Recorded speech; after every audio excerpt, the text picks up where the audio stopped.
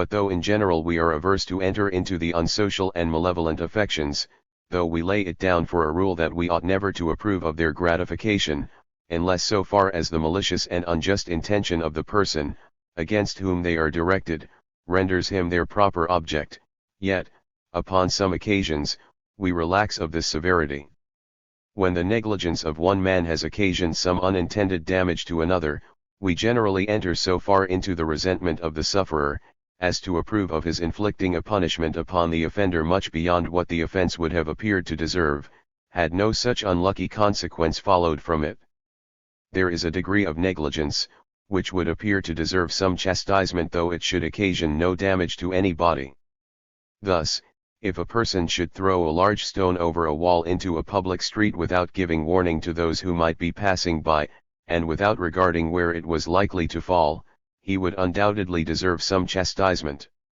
A very accurate police would punish so absurd an action, even though it had done no mischief.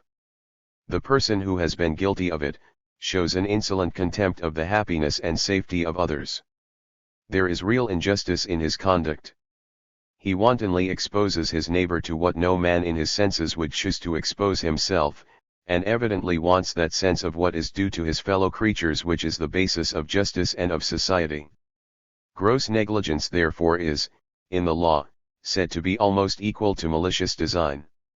When any unlucky consequences happen from such carelessness, the person who has been guilty of it is often punished as if he had really intended those consequences, and his conduct, which was only thoughtless and insolent, and what deserved some chastisement, is considered as atrocious, and as liable to the severest punishment. Thus if, by the imprudent action above mentioned, he should accidentally kill a man, he is, by the laws of many countries, particularly by the old law of Scotland, liable to the last punishment. And though this is no doubt excessively severe, it is not altogether inconsistent with our natural sentiments.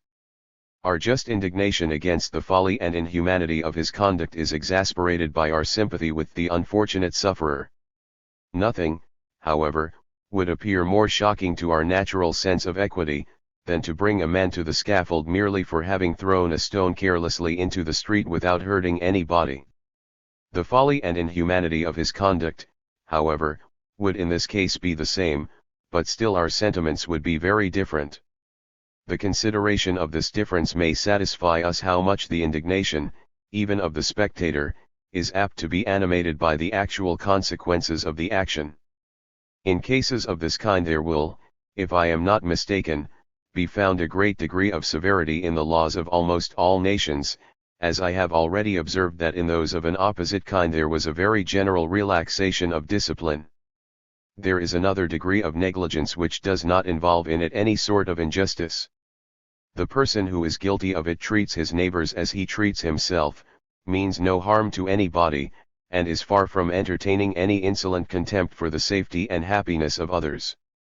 He is not, however, so careful and circumspect in his conduct as he ought to be, and deserves upon this account some degree of blame and censure, but no sort of punishment. Yet if by a negligence of this kind he should occasion some damage to another person, he is by the laws of, I believe, all countries, obliged to compensate it. And though this is no doubt a real punishment, and what no mortal would have thought of inflicting upon him, had it not been for the unlucky accident which his conduct gave occasion to, yet this decision of the law is approved of by the natural sentiments of all mankind. Nothing, we think, can be more just than that one man should not suffer by the carelessness of another, and that the damage occasioned by blamable negligence, should be made up by the person who was guilty of it. There is another species of negligence, which consists merely in a want of the most anxious timidity and circumspection, with regard to all the possible consequences of our actions. The want of this painful attention, when no bad consequences follow from it, is so far from being regarded as blamable, that the contrary quality is rather considered as such. That timid circumspection which is afraid of everything, is never regarded as a virtue, but as a quality which more than any other incapacitates for action and business. Yet when, from a want of this excessive care, a person happens to occasion some damage to another, he is often by the law obliged to compensate it. Thus, by the Aquilian law, the man, who not being able to manage a horse that had accidentally taken fright, should happen to ride down his neighbor's slave, is obliged to compensate the damage. When an accident of this kind happens, we are apt to think that he ought not to have rode such a horse, and to regard his attempting it as an unpardonable levity, though without this accident we should not only have made no such reflection, but should have regarded his refusing it as the effect of timid weakness, and of an anxiety about merely possible events, which it is to no purpose to be aware of. The person himself, who by an accident even of this kind has involuntarily hurt another, seems to have some sense of his own ill desert, with regard to him.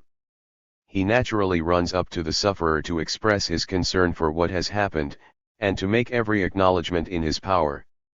If he has any sensibility, he necessarily desires to compensate the damage, and to do everything he can to appease that animal resentment, which he is sensible will be apt to arise in the breast of the sufferer.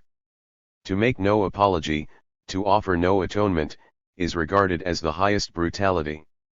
Yet why should he make an apology more than any other person?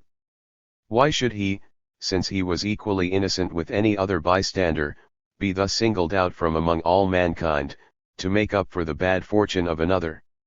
This task would surely never be imposed upon him, did not even the impartial spectator feel some indulgence for what may be regarded as the unjust resentment of that other. Chap. 3 of the final cause of this irregularity of sentiments. Such is the effect of the good or bad consequences of actions upon the sentiments both of the person who performs them, and of others, and thus, fortune, which governs the world, has some influence where we should be least willing to allow her any, and directs in some measure the sentiments of mankind, with regard to the character and conduct both of themselves and others. That the world judges by the event, and not by the design, has been in all ages the complaint, and is the great discouragement of virtue. Every body agrees to the general maxim, that as the event does not depend on the agent, it ought to have no influence upon our sentiments, with regard to the merit or propriety of his conduct. But when we come to particulars, we find that our sentiments are scarce in any one instance exactly conformable to what this equitable maxim would direct. The happy or unprosperous event of any action, is not only apt to give us a good or bad opinion of the prudence with which it was conducted, but almost always too animates our gratitude or resentment, our sense of the merit or demerit of the design. Nature, however, when she implanted the seeds of this irregularity in the human breast, seems, as upon all other occasions, to have intended the happiness and perfection of the species. If the hurtfulness of the design, if the malevolence of the affection, were alone the causes which excited our resentment, we should feel all the furies of that passion against any person in whose breast we suspected or believed such designs or affections were harbored, though they had never broke out into any action. Sentiments, thoughts, intentions, would become the objects of punishment, and if the indignation of mankind run as high against them as against actions, if the baseness of the thought which had given birth to no action, seemed in the eyes of the world as much to call aloud for vengeance as the baseness of the action, every court of judicature would become a real inquisition. There would be no safety for the most innocent and circumspect conduct. Bad wishes, bad views, bad designs, might still be suspected, and while these excited the same indignation with bad conduct, while bad intentions were as much resented as bad actions, they would equally expose the person to punishment and resentment. Actions, therefore, which either produce actual evil, or attempt to produce it, and thereby put us in the immediate fear of it, are by the author of nature rendered the only proper and approved objects of human punishment and resentment. Sentiments, designs, affections, though it is from these that according to cool reason human actions derive their whole merit or demerit, are placed by the great Judge of hearts beyond the limits of every human jurisdiction, and are reserved for the cognizance of his own unerring tribunal. That necessary rule of justice, therefore, that men in this life are liable to punishment for their actions only, not for their designs and intentions, is founded upon this salutary and useful irregularity in human sentiments concerning merit or demerit, which at first sight appears so absurd and unaccountable. But every part of nature, when attentively surveyed, equally demonstrates the providential care of its author, and we may admire the wisdom and goodness of God even in the weakness and folly of man. Nor is that irregularity of sentiments altogether without its utility, by which the merit of an unsuccessful attempt to serve, and much more that of mere good inclinations and kind wishes, appears to be imperfect. Man was made for action, and to promote by the exertion of his faculties such changes in the external circumstances both of himself and others, as may seem most favorable to the happiness of all. He must not be satisfied with indolent benevolence, nor fancy himself the friend of mankind, because in his heart he wishes well to the prosperity of the world. That he may call forth the whole vigor of his soul, and strain every nerve, in order to produce those ends which it is the purpose of his being to advance, nature has taught him, that neither himself nor mankind can be fully satisfied with his conduct, nor bestow upon it the full measure of applause, unless he has actually produced them. He is made to know, that the praise of good intentions, without the merit of good offices, will be but of little avail to excite either the loudest acclamations of the world, or even the highest degree of self-applause. The man who has performed no single action of importance, but whose whole conversation and deportment express the justest, the noblest, and most generous sentiments, can be entitled to demand no very high reward, even though his inutility should be owing to nothing but the want of an opportunity to serve. We can still refuse it him without blame. We can still ask him, "What have you done? What actual service can you produce, to entitle you to so great a recompense? We esteem you, and love you, but we owe you nothing." To reward indeed that latent virtue which has been useless only for want of an opportunity to serve, to bestow upon it those honors and preferments, which, though in some measure it may be said to deserve them, it could not with propriety have insisted upon, is the effect of the most divine benevolence. To punish, on the contrary, for the affections of the heart only, where no crime has been committed, is the most insolent and barbarous tyranny. The benevolent affections seem to deserve most praise, when they do not wait till it becomes almost a crime for them not to exert themselves. The malevolent, on the contrary, can scarce be too tardy, too slow, or deliberate. It is even of considerable importance, that the evil which is done without design should be regarded as a misfortune to the doer as well as to the sufferer. Man is thereby taught to reverence the happiness of his brethren, to tremble lest he should, even unknowingly, do anything that can hurt them, and to dread that animal resentment which, he feels, is ready to burst out against him, if he should, without design, be the unhappy instrument of their calamity.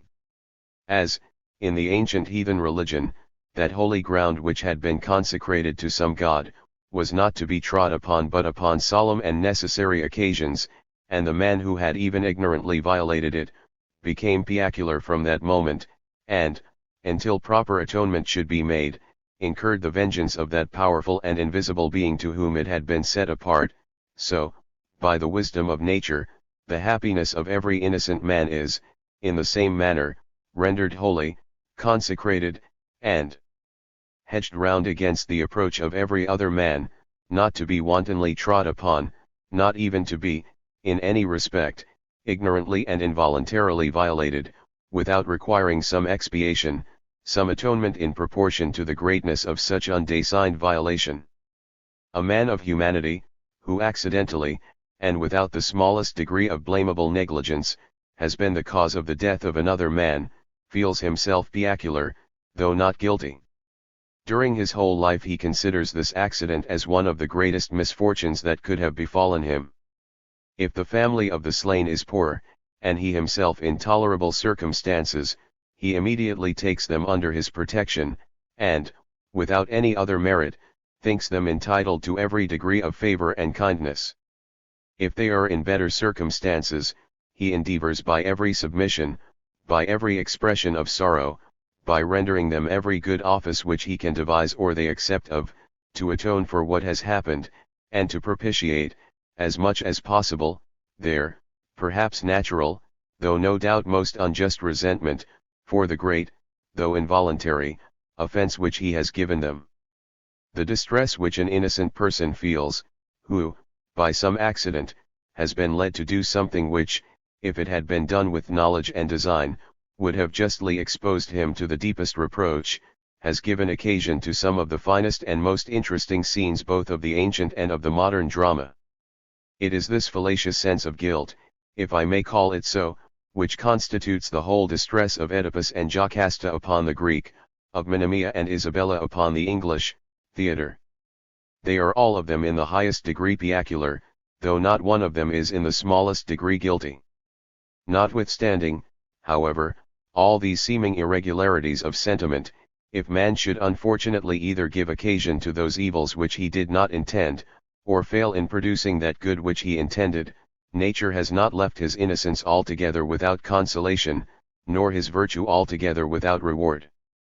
He then calls to his assistance that just and equitable maxim, that those events which did not depend upon our conduct, ought not to diminish the esteem that is due to us. He summons up his whole magnanimity and firmness of soul, and strives to regard himself, not in the light in which he at present appears, but in that in which he ought to appear, in which he would have appeared had his generous designs been crowned with success, and in which he would still appear, notwithstanding their miscarriage, if the sentiments of mankind were either altogether candid and equitable, or even perfectly consistent with themselves. The more candid and humane part of mankind entirely go along with the effort which he thus makes to support himself in his own opinion. They exert their whole generosity and greatness of mind, to correct in themselves this irregularity of human nature, and endeavor to regard his unfortunate magnanimity in the same light in which, had it been successful, they would, without any such generous exertion, have naturally been disposed to consider it. Notes. 1. To ascribe in this manner our natural sense of the ill desert of human actions to a sympathy with the resentment of the sufferer, may seem, to the greater part of people, to be a degradation of that sentiment. Resentment is commonly regarded as so odious a passion, that they will be apt to think it impossible that so laudable a principle, as the sense of the ill desert of vice, should in any respect be founded upon it. They will be more willing, perhaps, to admit that our sense of the merit of good actions is founded upon a sympathy with the gratitude of the persons who receive the benefit of them, because gratitude, as well as all the other benevolent passions, is regarded as an amiable principle, which can take nothing from the worth of whatever is founded upon it.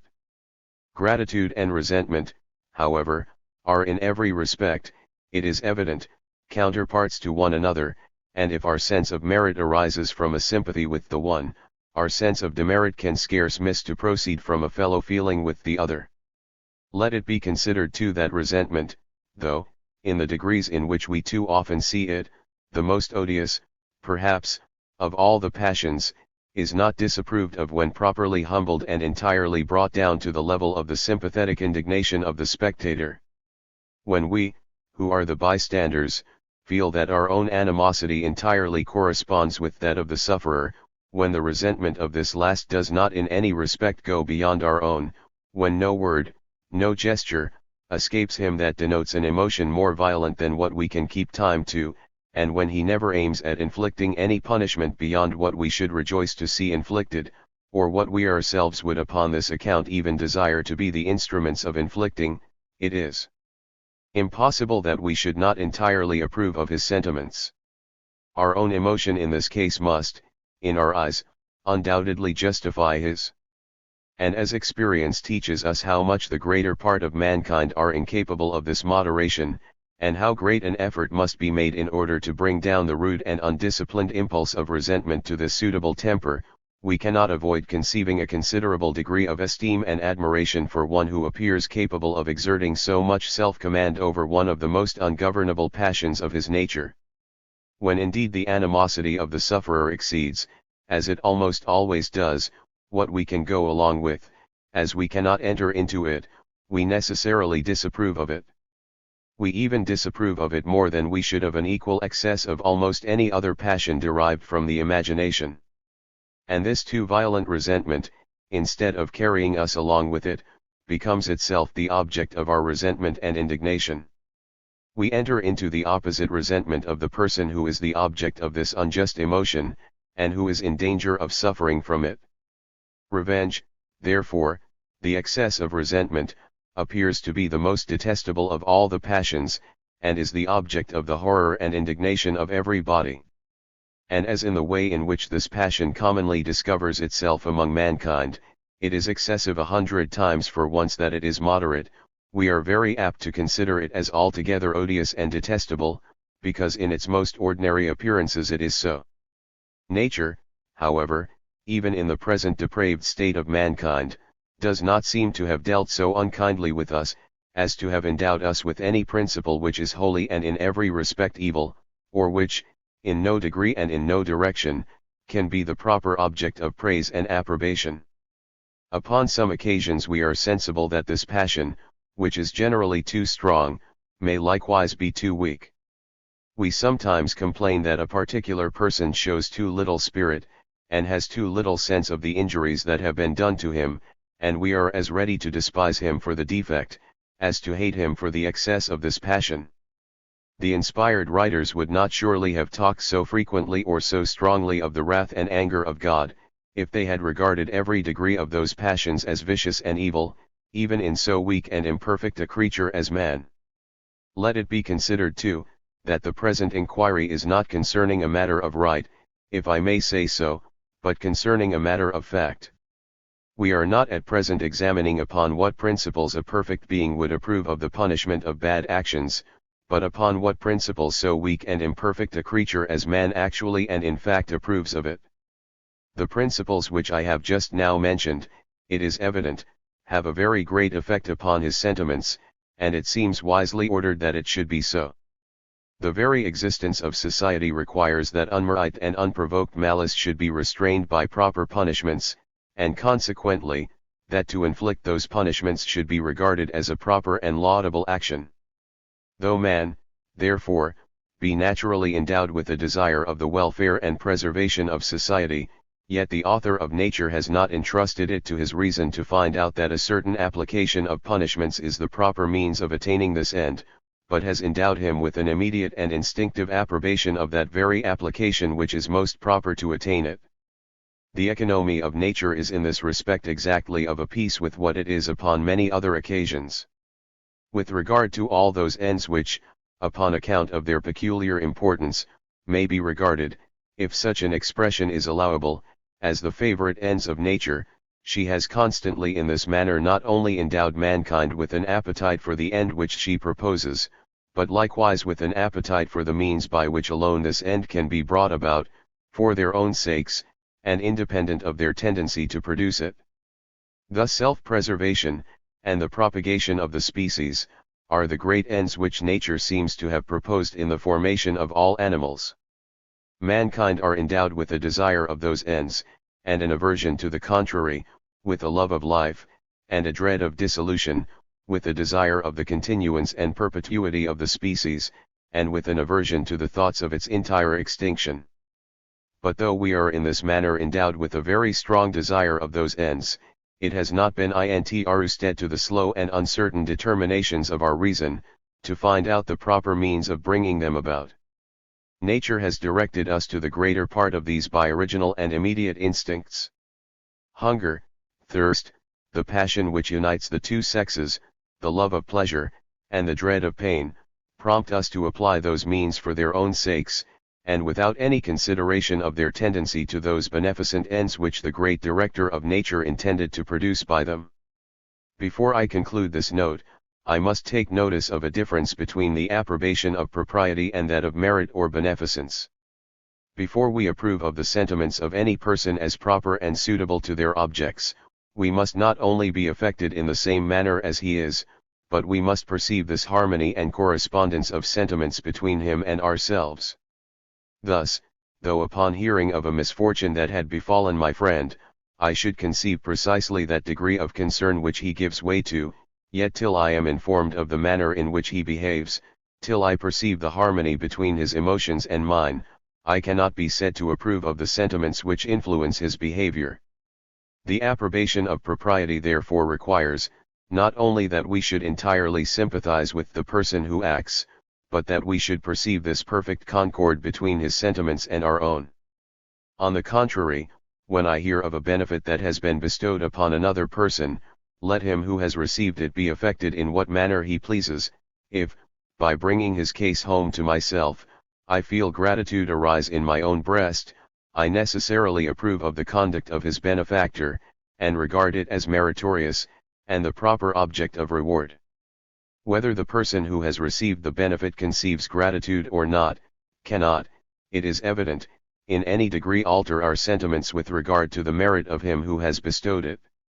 No actual correspondence of sentiments, therefore, is here required. It is sufficient that if he was grateful, they would correspond, and our sense of merit is often founded upon one of those elusive sympathies, by which, when we bring home to ourselves the case of another, we are often affected in a manner in which the person principally concerned is incapable of being affected.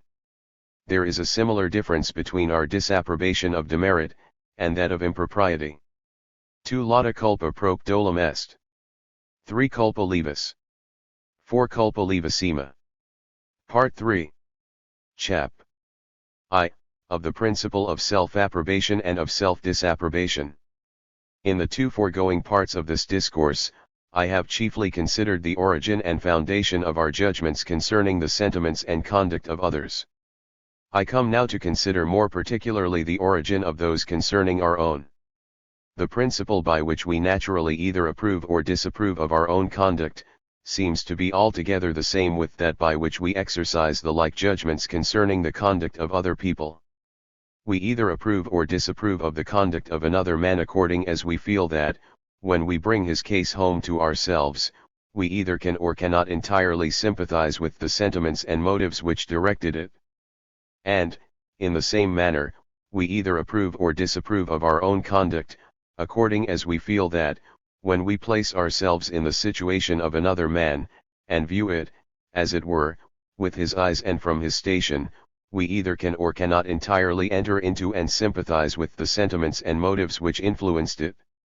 We can never survey our own sentiments and motives, we can never form any judgment concerning them, unless we remove ourselves, as it were, from our own natural station, and endeavor to view them as at a certain distance from us. But we can do this in no other way than by endeavoring to view them with the eyes of other people, or as other people are likely to view them.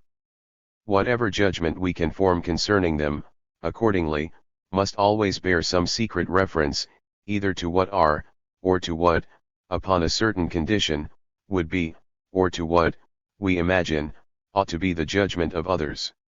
We endeavor to examine our own conduct as we imagine any other fair and impartial spectator would examine it. If, upon placing ourselves in his situation, we thoroughly enter into all the passions and motives which influenced it, we approve of it, by sympathy with the approbation of this supposed equitable judge. If otherwise, we enter into his disapprobation, and condemn it. Were it possible that a human creature could grow up to manhood in some solitary place, without any communication with his own species, he could no more think of his own character, of the propriety or demerit of his own sentiments and conduct, of the beauty or deformity of his own mind, than of the beauty or deformity of his own face. All these are objects which he cannot easily see, which naturally he does not look at, and with regard to which he is provided with no mirror which can present them to his view. Bring him into society, and he is immediately provided with the mirror which he wanted before. It is placed in the countenance and behavior of those he lives with, which always mark when they enter into, and when they disapprove of his sentiments, and it is here that he first views the propriety and impropriety of his own passions, the beauty and deformity of his own mind. To a man who from his birth was a stranger to society, the objects of his passions, the external bodies which either pleased or hurt him, would occupy his whole attention. The passions themselves, the desires or aversions, the joys or sorrows, which those objects excited, though of all things the most immediately present to him, could scarce ever be the objects of his thoughts. The idea of them could never interest him so much as to call upon his attentive consideration. The consideration of his joy could in him excite no new joy, nor that of his sorrow any new sorrow, though the consideration of the causes of those passions might often excite both. Bring him into society, and all his own passions will immediately become the causes of new passions. he will observe that mankind approve of some of them, and are disgusted by others. He will be elevated in the one case, and cast down in the other. His desires and aversions, his joys and sorrows, will now often become the causes of new desires and new aversions, new joys and new sorrows. They will now, therefore, interest him deeply, and often call upon his most attentive consideration. Our first ideas of personal beauty and deformity are drawn from the shape and appearance of others, not from our own. We soon become sensible, however, that others exercise the same criticism upon us. We are pleased when they approve of our figure, and are disobliged when they seem to be disgusted. We become anxious to know how far our appearance deserves either their blame or approbation. We examine our persons limb by limb, and by placing ourselves before a looking glass, or by some such expedient, endeavor, as much as possible, to view ourselves at the distance and with the eyes of other people. If, after this examination, we are satisfied with our own appearance, we can more easily support the most disadvantageous judgments of others. If, on the contrary, we are sensible that we are the natural objects of distaste, every appearance of their disapprobation mortifies us beyond all measure. A man who is tolerably handsome will allow you to laugh at any little irregularity in his person, but all such jokes are commonly unsupportable to one who is really deformed. It is evident, however, that we are anxious about our own beauty and deformity, only upon account of its effect upon others. If we had no connection with society, we should be altogether indifferent about either. In the same manner our first moral criticisms are exercised upon the characters and conduct of other people, and we are all very forward to observe how each of these affects us. But we soon learn, that other people are equally frank with regard to our own. We become anxious to know how far we deserve their censure or applause, and whether to them we must necessarily appear those agreeable or disagreeable creatures which they represent us.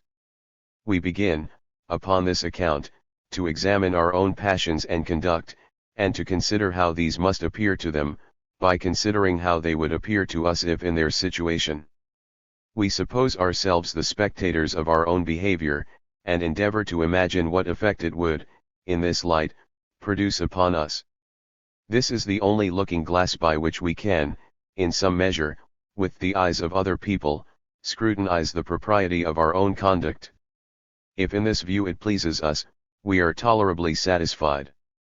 We can be more indifferent about the applause, and, in some measure, despise the censure of the world. Secure that, however misunderstood or misrepresented, we are the natural and proper objects of approbation.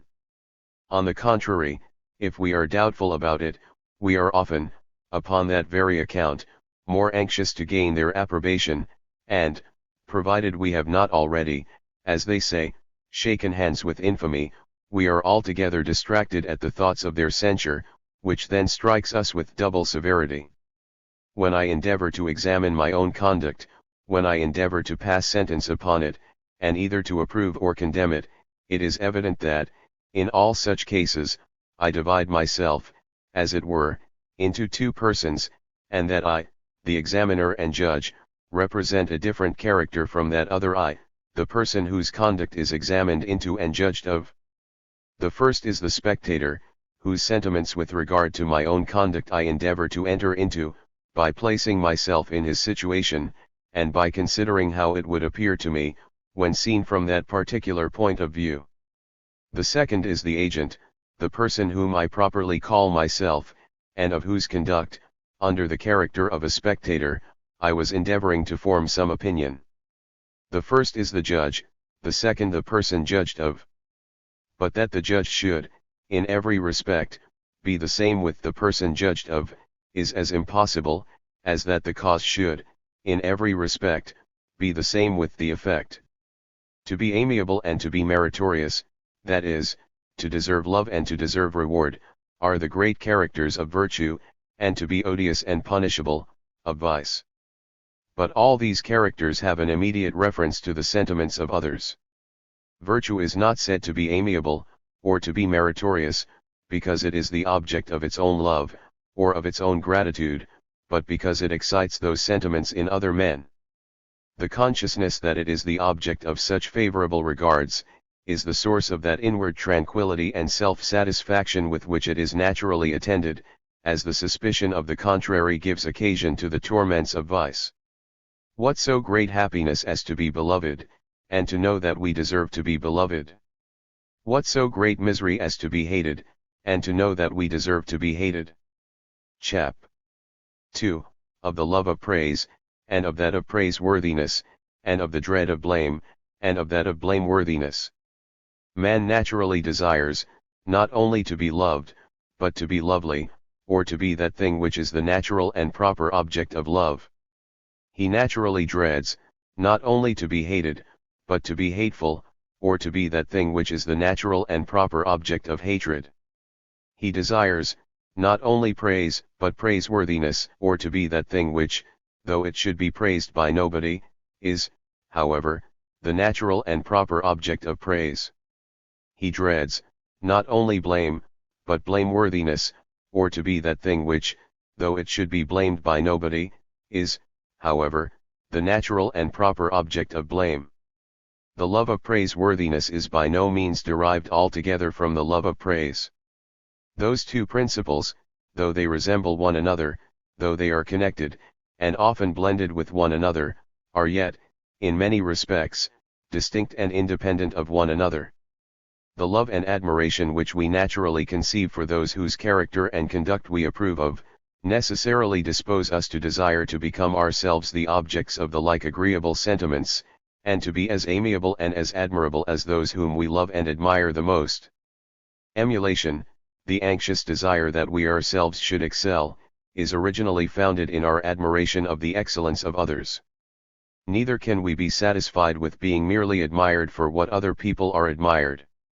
We must at least believe ourselves to be admirable for what they are admirable. But, in order to attain this satisfaction, we must become the impartial spectators of our own character and conduct. We must endeavor to view them with the eyes of other people, or as other people are likely to view them.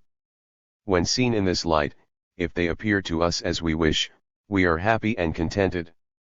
But it greatly confirms this happiness and contentment when we find that other people, viewing them with those very eyes with which we, in imagination only, were endeavoring to view them, see them precisely in the same light in which we ourselves had seen them. Their approbation necessarily confirms our own self-approbation. Their praise necessarily strengthens our own sense of our own praiseworthiness.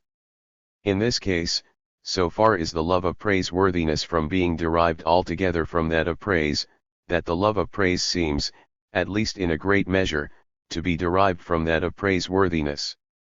The most sincere praise can give little pleasure when it cannot be considered as some sort of proof of praiseworthiness.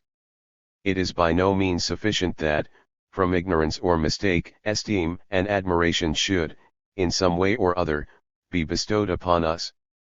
If we are conscious that we do not deserve to be so favorably thought of, and that if the truth were known, we should be regarded with very different sentiments, our satisfaction is far from being complete. The man who applauds us either for actions which we did not perform, or for motives which had no sort of influence upon our conduct, applauds not us, but another person. We can derive no sort of satisfaction from his praises. To us they should be more mortifying than any censure, and should perpetually call to our minds, the most humbling of all reflections, the reflection of what we ought to be, but what we are not. A woman who paints, could derive, one should imagine, but little vanity from the compliments that are paid to her complexion. These, we should expect, ought rather to put her in mind of the sentiments which her real complexion would excite, and mortify her the more by the contrast. To be pleased with such groundless applause is a proof of the most superficial levity and weakness. It is what is properly called vanity, and is the foundation of the most ridiculous and contemptible vices, the vices of affectation and common lying, follies which, if experience did not teach us how common they are, one should imagine the least spark of common sense would save us from. The foolish liar, who endeavors to excite the admiration of the company by the relation of adventures which never had any existence, the important coxcomb, who gives himself airs of rank and distinction which he well knows he has no just pretensions to, are both of them, no doubt, pleased with the applause which they fancy they meet with. But their vanity arises from so gross an illusion of the imagination, that it is difficult to conceive how any rational creature should be imposed upon by it. When they place themselves in the situation of those whom they fancy they have deceived, they are struck with the highest admiration for their own persons. They look upon themselves, not in that light in which, they know, they ought to appear to their companions, but in that in which they believe their companions actually look upon them. Their superficial weakness and trivial folly hinder them from ever turning their eyes inwards, or from seeing themselves in that despicable point of view in which their own consciences must tell them that they would appear to everybody, if the real truth should ever come to be known. As ignorant and groundless praise can give no solid joy, no satisfaction that will bear any serious examination, so, on the contrary, it often gives real comfort to reflect, that though no praise should actually be bestowed upon us, our conduct, however, has been such as to deserve it, and has been in every respect suitable to those measures and rules by which praise and approbation are naturally and commonly bestowed. We are pleased, not only with praise, but with having done what is praiseworthy. We are pleased to think that we have rendered ourselves the natural objects of approbation, though no approbation should ever actually be bestowed upon us, and we are mortified to reflect that we have justly merited the blame of those we live with, though that sentiment should never actually be exerted against us. The man who is conscious to himself that he has exactly observed those measures of conduct which experience informs him are generally agreeable, reflects with satisfaction on the propriety of his own behavior.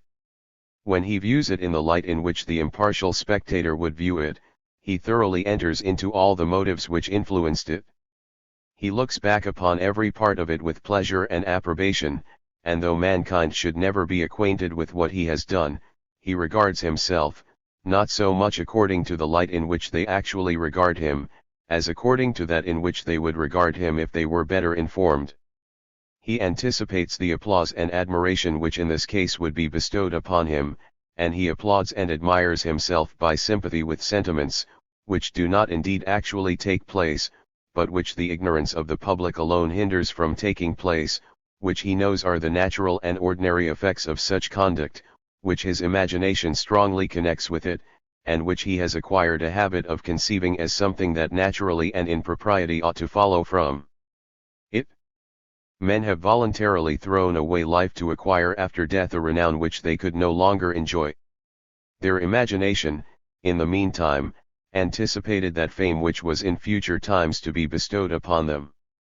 Those applauses which they were never to hear rung in their ears, the thoughts of that admiration, whose effects they were never to feel, played about their hearts, banished from their breasts the strongest of all natural fears, and transported them to perform actions which seem almost beyond the reach of human nature. But in point of reality there is surely no great difference between that approbation which is not to be bestowed till we can no longer enjoy it, and that which, indeed, is never to be bestowed, but which would be bestowed, if the world was ever made to understand properly the real circumstances of our behavior. If the one often produces such violent effects, we cannot wonder that the other should always be highly regarded.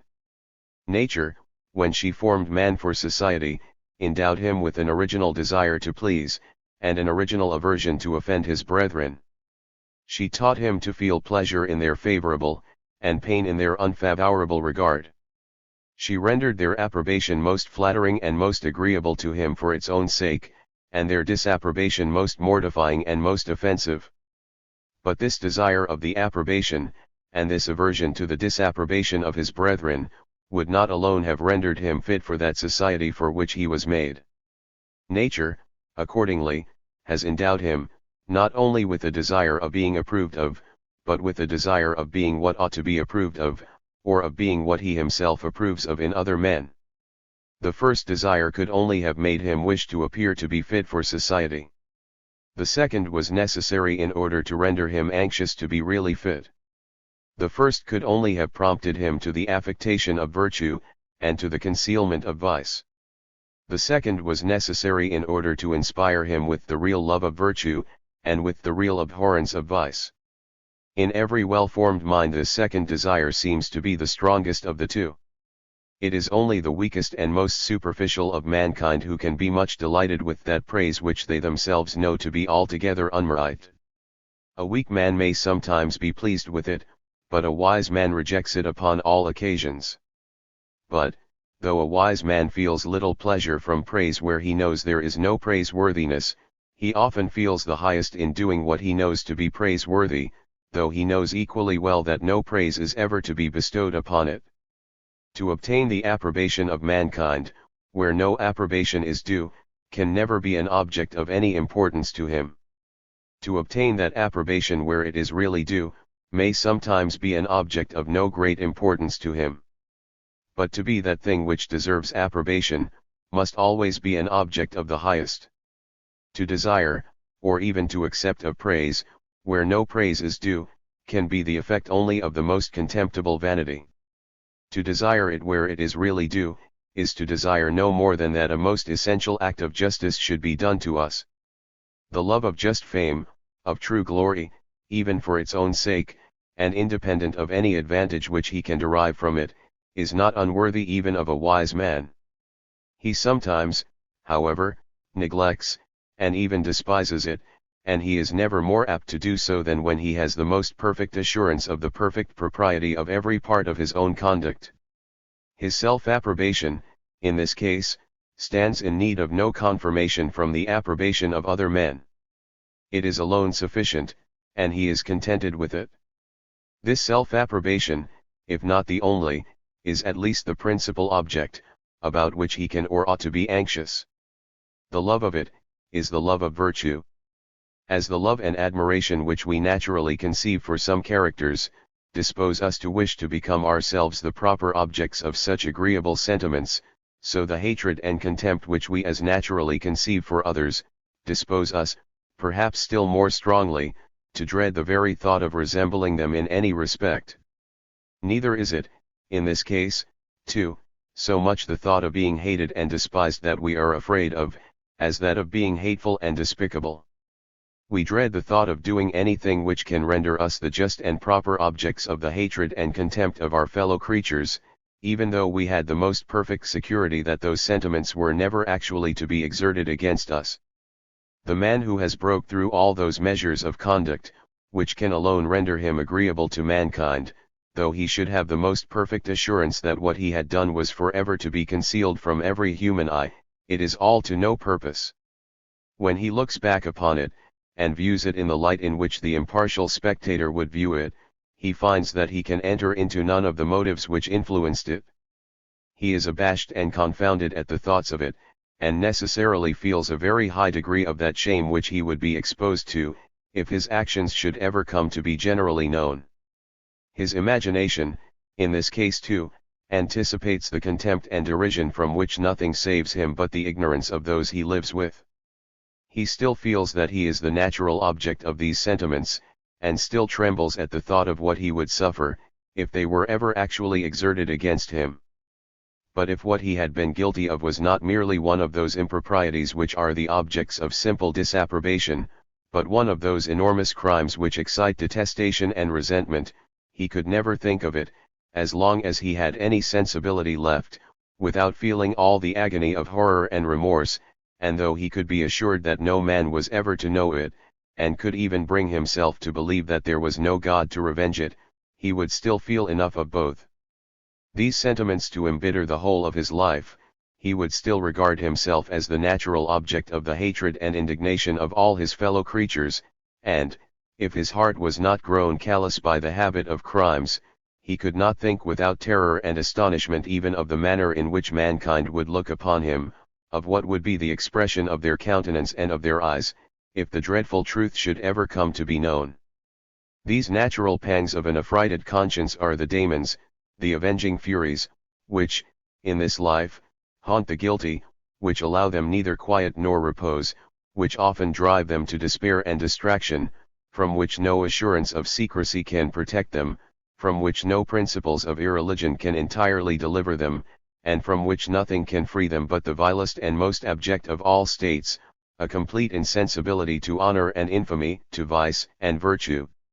Men of the most detestable characters, who, in the execution of the most dreadful crimes, had taken their measures so coolly as to avoid even the suspicion of guilt, have sometimes been driven, by the horror of their situation, to discover, of their own accord, what no human sagacity could ever have investigated. By acknowledging their guilt, by submitting themselves to the resentment of their offended fellow citizens, and, by thus satiating that vengeance of which they were sensible that they had become the proper objects, they hoped, by their death to reconcile themselves, at least in their own imagination, to the natural sentiments of mankind, to be able to consider themselves as less worthy of hatred and resentment, to atone, in some measure, for their crimes, and by thus becoming the objects rather of compassion than of horror, if possible to die in peace and with the forgiveness of all their fellow creatures. Compared to what they felt before the discovery, even the thought of this, it seems, was happiness. In such cases, the horror of blameworthiness seems, even in persons who cannot be suspected of any extraordinary delicacy or sensibility of character, completely to conquer the dread of blame. In order to allay that horror, in order to pacify, in some degree, the remorse of their own consciences, they voluntarily submitted themselves both to the reproach and to the punishment which they knew were due to their crimes, but which, at the same time, they might easily have avoided. They are the most frivolous and superficial of mankind only who can be much delighted with that praise which they themselves know to be altogether unmerit. Unmerit reproach, however, is frequently capable of mortifying very severely even men of more than ordinary constancy. Men of the most ordinary constancy, indeed, easily learn to despise those foolish tales which are so frequently circulated in society, and which, from their own absurdity and falsehood, never fail to die away in the course of a few weeks, or of a few days. But an innocent man, though of more than ordinary constancy, is often, not only shocked, but most severely mortified by the serious, though false, imputation of a crime, especially when that imputation happens unfortunately to be supported by some circumstances which give it an air of probability. He is humbled to find that anybody should think so meanly of his character as to suppose him capable of being guilty of it. Though perfectly conscious of his own innocence, the very imputation seems often, even in his own imagination, to throw a shadow of disgrace and dishonor upon his character. His just indignation, too, at so very gross an injury, which, however, it may frequently be improper, and sometimes even impossible to revenge, is itself a very painful sensation. There is no greater tormentor of the human breast than violent resentment which cannot be gratified. An innocent man, brought to the scaffold by the false imputation of an infamous or odious crime, suffers the most cruel misfortune which it is possible for innocence to suffer. The agony of his mind may, in this case, frequently be greater than that of those who suffer for the like crimes, of which they have been actually guilty. Profligate criminals, such as common thieves and highwaymen, have frequently little sense of the baseness of their own conduct, and consequently no remorse. Without troubling themselves about the justice or injustice of the punishment, they have always been accustomed to look upon the gibbet as a lot very likely to fall to them. When it does fall to them, therefore, they consider themselves only as not quite so lucky as some of their companions, and submit to their fortune, without any other uneasiness than what may arise from the fear of death, a fear which, even by such worthless wretches, we frequently see, can be so easily, and so very completely conquered. The innocent man, on the contrary, over and above the uneasiness which this fear may occasion, is tormented by his own indignation at the injustice which has been done to him. He is struck with horror at the thoughts of the infamy which the punishment may shed upon his memory, and foresees, with the most exquisite anguish, that he is hereafter to be remembered by his dearest friends and relations, not with regret and affection, but with shame, and even with horror for his supposed disgraceful conduct, and the shades of death appear to close round him with a darker and more melancholy gloom than naturally belongs to them.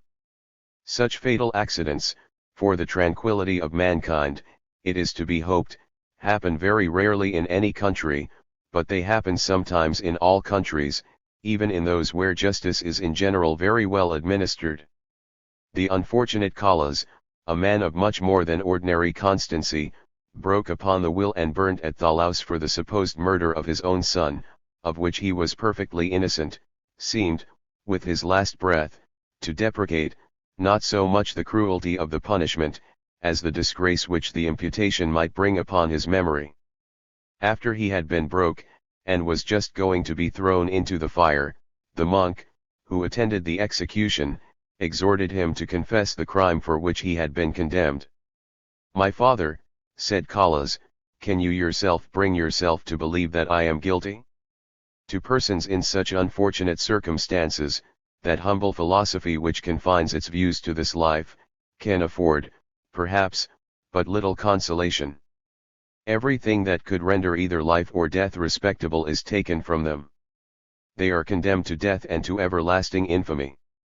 Religion can alone afford them any effectual comfort. She alone can tell them, that it is of little importance what man may think of their conduct, while the all-seeing judge of the world approves of it. She alone can present to them the view of another world, a world of more candor, humanity, and justice, than the present, where their innocence is in due time to be declared, and their virtue to be finally rewarded, and the same great principle which can alone strike terror into triumphant vice, affords the only effectual consolation to disgraced and insulted innocence. In smaller offences, as well as in greater crimes, it frequently happens that a person of sensibility is much more hurt by the unjust imputation, than the real criminal is by the actual guilt. A woman of gallantry laughs even at the well-founded surmises which are circulated concerning her conduct. The worst founded surmise of the same kind is a mortal stab to an innocent virgin. The person who is deliberately guilty of a disgraceful action, we may lay it down, I believe, as a general rule, can seldom have much sense of the disgrace, and the person who is habitually guilty of it, can scarce ever have any. When every man, even of middling understanding, so readily despises unmerit applause, how it comes to pass that unmerit reproach should often be capable of mortifying so severely men of the soundest and best judgment, may, perhaps, deserve some consideration. Pain, I have already had occasion to observe, is, in almost all cases, a more pungent sensation than the opposite and correspondent pleasure.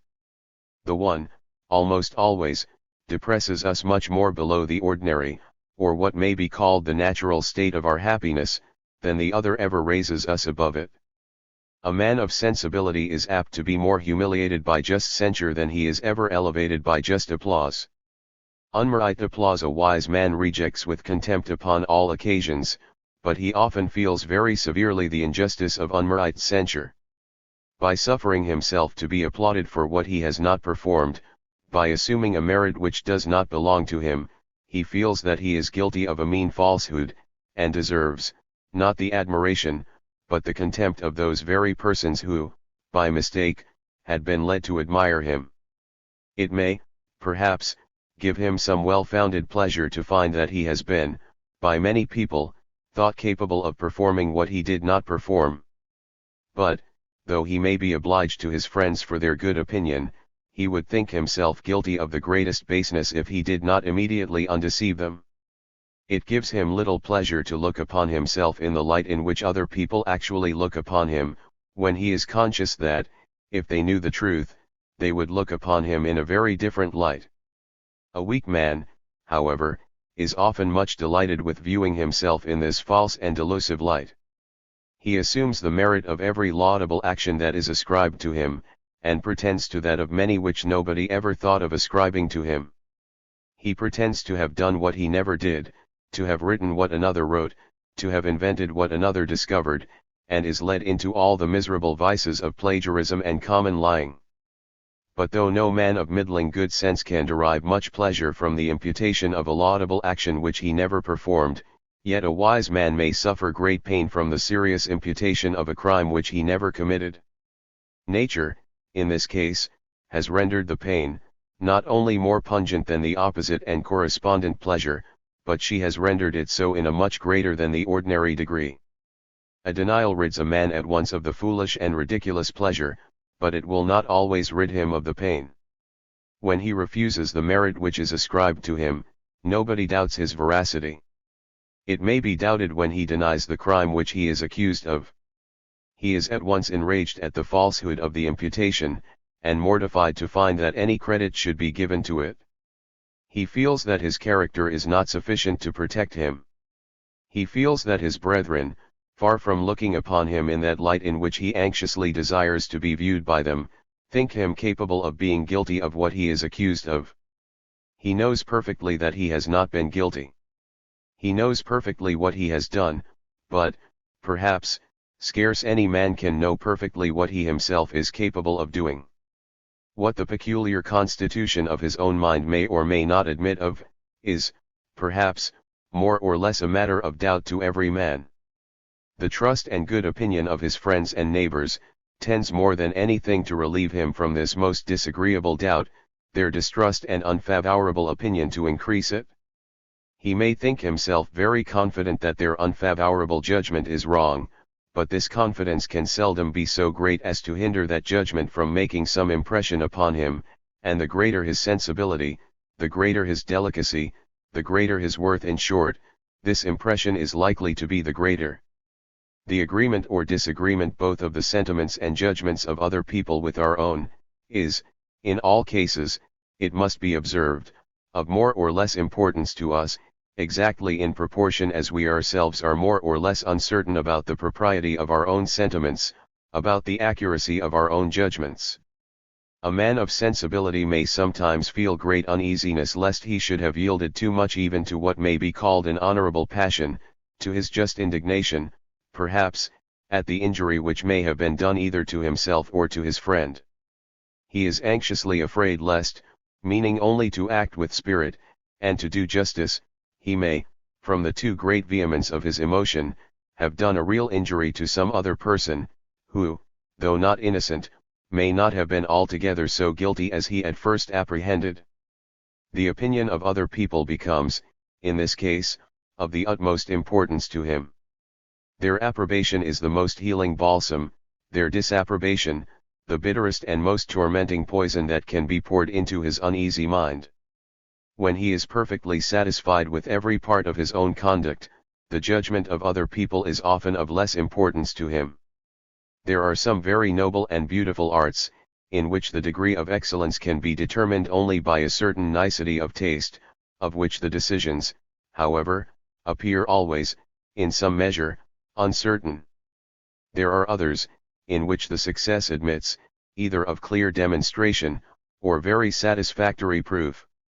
Among the candidates for excellence in those different arts, the anxiety about the public opinion is always much greater in the former than in the latter.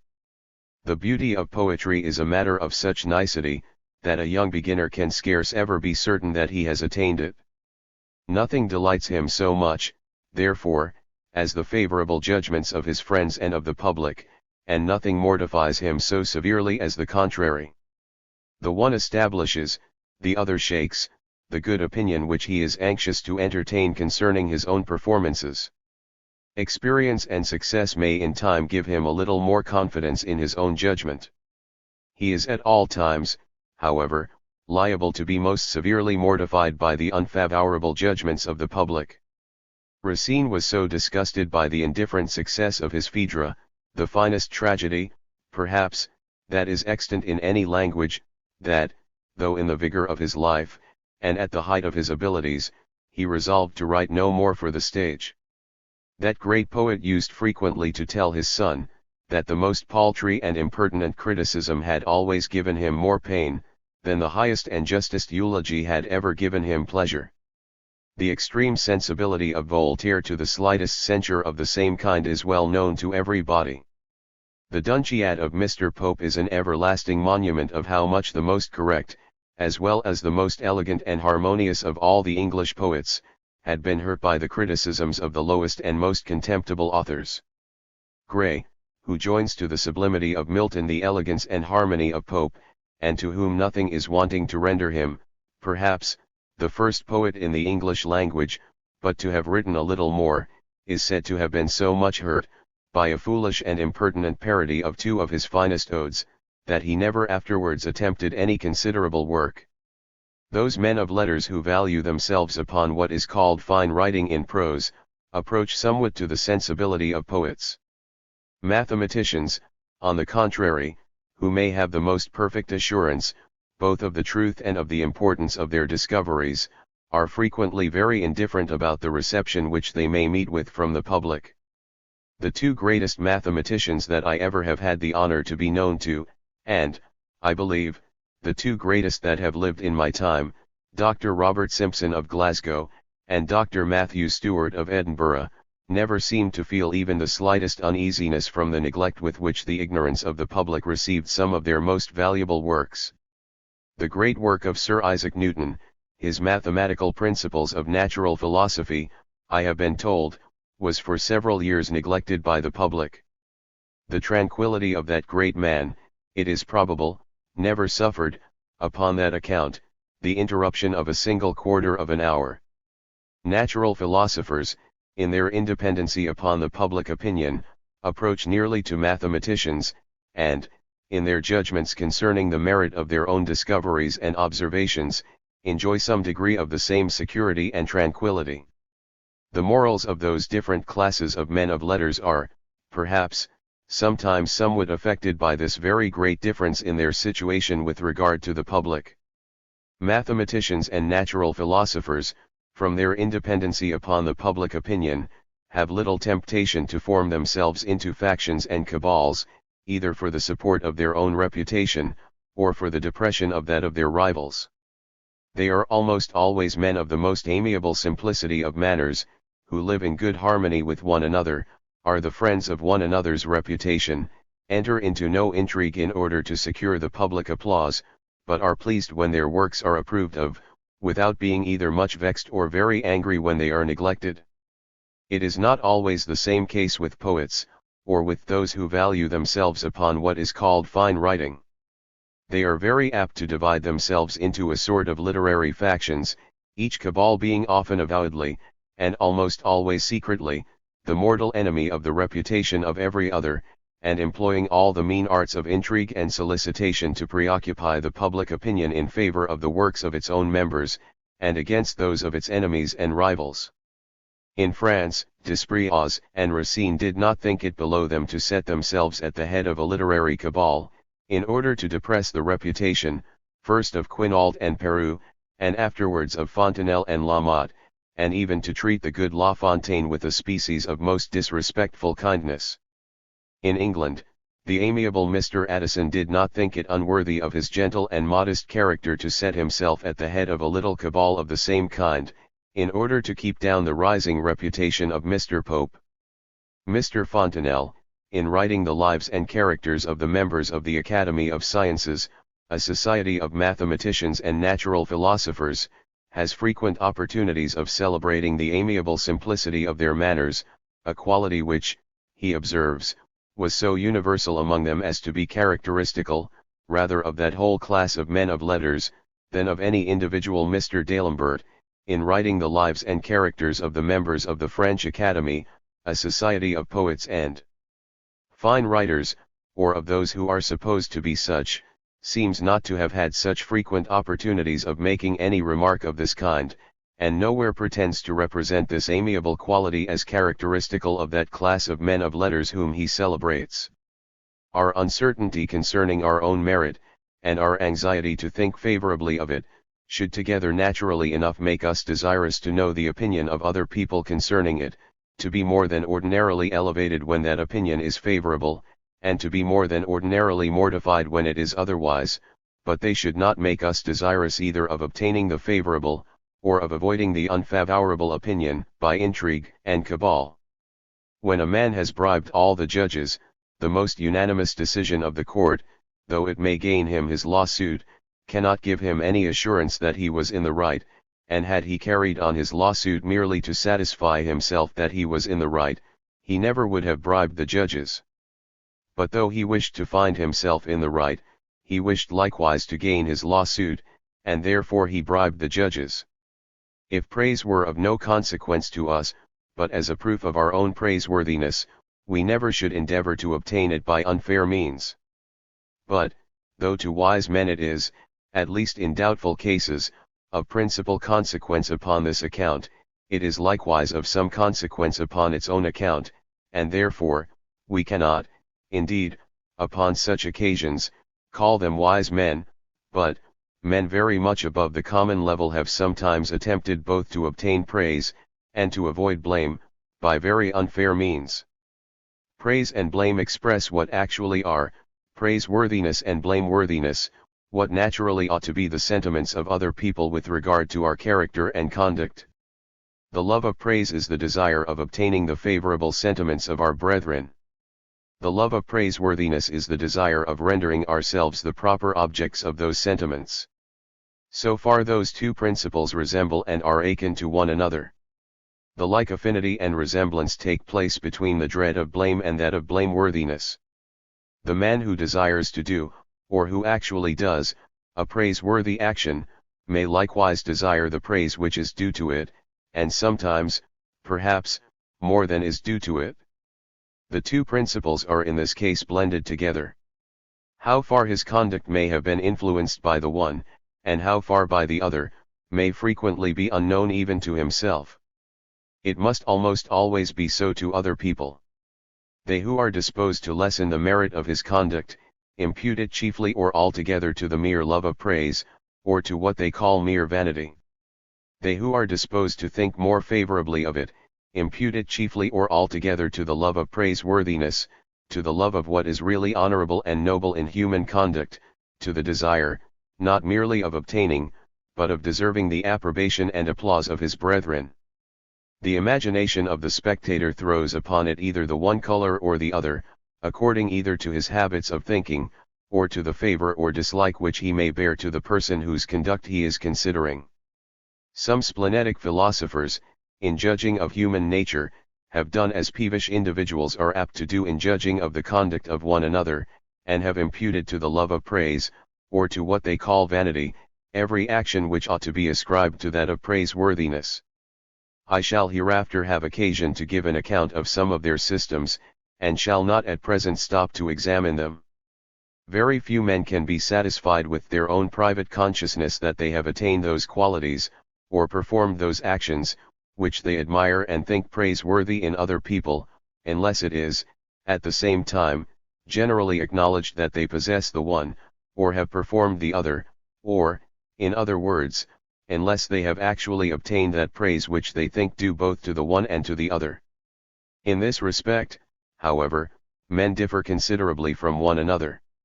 Some seem indifferent about the praise, when, in their own minds, they are perfectly satisfied that they have attained the praiseworthiness. Others appear much less anxious about the praiseworthiness than about the praise. No man can be completely, or even tolerably satisfied, with having avoided everything blameworthy in his conduct, unless he has likewise avoided the blame or the reproach. A wise man may frequently neglect praise, even when he has best deserved it, but, in all matters of serious consequence, he will most carefully endeavor so to regulate his conduct as to avoid, not only blameworthiness, but, as much as possible, every probable imputation of blame. He will never, indeed, avoid blame by doing anything which he judges blameworthy, by omitting any part of his duty, or by neglecting any opportunity of doing anything which he judges to be really and greatly praiseworthy. But, with these modifications, he will most anxiously and carefully avoid it. To show much anxiety about praise, even for praiseworthy actions, is seldom a mark of great wisdom, but generally of some degree of weakness. But, in being anxious to avoid the shadow of blame or reproach, there may be no weakness, but frequently the most praiseworthy prudence. Many people, says Cicero, despise glory, who are yet most severely mortified by unjust reproach, and that most inconsistently. This inconsistency, however, seems to be founded in the unalterable principles of human nature. The all-wise author of nature has, in this manner, taught man to respect the sentiments and judgments of his brethren, to be more or less pleased when they approve of his conduct, and to be more or less hurt when they disapprove of it. He has made man, if I may say so, the immediate judge of mankind, and has, in this respect, as in many others, created him after his own image, and appointed him his vicegerent upon earth, to superintend the behavior of his brethren.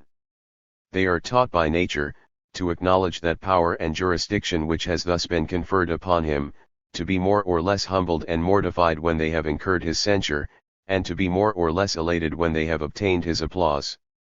But though man has, in this manner, been rendered the immediate judge of mankind, he has been rendered so only in the first instance, and an appeal lies from his sentence to a much higher tribunal, to the tribunal of their own consciences, to that of the supposed impartial and well-informed spectator, to that of the man within the breast, the great judge and arbiter of their conduct. The jurisdictions of those two tribunals are founded upon principles which, though in some respects resembling and akin, are, however, in reality different and distinct. The jurisdiction of the man without, is founded altogether in the desire of actual praise, and in the aversion to actual blame. The jurisdiction of the man within, is founded altogether in the desire of praiseworthiness, and in the aversion to blameworthiness, in the desire of possessing those qualities, and performing those actions, which we love and admire in other people, and in the dread of possessing those qualities, and performing those actions, which we hate and despise in other people. If the man without should applaud us, either for actions which we have not performed, or for motives which had no influence upon us, the man within can immediately humble that pride and elevation of mind which such groundless acclamations might otherwise occasion, by telling us, that as we know that we do not deserve them, we render ourselves despicable by accepting them.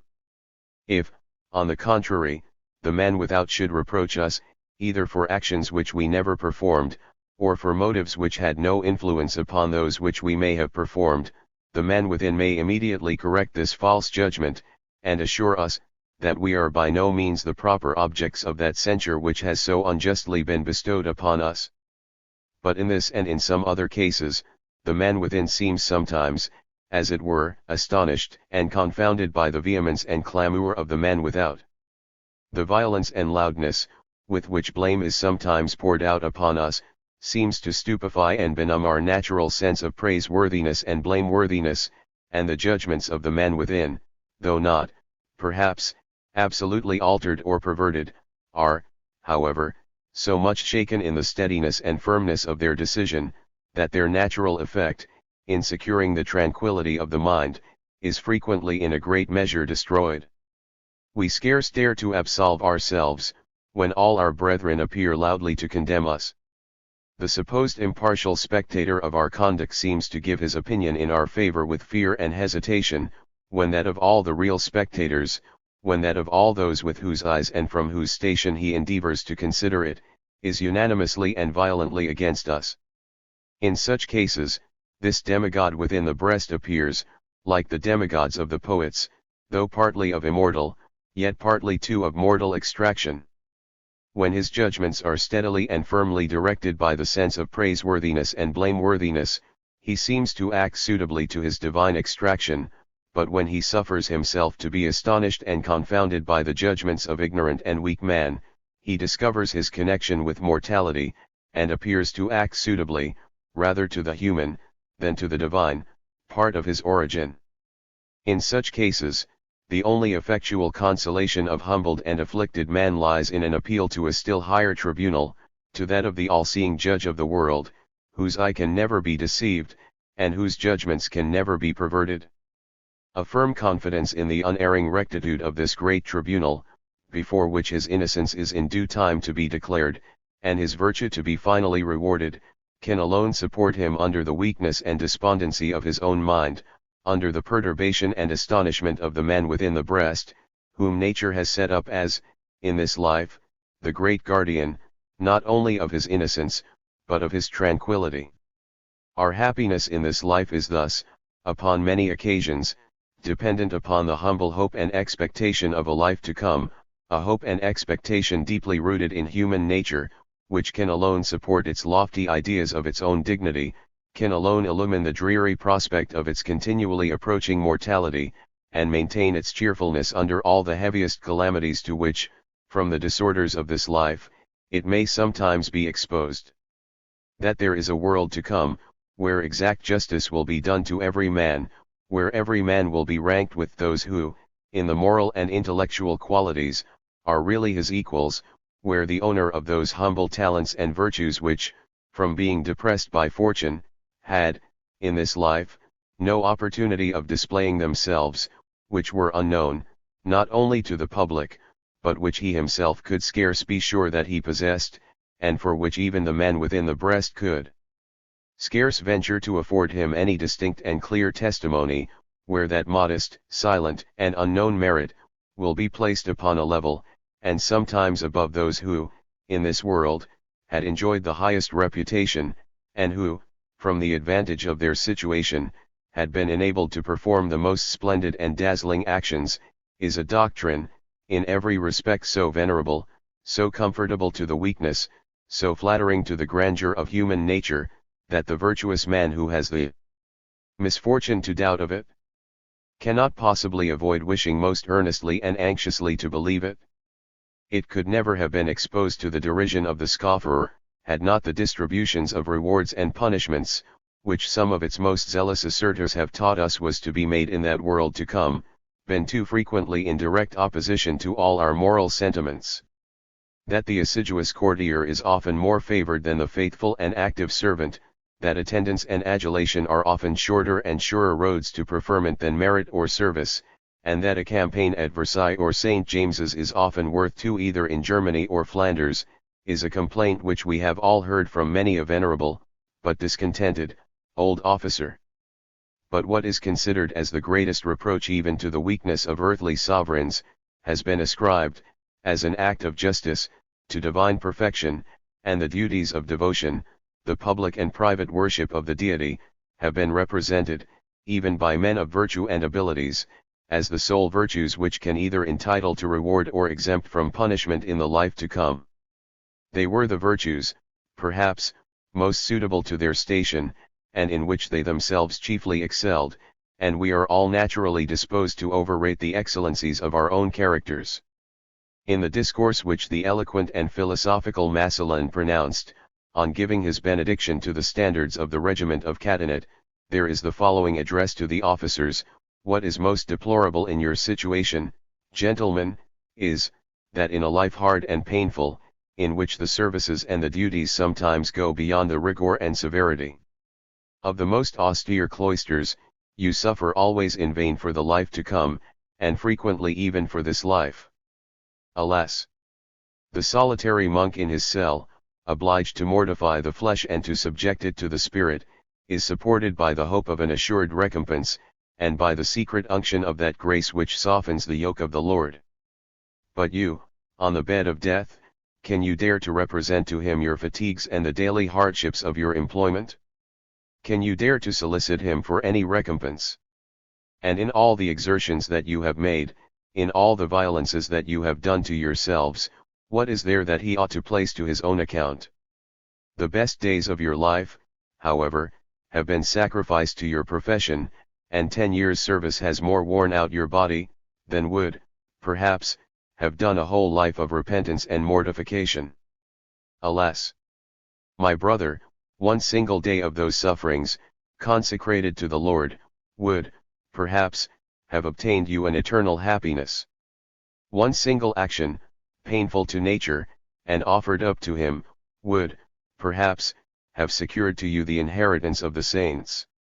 And you have done all this, and in vain, for this world. To compare, in this manner, the futile mortifications of a monastery, to the ennobling hardships and hazards of war, to suppose that one day, or 1 hour, employed in the former should, in the eye of the great judge of the world, have more merit than a whole life spent honorably in the latter, is surely contrary to all our moral sentiments, to all the principles by which nature has taught us to regulate our contempt or admiration. It is this spirit, however, which, while it has reserved the celestial regions for monks and friars, or for those whose conduct and conversation resembled those of monks and friars, has condemned to the infernal all the heroes, all the statesmen and lawgivers, all the poets and philosophers of former ages, all those who have invented, improved, or excelled in the arts which contribute to the subsistence, to the conveniency, or to the ornament of human life, all the great protectors, instructors, and benefactors of mankind, all those to whom our natural sense of praiseworthiness forces us to ascribe the highest merit and most exalted virtue. Can we wonder that so strange an application of this most respectable doctrine should sometimes have exposed it to contempt and derision, with those at least who had themselves, perhaps, no great taste or turn for the devout and contemplative virtues? Chap. 3. Of the influences and authority of conscience. But though the approbation of his own conscience can scarce, upon some extraordinary occasions, content the weakness of man, though the testimony of the supposed impartial spectator, of the great inmate of the breast, cannot always alone support him, yet the influence and authority of this principle is, upon all occasions, very great, and it is only by consulting this judge within, that we can ever see what relates to ourselves in its proper shape and dimensions, or that we can ever make any proper comparison between our own interests and those of other people. As to the eye of the body, objects appear great or small, not so much according to their real dimensions, as according to the nearness or distance of their situation, so do they likewise to what may be called the natural eye of the mind, and we remedy the defects of both these organs pretty much in the same manner. In my present situation an immense landscape of lawns and woods and distant mountains, seems to do no more than cover the little window which I write by and to be out of all proportion less than the chamber in which I am sitting. I can form a just comparison between those great objects and the little objects around me, in no other way, than by transporting myself, at least in fancy, to a different station, from whence I can survey both at nearly equal distances, and thereby form some judgment of their real proportions. Habit and experience have taught me to do this so easily and so readily, that I am scarce sensible that I do it, and a man must be, in some measure, acquainted with the philosophy of vision, before he can be thoroughly convinced, how little those distant objects would appear to the eye, if the imagination, from a knowledge of their real magnitudes, did not swell and dilate them. In the same manner, to the selfish and original passions of human nature, the loss or gain of a very small interest of our own, appears to be of vastly more importance, excites a much more passionate joy or sorrow, a much more ardent desire or aversion, than the greatest concern of another with whom we have no particular connection.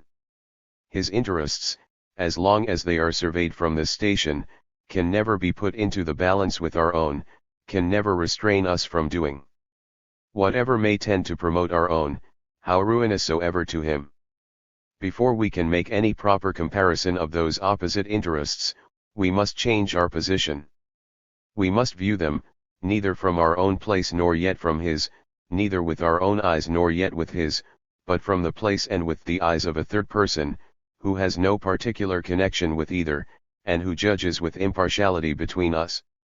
Here, too, habit and experience have taught us to do this so easily and so readily, that we are scarce sensible that we do it, and it requires, in this case too, some degree of reflection, and even of philosophy, to convince us, how little interest we should take in the greatest concerns of our neighbor, how little we should be affected by whatever relates to him, if the sense of propriety and justice did not correct the otherwise natural inequality of our sentiments. Let us suppose that the great empire of China, with all its myriads of inhabitants, was suddenly swallowed up by an earthquake, and let us consider how a man of humanity in Europe, who had no sort of connection with that part of the world, would be affected upon receiving intelligence of this dreadful calamity. He would, I imagine, first of all, express very strongly his sorrow for the misfortune of that unhappy people. He would make many melancholy reflections upon the precariousness of human life, and the vanity of all the labors of man, which could thus be annihilated in a moment. He would too, perhaps, if he was a man of speculation, enter into many reasonings concerning the effects which this disaster might produce upon the commerce of Europe, and the trade and business of the world in general. And when all this fine philosophy was over, when all these humane sentiments had been once fairly expressed, he would pursue his business or his pleasure, take his repose or his diversion, with the same ease and tranquillity, as if no such accident had happened. The most frivolous disaster which could befall himself would occasion a more real disturbance. If he was to lose his little finger tomorrow, he would not sleep tonight, but, provided he never saw them, he will snore with the most profound security over the ruin of 100 millions of his brethren, and the destruction of that immense multitude seems plainly an object less interesting to him, than this paltry misfortune of his own. To prevent, therefore, this paltry misfortune to himself, would a man of humanity be willing to sacrifice the lives of 100 millions of his brethren, provided he had never seen them? Human nature startles with horror at the thought, and the world, in its greatest depravity and corruption, never produced such a villain as could be capable of entertaining it. But what makes this difference? When our passive feelings are almost always so sordid and so selfish, how comes it that our active principles should often be so generous and so noble? When we are always so much more deeply affected by whatever concerns ourselves, than by whatever concerns other men, what is it which prompts the generous, upon all occasions, and the mean upon many, to sacrifice their own interests to the greater interests of others? It is not the soft power of humanity, it is not that feeble spark of benevolence which nature has lighted up in the human heart, that is thus capable of counteracting the strongest impulses of self-love. It is a stronger power, a more forcible motive, which exerts itself upon such occasions. It is reason, principle, conscience, the inhabitant of the breast, the man within, the great judge and arbiter of our conduct. It is he who, whenever we are about to act so as to affect the happiness of others, calls to us, with a voice capable of astonishing the most presumptuous of our passions, that we are but one of the multitude, in no respect better than any other in it, and that when we prefer ourselves so shamefully and so blindly to others, we become the proper objects of resentment, abhorrence, and execration. It is from him only that we learn the real littleness of ourselves, and of whatever relates to ourselves, and the natural misrepresentations of self-love can be corrected only by the eye of this impartial spectator. It is he who shows us the propriety of generosity and the deformity of injustice, the propriety of resigning the greatest interests of our own, for the yet greater interests of others, and the deformity of doing the smallest injury to another, in order to obtain the greatest benefit to ourselves. It is not the love of our neighbor, it is not the love of mankind, which upon many occasions prompts us to the practice of those divine virtues. It is a stronger love, a more powerful affection, which generally takes place upon such occasions, the love of what is honorable and noble, of the grandeur and dignity and superiority of our own characters. When the happiness or misery of others depends in any respect upon our conduct, we dare not, as self-love might suggest to us, prefer the interest of one to that of many. The man within immediately calls to us, that we value ourselves too much and other people too little, and that, by doing so, we render ourselves the proper object of the contempt and indignation of our brethren. Neither is this sentiment confined to men of extraordinary magnanimity and virtue. It is deeply impressed upon every tolerably good soldier, who feels that he would become the scorn of his companions, if he could be supposed capable of shrinking from danger, or of hesitating, either to expose or to throw away his life, when the good of the service required it. One individual must never prefer himself so much even to any other individual, as to hurt or injure that other, in order to benefit himself, though the benefit to the one should be much greater than the hurt or injury to the other. The poor man must neither defraud nor steal from the rich, though the acquisition might be much more beneficial to the one than the loss could be hurtful to the other. The man within immediately calls to him, in this case too, that he is no better than his neighbor, and that by this unjust preference he renders himself the proper object of the contempt and indignation of mankind, as well as of the punishment which that contempt and indignation must naturally dispose them to inflict, for having thus violated one of those sacred rules, upon the tolerable observation of which depend the whole security and peace of human society. There is no commonly honest man who does not more dread the inward disgrace of such an action, the indelible stain which it would forever stamp upon his own mind, than the greatest external calamity which, without any fault of his own, could possibly befall him, and who does not inwardly feel the truth of that great Stoical maxim, that for one man to deprive another unjustly of anything, or unjustly to promote his own advantage by the loss or disadvantage of another, is more contrary to nature than death, than poverty, than pain, than all the misfortunes which can affect him, either in his body, or in his external circumstances. When the happiness or misery of others, indeed, in no respect depends upon our conduct, when our interests are altogether separated and detached from theirs, so that there is neither connection nor competition between them, we do not always think it so necessary to restrain, either our natural and, perhaps, improper anxiety about our own affairs, or our natural and, perhaps, equally improper indifference about those of other men. The most vulgar education teaches us to act, upon all important occasions, with some sort of impartiality between ourselves and others, and even the ordinary commerce of the world is capable of adjusting our active principles to some degree of propriety. But it is the most artificial and refined education only, it has been said, which can correct the inequalities of our passive feelings, and we must for this purpose, it has been pretended, have recourse to the severest, as well as to the profoundest philosophy. Two different sets of philosophers have attempted to teach us this hardest of all the lessons of morality. One set have labored to increase our sensibility to the interests of others, another, to diminish that to our own. The first would have us feel for others as we naturally feel for ourselves.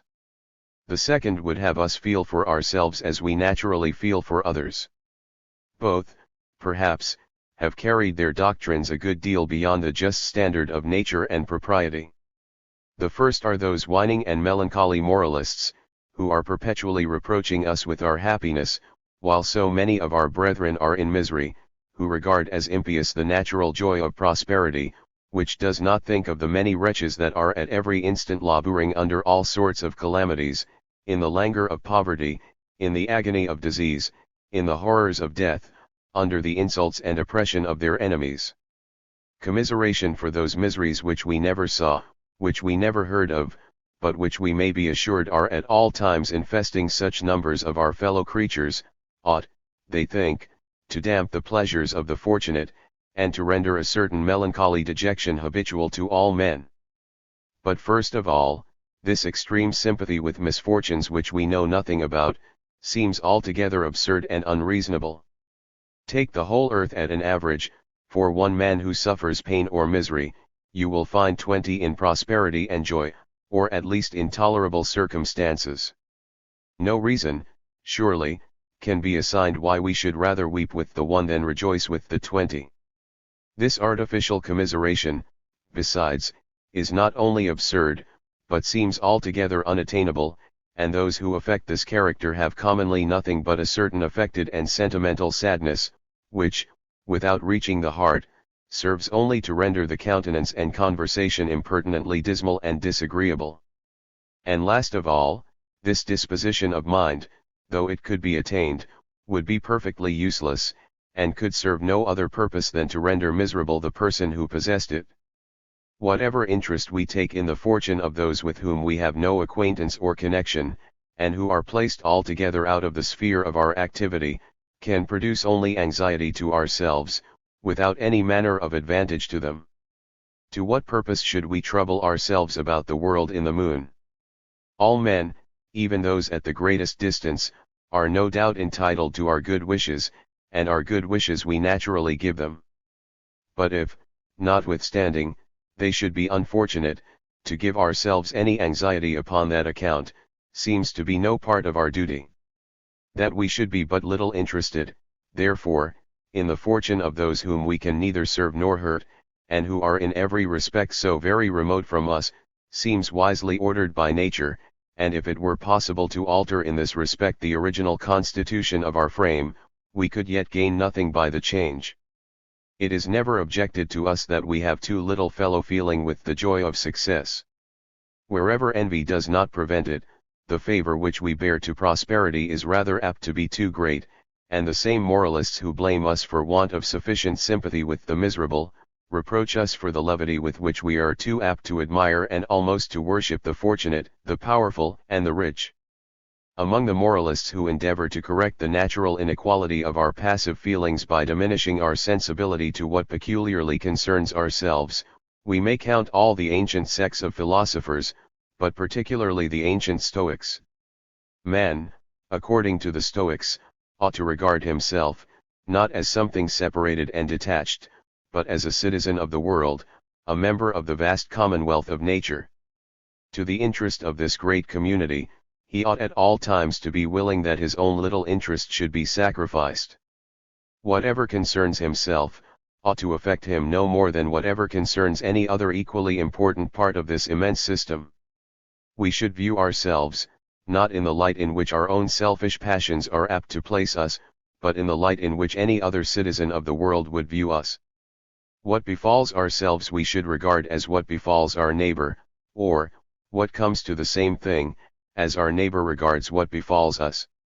When our neighbor, says Epictetus, loses his wife, or his son, there is nobody who is not sensible that this is a human calamity, a natural event altogether according to the ordinary course of things, but, when the same thing happens to ourselves, then we cry out, as if we had suffered the most dreadful misfortune. We ought, however, to remember how we were affected when this accident happened to another, and such as we were in his case, such ought we to be in our own. Those private misfortunes, for which our feelings are apt to go beyond the bounds of propriety, are of two different kinds. They are either such as affect us only indirectly, by affecting, in the first place, some other persons who are particularly dear to us, such as our parents, our children, our brothers and sisters, our intimate friends, or they are such as affect ourselves immediately and directly, either in our body, in our fortune, or in our reputation, such as pain, sickness, approaching death, poverty, disgrace, etc. In misfortunes of the first kind, our emotions may, no doubt, go very much beyond what exact propriety will admit of, but they may likewise fall short of it, and they frequently do so. The man who should feel no more for the death or distress of his own father, or son, than for those of any other man's father or son, would appear neither a good son nor a good father. Such unnatural indifference, far from exciting our applause, would incur our highest disapprobation. Of those domestic affections, however, some are most apt to offend by their excess, and others by their defect. Nature, for the wisest purposes, has rendered, in most men, perhaps in all men, parental tenderness a much stronger affection than filial piety. The continuance and propagation of the species depend altogether upon the former, and not upon the latter. In ordinary cases, the existence and preservation of the child depend altogether upon the care of the parents. Those of the parents seldom depend upon that of the child. Nature, therefore, has rendered the former affection so strong, that it generally requires not to be excited, but to be moderated, and moralists seldom endeavor to teach us how to indulge, but generally how to restrain our fondness, our excessive attachment, the unjust preference which we are disposed to give to our own children above those of other people. They exhort us, on the contrary, to an affectionate attention to our parents, and to make a proper return to them, in their old age, for the kindness which they had shown to us in our infancy and youth. In the Decalogue we are commanded to honor our fathers and mothers. No mention is made of the love of our children. Nature had sufficiently prepared us for the performance of this latter duty. Men are seldom accused of affecting to be fonder of their children than they really are. They have sometimes been suspected of displaying their piety to their parents with too much ostentation. The ostentatious sorrow of widows has, for a like reason, been suspected of insincerity. We should respect, could we believe it sincere, even the excess of such kind affections, and though we might not perfectly approve, we should not severely condemn it. That it appears praiseworthy, at least in the eyes of those who affect it, the very affectation is a proof. Even the excess of those kind affections which are most apt to offend by their excess, though it may appear blamable, never appears odious. We blame the excessive fondness and anxiety of a parent, as something which may, in the end, prove hurtful to the child, and which, in the meantime, is excessively inconvenient to the parent, but we easily pardon it, and never regard it with hatred and detestation. But the defect of this usually excessive affection appears always peculiarly odious. The man who appears to feel nothing for his own children, but who treats them upon all occasions with unmerited severity and harshness, seems of all brutes the most detestable. The sense of propriety, so far from requiring us to eradicate altogether that extraordinary sensibility, which we naturally feel for the misfortunes of our nearest connections, is always much more offended by the defect, than it ever is by the excess of that sensibility.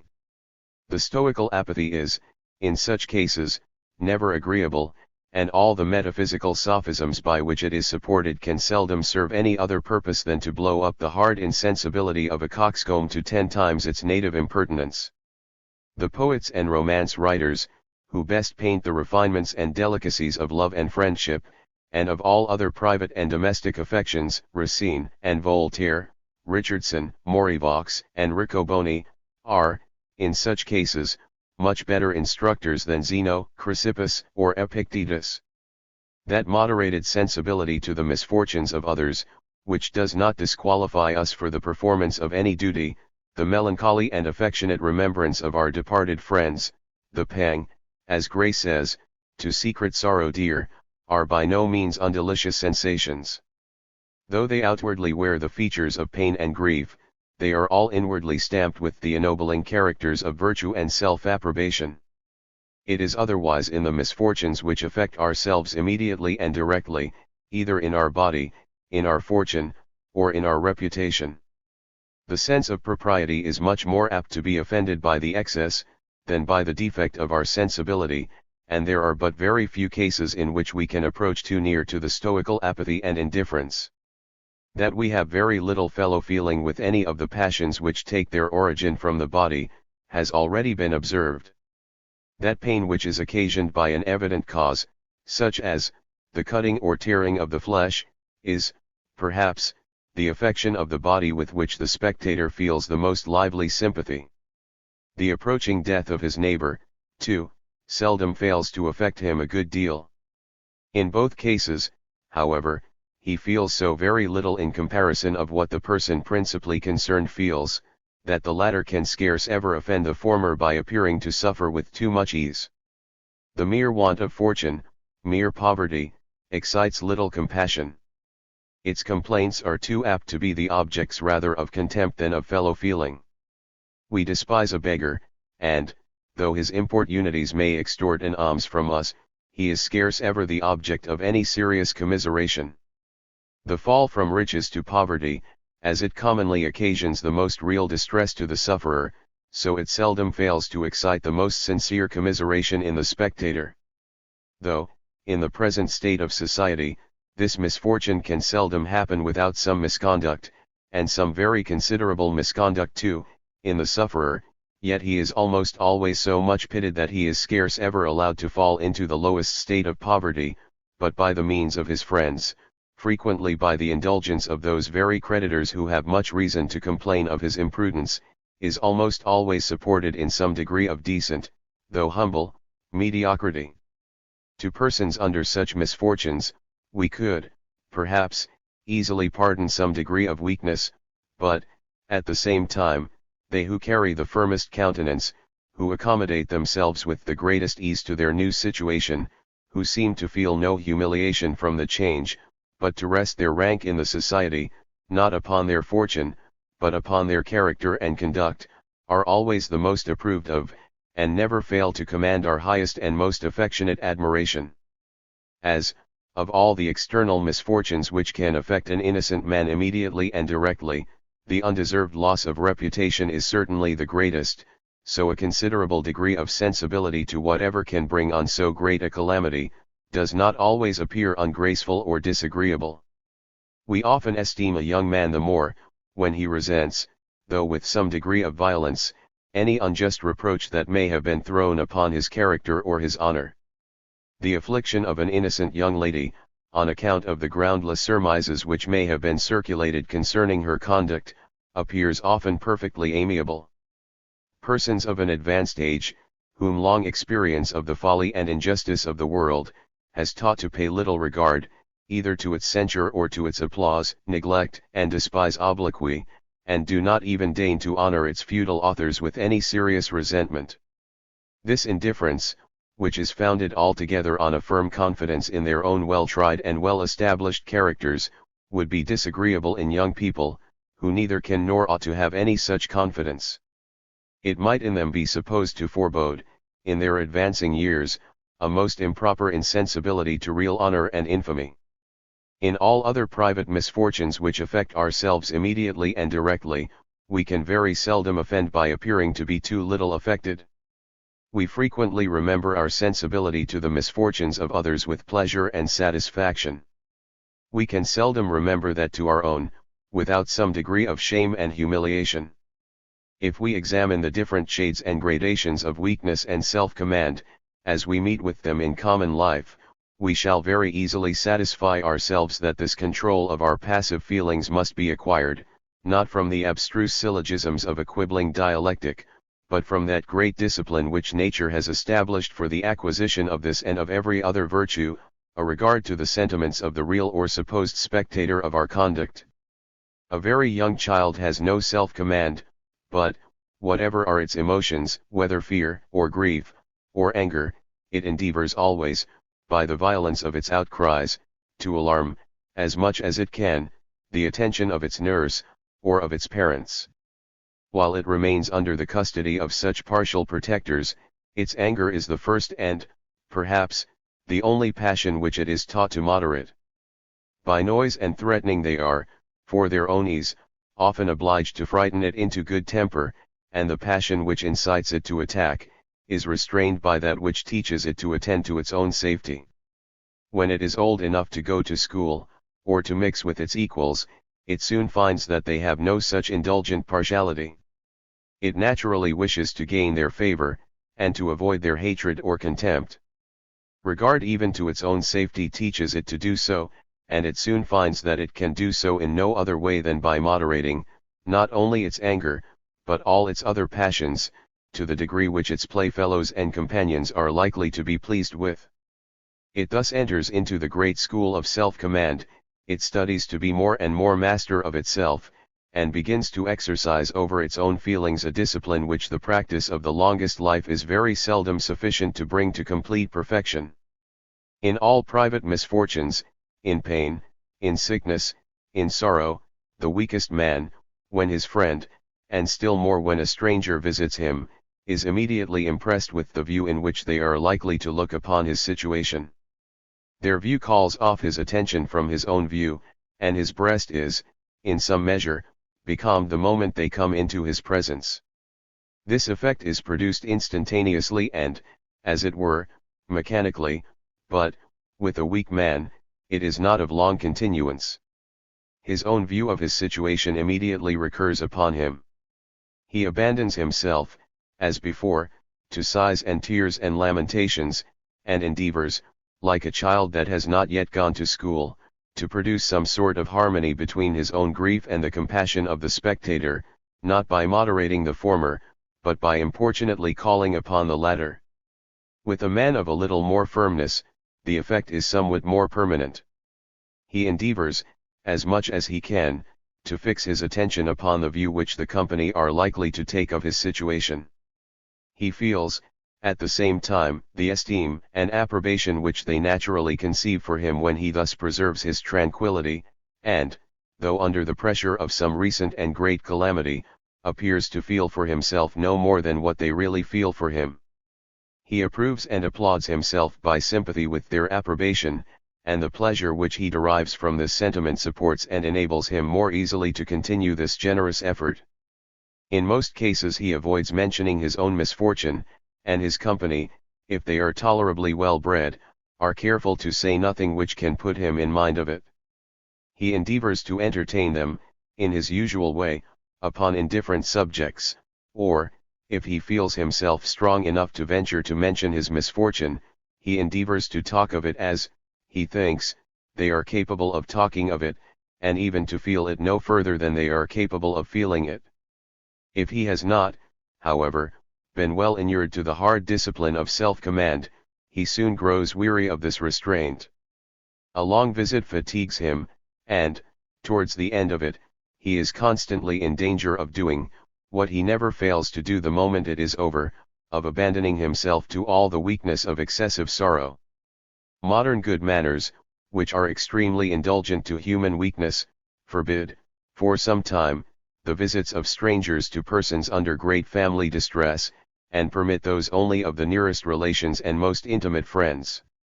The presence of the latter, it is thought, will impose less restraint than that of the former, and the sufferers can more easily accommodate themselves to the feelings of those, from whom they have reason to expect a more indulgent sympathy. Secret enemies, who fancy that they are not known to be such, are frequently fond of making those charitable visits as early as the most intimate friends. The weakest man in the world, in this case, endeavors to support his manly countenance, and, from indignation and contempt of their malice, to behave with as much gaiety and ease as he can. The man of real constancy and firmness, the wise and just man who has been thoroughly bred in the great school of self-command, in the bustle and business of the world, exposed, perhaps, to the violence and injustice of faction, and to the hardships and hazards of war, maintains this control of his passive feelings upon all occasions, and whether in solitude or in society, wears nearly the same countenance, and is affected very nearly in the same manner. In success and in disappointment, in prosperity and in adversity, before friends and before enemies, he has often been under the necessity of supporting this manhood. He has never dared to forget for one moment the judgment which the impartial spectator would pass upon his sentiments and conduct. He has never dared to suffer the man within the breast to be absent one moment from his attention. With the eyes of this great inmate he has always been accustomed to regard whatever relates to himself. This habit has become perfectly familiar to him. He has been in the constant practice, and, indeed, under the constant necessity, of modeling, or of endeavoring to model, not only his outward conduct and behavior, but, as much as he can, even his inward sentiments and feelings, according to those of this awful and respectable judge. He does not merely affect the sentiments of the impartial spectator. He really adopts them. He almost identifies himself with, he almost becomes himself that impartial spectator, and scarce even feels but as that great arbiter of his conduct directs him to feel.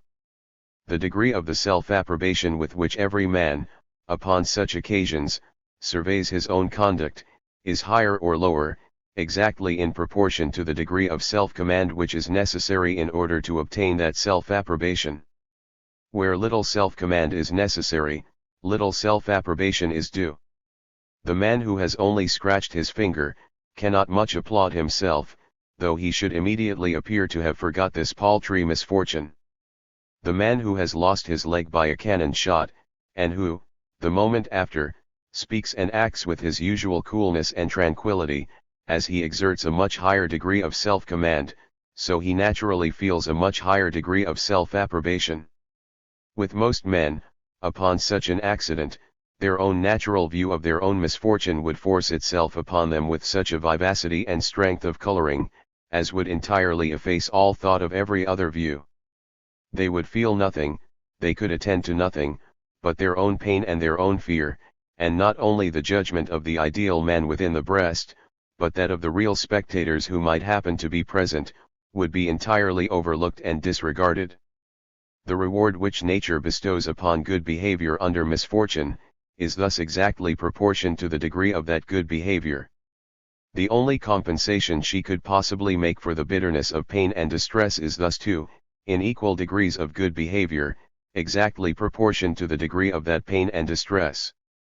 In proportion to the degree of the self-command which is necessary in order to conquer our natural sensibility, the pleasure and pride of the conquest are so much the greater, and this pleasure and pride are so great that no man can be altogether unhappy who completely enjoys them. Misery and wretchedness can never enter the breast in which dwells complete self-satisfaction, and though it may be too much, perhaps, to say, with the Stoics, that, under such an accident as that above mentioned, the happiness of a wise man is in every respect equal to what it could have been under any other circumstances, yet it must be acknowledged, at least, that this complete enjoyment of his own self-applause, though it may not altogether extinguish, must certainly very much alleviate his sense of his own sufferings. In such paroxysms of distress, if I may be allowed to call them so, the wisest and firmest man, in order to preserve his equanimity, is obliged, I imagine, to make a considerable, and even a painful exertion. His own natural feeling of his own distress, his own natural view of his own situation, presses hard upon him, and he cannot, without a very great effort, fix his attention upon that of the impartial spectator. Both views present themselves to him at the same time. His sense of honor, his regard to his own dignity, directs him to fix his whole attention upon the one view. His natural, his untaught and undisciplined feelings, are continually calling it off to the other. He does not, in this case, perfectly identify himself with the ideal man within the breast, he does not become himself the impartial spectator of his own conduct. The different views of both characters exist in his mind separate and distinct from one another, and each directing him to a behavior different from that to which the other directs him. When he follows that view which honor and dignity point out to him, nature does not, indeed, leave him without a recompense. He enjoys his own complete self-approbation, and the applause of every candid and impartial spectator. By her unalterable laws, however, he still suffers, and the recompense which she bestows, though very considerable, is not sufficient completely to compensate the sufferings which those laws inflict. Neither is it fit that it should. If it did completely compensate them, he could, from self-interest, have no motive for avoiding an accident which must necessarily diminish his utility both to himself and to society, and nature, from her parental care of both, meant that he should anxiously avoid all such accidents. He suffers, therefore, and though, in the agony of the paroxysm, he maintains, not only the manhood of his countenance, but the sedateness and sobriety of his judgment, it requires his utmost and most fatiguing exertions, to do so. By the constitution of human nature, however, agony can never be permanent, and, if he survives the paroxysm, he soon comes, without any effort, to enjoy his ordinary tranquility. A man with a wooden leg suffers, no doubt, and foresees that he must continue to suffer during the remainder of his life, a very considerable inconveniency. He soon comes to view it, however, exactly as every impartial spectator views it, as an inconveniency under which he can enjoy all the ordinary pleasures both of solitude and of society. He soon identifies himself with the ideal man within the breast, he soon becomes himself the impartial spectator of his own situation. He no longer weeps, he no longer laments, he no longer grieves over it, as a weak man may sometimes do in the beginning. The view of the impartial spectator becomes so perfectly habitual to him, that, without any effort, without any exertion, he never thinks of surveying his misfortune in any other view.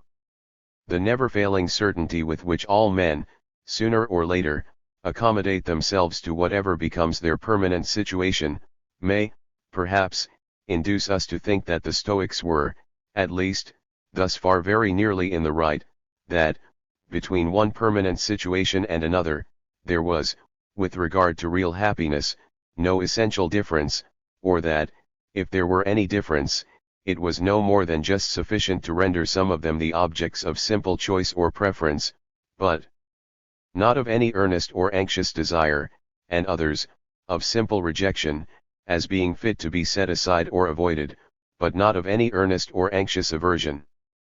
Happiness consists in tranquility and enjoyment. Without tranquility there can be no enjoyment, and where there is perfect tranquility there is scarce anything which is not capable of amusing. But in every permanent situation, where there is no expectation of change, the mind of every man, in a longer or shorter time, returns to its natural and usual state of tranquility. In prosperity, after a certain time, it falls back to that state, in adversity, After a certain time, it rises up to it. In the confinement and solitude of the Bastille, after a certain time, the fashionable and frivolous Count de la Jeune recovered tranquillity enough to be capable of amusing himself with feeding a spider. A mind better furnished would, perhaps, have both sooner recovered its tranquillity, and sooner found, in its own thoughts, a much better amusement. The great source of both the misery and disorders of human life, seems to arise from overrating the difference between one permanent situation and another.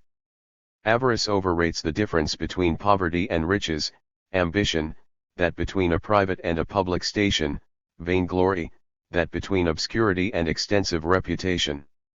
The person under the influence of any of those extravagant passions, is not only miserable in his actual situation, but is often disposed to disturb the peace of society, in order to arrive at that which he so foolishly admires.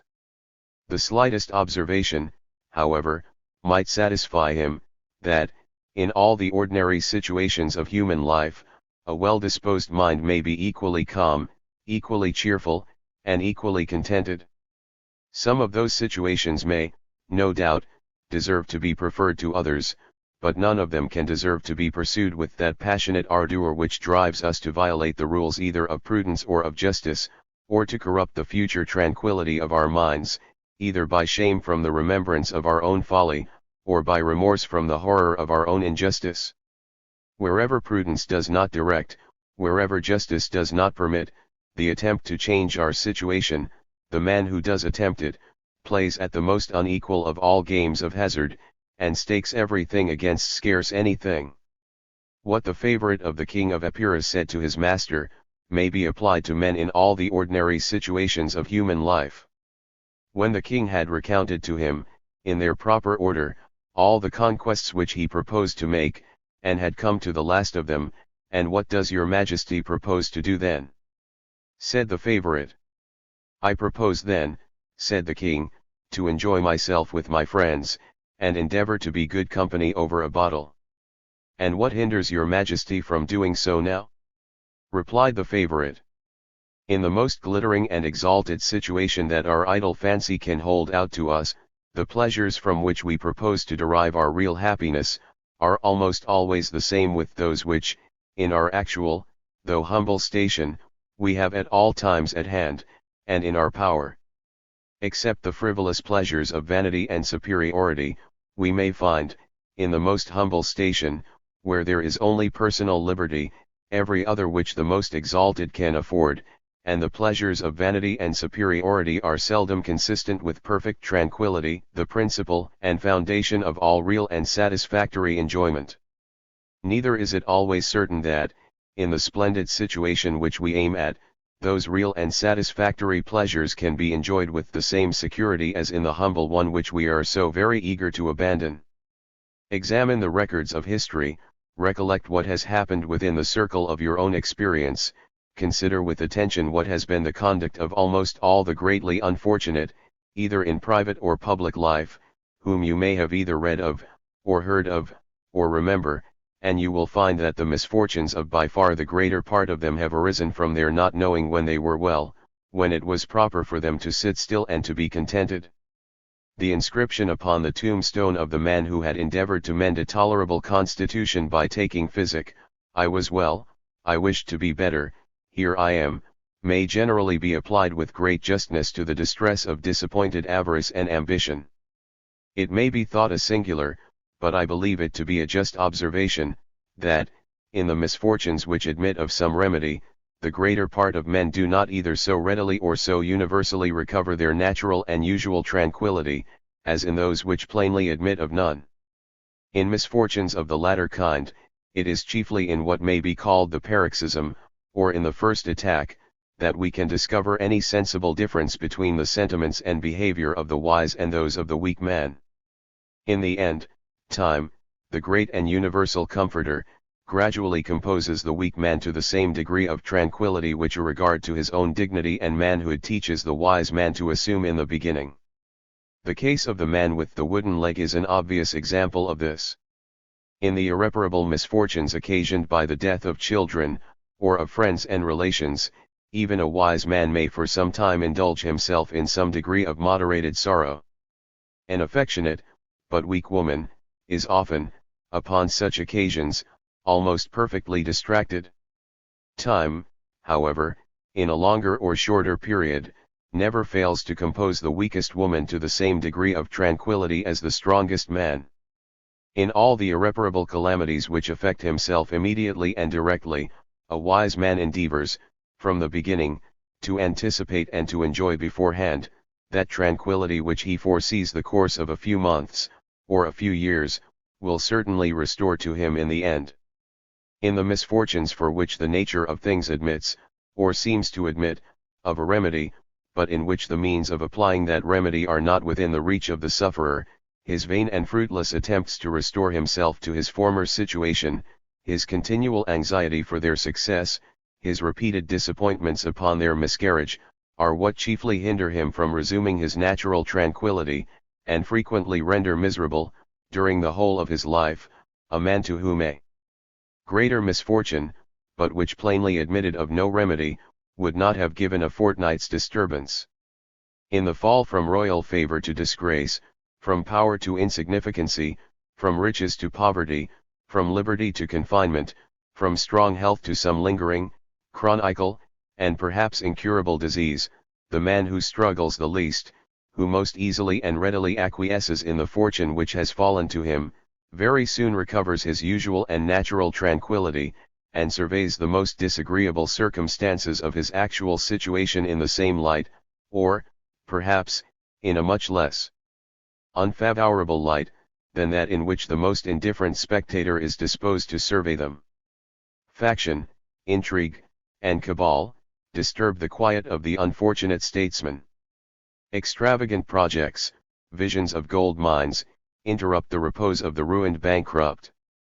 The prisoner, who is continually plotting to escape from his confinement, cannot enjoy that careless security which even a prison can afford him.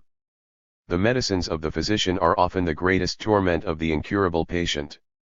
The monk who, in order to comfort Joanna of Castile, upon the death of her husband Philip, told her of a king, who, 14 years after his decease, had been restored to life again, by the prayers of his afflicted queen, was not likely, by his legendary tale, to restore sedateness to the distempered mind of that unhappy princess. She endeavored to repeat the same experiment in hopes of the same success, resisted for a long time the burial of her husband, soon after raised his body from the grave, attended it almost constantly herself, and watched, with all the impatient anxiety of frantic expectation, the happy moment when her wishes were to be gratified by the revival of her beloved Philip. Our sensibility to the feelings of others, so far from being inconsistent with the manhood of self-command, is the very principle upon which that manhood is founded. The very same principle or instinct which, in the misfortune of our neighbor, prompts us to compassionate his sorrow, in our own misfortune, prompts us to restrain the abject and miserable lamentations of our own sorrow. The same principle or instinct which, in his prosperity and success, prompts us to congratulate his joy, in our own prosperity and success, prompts us to restrain the levity and intemperance of our own joy. In both cases, the propriety of our own sentiments and feelings seems to be exactly in proportion to the vivacity and force with which we enter into and conceive his sentiments and feelings. The man of the most perfect virtue, the man whom we naturally love and revere the most, is he who joins, to the most perfect command of his own original and selfish feelings, the most exquisite sensibility both to the original and sympathetic feelings of others. The man who, to all the soft, the amiable, and the gentle virtues, joins all the great, the awful, and the respectable, must surely be the natural and proper object of our highest love and admiration. The person best fitted by nature for acquiring the former of those two sets of virtues, is likewise best fitted for acquiring the latter.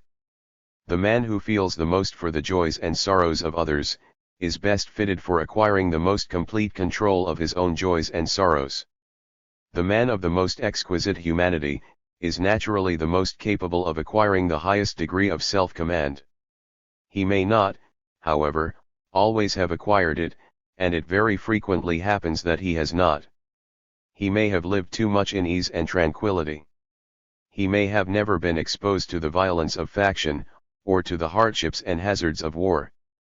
He may have never experienced the insolence of his superiors, the jealous and malignant envy of his equals, or the pilfering injustice of his inferiors. When, in an advanced age, some accidental change of fortune exposes him to all these, they all make too great an impression upon him. He has the disposition which fits him for acquiring the most perfect self-command, but he has never had the opportunity of acquiring it. Exercise and practice have been wanting, and without these no habit can ever be tolerably established. Hardships, dangers, injuries, misfortunes, are the only masters under whom we can learn the exercise of this virtue. But these are all masters to whom nobody willingly puts himself to school. The situations in which the gentle virtue of humanity can be most happily cultivated, are by no means the same with those which are best fitted for forming the austere virtue of self-command. The man who is himself at ease can best attend to the distress of others. The man who is himself exposed to hardships is most immediately called upon to attend to, and to control his own feelings. In the mild sunshine of undisturbed tranquility, in the calm retirement of undissipated and philosophical leisure, the soft virtue of humanity flourishes the most, and is capable of the highest improvement.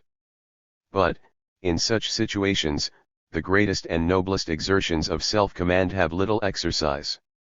Under the boisterous and stormy sky of war and faction, of public tumult and confusion, the sturdy severity of self-command prospers the most, and can be the most successfully cultivated.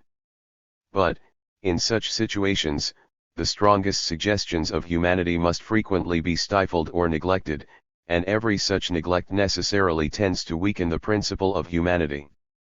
As it may frequently be the duty of a soldier not to take, so it may sometimes be his duty not to give quarter, and the humanity of the man who has been several times under the necessity of submitting to this disagreeable duty, can scarce fail to suffer a considerable diminution. For his own ease, he is too apt to learn to make light of the misfortunes which he is so often under the necessity of occasioning, and the situations which call forth the noblest exertions of self-command, by imposing the necessity of violating sometimes the property, and sometimes the life of our neighbor, always tend to diminish, and too often to extinguish altogether, that sacred regard to both, which is the foundation of justice and humanity. It is upon this account, that we so frequently find in the world men of great humanity who have little self-command, but who are indolent and irresolute, and easily disheartened, either by difficulty or danger, from the most honorable pursuits, and, on the contrary, men of the most perfect self-command, whom no difficulty can discourage, no danger repel, and who are at all times ready for the most daring and desperate enterprises, but who, at the same time, seem to be hardened against all sense, either of justice or humanity. In solitude, we are apt to feel too strongly whatever relates to ourselves, we are apt to overrate the good offices we may have done, and the injuries we may have suffered, we are apt to be too much elated by our own good, and too much dejected by our own bad fortune.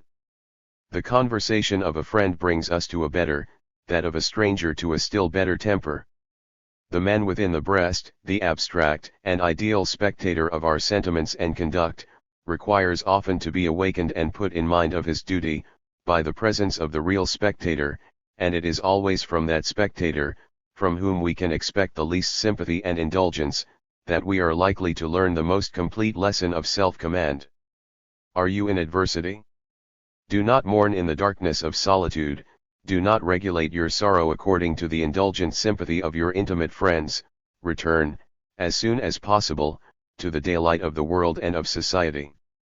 Live with strangers, with those who know nothing, or care nothing about your misfortune, do not even shun the company of enemies, but give yourself the pleasure of mortifying their malignant joy, by making them feel how little you are affected by your calamity, and how much you are above it.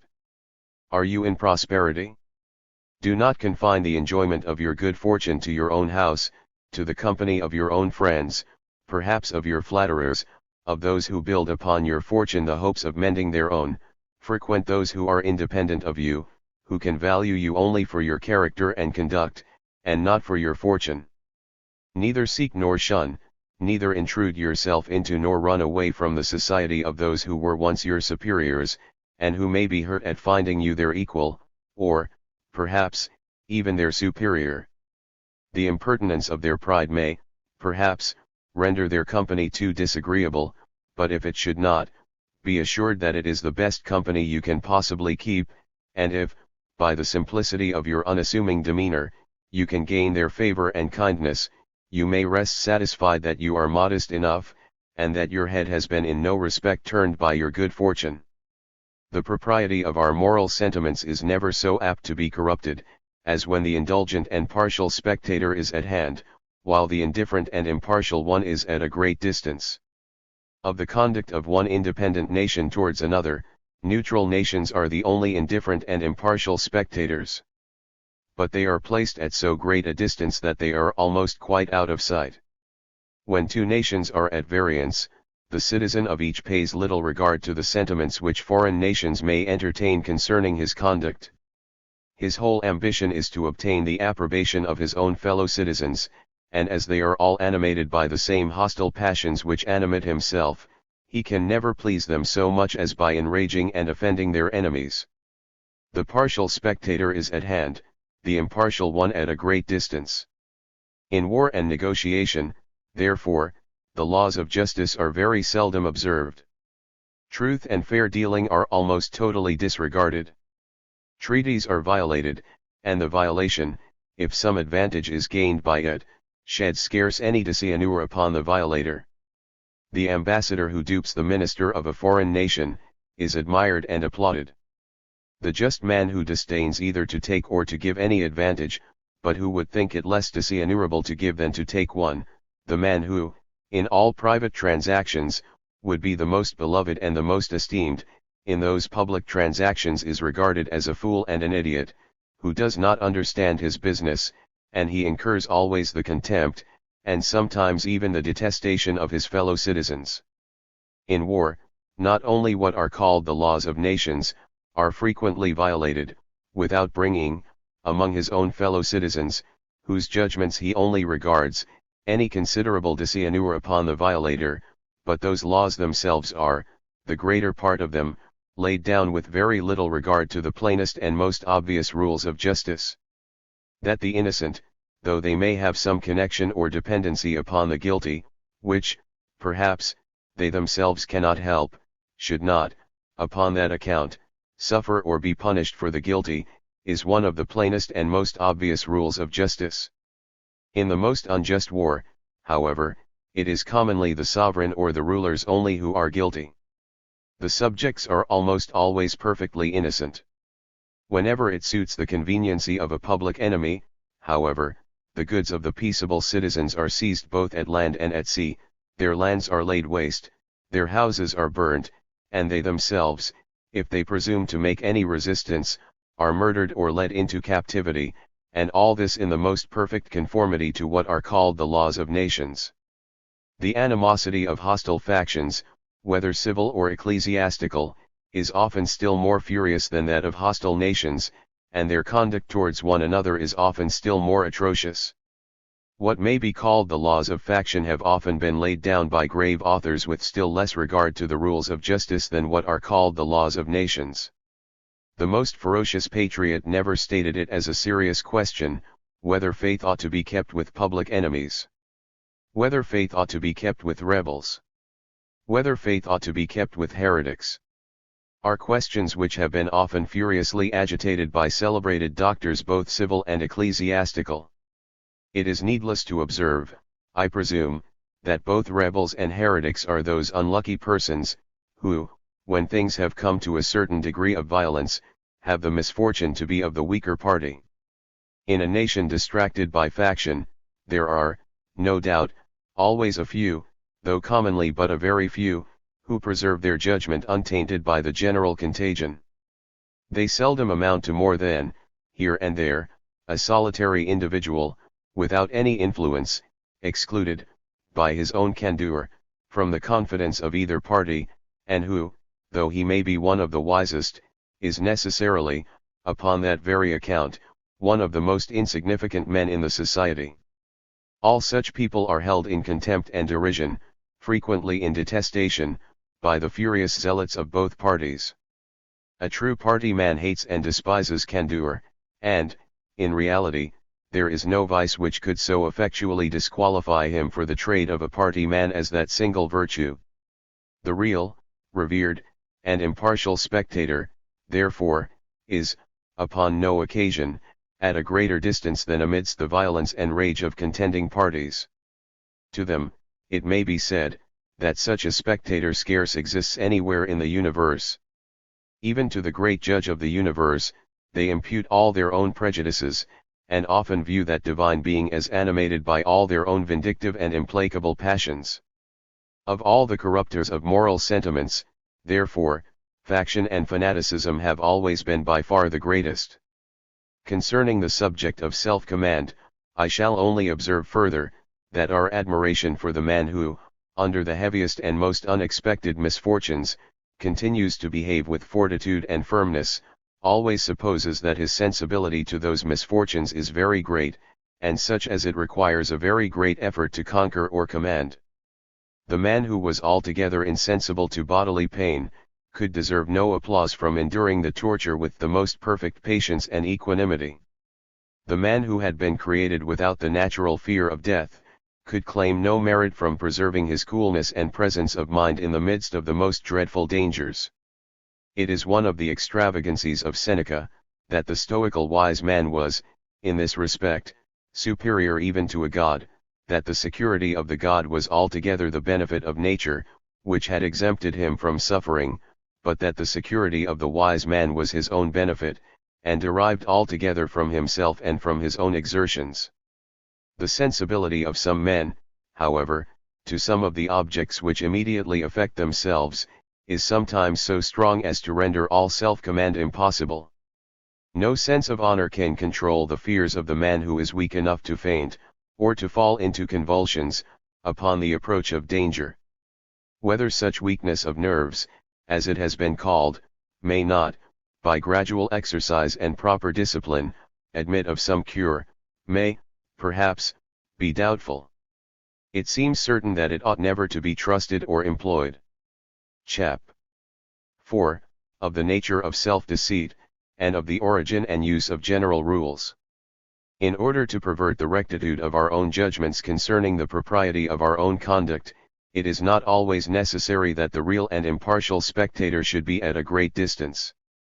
When he is at hand, when he is present, the violence and injustice of our own selfish passions are sometimes sufficient to induce the man within the breast to make a report very different from what the real circumstances of the case are capable of authorizing.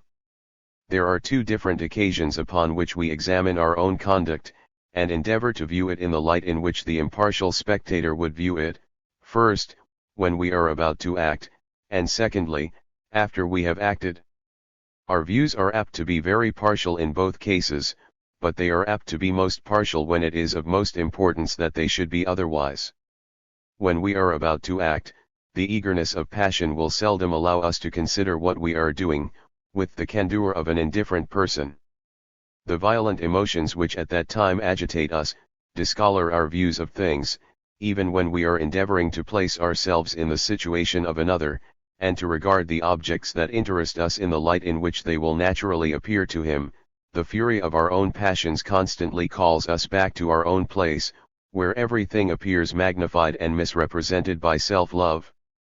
Of the manner in which those objects would appear to another, of the view which he would take of them, we can obtain, if I may say so, but instantaneous glimpses, which vanish in a moment, and which, even while they last, are not altogether just.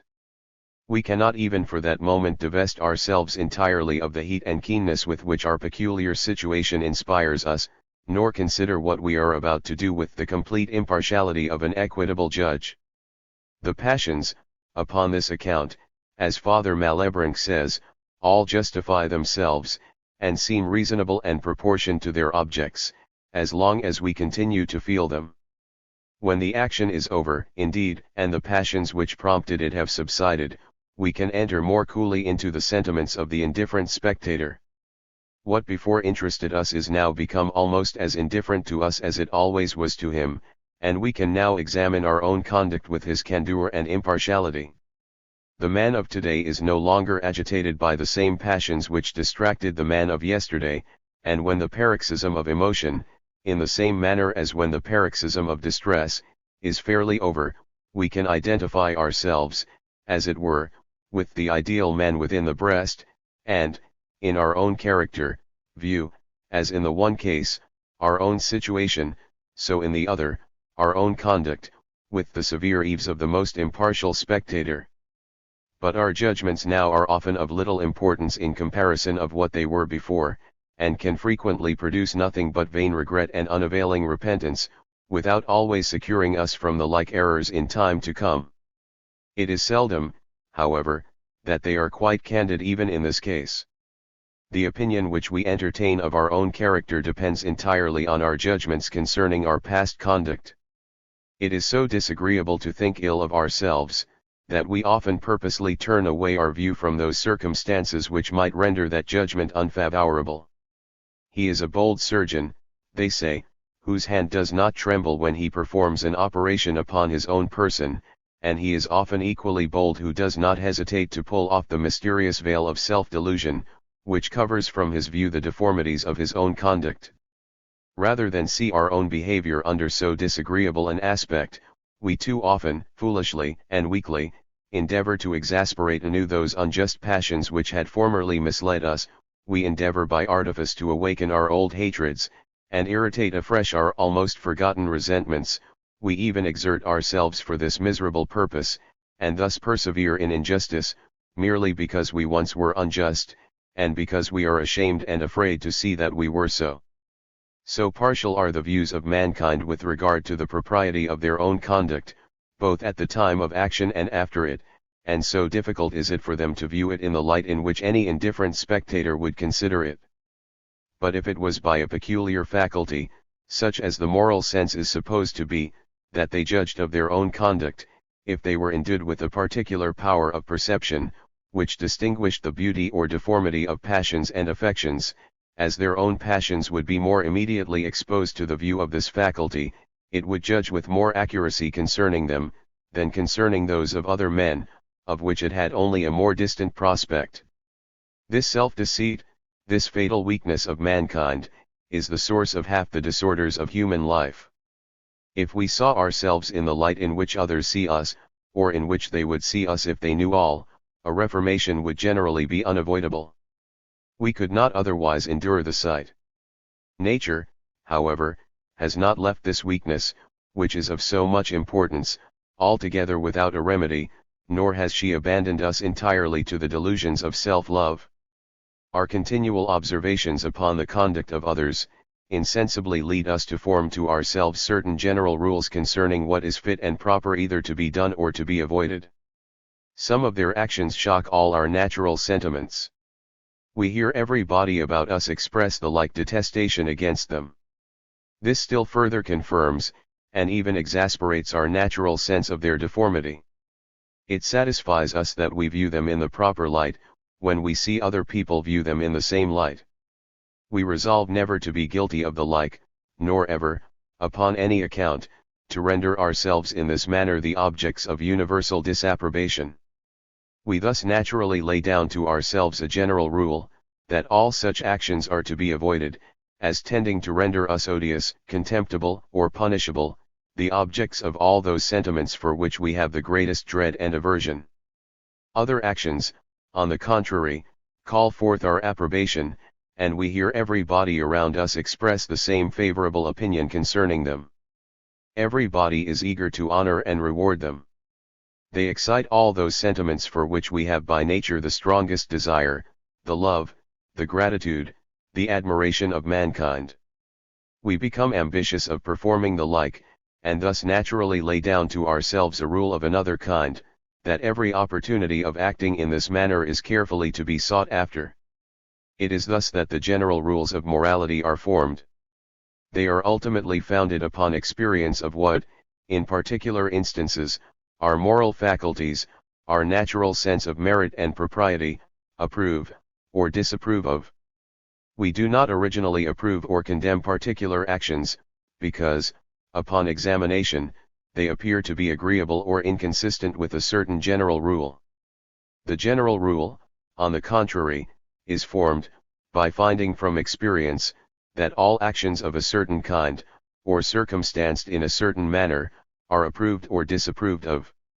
To the man who first saw an inhuman murder, committed from avarice, envy, or unjust resentment, and upon one too that loved and trusted the murderer, who beheld the last agonies of the dying person, who heard him, with his expiring breath, complain more of the perfidy and ingratitude of his false friend, than of the violence which had been done to him, there could be no occasion, in order to conceive how horrible such an action was, that he should reflect, that one of the most sacred rules of conduct was what prohibited the taking away the life of an innocent person, that this was a plain violation of that rule, and consequently a very blamable action. His detestation of this crime, it is evident, would arise instantaneously and antecedent to his having formed to himself any such general rule. The general rule, on the contrary, which he might afterwards form, would be founded upon the detestation which he felt necessarily arise in his own breast, at the thought of this, and every other particular action of the same kind. When we read in history or romance, the account of actions either of generosity or of baseness, the admiration which we conceive for the one, and the contempt which we feel for the other, neither of them arise from reflecting that there are certain general rules which declare all actions of the one kind admirable, and all actions of the other contemptible. Those general rules, on the contrary, are all formed from the experience we have had of the effects which actions of all different kinds naturally produce upon us. An amiable action, a respectable action, an horrid action, are all of them actions which naturally excite for the person who performs them, the love, the respect, or the horror of the spectator. The general rules which determine what actions are, and what are not, the objects of each of those sentiments, can be formed no other way than by observing what actions actually and in fact excite them. When these general rules, indeed, have been formed, when they are universally acknowledged and established, by the concurring sentiments of mankind, we frequently appeal to them as to the standards of judgment, in debating concerning the degree of praise or blame that is due to certain actions of a complicated and dubious nature.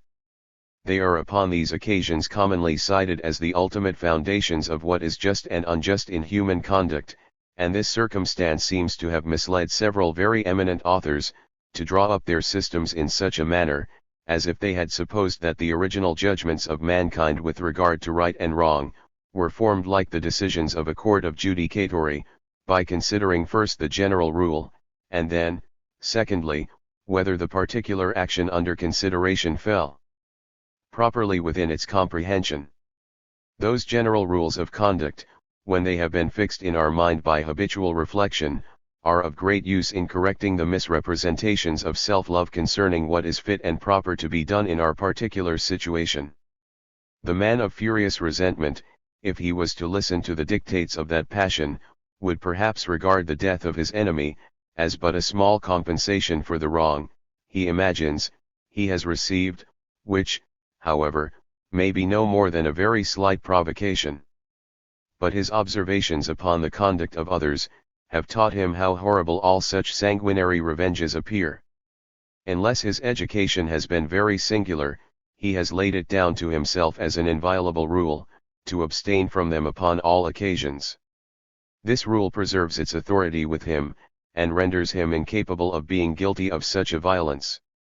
Yet the fury of his own temper may be such, that had this been the first time in which he considered such an action, he would undoubtedly have determined it to be quite just and proper, and what every impartial spectator would approve of. But that reverence for the rule which past experience has impressed upon him, checks the impetuosity of his passion, and helps him to correct the too partial views which self-love might otherwise suggest, of what was proper to be done in his situation.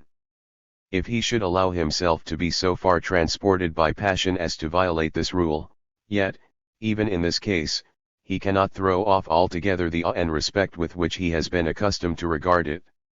At the very time of acting, at the moment in which passion mounts the highest, He hesitates and trembles at the thought of what he is about to do. He is secretly conscious to himself that he is breaking through those measures of conduct which, in all his cool hours, he had resolved never to infringe, which he had never seen infringed by others without the highest disapprobation, and of which the infringement, his own mind forebodes, must soon render him the object of the same disagreeable sentiments. Before he can take the last fatal resolution, he is tormented with all the agonies of doubt and uncertainty. He is terrified at the thought of violating so sacred a rule, and at the same time is urged and goaded on by the fury of his desires to violate it. He changes his purpose every moment. Sometimes he resolves to adhere to his principle, and not indulge a passion which may corrupt the remaining part of his life with the horrors of shame and repentance, and a momentary calm takes possession of his breast, from the prospect of that security and tranquillity which he will enjoy when he thus determines not to expose himself to the hazard of a contrary conduct. But immediately the passion rouses anew, and with fresh fury drives him on to commit what he had the instant before resolved to abstain from.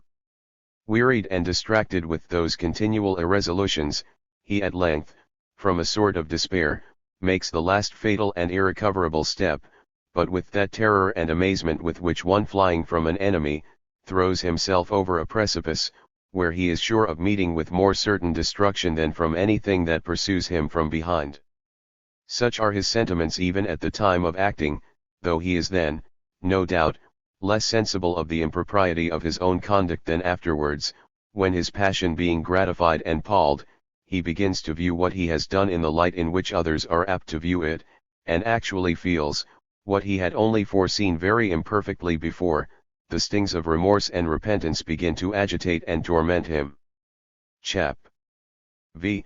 Of the influence and authority of the general rules of morality, and that they are justly regarded as the laws of the deity. The regard to those general rules of conduct, is what is properly called a sense of duty, a principle of the greatest consequence in human life, and the only principle by which the bulk of mankind are capable of directing their actions. Many men behave very decently, and through the whole of their lives avoid any considerable degree of blame, who yet, perhaps, never felt the sentiment upon the propriety of which we found our approbation of their conduct, but acted merely from a regard to what they saw were the established rules of behavior. The man who has received great benefits from another person, may, by the natural coldness of his temper, feel but a very small degree of the sentiment of gratitude. If he has been virtuously educated, however, he will often have been made to observe how odious those actions appear which denote a want of this sentiment, and how amiable the contrary.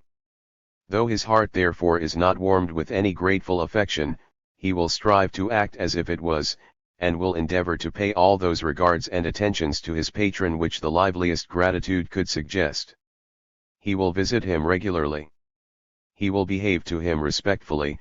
He will never talk of him but with expressions of the highest esteem, and of the many obligations which he owes to him. And what is more, he will carefully embrace every opportunity of making a proper return for past services. He may do all this too without any hypocrisy or blamable dissimulation, without any selfish intention of obtaining new favors, and without any design of imposing either upon his benefactor or the public. The motive of his actions may be no other than a reverence for the established rule of duty, a serious and earnest desire of acting, in every respect, according to the law of gratitude. A wife, in the same manner, may sometimes not feel that tender regard for her husband which is suitable to the relation that subsists between them. If she has been virtuously educated, however, she will endeavor to act as if she felt it, to be careful, officious, faithful, and sincere, and to be deficient in none of those attentions which the sentiment of conjugal affection could have prompted her to perform. Such a friend, and such a wife, are neither of them, undoubtedly, the very best of their kinds, and though both of them may have the most serious and earnest desire to fulfill every part of their duty, yet they will fail in many nice and delicate regards. They will miss many opportunities of obliging, which they could never have overlooked if they had possessed the sentiment that is proper to their situation.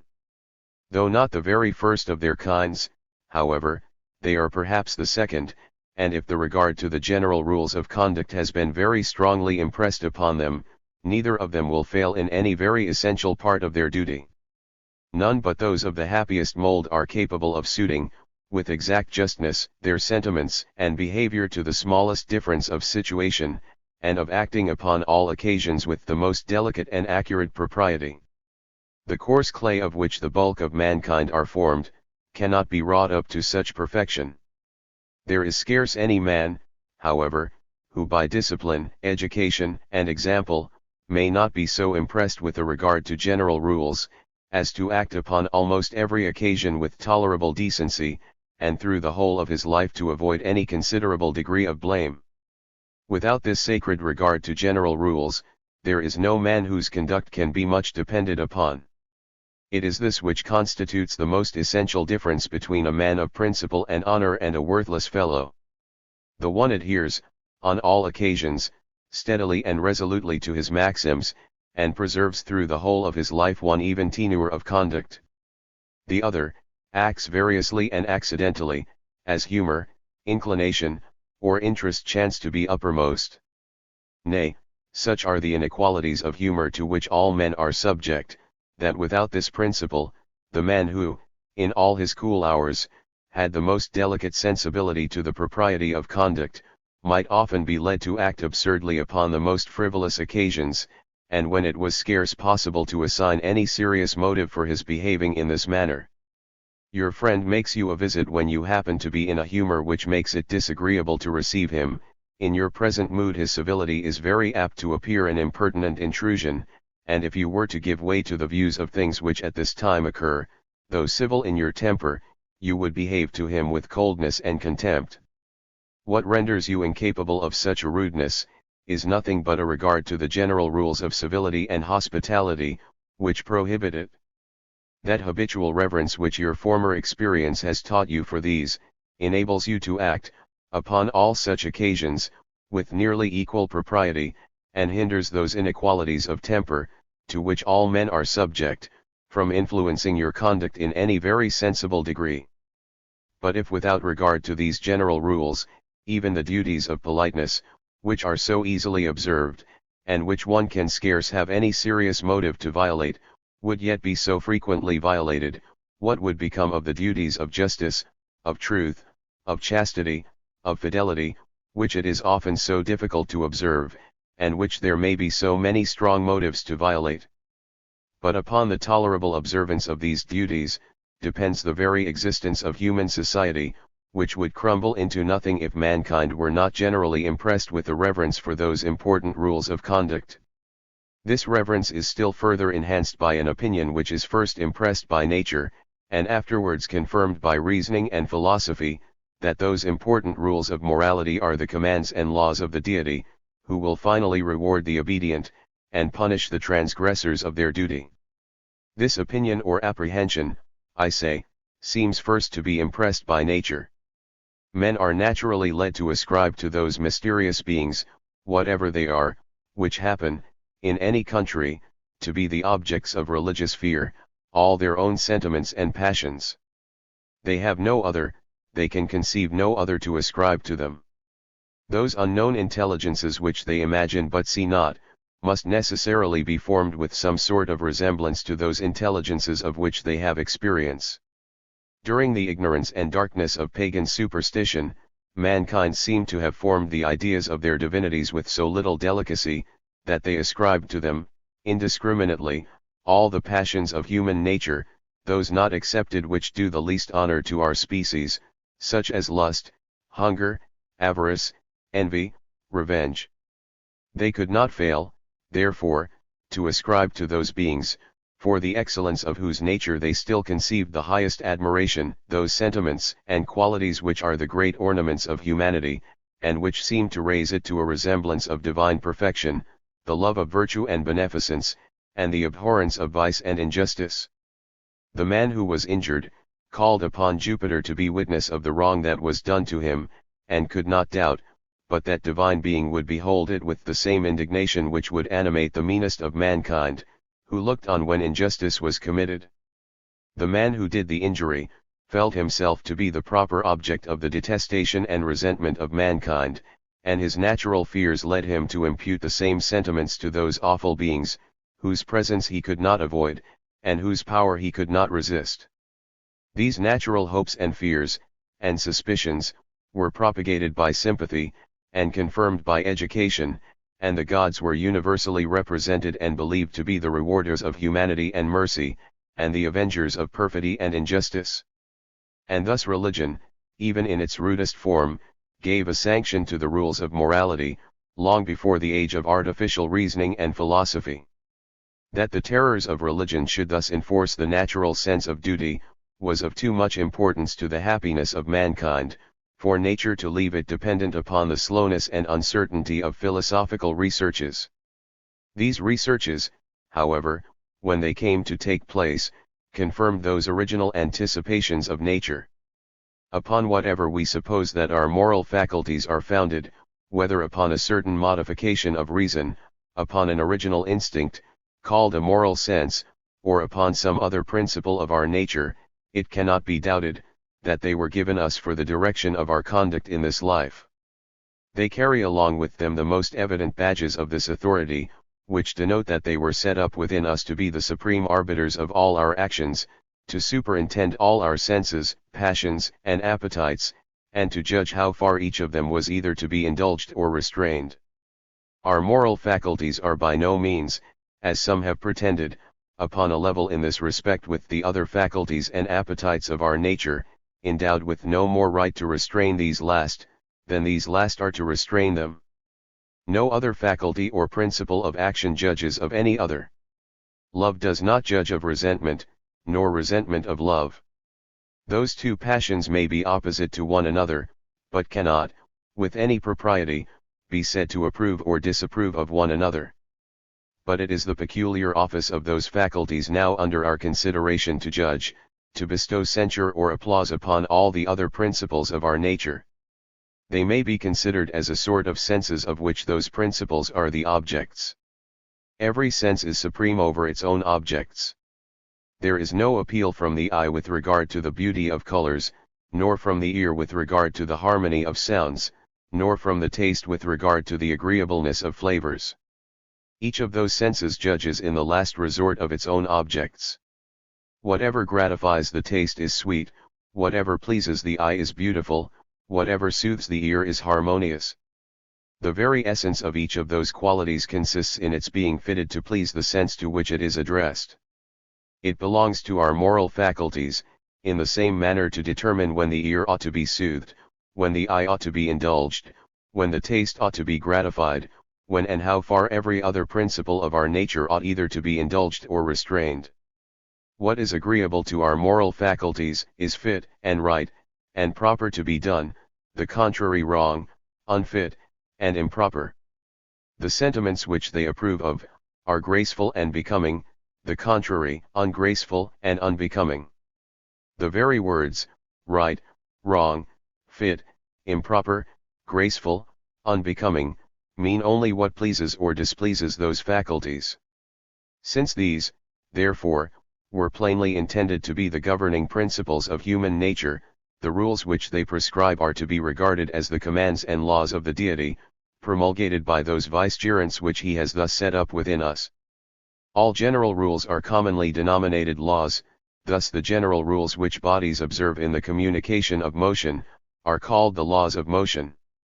But those general rules which our moral faculties observe in approving or condemning whatever sentiment or action is subjected to their examination, may much more justly be denominated such. They have a much greater resemblance to what are properly called laws, those general rules which the sovereign lays down to direct the conduct of his subjects. Like them they are rules to direct the free actions of men, they are prescribed most surely by a lawful superior, and are attended to with the sanction of rewards and punishments.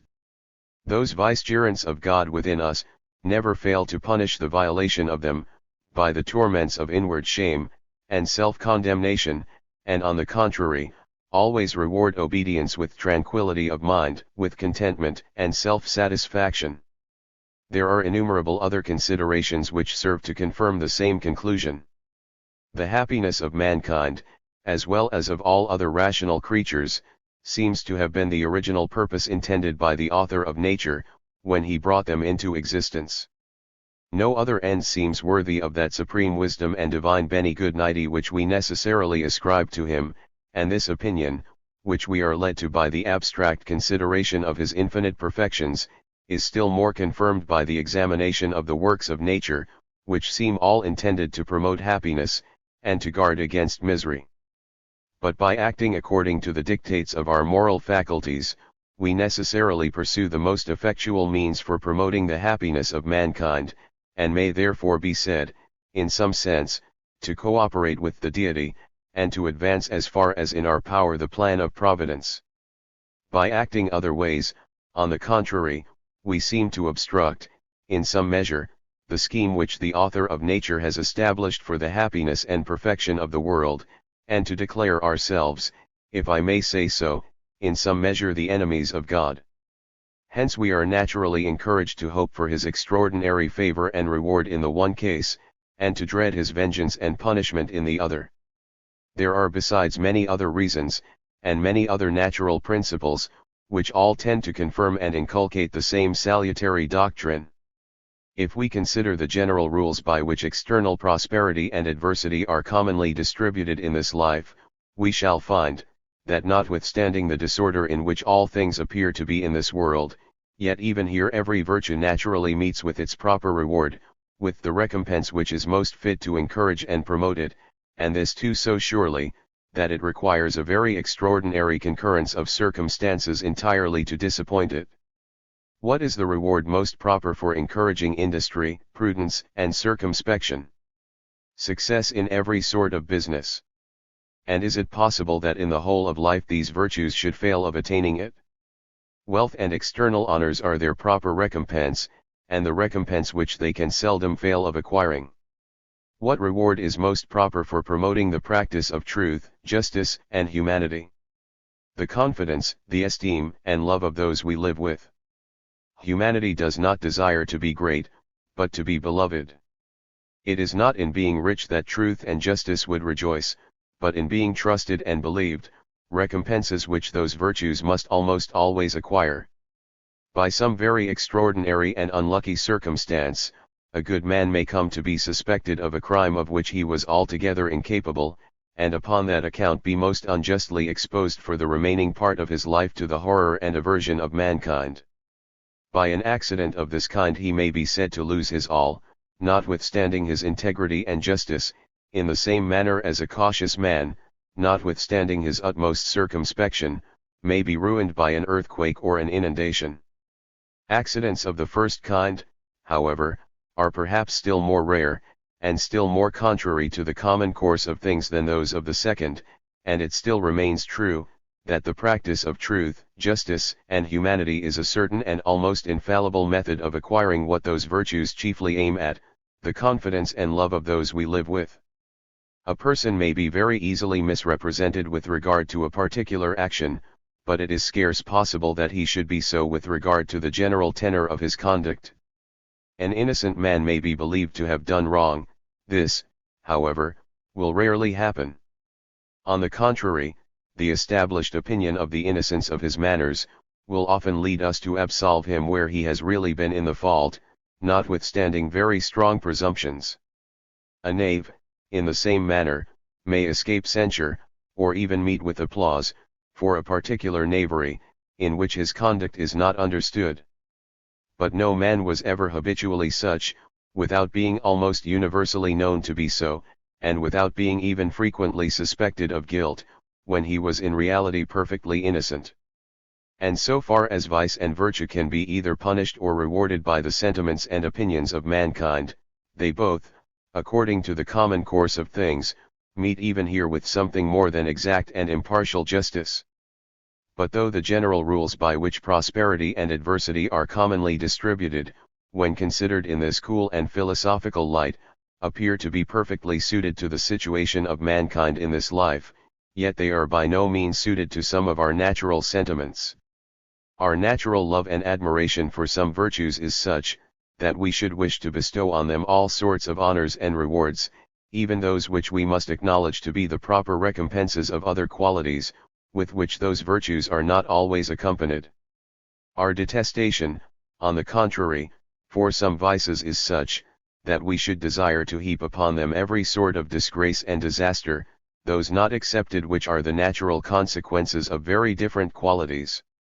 Magnanimity, generosity, and justice, command so high a degree of admiration, that we desire to see them crowned with wealth, and power, and honors of every kind, the natural consequences of prudence, industry, and application, qualities with which those virtues are not inseparably connected.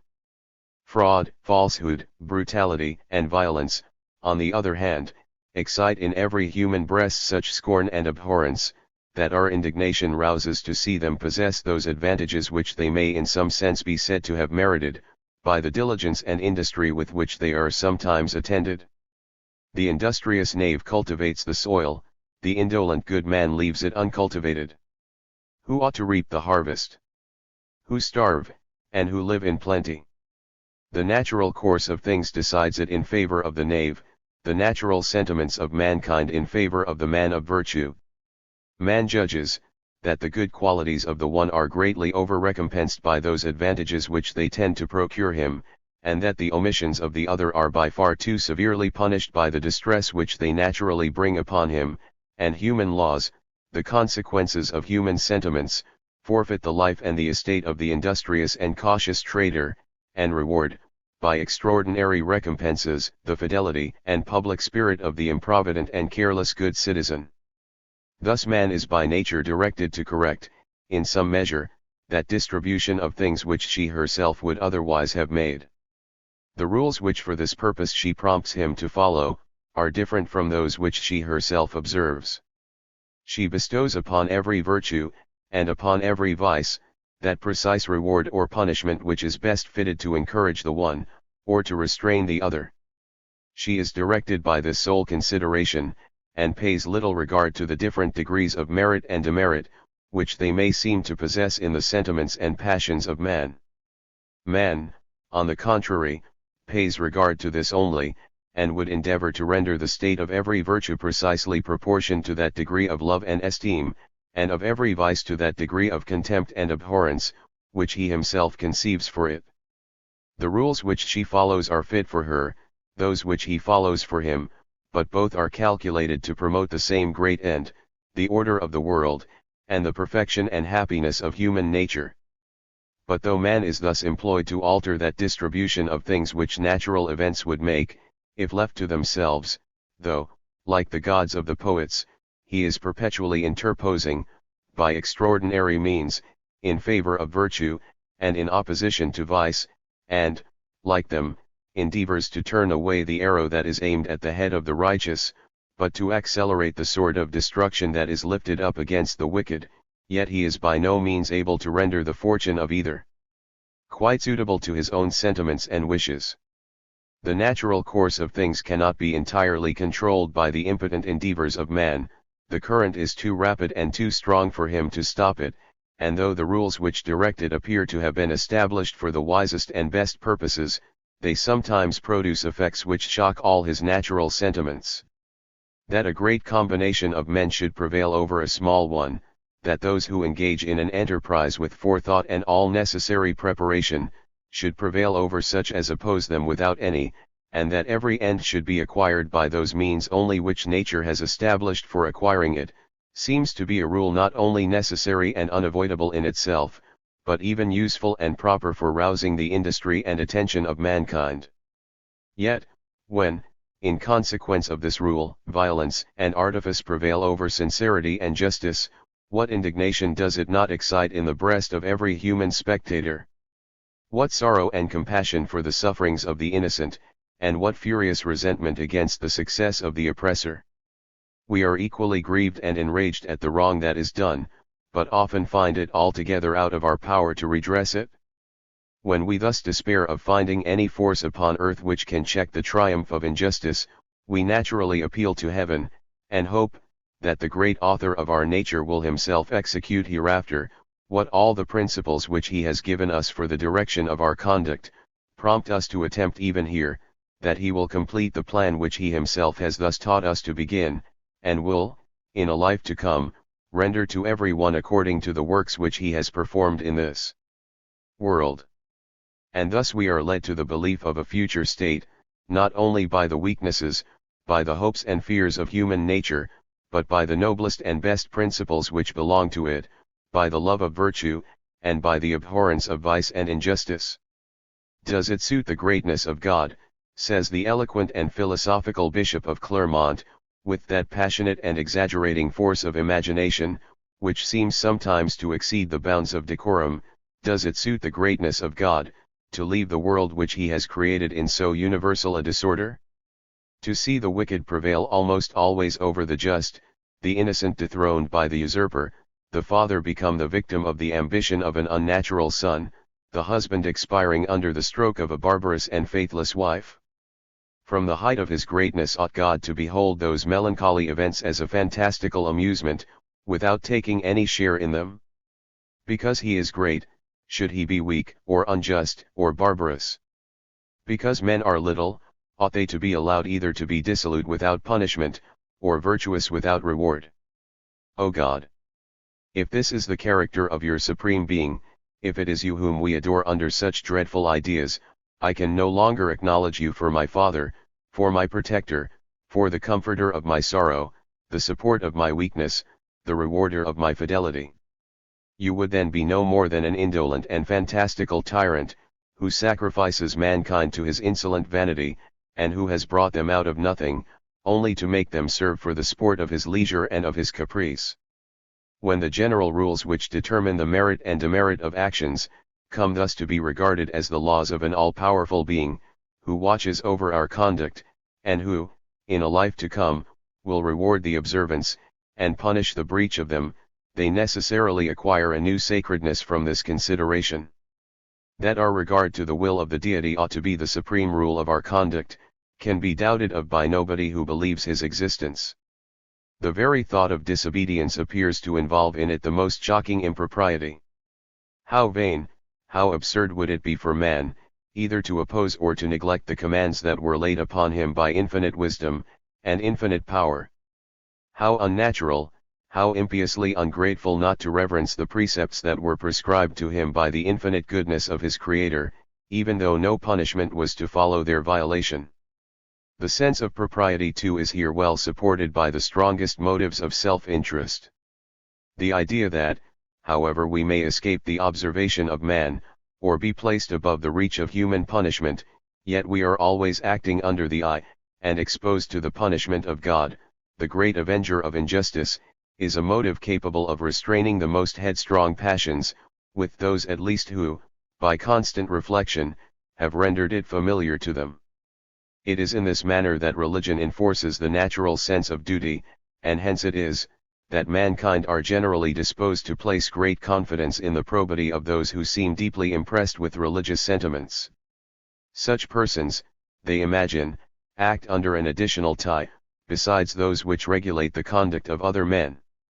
The regard to the propriety of action, as well as to reputation, the regard to the applause of his own breast, as well as to that of others, are motives which they suppose have the same influence over the religious man, as over the man of the world. But the former lies under another restraint, and never acts deliberately but as in the presence of that great superior who is finally to recompense him according to his deeds. A greater trust is reposed, upon this account, in the regularity and exactness of his conduct. And wherever the natural principles of religion are not corrupted by the factious and party zeal of some worthless cabal, wherever the first duty which it requires, is to fulfill all the obligations of morality, wherever men are not taught to regard frivolous observances, as more immediate duties of religion, than acts of justice and beneficence, and to imagine, that by sacrifices, and ceremonies, and vain supplications, they can bargain with the deity for fraud, and perfidy, and violence, the world undoubtedly judges right in this respect, and justly places a double confidence in the rectitude of the religious man's behavior. Chap. 6. In what cases the sense of duty ought to be the sole principle of our conduct, and in what cases it ought to concur with other motives. Religion affords such strong motives to the practice of virtue, and guards us by such powerful restraints from the temptations of vice, that many have been led to suppose, that religious principles were the sole laudable motives of action.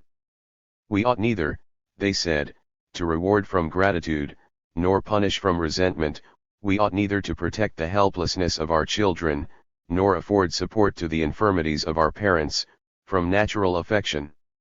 All affections for particular objects, ought to be extinguished in our breast, and one great affection take the place of all others, the love of the Deity, the desire of rendering ourselves agreeable to Him, and of directing our conduct, in every respect, according to His will.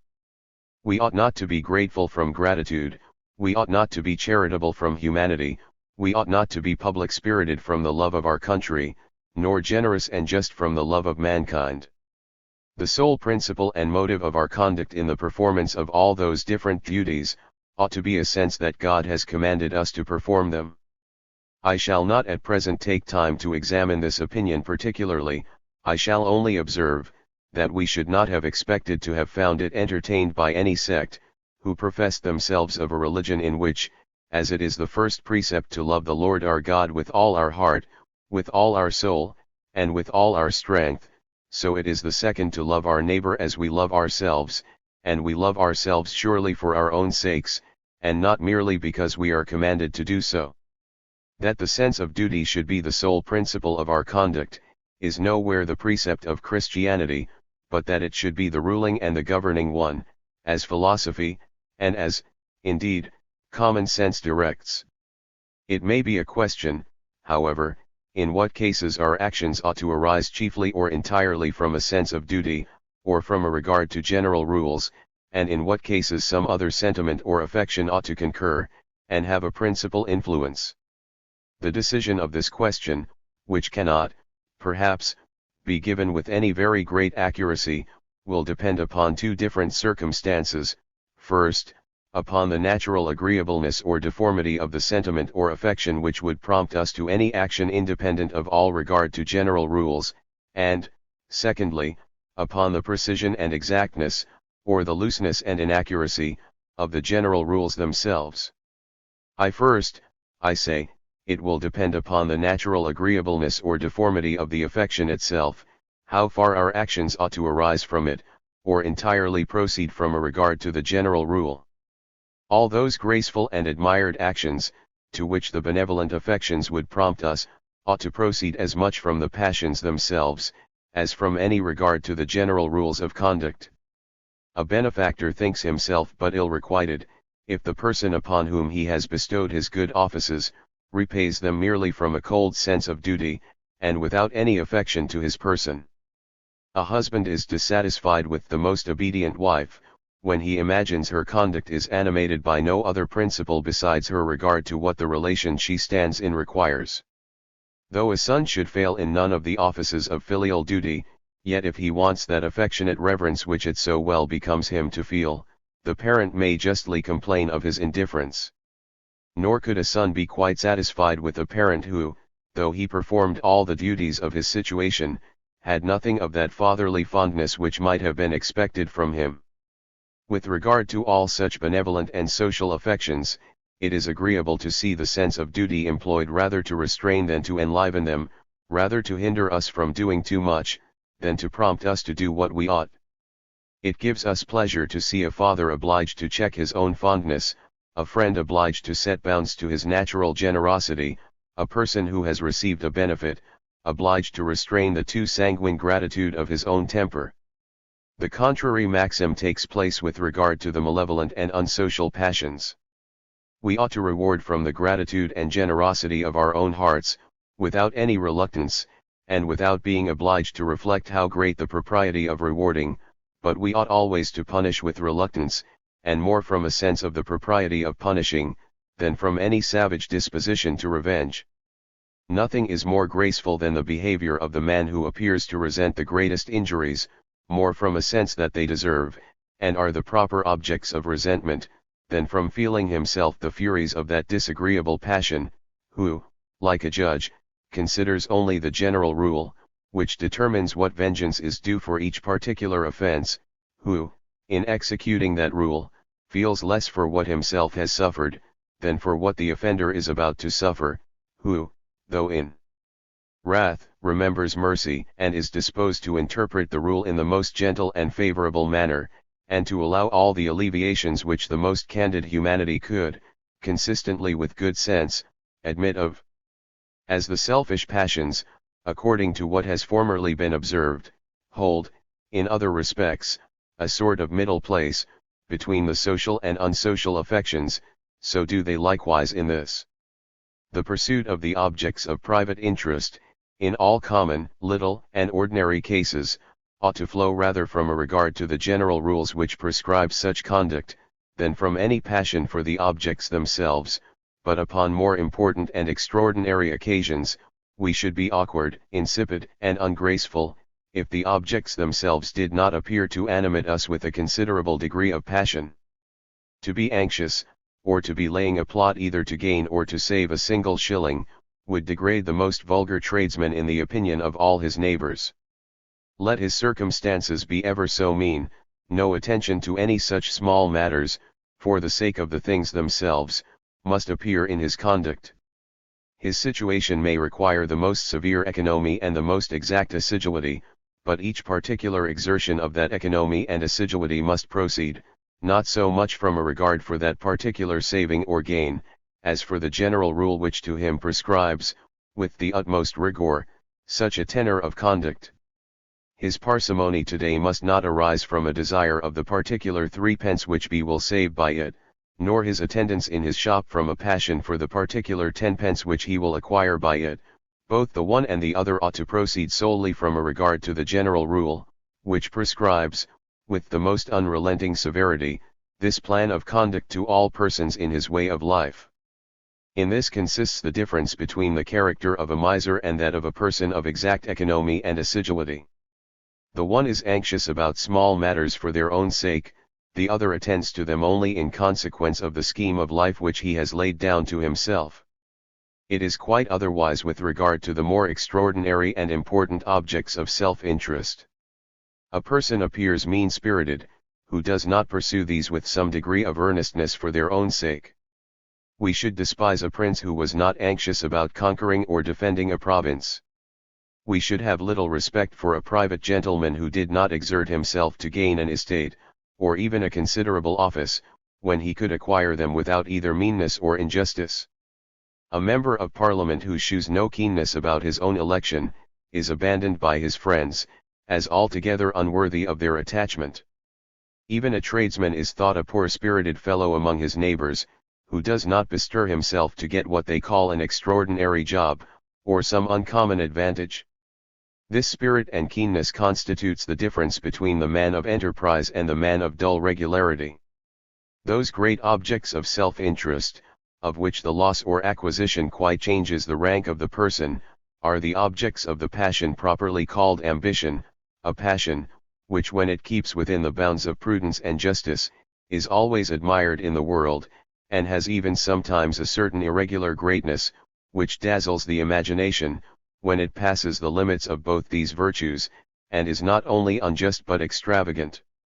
Hence the general admiration for heroes and conquerors, and even for statesmen, whose projects have been very daring and extensive, though altogether devoid of justice, such as those of the cardinals of Richelieu and of Retz. The objects of avarice and ambition differ only in their greatness. A miser is as furious about a halfpenny, as a man of ambition about the conquest of a kingdom. Secondly, I say, it will depend partly upon the precision and exactness, or the looseness and inaccuracy of the general rules themselves, how far our conduct ought to proceed entirely from a regard to them. The general rules of almost all the virtues, the general rules which determine what are the offices of prudence, of charity, of generosity, of gratitude, of friendship, are in many respects loose and inaccurate, admit of many exceptions, and require so many modifications, that it is scarce possible to regulate our conduct entirely by a regard to them. The common proverbial maxims of prudence, being founded in universal experience, are perhaps the best general rules which can be given about it. To effect, however, a very strict and literal adherence to them would evidently be the most absurd and ridiculous pedantry. Of all the virtues I have just now mentioned, gratitude is that, perhaps, of which the rules are the most precise, and admit of the fewest exceptions. That as soon as we can we should make a return of equal, and if possible of superior value to the services we have received, would seem to be a pretty plain rule, and one which admitted of scarce any exceptions. Upon the most superficial examination, however, this rule will appear to be in the highest degree loose and inaccurate, and to admit of 10,000 exceptions. If your benefactor attended you in your sickness, ought you to attend him in his? Or can you fulfill the obligation of gratitude, by making a return of a different kind? If you ought to attend him, how long ought you to attend him? The same time which he attended you, or longer, and how much longer? If your friend lent you money in your distress, ought you to lend him money in his? How much ought you to lend him? When ought you to lend him? Now, or tomorrow, or next month? And for how long a time?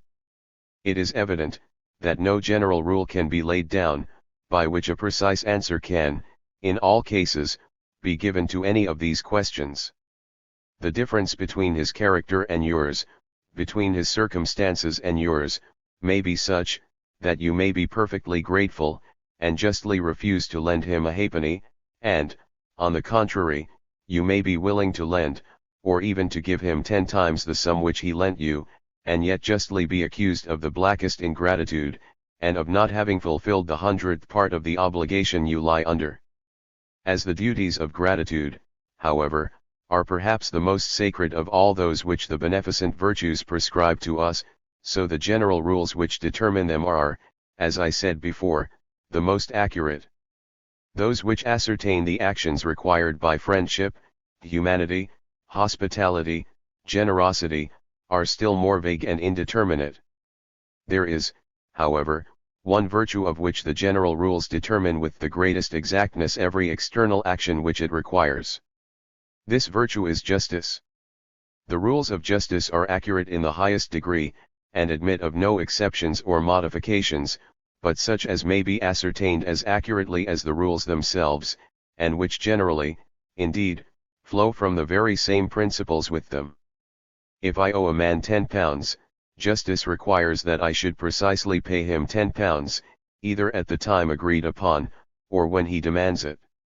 What I ought to perform, how much I ought to perform, when and where I ought to perform it, the whole nature and circumstances of the action prescribed, are all of them precisely fixed and determined.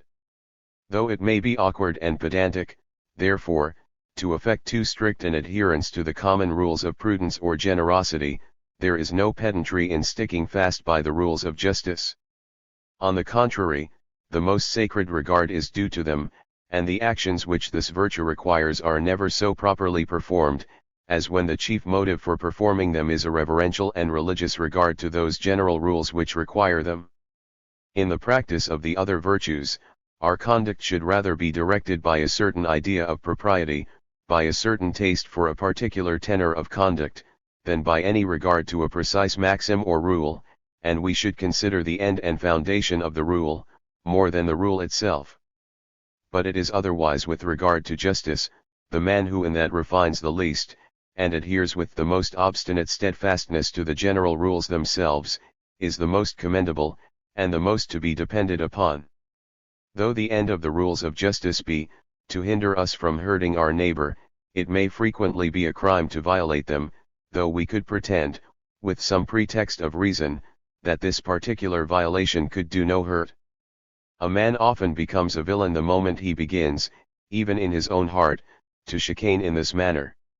The moment he thinks of departing from the most staunch and positive adherence to what those inviolable precepts prescribe to him, he is no longer to be trusted, and no man can say what degree of guilt he may not arrive at.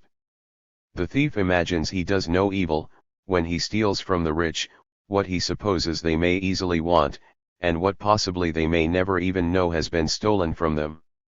The adulterer imagines he does no evil, when he corrupts the wife of his friend, provided he covers his intrigue from the suspicion of the husband, and does not disturb the peace of the family.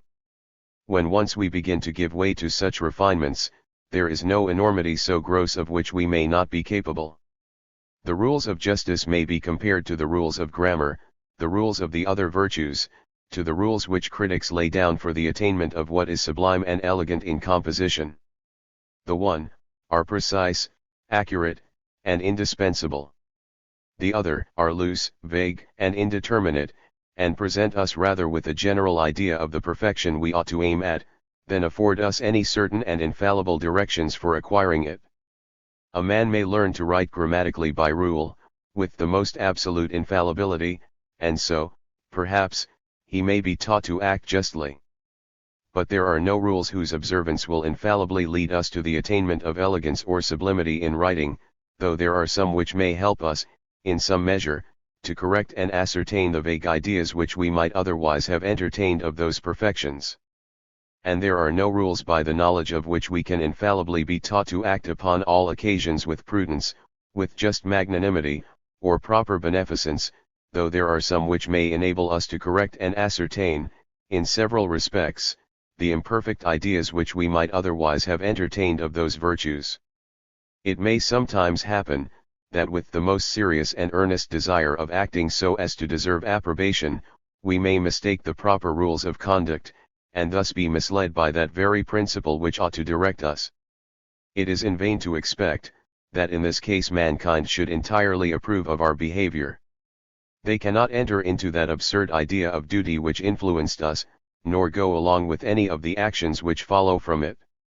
There is still, however, something respectable in the character and behavior of one who is thus betrayed into vice, by a wrong sense of duty, or by what is called an erroneous conscience.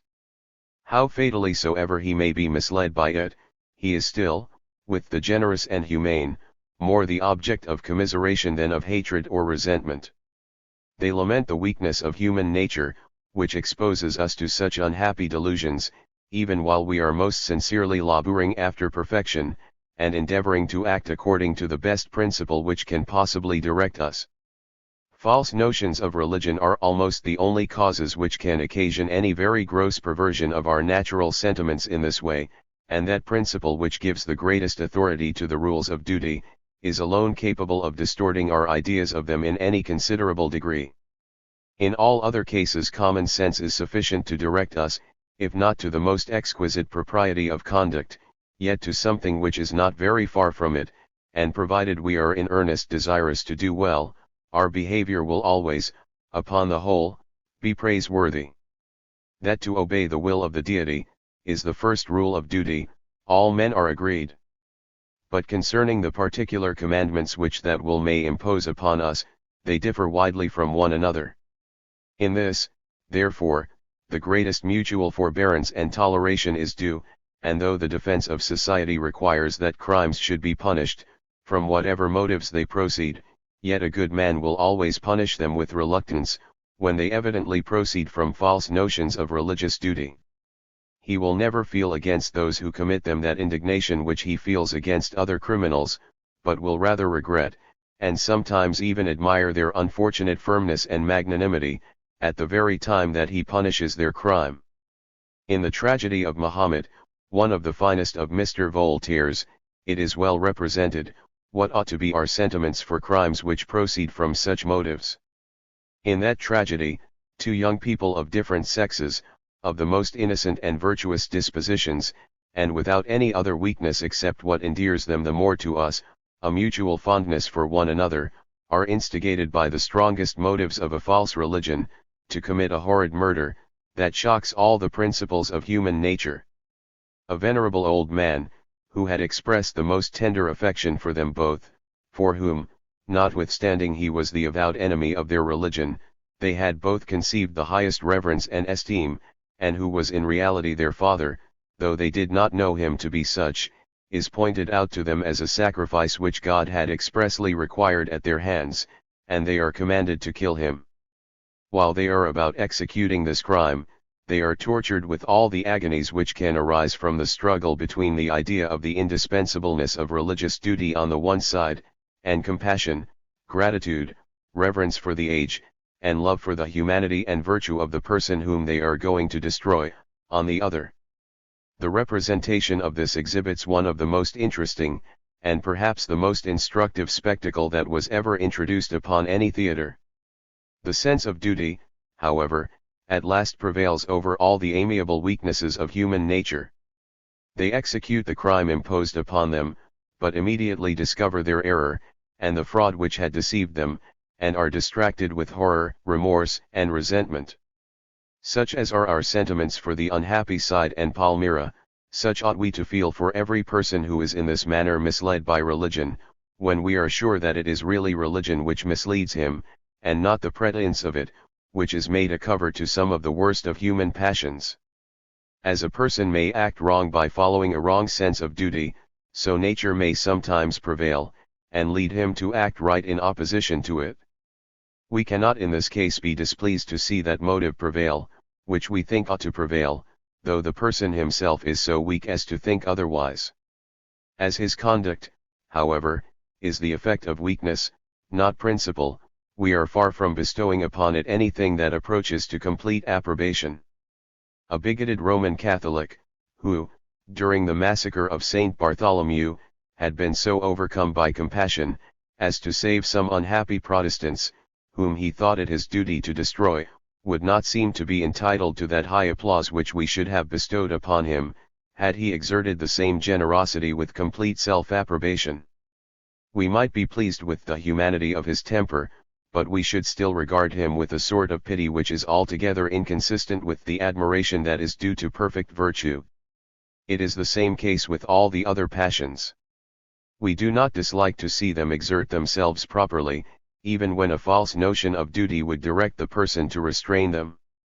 A very devout Quaker, who upon being struck upon one cheek, instead of turning up the other, should so far forget his literal interpretation of our Saviour's precept, as to bestow some good discipline upon the brute that insulted him, would not be disagreeable to us. We should laugh and be diverted with his spirit, and rather like him the better for it. But we should by no means regard him with that respect and esteem which would seem due to one who, upon a like occasion, had acted properly from a just sense of what was proper to be done. No action can properly be called virtuous, which is not accompanied with the sentiment of self-approbation. Notes. 1. See Voltaire.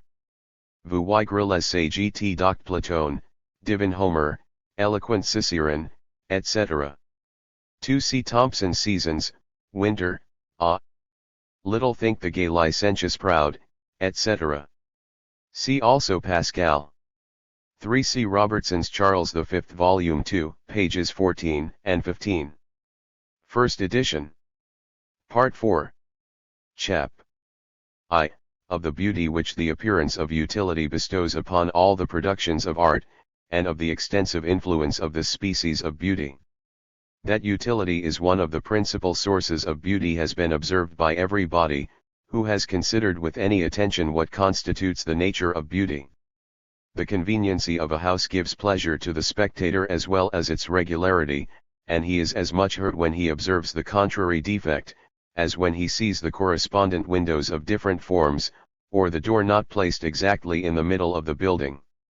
That the fitness of any system or machine to produce the end for which it was intended, bestows a certain propriety and beauty upon the whole, and renders the very thought and contemplation of it agreeable, is so very obvious that nobody has overlooked it.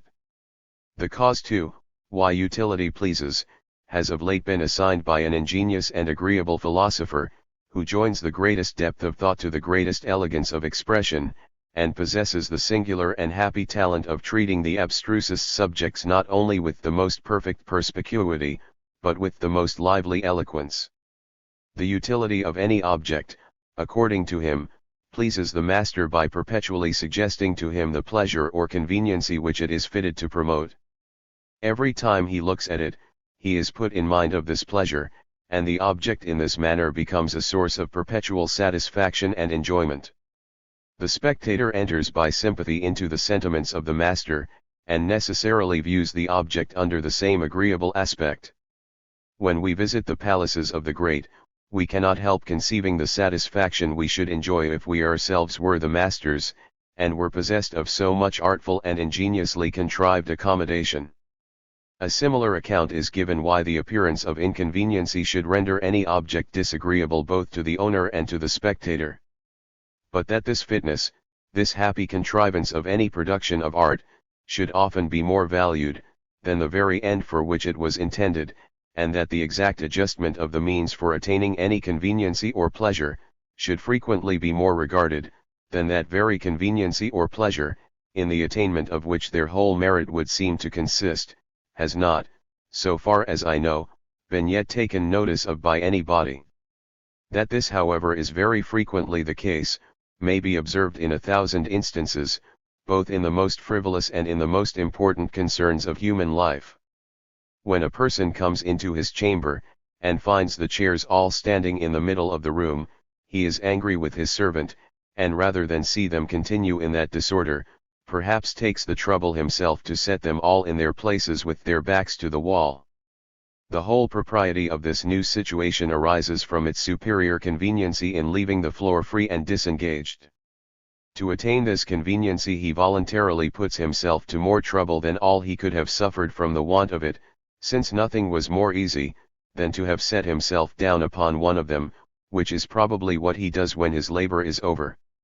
What he wanted therefore, it seems, was not so much this conveniency, as that arrangement of things which promotes it. Yet it is this conveniency which ultimately recommends that arrangement, and bestows upon it the whole of its propriety and beauty. A watch, in the same manner, that falls behind above 2 minutes in a day, is despised by one curious in watches.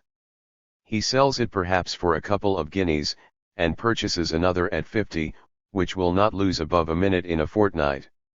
The sole use of watches, however, is to tell us what o'clock it is, and to hinder us from breaking any engagement, or suffering any other inconveniency by our ignorance in that particular point. But the person so nice with regard to this machine, will not always be found either more scrupulously punctual than other men, or more anxiously concerned upon any other account, to know precisely what time of day it is. What interests him is not so much the attainment of this piece of knowledge, as the perfection of the machine which serves to attain it. How many people ruin themselves by laying out money on trinkets of frivolous utility. What pleases these lovers of toys is not so much the utility, as the aptness of the machines which are fitted to promote it. All their pockets are stuffed with little conveniencies. They contrive new pockets, unknown in the clothes of other people, in order to carry a greater number. They walk about loaded with a multitude of baubles, in weight and sometimes in value not inferior to an ordinary juice box, some of which may sometimes be of some little use, but all of which might at all times be very well spared, and of which the whole utility is certainly not worth the fatigue of bearing the burden. Nor is it only with regard to such frivolous objects that our conduct is influenced by this principle, it is often the secret motive of the most serious and important pursuits of both private and public life. The poor man's son, whom heaven in its anger has visited with ambition, when he begins to look around him, admires the condition of the rich. He finds the cottage of his father too small for his accommodation, and fancies he should be lodged more at his ease in a palace. He is displeased with being obliged to walk afoot, or to endure the fatigue of riding on horseback. He sees his superiors carried about in machines, and imagines that in one of these he could travel with less inconveniency. He feels himself naturally indolent, and willing to serve himself with his own hands as little as possible, and judges, that a numerous retinue of servants would save him from a great deal of trouble. He thinks if he had attained all these, he would sit still contentedly, and be quiet, enjoying himself in the thought of the happiness and tranquillity of his situation. He is enchanted with the distant idea of this felicity. It appears in his fancy like the life of some superior rank of beings, and, in order to arrive at it, he devotes himself forever to the pursuit of wealth and greatness. To obtain the conveniencies which these afford, he submits in the first year, nay in the first month of his application, to more fatigue of body and more uneasiness of mind than he could have suffered through the whole of his life from the want of them. He studies to distinguish himself in some laborious profession. With the most unrelenting industry he labors night and day to acquire talents superior to all his competitors. he endeavors next to bring those talents into public view, and with equal assiduity solicits every opportunity of employment. For this purpose he makes his court to all mankind, he serves those whom he hates, and is obsequious to those whom he despises. Through the whole of his life he pursues the idea of a certain artificial and elegant repose which he may never arrive at, for which he sacrifices a real tranquility that is at all times in his power, and which, if in the extremity of old age he should at last attain to it, he will find to be in no respect preferable to that humble security and contentment which he had abandoned for it. It is then, in the last dregs of life, his body wasted with toil and diseases, his mind galled and ruffled by the memory of 1,000 injuries and disappointments which he imagines he has met with from the injustice of his enemies, or from the perfidy and ingratitude of his friends, that he begins at last to find that wealth and greatness are mere trinkets of frivolous utility, no more adapted for procuring ease of body or tranquility of mind than the tweezer cases of the lover of toys, and, like them too, more troublesome to the person who carries them about with him than all the advantages they can afford him are commodious. There is no other real difference between them, except that the conveniencies of the one are somewhat more observable than those of the other. The palaces, the gardens, the equipage, the retinue of the great, are objects of which the obvious conveniency strikes every body. They do not require that their masters should point out to us wherein consists their utility. Of our own accord we readily enter into it, and by sympathy enjoy and thereby applaud the satisfaction which they are fitted to afford him. But the curiosity of a toothpick, of an ear picker, of a machine for cutting the nails, or of any other trinket of the same kind, is not so obvious. Their conveniency may perhaps be equally great, but it is not so striking, and we do not so readily enter into the satisfaction of the man who possesses them. They are therefore less reasonable subjects of vanity than the magnificence of wealth and greatness, and in this consists the sole advantage of these last. They more effectually gratify that love of distinction so natural to man. To one who was to live alone in a desolate island it might be a matter of doubt, perhaps, whether a palace, or a collection of such small conveniencies as are commonly contained in a tweezer case, would contribute most to his happiness and enjoyment. If he is to live in society, indeed, there can be no comparison, because in this, as in all other cases, we constantly pay more regard to the sentiments of the spectator, than to those of the person principally concerned, and consider rather how his situation will appear to other people, than how it will appear to himself. If we examine, however, why the spectator distinguishes with such admiration the condition of the rich and the great, we shall find that it is not so much upon account of the superior ease or pleasure which they are supposed to enjoy, as of the numberless artificial and elegant contrivances for promoting this ease or pleasure. He does not even imagine that they are really happier than other people, but he imagines that they possess more means of happiness. And it is the ingenious and artful adjustment of those means to the end for which they were intended, that is the principal source of his admiration. But in the languor of disease and the weariness of old age, the pleasures of the vain and empty distinctions of greatness disappear. To one, in this situation, they are no longer capable of recommending those toilsome pursuits in which they had formerly engaged him. In his heart he curses ambition, and vainly regrets the ease and the indolence of youth, pleasures which are fled forever, and which he has foolishly sacrificed for what, when he has got it, can afford him no real satisfaction. In this miserable aspect does greatness appear to every man when reduced either by spleen or disease to observe with attention his own situation, and to consider what it is that is really wanting to his happiness.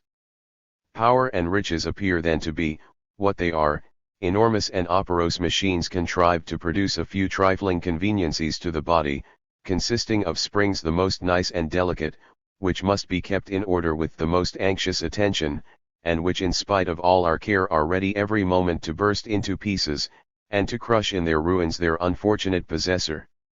They are immense fabrics, which it requires the labor of a life to raise, which threaten every moment to overwhelm the person that dwells in them, and which while they stand, though they may save him from some smaller inconveniencies, can protect him from none of the severer inclemencies of the season.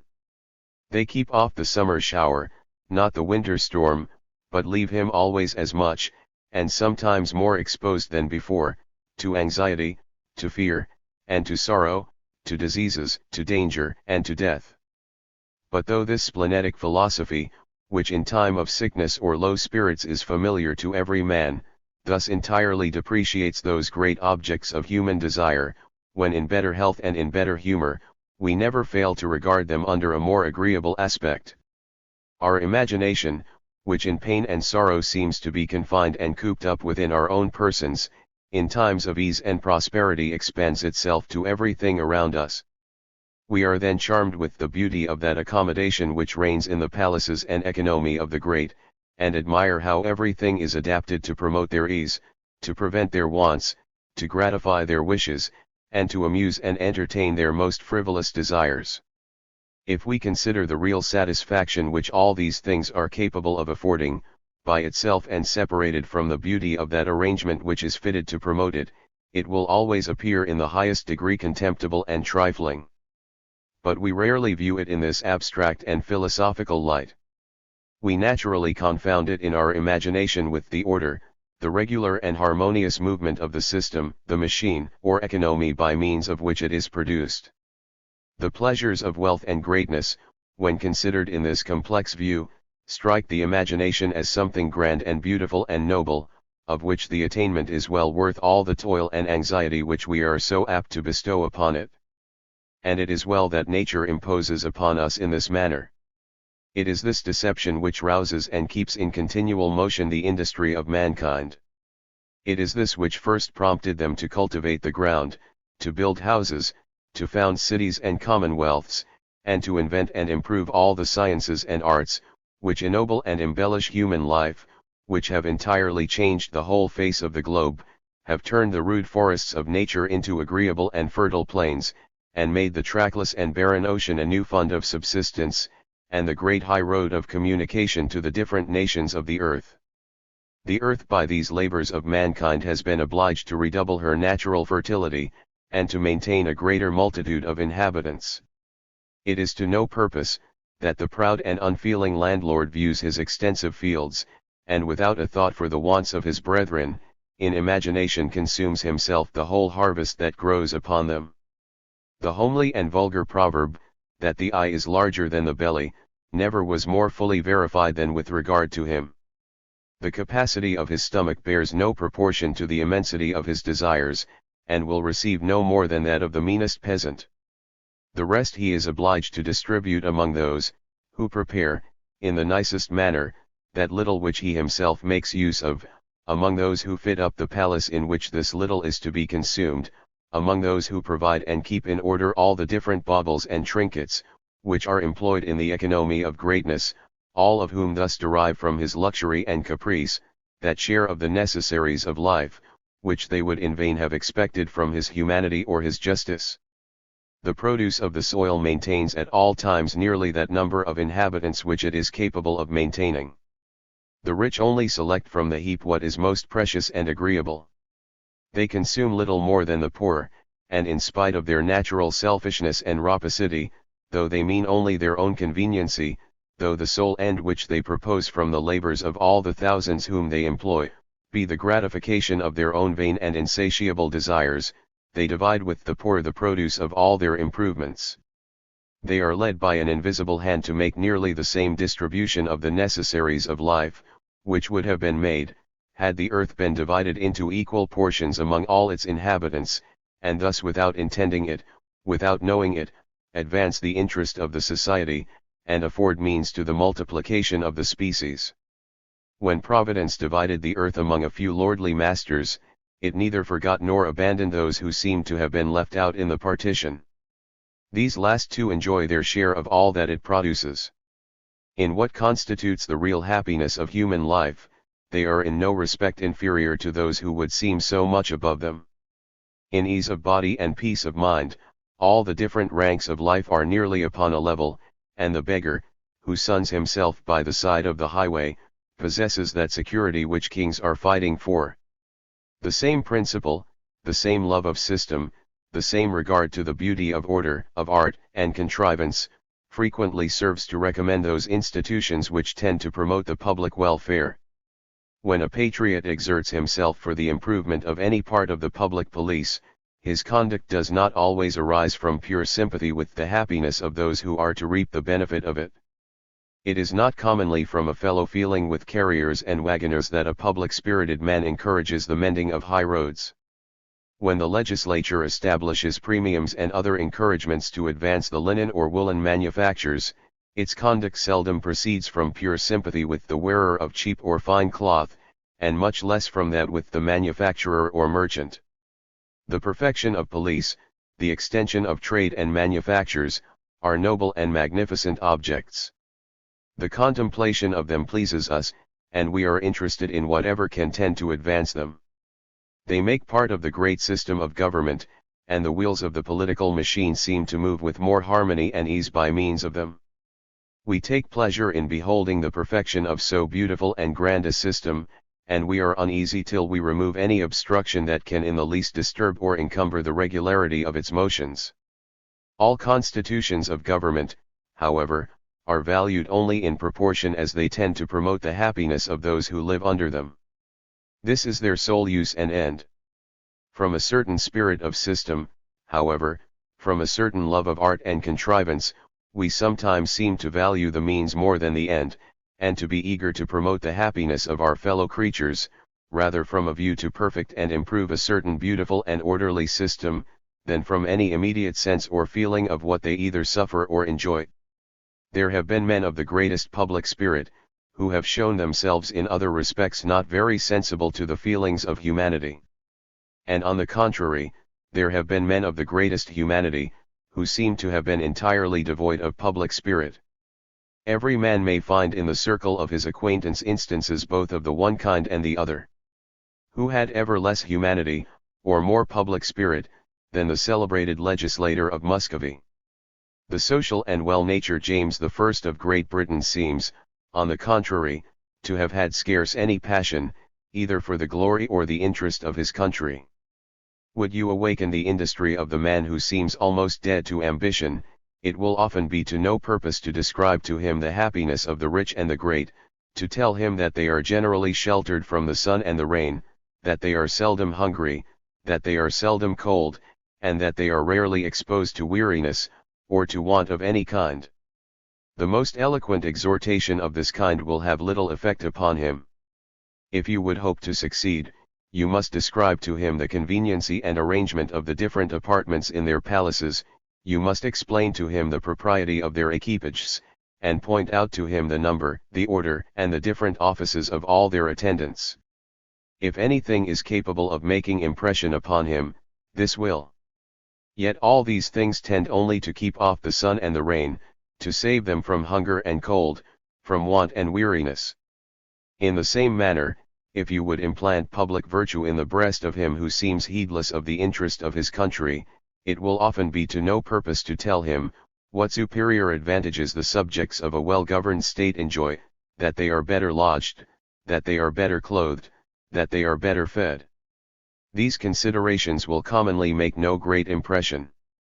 You will be more likely to persuade, if you describe the great system of public police which procures these advantages, if you explain the connections and dependencies of its several parts, their mutual subordination to one another, and their general subserviency to the happiness of the society, if you show how this system might be introduced into his own country, what it is that hinders it from taking place there at present, how those obstructions might be removed, and all the several wheels of the machine of government be made to move with more harmony and smoothness, without grating upon one another, or mutually retarding one another's motions. It is scarce possible that a man should listen to a discourse of this kind, and not feel himself animated to some degree of public spirit. He will, at least for the moment, feel some desire to remove those obstructions, and to put into motion so beautiful and so orderly a machine. Nothing tends so much to promote public spirit as the study of politics, of the several systems of civil government, their advantages and disadvantages, of the constitution of our own country, its situation and interest with regard to foreign nations, its commerce, its defense, the disadvantages it labors under, the dangers to which it may be exposed, how to remove the one, and how to guard against the other. Upon this account political disquisitions, if just, and reasonable, and practicable, are of all the works of speculation the most useful. Even the weakest and the worst of them are not altogether without their utility. They serve at least to animate the public passions of men, and rouse them to seek out the means of promoting the happiness of the society. Chap. 2. Of the beauty which the appearance of utility bestows upon the characters and actions of men, and how far the perception of this beauty may be regarded as one of the original principles of approbation. The characters of men, as well as the contrivances of art, or the institutions of civil government, may be fitted either to promote or to disturb the happiness both of the individual and of the society. The prudent, the equitable, the active, resolute, and sober character promises prosperity and satisfaction, both to the person himself and to every one connected with him. The rash, the insolent, the slothful, effeminate, and voluptuous, on the contrary, forebodes ruin to the individual, and misfortune to all who have anything to do with him. The first turn of mind has at least all the beauty which can belong to the most perfect machine that was ever invented for promoting the most agreeable purpose, and the second, all the deformity of the most awkward and clumsy contrivance. What institution of government could tend so much to promote the happiness of mankind as the general prevalence of wisdom and virtue? All government is but an imperfect remedy for the deficiency of these. Whatever beauty, therefore, can belong to civil government upon account of its utility, must in a far superior degree belong to these. On the contrary, what civil policy can be so ruinous and destructive as the vices of men? The fatal effects of bad government arise from nothing, but that it does not sufficiently guard against the mischiefs which human wickedness gives occasion to. This beauty and deformity which characters appear to derive from their usefulness or inconveniency, are apt to strike, in a peculiar manner, those who consider, in an abstract and philosophical light, the actions and conduct of mankind. When a philosopher goes to examine why humanity is approved of, or cruelty condemned, he does not always form to himself, in a very clear and distinct manner, the conception of any one particular action either of cruelty or of humanity, but is commonly contented with the vague and indeterminate idea which the general names of those qualities suggest to him. But it is in particular instances only that the propriety or impropriety, the merit or demerit of actions is very obvious and discernible. It is only when particular examples are given that we perceive distinctly either the concord or disagreement between our own affections and those of the agent, or feel a social gratitude arise towards him in the one case, or a sympathetic resentment in the other. When we consider virtue and vice in an abstract and general manner, the qualities by which they excite these several sentiments seem in a great measure to disappear, and the sentiments themselves become less obvious and discernible. On the contrary, the happy effects of the one and the fatal consequences of the other seem then to rise up to the view, and as it were to stand out and distinguish themselves from all the other qualities of either. The same ingenious and agreeable author who first explained why utility pleases, has been so struck with this view of things, as to resolve our whole approbation of virtue into a perception of this species of beauty which results from the appearance of utility. No qualities of the mind, he observes, are approved of as virtuous, but such as are useful or agreeable either to the person himself or to others, and no qualities are disapproved of as vicious but such as have a contrary tendency. And nature, indeed, seems to have so happily adjusted our sentiments of approbation and disapprobation, to the conveniency both of the individual and of the society, that after the strictest examination it will be found, I believe, that this is universally the case. But still I affirm, that it is not the view of this utility or hurtfulness which is either the first or principal source of our approbation and disapprobation. These sentiments are no doubt enhanced and enlivened by the perception of the beauty or deformity which results from this utility or hurtfulness. But still, I say, they are originally and essentially different from this perception. For first of all, it seems impossible that the approbation of virtue should be a sentiment of the same kind with that by which we approve of a convenient and well-contrived building, or that we should have no other reason for praising a man than that for which we commend a chest of drawers. And secondly, it will be found, upon examination, that the usefulness of any disposition of mind is seldom the first ground of our approbation, and that the sentiment of approbation always involves in it a sense of propriety quite distinct from the perception of utility. We may observe this with regard to all the qualities which are approved of as virtuous, both those which, according to the system, are originally valued as useful to ourselves, as well as those which are esteemed on account of their usefulness to others.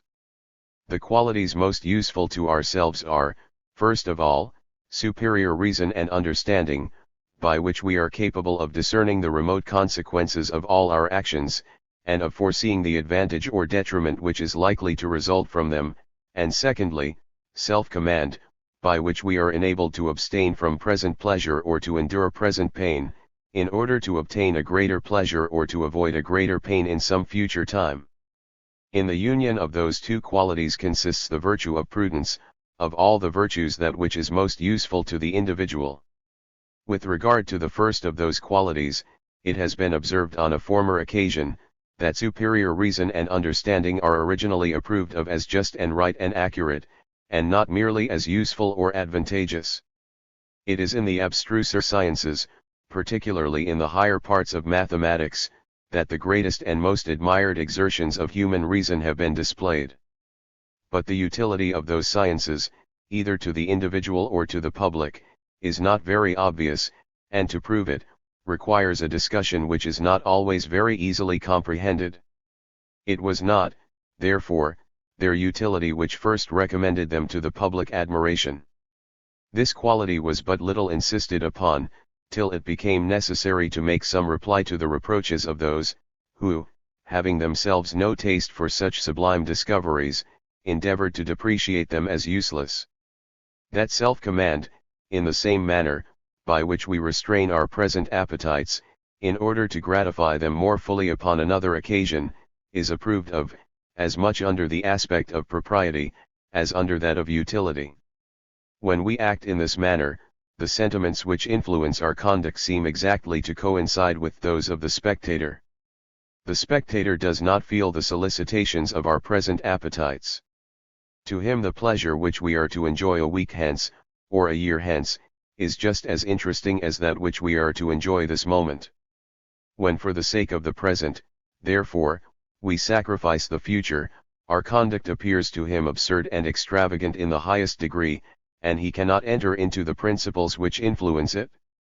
On the contrary, when we abstain from present pleasure, in order to secure greater pleasure to come, when we act as if the remote object interested us as much as that which immediately presses upon the senses, as our affections exactly correspond with his own, he cannot fail to approve of our behavior, and as he knows from experience, how few are capable of this self-command, he looks upon our conduct with a considerable degree of wonder and admiration.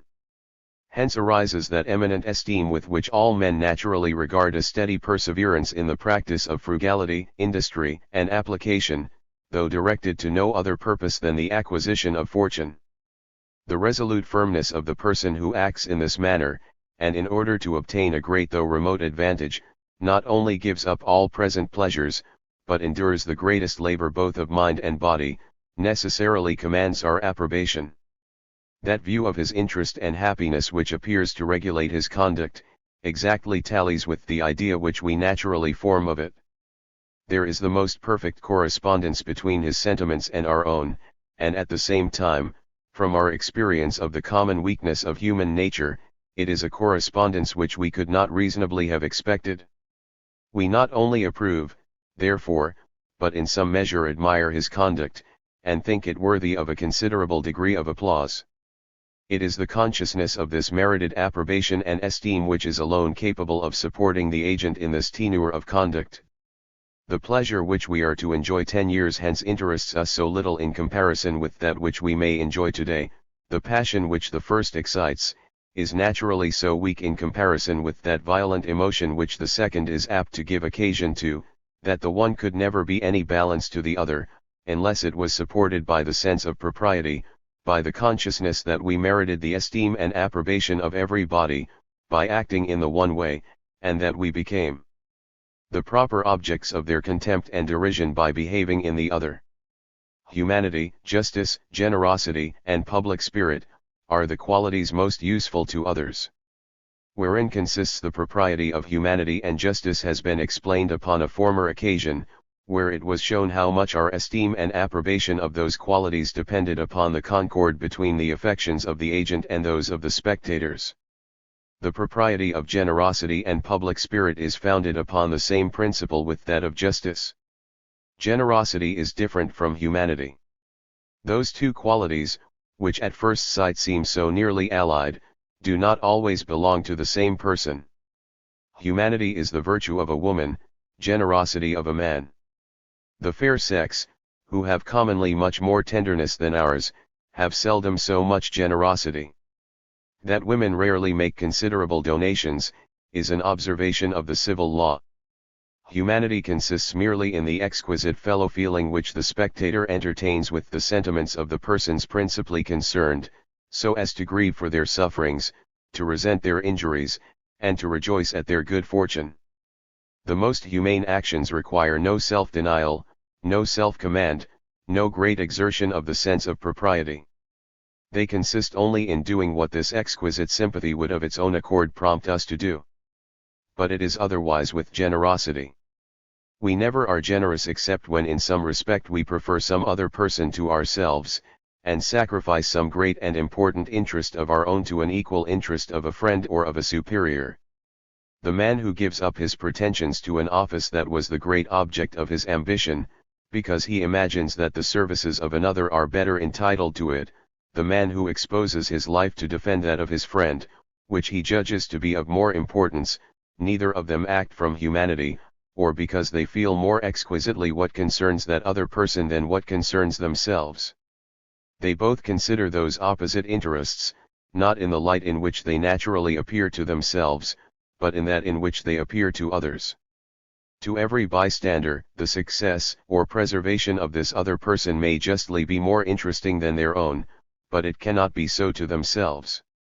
When to the interest of this other person, therefore, they sacrifice their own, they accommodate themselves to the sentiments of the spectator, and by an effort of magnanimity act according to those views of things which, they feel, must naturally occur to any third person.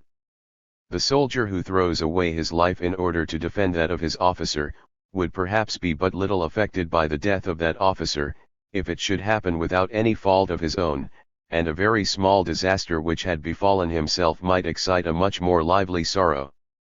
But when he endeavors to act so as to deserve applause, and to make the impartial spectator enter into the principles of his conduct, he feels, that to everybody but himself, his own life is a trifle compared with that of his officer, and that when he sacrifices the one to the other, he acts quite properly and agreeably to what would be the natural apprehensions of every impartial bystander.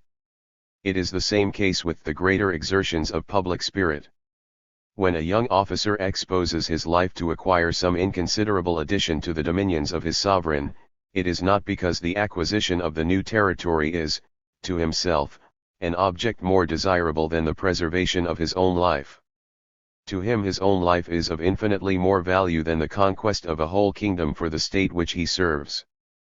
But when he compares those two objects with one another, he does not view them in the light in which they naturally appear to himself, but in that in which they appear to the nation he fights for. To them the success of the war is of the highest importance, the life of a private person of scarce any consequence. When he puts himself in their situation, he immediately feels that he cannot be too prodigal of his blood, if, by shedding it, he can promote so valuable a purpose. In thus thwarting, from a sense of duty and propriety, the strongest of all natural propensities, consists the heroism of his conduct. There is many an honest Englishman, who, in his private station, would be more seriously disturbed by the loss of a guinea, than by the national loss of Minorca, who yet, had it been in his power to defend that fortress, would have sacrificed his life 1,000 times rather than, through his fault, have let it fall into the hands of the enemy. When the first Brutus led forth his own sons to a capital punishment, because they had conspired against the rising liberty of Rome, he sacrificed what, if he had consulted his own breast only, would appear to be the stronger to the weaker affection. Brutus ought naturally to have felt much more for the death of his own sons, than for all that probably Rome could have suffered from the want of so great an example. But he viewed them, not with the eyes of a father, but with those of a Roman citizen. He entered so thoroughly into the sentiments of this last character, that he paid no regard to that tie, by which he himself was connected with them, and to a Roman citizen, the sons even of Brutus seemed contemptible, when put into the balance with the smallest interest of Rome. In these and in all other cases of this kind, our admiration is not so much founded upon the utility, as upon the unexpected, and on that account the great, the noble and exalted propriety of such actions. This utility, when we come to view it, bestows upon them, undoubtedly, a new beauty, and upon that account still further recommends them to our approbation. This beauty, however, is chiefly perceived by men of reflection and speculation, and is by no means the quality which first recommends such actions to the natural sentiments of the bulk of mankind. It is to be observed, that so far as the sentiment of approbation arises from the perception of this beauty of utility, it has no reference of any kind to the sentiments of others. If it was possible, therefore, that a person should grow up to manhood without any communication with society, his own actions might, notwithstanding, be agreeable or disagreeable to him on account of their tendency to his happiness or disadvantage. He might perceive a beauty of this kind in prudence, temperance, and good conduct, and a deformity in the opposite behavior. He might view his own temper and character with that sort of satisfaction with which we consider a well-contrived machine, in the one case, or with that sort of distaste and dissatisfaction with which we regard a very awkward and clumsy contrivance, in the other. As these perceptions, however, are merely a matter of taste, and have all the feebleness and delicacy of that species of perceptions, upon the justness of which what is properly called taste is founded, they probably would not be much attended to by one in this solitary and miserable condition. Even though they should occur to him, they would by no means have the same effect upon him, antecedent to his connection with society, which they would have in consequence of that connection. He would not be cast down with inward shame at the thought of this deformity, nor would he be elevated with secret triumph of mind from the consciousness of the contrary beauty. He would not exult from the notion of deserving reward in the one case, nor tremble from the suspicion of meriting punishment in the other. All such sentiments suppose the idea of some other being, who is the natural judge of the person that feels them, and it is only by sympathy with the decisions of this arbiter of his conduct, that he can conceive, either the triumph of self-applause, or the shame of self-condemnation. Part V. Chap. I. Of the influence of custom and fashion upon our notions of beauty and deformity. There are other principles besides those already enumerated, which have a considerable influence upon the moral sentiments of mankind, and are the chief causes of the many irregular and discordant opinions which prevail in different ages and nations concerning what is blamable or praiseworthy. These principles are custom and fashion, principles which extend their dominion over our judgments concerning beauty of every kind. When two objects have frequently been seen together, the imagination acquires a habit of passing easily from the one to the other. If the first appear, we lay our account that the second is to follow. Of their own accord they put us in mind of one another, and the attention glides easily along them.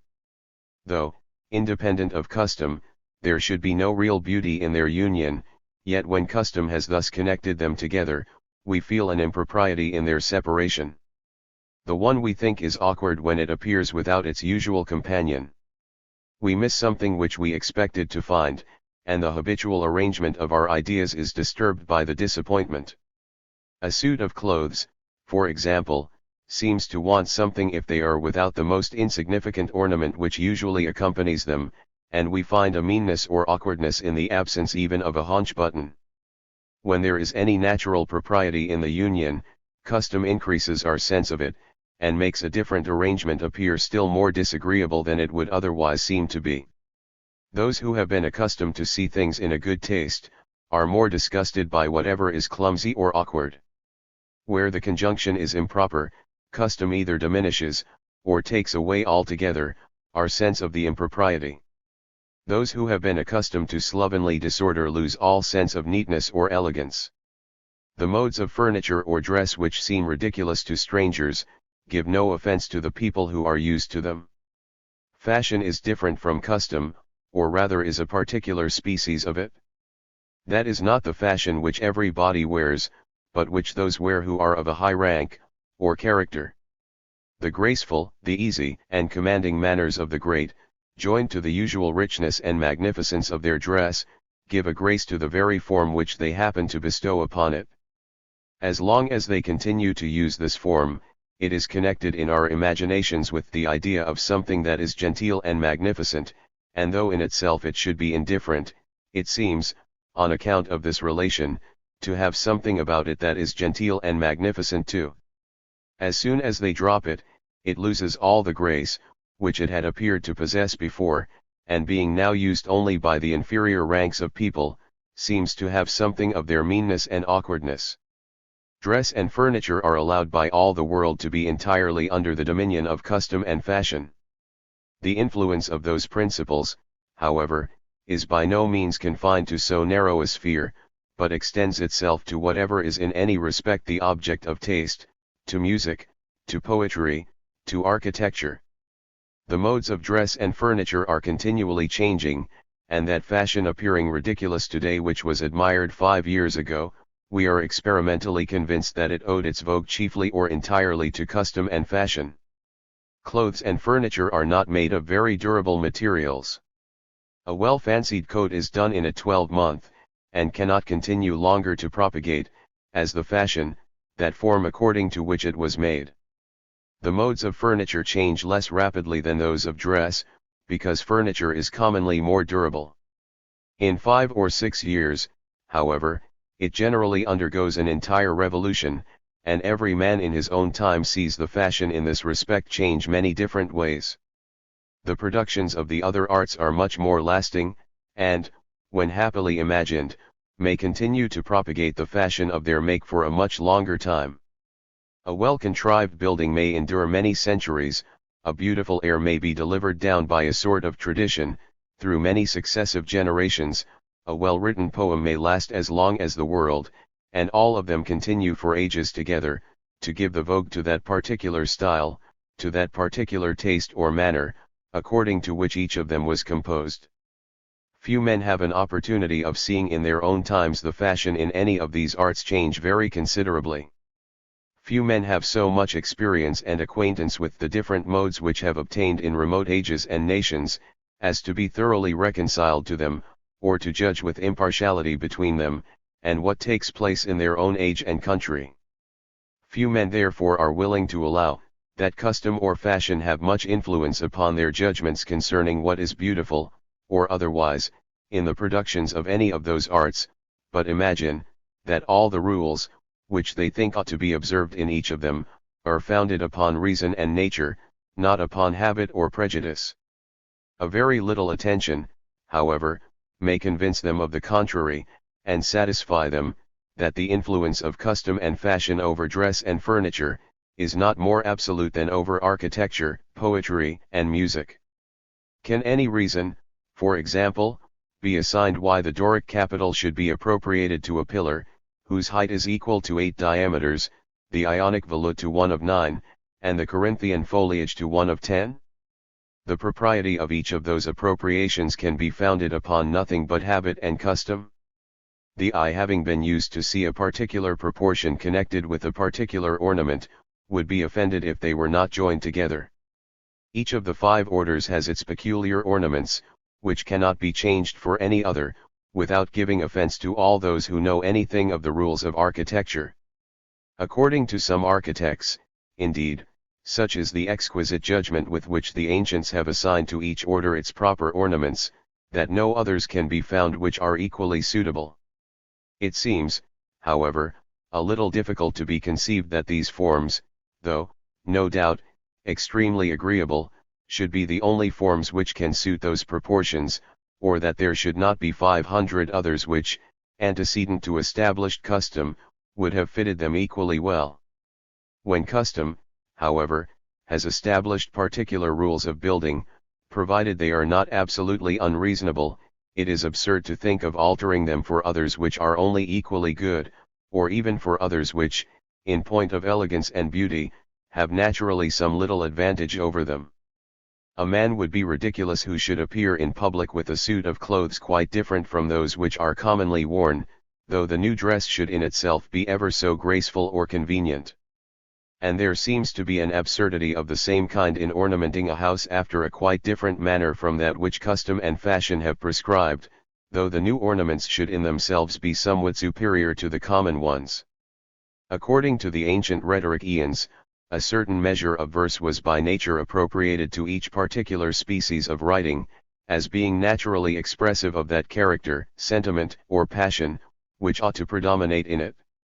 One verse, they said, was fit for grave and another for gay works, which could not, they thought, be interchanged without the greatest impropriety. The experience of modern times, however, seems to contradict this principle, though in itself it would appear to be extremely probable. What is the burlesque verse in English, is the heroic verse in French.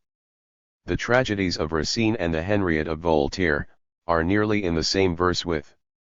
Let me have your advice in a weighty affair. The burlesque verse in French, on the contrary, is pretty much the same with the heroic verse of 10 syllables in English.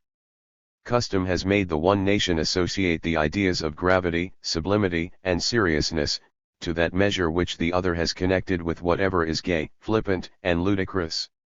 Nothing would appear more absurd in English, than a tragedy written in the Alexandrine verses of the French, or in French, than a work of the same kind in verses of 10 syllables. An eminent artist will bring about a considerable change in the established modes of each of those arts, and introduce a new fashion of writing, music, or architecture. As the dress of an agreeable man of high rank recommends itself, and how peculiar and fantastical soever, comes soon to be admired and imitated, so the excellencies of an eminent master recommend his peculiarities, and his manner becomes the fashionable style in the art which he practices. The taste of the Italians in music and architecture has, within these 50 years, undergone a considerable change, from imitating the peculiarities of some eminent masters in each of those arts. Seneca is accused by Quintilian of having corrupted the taste of the Romans, and of having introduced a frivolous prettiness in the room of majestic reason and masculine eloquence. Sallust and Tacitus have by others been charged with the same accusation, though in a different manner.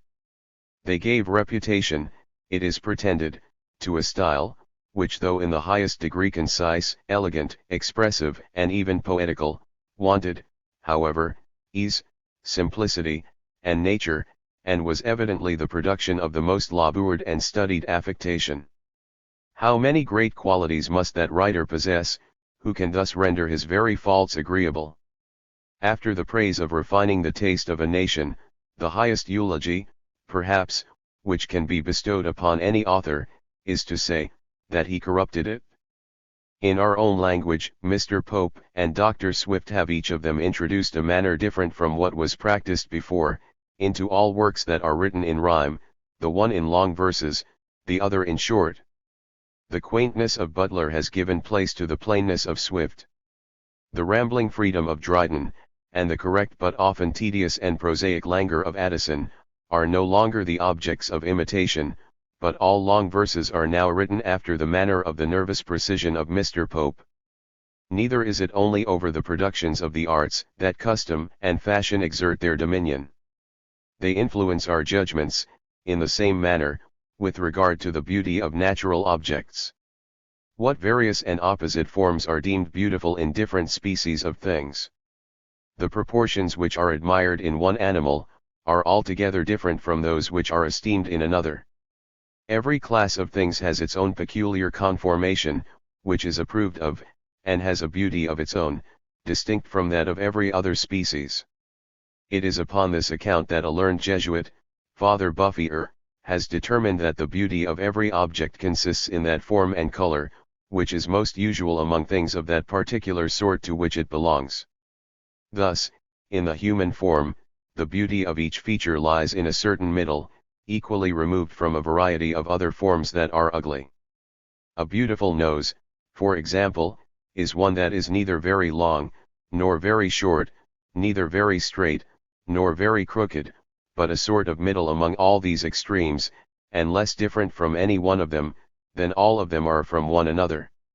It is the form which nature seems to have aimed at in them all, which, however, she deviates from in a great variety of ways, and very seldom hits exactly, but to which all those deviations still bear a very strong resemblance.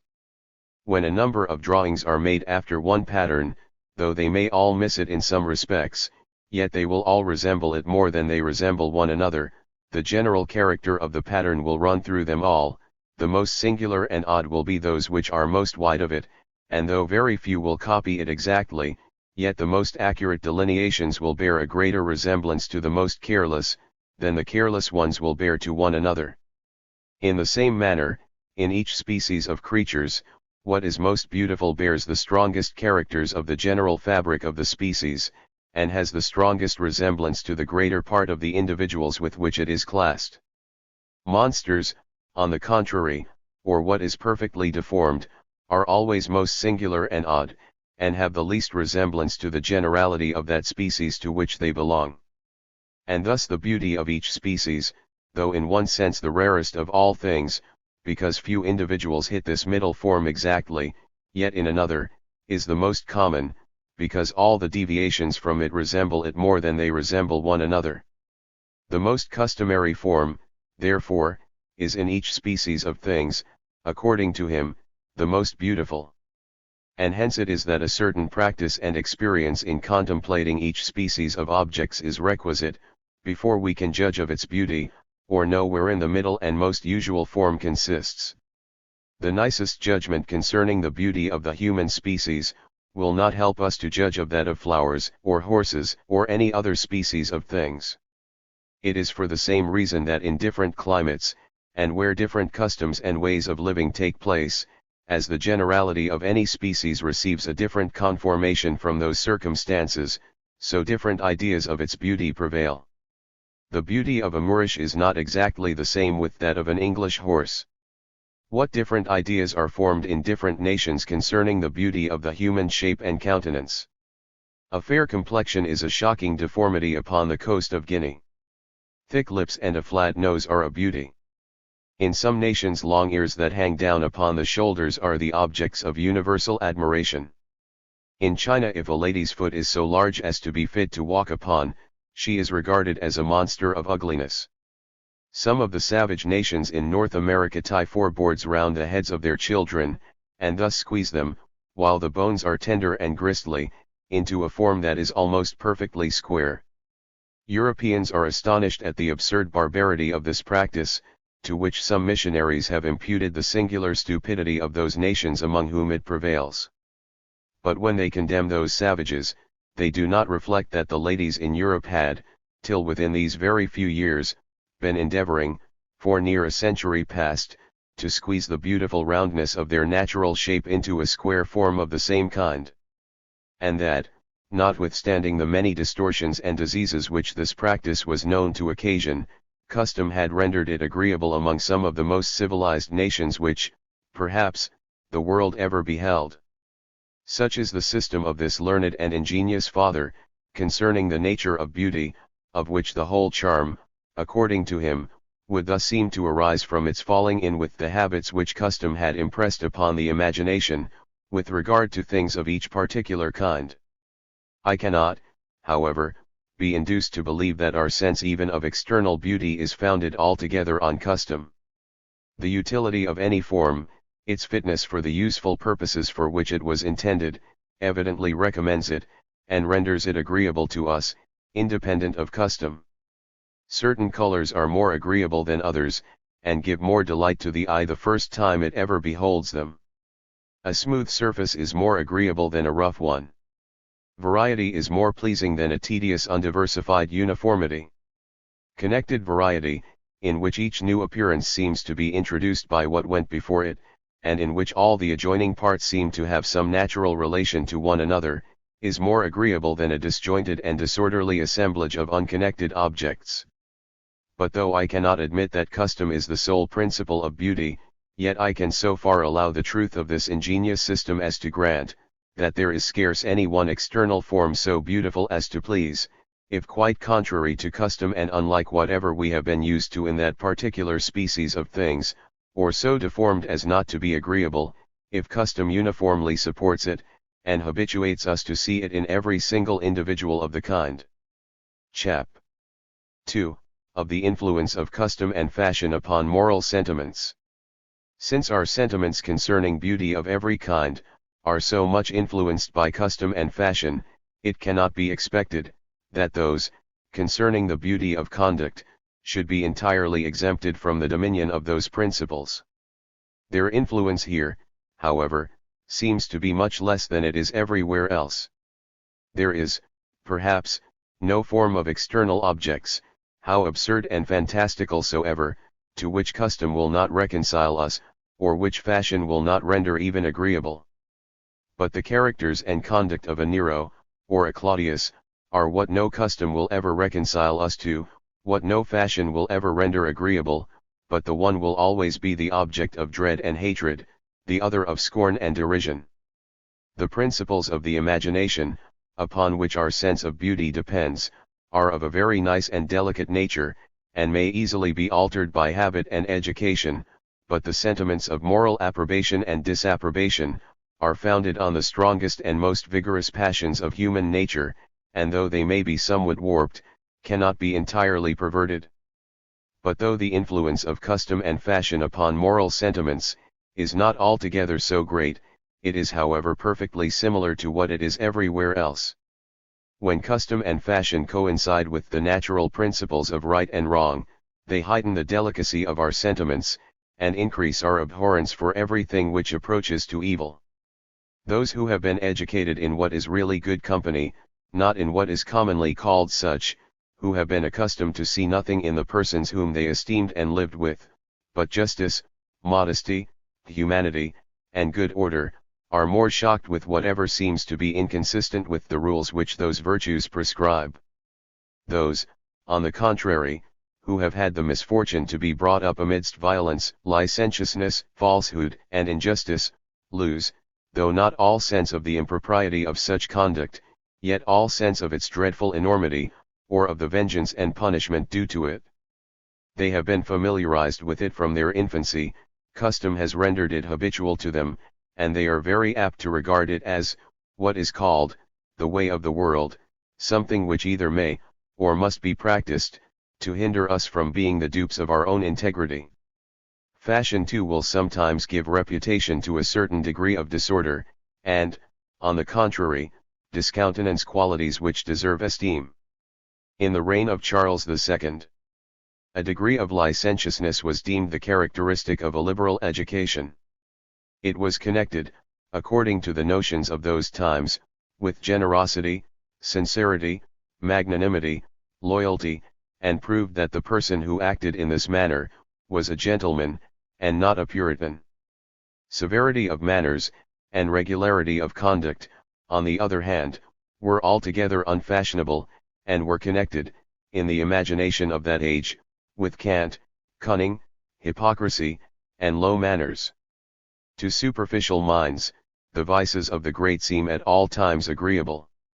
They connect them, not only with the splendor of fortune, but with many superior virtues, which they ascribe to their superiors, with the spirit of freedom and independency, with frankness, generosity, humanity, and politeness. The virtues of the inferior ranks of people, on the contrary, their parsimonious frugality, their painful industry, and rigid adherence to rules, seem to them mean and disagreeable. They connect them, both with the meanness of the station to which those qualities commonly belong, and with many great vices, which, they suppose, usually accompany them, such as an abject, cowardly, ill-natured, lying, pilfering disposition. The objects with which men in the different professions and states of life are conversant, being very different, and habituating them to very different passions, naturally form in them very different characters and manners.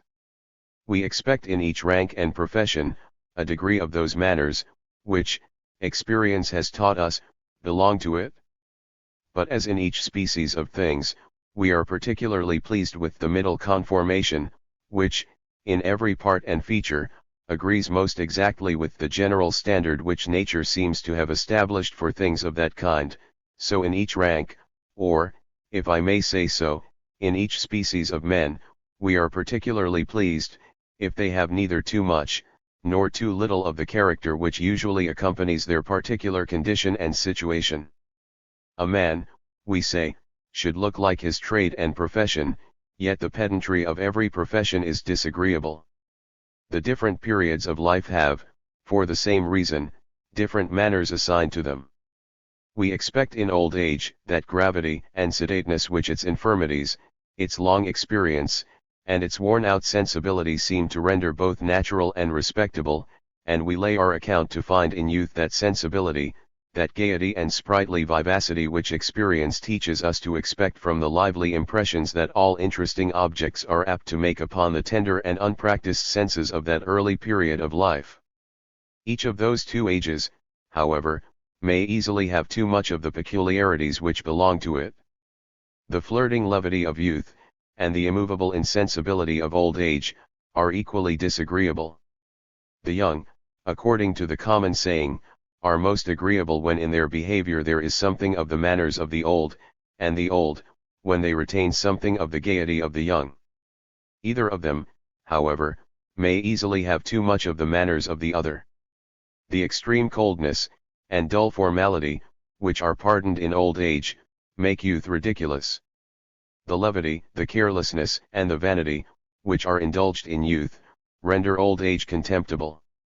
The peculiar character and manners which we are led by custom to appropriate to each rank and profession, have sometimes perhaps a propriety independent of custom, and are what we should approve of for their own sakes, if we took into consideration all the different circumstances which naturally affect those in each different state of life. The propriety of a person's behavior depends not upon its suitableness to any one circumstance of his situation, but to all the circumstances, which, when we bring his case home to ourselves, we feel, should naturally call upon his attention. If he appears to be so much occupied by any one of them, as entirely to neglect the rest, we disapprove of his conduct, as something which we cannot entirely go along with, because not properly adjusted to all the circumstances of his situation, yet, perhaps, the emotion he expresses for the object which principally interests him, does not exceed what we should entirely sympathize with, and approve of, in one whose attention was not required by any other thing. A parent in private life might, upon the loss of an only son, express without blame a degree of grief and tenderness, which would be unpardonable in a general at the head of an army, when glory and the public safety demanded so great a part of his attention. As different objects ought, upon common occasions, to occupy the attention of men of different professions, so different passions ought naturally to become habitual to them, and when we bring home to ourselves their situation in this particular respect, we must be sensible, that every occurrence should naturally affect them more or less, according as the emotion which it excites coincides or disagrees with the fixed habit and temper of their minds. We cannot expect the same sensibility to the gay pleasures and amusements of life in a clergyman, which we lay our account with in an officer. The man whose peculiar occupation it is to keep the world in mind of that awful futurity which awaits them, who is to announce what may be the fatal consequences of every deviation from the rules of duty, and who is himself to set the example of the most exact conformity, seems to be the messenger of tidings, which cannot, in propriety, be delivered either with levity or indifference. His mind is supposed to be continually occupied with what is too grand and solemn, to leave any room for the impressions of those frivolous objects, which fill up the attention of the dissipated and the gay. We readily feel therefore, that, independent of custom, there is a propriety in the manners which custom has allotted to this profession, and that nothing can be more suitable to the character of a clergyman than that grave, that austere and abstracted severity, which we are habituated to expect in his behavior. These reflections are so very obvious, that there is scarce any man so inconsiderate, as not, at some time, to have made them, and to have accounted to himself in this manner for his approbation of the usual character of this order. The foundation of the customary character of some other professions is not so obvious, and our approbation of it is founded entirely in habit, without being either confirmed, or enlivened by any reflections of this kind. We are led by custom, for example, to annex the character of gaiety, levity, and sprightly freedom, as well as of some degree of dissipation, to the military profession. Yet, if we were to consider what mood or tone of temper would be most suitable to this situation, we should be apt to determine, perhaps, that the most serious and thoughtful turn of mind would best become those whose lives are continually exposed to uncommon danger, and who should therefore be more constantly occupied with the thoughts of death and its consequences than other men. It is this very circumstance, however, which is not improbably the occasion why the contrary turn of mind prevails so much among men of this profession. It requires so great an effort to conquer the fear of death, when we survey it with steadiness and attention, that those who are constantly exposed to it, find it easier to turn away their thoughts from it altogether, to wrap themselves up in careless security and indifference, and to plunge themselves, for this purpose, into every sort of amusement and dissipation. A camp is not the element of a thoughtful or a melancholy man. Persons of that cast, indeed, are often abundantly determined, and are capable, by a great effort, of going on with inflexible resolution to the most unavoidable death. But to be exposed to continual, though less imminent danger, to be obliged to exert, for a long time, a degree of this effort, exhausts and depresses the mind, and renders it incapable of all happiness and enjoyment. The gay and careless, who have occasion to make no effort at all, who fairly resolve never to look before them, but to lose in continual pleasures and amusements all anxiety about their situation, more easily support such circumstances.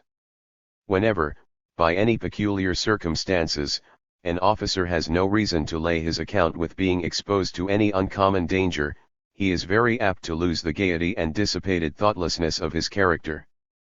The captain of a city guard is commonly as sober, careful, and penurious an animal as the rest of his fellow citizens. A long peace is, for the same reason, very apt to diminish the difference between the civil and the military character. The ordinary situation, however, of men of this profession, renders gaiety and a degree of dissipation, so much their usual character, and custom has, in our imagination, so strongly connected this character with this state of life, that we are very apt to despise any man, whose peculiar humor or situation, renders him incapable of acquiring it. We laugh at the grave and careful faces of a city guard, which so little resemble those of their profession. They themselves seem often to be ashamed of the regularity of their own manners, and, not to be out of the fashion of their trade, are fond of affecting that levity, which is by no means natural to them. Whatever is the deportment which we have been accustomed to see in a respectable order of men, it comes to be so associated in our imagination with that order, that whenever we see the one, we lay our account that we are to meet with the other, and when disappointed, miss something which we expected to find. We are embarrassed, and put to a stand, and know not how to address ourselves to a character, which plainly affects to be of a different species from those with which we should have been disposed to class it. The different situations of different ages and countries are apt, in the same manner, to give different characters to the generality of those who live in them, and their sentiments concerning the particular degree of each quality, that is either blamable or praiseworthy, vary, according to that degree which is usual in their own country, and in their own times. That degree of politeness, which would be highly esteemed, perhaps would be thought effeminate adulation, in Russia, would be regarded as rudeness and barbarism at the court of France. That degree of order and frugality, which, in a Polish nobleman, would be considered as excessive parsimony, would be regarded as extravagance in a citizen of Amsterdam. Every age and country look upon that degree of each quality, which is commonly to be met with in those who are esteemed among themselves, as the golden mean of that particular talent or virtue. And as this varies, according as their different circumstances render different qualities more or less habitual to them, their sentiments concerning the exact propriety of character and behavior vary accordingly. Among civilized nations, the virtues which are founded upon humanity, are more cultivated than those which are founded upon self-denial and the command of the passions. Among rude and barbarous nations, it is quite otherwise, the virtues of self-denial are more cultivated than those of humanity. The general security and happiness which prevail in ages of civility and politeness, afford little exercise to the contempt of danger, to patience in enduring labor, hunger, and pain. Poverty may easily be avoided, and the contempt of it therefore almost ceases to be a virtue.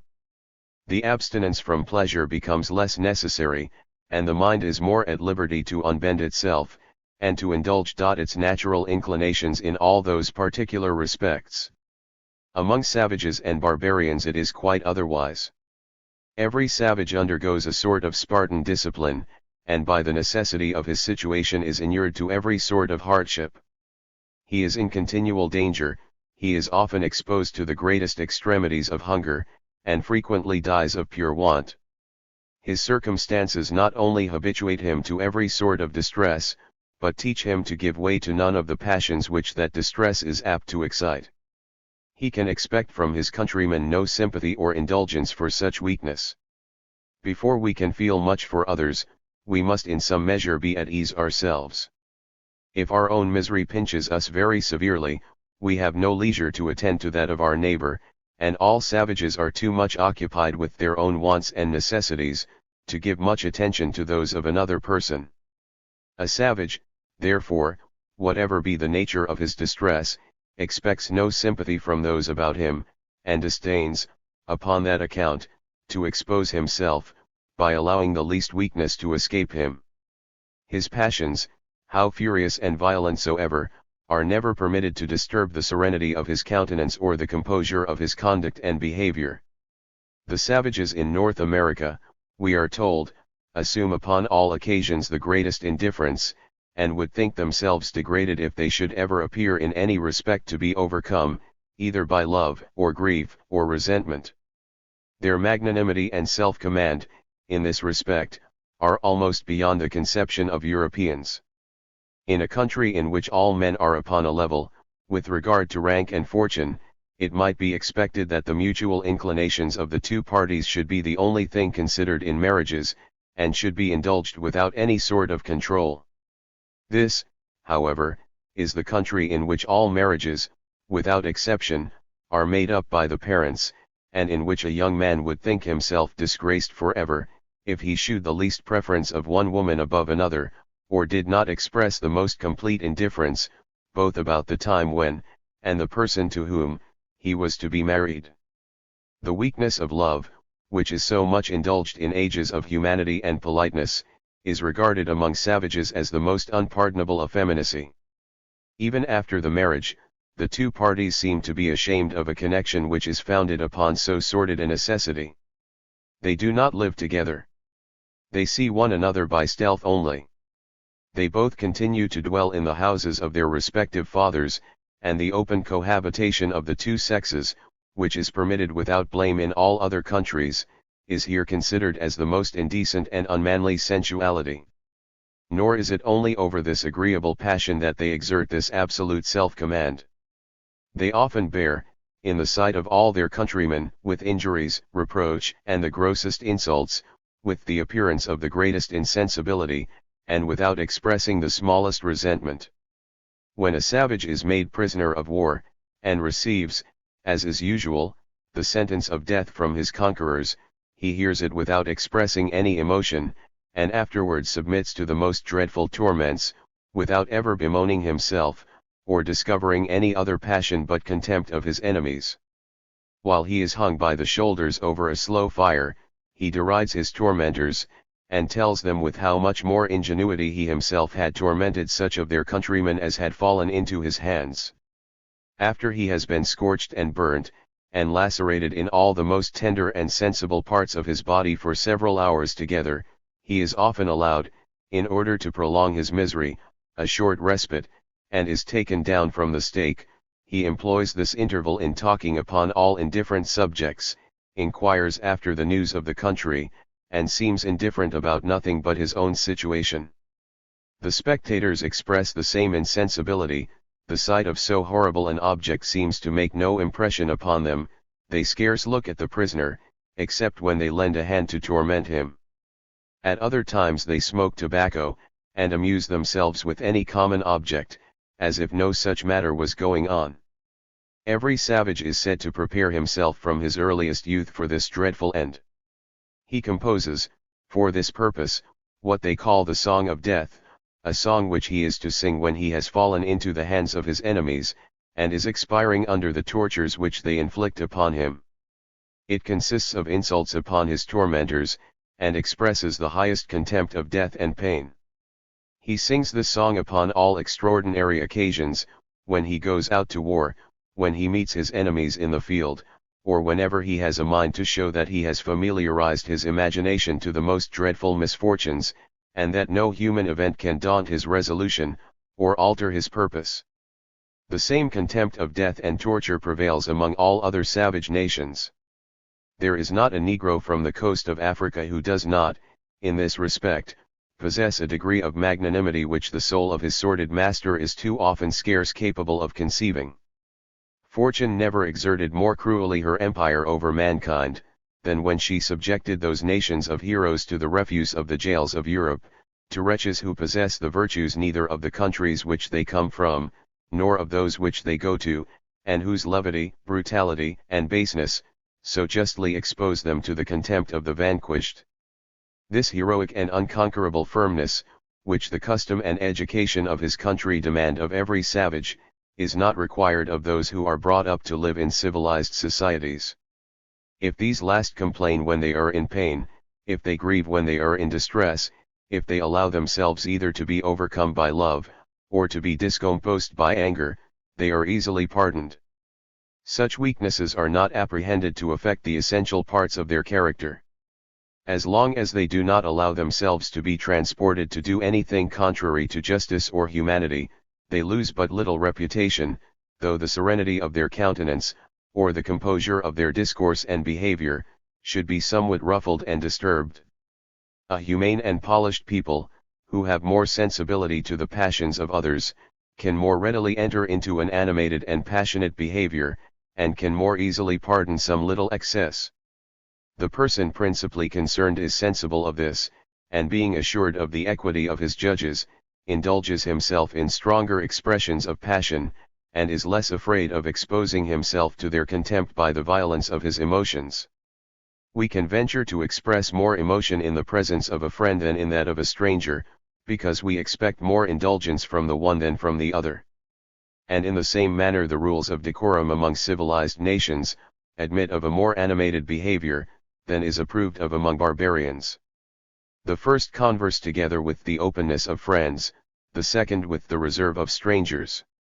The emotion and vivacity with which the French and the Italians, the two most polished nations upon the continent, express themselves on occasions that are at all interesting, surprise at first those strangers who happen to be traveling among them, and who, having been educated among a people of duller sensibility, cannot enter into this passionate behavior, of which they have never seen any example in their own country. A young French nobleman will weep in the presence of the whole court upon being refused a regiment. An Italian, says the Abbot du Bos, expresses more emotion on being condemned in a fine of 20 shillings, than an Englishman on receiving the sentence of death.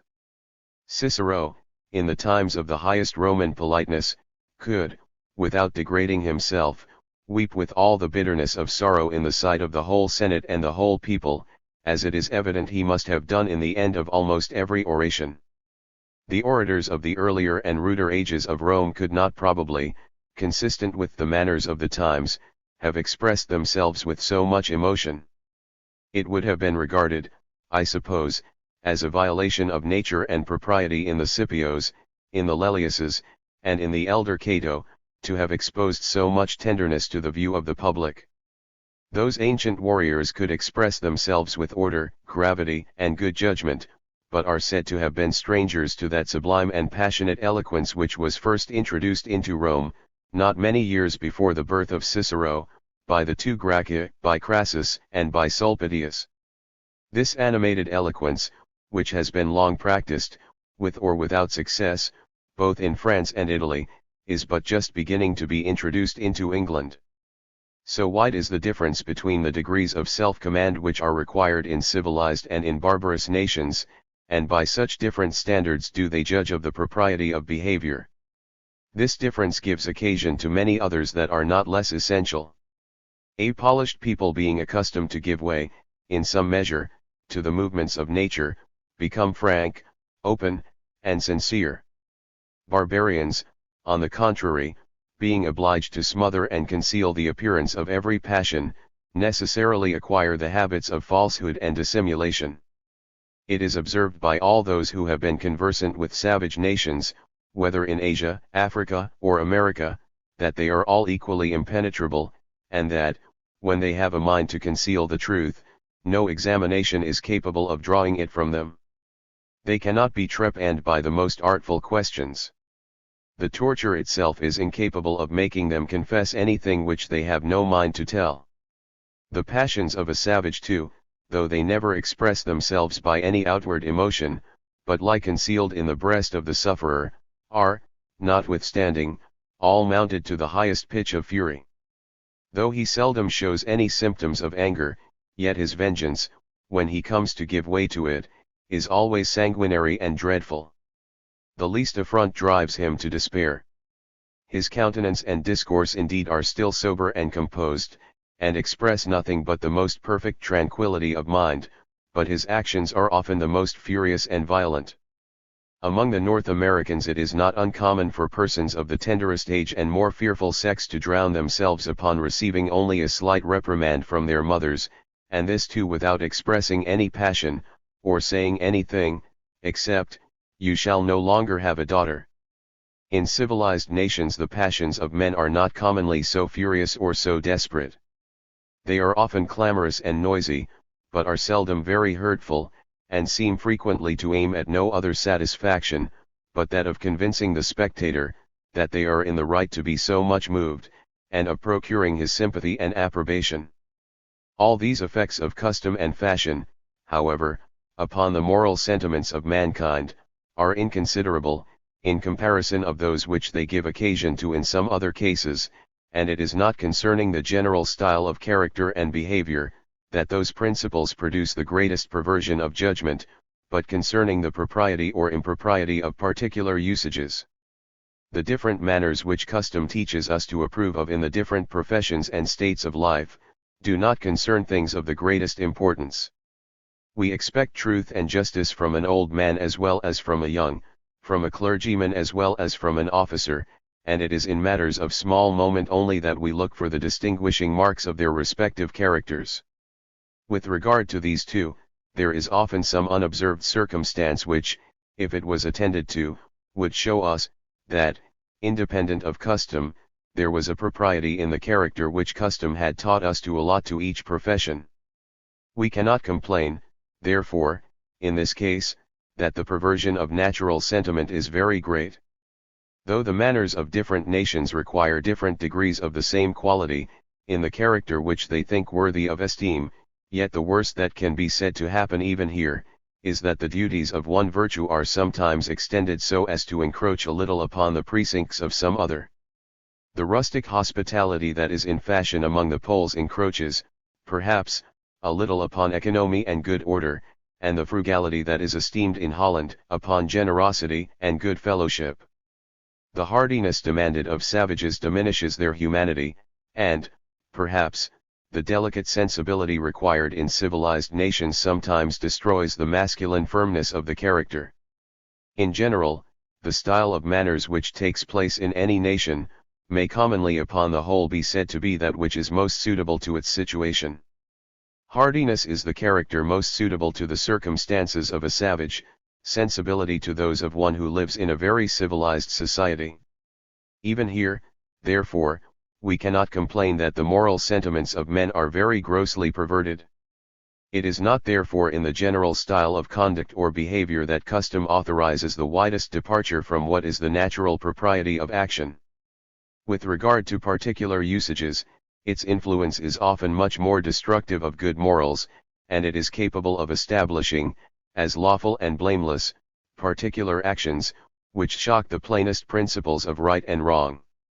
Can there be greater barbarity, for example, than to hurt an infant?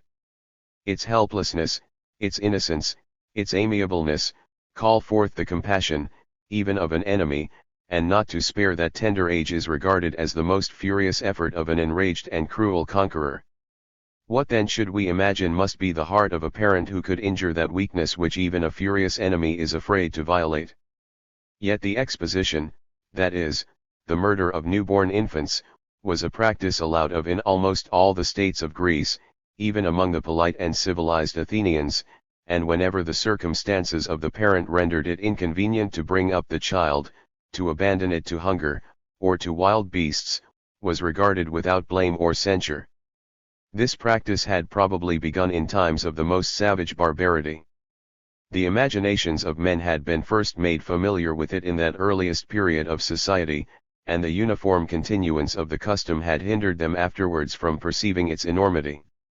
We find, at this day, that this practice prevails among all savage nations, and in that rudest and lowest state of society it is undoubtedly more pardonable than in any other. The extreme indigence of a savage is often such that he himself is frequently exposed to the greatest extremity of hunger, he often dies of pure want, and it is frequently impossible for him to support both himself and his child. We cannot wonder, therefore, that in this case he should abandon it. One who, in flying from an enemy, whom it was impossible to resist, should throw down his infant, because it retarded his flight, would surely be excusable, since, by attempting to save it, he could only hope for the consolation of dying with it. That in this state of society, therefore, a parent should be allowed to judge whether he can bring up his child, ought not to surprise us so greatly. In the latter ages of Greece, however, the same thing was permitted from views of remote interest or conveniency, which could by no means excuse it. Uninterrupted custom had by this time so thoroughly authorized the practice, that not only the loose maxims of the world tolerated this barbarous prerogative, but even the doctrine of philosophers, which ought to have been more just and accurate, was led away by the established custom, and upon this, as upon many other occasions, instead of censuring, supported the horrible abuse, by far-fetched considerations of public utility. Aristotle talks of it as of what the magistrate ought upon many occasions to encourage. The humane Plato is of the same opinion, and, with all that love of mankind which seems to animate all his writings, nowhere marks this practice with disapprobation.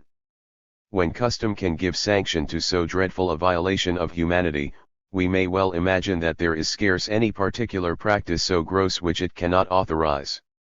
Such a thing, we hear men every day saying, is commonly done, and they seem to think this a sufficient apology for what, in itself, is the most unjust and unreasonable conduct. There is an obvious reason why custom should never pervert our sentiments with regard to the general style and character of conduct and behavior, in the same degree as with regard to the propriety or unlawfulness of particular usages. There never can be any such custom. No society could subsist a moment, in which the usual strain of men's conduct and behavior was of a piece with the horrible practice I have just now mentioned. Part 6. Introduction. When we consider the character of any individual, we naturally view it under two different aspects: first, as it may affect his own happiness, and secondly, as it may affect that of other people. Section I, of the character of the individual, so far as it affects his own happiness, or of prudence. The preservation and healthful state of the body seem to be the objects which nature first recommends to the care of every individual. The appetites of hunger and thirst, the agreeable or disagreeable sensations of pleasure and pain, of heat and cold, etc., may be considered as lessons delivered by the voice of nature herself, directing him what he ought to choose, and what he ought to avoid, for this purpose. The first lessons which he is taught by those to whom his childhood is entrusted, tend, the greater part of them, to the same purpose. Their principal object is to teach him how to keep out of harm's way. As he grows up, he soon learns that some care and foresight are necessary for providing the means of gratifying those natural appetites, of procuring pleasure and avoiding pain, of procuring the agreeable and avoiding the disagreeable temperature of heat and cold. In the proper direction of this care and foresight consists the art of preserving and increasing what is called his external fortune. Though it is in order to supply the necessities and conveniencies of the body, that the advantages of external fortune are originally recommended to us, yet we cannot live long in the world without perceiving that the respect of our equals, our credit and rank in the society we live in, depend very much upon the degree in which we possess, or are supposed to possess, those advantages. The desire of becoming the proper objects of this respect, of deserving and obtaining this credit and rank among our equals, is, perhaps, the strongest of all our desires, and our anxiety to obtain the advantages of fortune is accordingly much more excited and irritated by this desire, than by that of supplying all the necessities and conveniencies of the body, which are always very easily supplied. Our rank and credit among our equals, too, depend very much upon, what, perhaps, a virtuous man would wish them to depend entirely, our character and conduct, or upon the confidence, esteem, and goodwill, which these naturally excite in the people we live with. The care of the health, of the fortune, of the rank and reputation of the individual, the objects upon which his comfort and happiness in this life are supposed principally to depend, is considered as the proper business of that virtue which is commonly called prudence. We suffer more, it has already been observed, when we fall from a better to a worse situation, than we ever enjoy when we rise from a worse to a better. Security, therefore, is the first and the principal object of prudence. It is averse to expose our health, our fortune, our rank, or reputation, to any sort of hazard. It is rather cautious than enterprising, and more anxious to preserve the advantages which we already possess, than forward to prompt us to the acquisition of still greater advantages.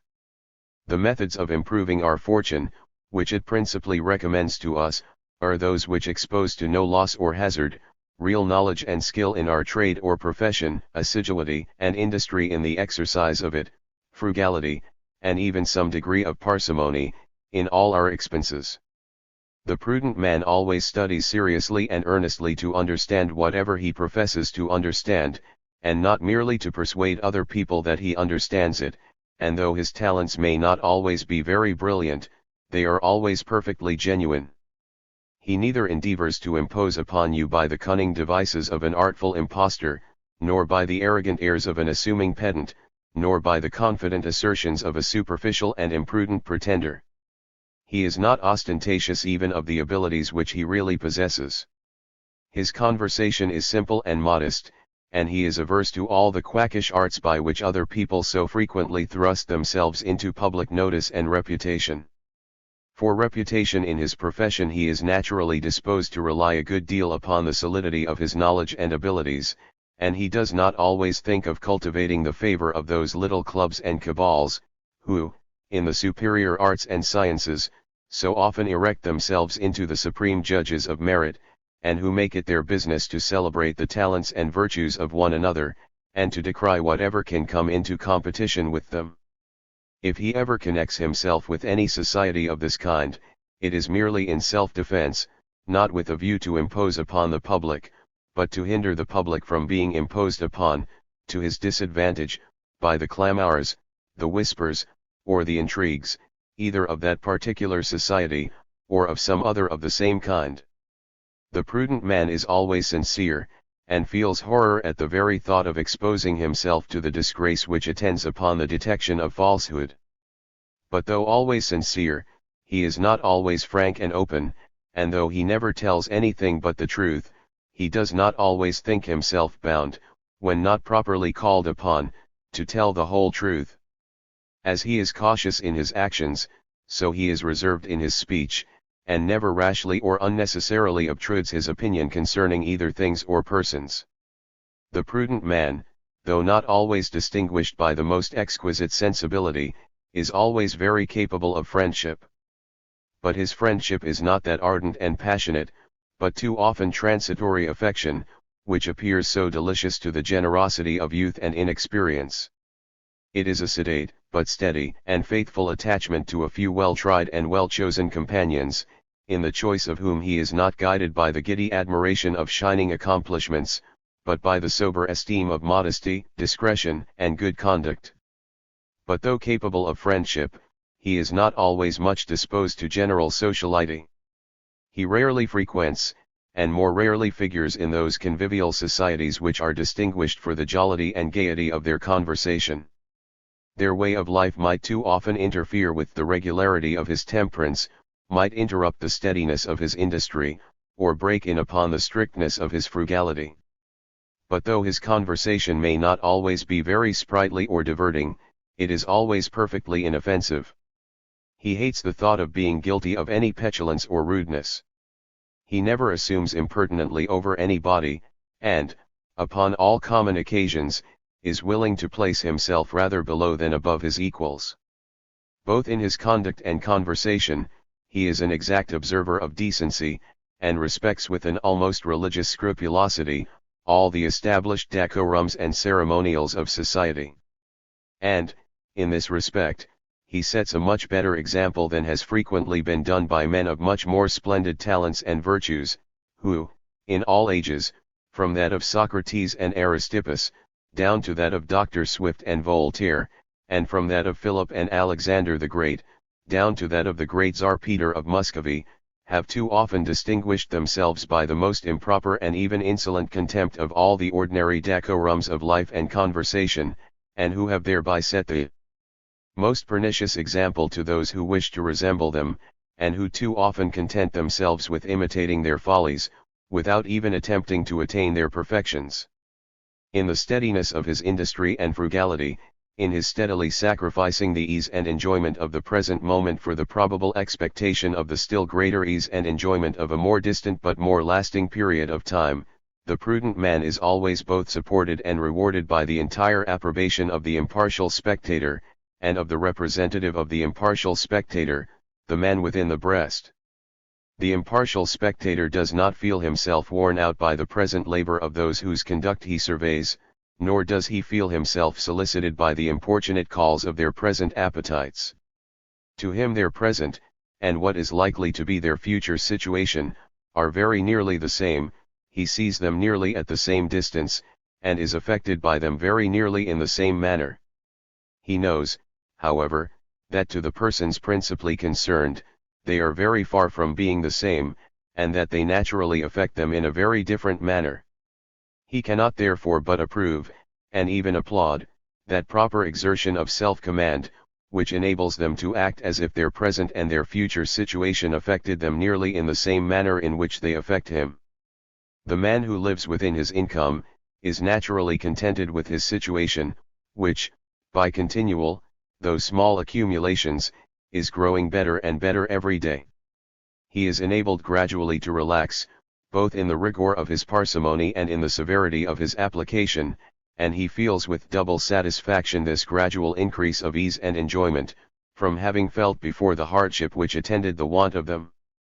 He has no anxiety to change so comfortable a situation, and does not go in quest of new enterprises and adventures, which might endanger, but could not well increase, the secure tranquillity which he actually enjoys. If he enters into any new projects or enterprises, they are likely to be well concerted and well prepared. He can never be hurried or drove into them by any necessity, but has always time and leisure to deliberate soberly and coolly concerning what are likely to be their consequences. The prudent man is not willing to subject himself to any responsibility which his duty does not impose upon him. He is not a bustler in business where he has no concern, is not a meddler in other people's affairs, is not a professed counselor or adviser, who obtrudes his advice where nobody is asking it. He confines himself, as much as his duty will permit, to his own affairs, and has no taste for that foolish importance which many people wish to derive from appearing to have some influence in the management of those of other people. He is averse to enter into any party disputes, hates faction, and is not always very forward to listen to the voice even of noble and great ambition. When distinctly called upon, he will not decline the service of his country, but he will not cabal in order to force himself into it, and would be much better pleased that the public business were well managed by some other person, than that he himself should have the trouble, and incur the responsibility, of managing it. In the bottom of his heart he would prefer the undisturbed enjoyment of secure tranquility, not only to all the vain splendor of successful ambition, but to the real and solid glory of performing the greatest and most magnanimous actions. Prudence, in short, when directed merely to the care of the health, of the fortune, and of the rank and reputation of the individual, though it is regarded as a most respectable and even, in some degree, as an amiable and agreeable quality, yet it never is considered as one, either of the most endearing, or of the most ennobling of the virtues. It commands a certain cold esteem, but seems not entitled to any very ardent love or admiration. Wise and judicious conduct, when directed to greater and nobler purposes than the care of the health, the fortune, the rank and reputation of the individual, is frequently and very properly called prudence. We talk of the prudence of the great general, of the great statesman, of the great legislator. Prudence is, in all these cases, combined with many greater and more splendid virtues, with valor, with extensive and strong benevolence, with a sacred regard to the rules of justice, and all these supported by a proper degree of self-command. This superior prudence, when carried to the highest degree of perfection, necessarily supposes the art, the talent, and the habit or disposition of acting with the most perfect propriety in every possible circumstance and situation. It necessarily supposes the utmost perfection of all the intellectual and of all the moral virtues. It is the best head joined to the best heart. It is the most perfect wisdom combined with the most perfect virtue. It constitutes very nearly the character of the academical or peripatetic sage, as the inferior prudence does that of the Epicurean. Mere imprudence, or the mere want of the capacity to take care of one's self, is, with the generous and humane, the object of compassion, with those of less delicate sentiments, of neglect, or, at worst, of contempt, but never of hatred or indignation. When combined with other vices, however, it aggravates in the highest degree the infamy and disgrace which would otherwise attend them. The artful knave, whose dexterity and address exempt him, though not from strong suspicions, yet from punishment or distinct detection, is too often received in the world with an indulgence which he by no means deserves. The awkward and foolish one, who, for want of this dexterity and address, is convicted and brought to punishment, is the object of universal hatred, contempt, and derision. In countries where great crimes frequently pass unpunished, the most atrocious actions become almost familiar, and cease to impress the people with that horror which is universally felt in countries where an exact administration of justice takes place. The injustice is the same in both countries, but the imprudence is often very different. In the latter, great crimes are evidently great follies.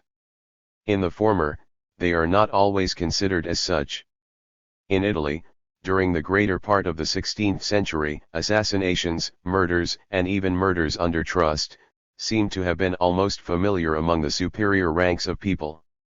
Caesar Borgia invited 4 of the little princes in his neighborhood, who all possessed little sovereignties, and commanded little armies of their own, to a friendly conference at Sinigaglia, where, as soon as they arrived, he put them all to death. This infamous action, though certainly not approved of even in that age of crimes, seems to have contributed very little to the discredit, and not in the least to the ruin of the perpetrator. That ruin happened a few years after from causes altogether disconnected with this crime. Machiavel, not indeed a man of the nicest morality even for his own times, was resident, as minister from the Republic of Florence, at the court of Caesar Borgia when this crime was committed. He gives a very particular account of it, and in that pure, elegant, and simple language which distinguishes all his writings. He talks of it very coolly, is pleased with the address with which Caesar Borgia conducted it, has much contempt for the dupery and weakness of the sufferers, but no compassion for their miserable and untimely death, and no sort of indignation at the cruelty and falsehood of their murderer. The violence and injustice of great conquerors are often regarded with foolish wonder and admiration, those of petty thieves, robbers, and murderers, with contempt, hatred, and even horror upon all occasions. The former, though they are 100 times more mischievous and destructive, yet when successful, they often pass for deeds of the most heroic magnanimity. The latter are always viewed with hatred and aversion, as the follies, as well as the crimes, of the lowest and most worthless of mankind.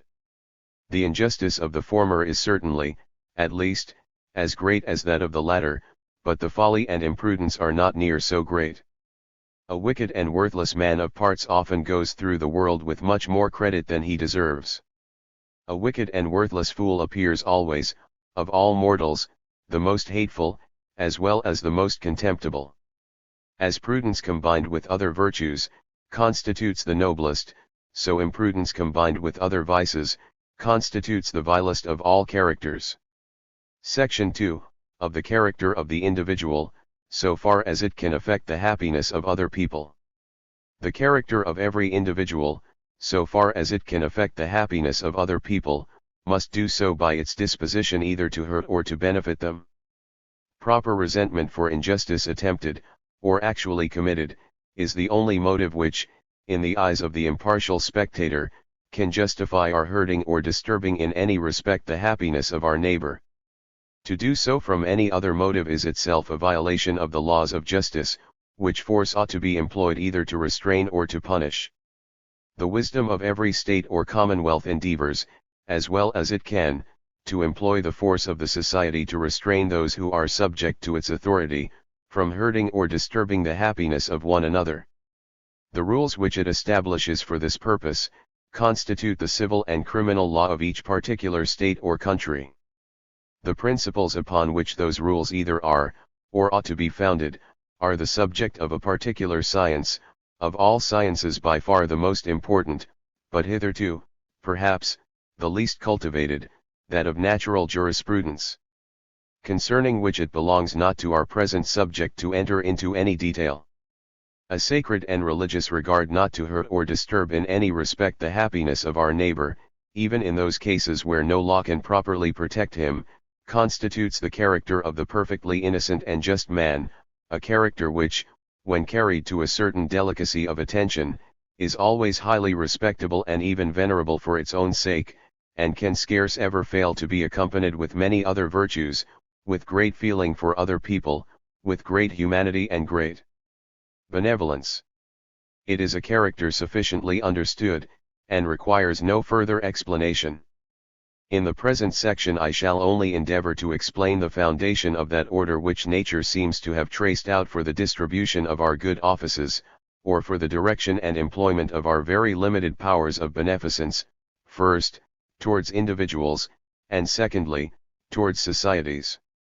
The same unerring wisdom, it will be found, which regulates every other part of her conduct, directs, in this respect too, the order of her recommendations, which are always stronger or weaker in proportion as our beneficence is more or less necessary, or can be more or less useful. Chap. I. Of the order in which individuals are recommended by nature to our care and attention. Every man, as the Stoics used to say, is first and principally recommended to his own care, and every man is certainly, in every respect, fitter and abler to take care of himself than of any other person. Every man feels his own pleasures and his own pains more sensibly than those of other people. The former are the original sensations, the latter the reflected or sympathetic images of those sensations. The former may be said to be the substance, the latter the shadow. After himself, the members of his own family, those who usually live in the same house with him, his parents, his children, his brothers and sisters, are naturally the objects of his warmest affections. They are naturally and usually the persons upon whose happiness or misery his conduct must have the greatest influence. He is more habituated to sympathize with them. He knows better how everything is likely to affect them, and his sympathy with them is more precise and determinate, than it can be with the greater part of other people. It approaches nearer, in short, to what he feels for himself. This sympathy too, and the affections which are founded on it, are by nature more strongly directed towards his children than towards his parents, and his tenderness for the former seems generally a more active principle, than his reverence and gratitude towards the latter. In the natural state of things, it has already been observed, the existence of the child, for some time after it comes into the world, depends altogether upon the care of the parent, that of the parent does not naturally depend upon the care of the child. In the eye of nature, it would seem, a child is a more important object than an old man, and excites a much more lively, as well as a much more universal sympathy. It ought to do so. Everything may be expected, or at least hoped, from the child. In ordinary cases, very little can be either expected or hoped from the old man. The weakness of childhood interests the affections of the most brutal and hard-hearted. It is only to the virtuous and humane, that the infirmities of old age are not the objects of contempt and aversion. In ordinary cases, an old man dies without being much regretted by anybody. Scarce a child can die without rending asunder the heart of somebody.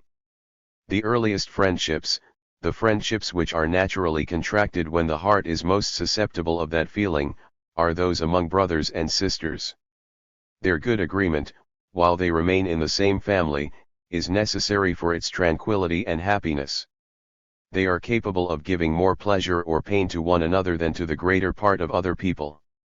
Their situation renders their mutual sympathy of the utmost importance to their common happiness, and, by the wisdom of nature, the same situation, by obliging them to accommodate to one another, renders that sympathy more habitual, and thereby more lively, more distinct, and more determinate. The children of brothers and sisters are naturally connected by the friendship which, after separating into different families, continues to take place between their parents. Their good agreement improves the enjoyment of that friendship, their discord would disturb it. As they seldom live in the same family, however, though of more importance to one another, than to the greater part of other people, they are of much less than brothers and sisters. As their mutual sympathy is less necessary, so it is less habitual, and therefore proportionably weaker.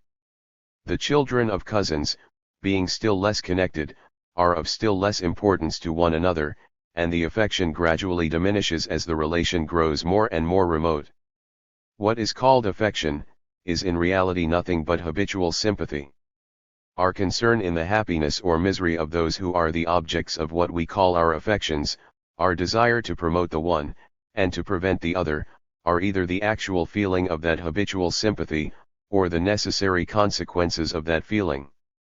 Relations being usually placed in situations which naturally create this habitual sympathy, it is expected that a suitable degree of affection should take place among them.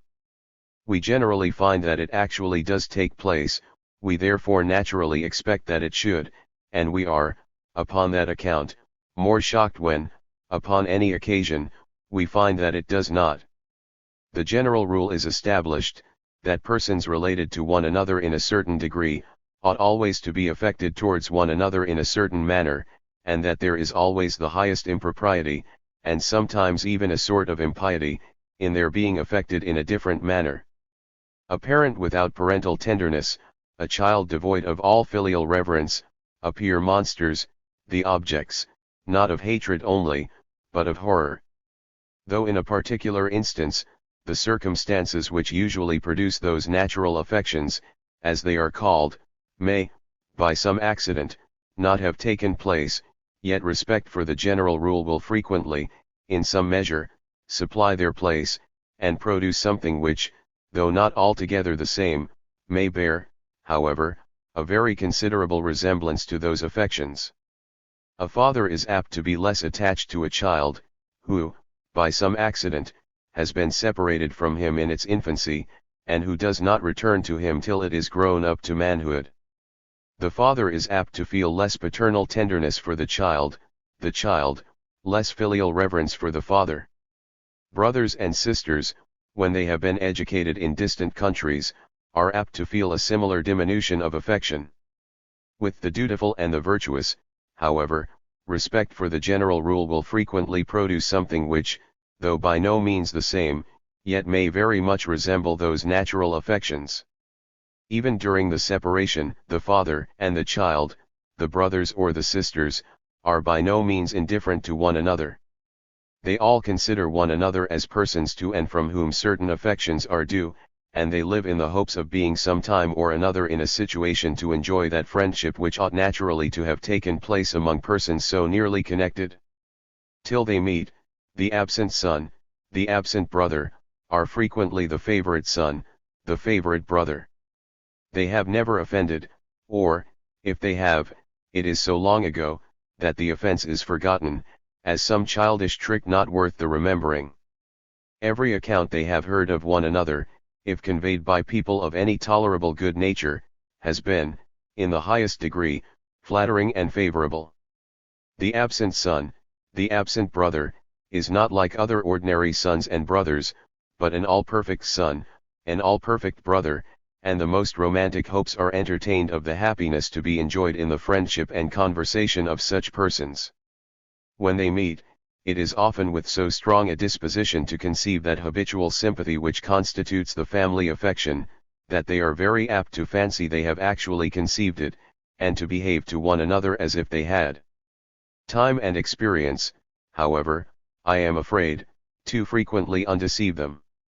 Upon a more familiar acquaintance, they frequently discover in one another habits, humors, and inclinations, different from what they expected, to which, from want of habitual sympathy, from want of the real principle and foundation of what is properly called family affection, they cannot now easily accommodate themselves.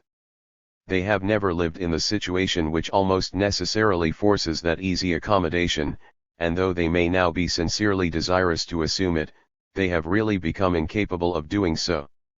Their familiar conversation and intercourse soon become less pleasing to them, and, upon that account, less frequent. They may continue to live with one another in the mutual exchange of all essential good offices, and with every other external appearance of decent regard.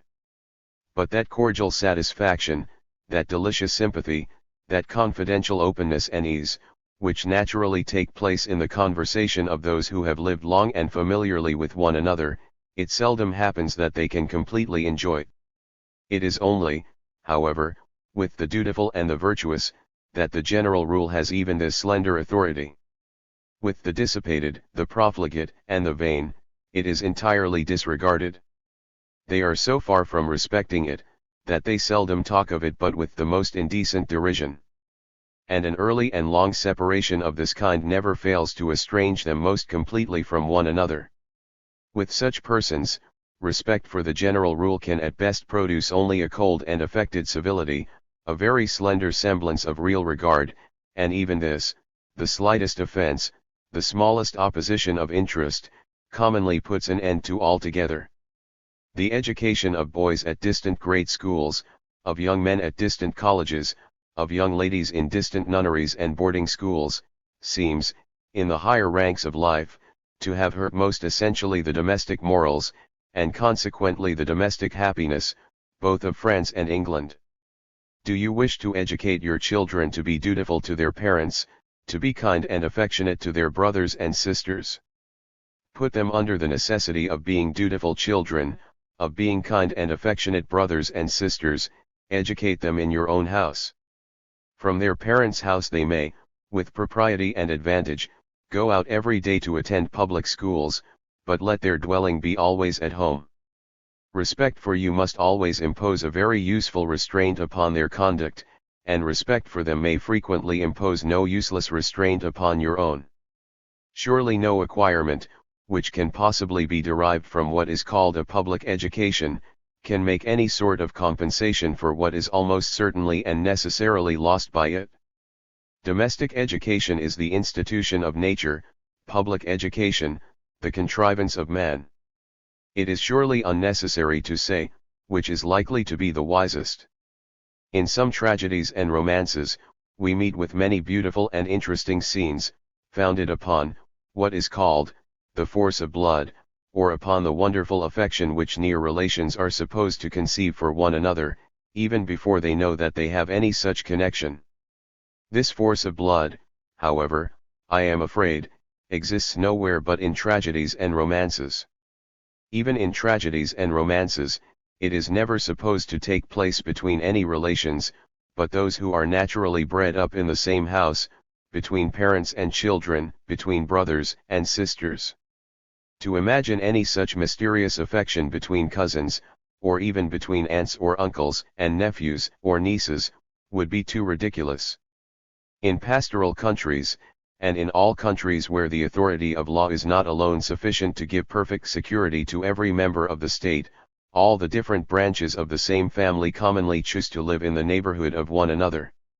Their association is frequently necessary for their common defense. They are all, from the highest to the lowest, of more or less importance to one another.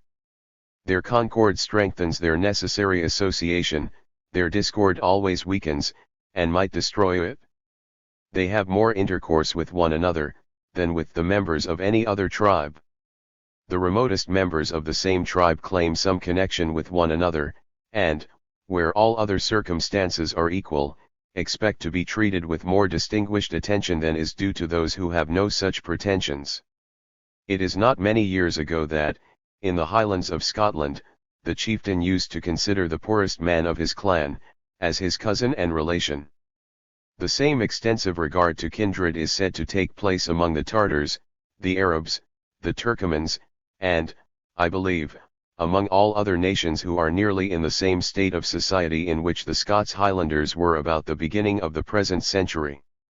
In commercial countries, where the authority of law is always perfectly sufficient to protect the meanest man in the state, the descendants of the same family, having no such motive for keeping together, naturally separate and disperse, as interest or inclination may direct.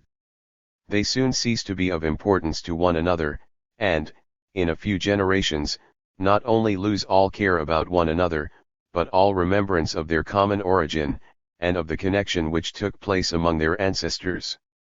Regard for remote relations becomes, in every country, less and less, according as the state of civilization has been longer and more completely established.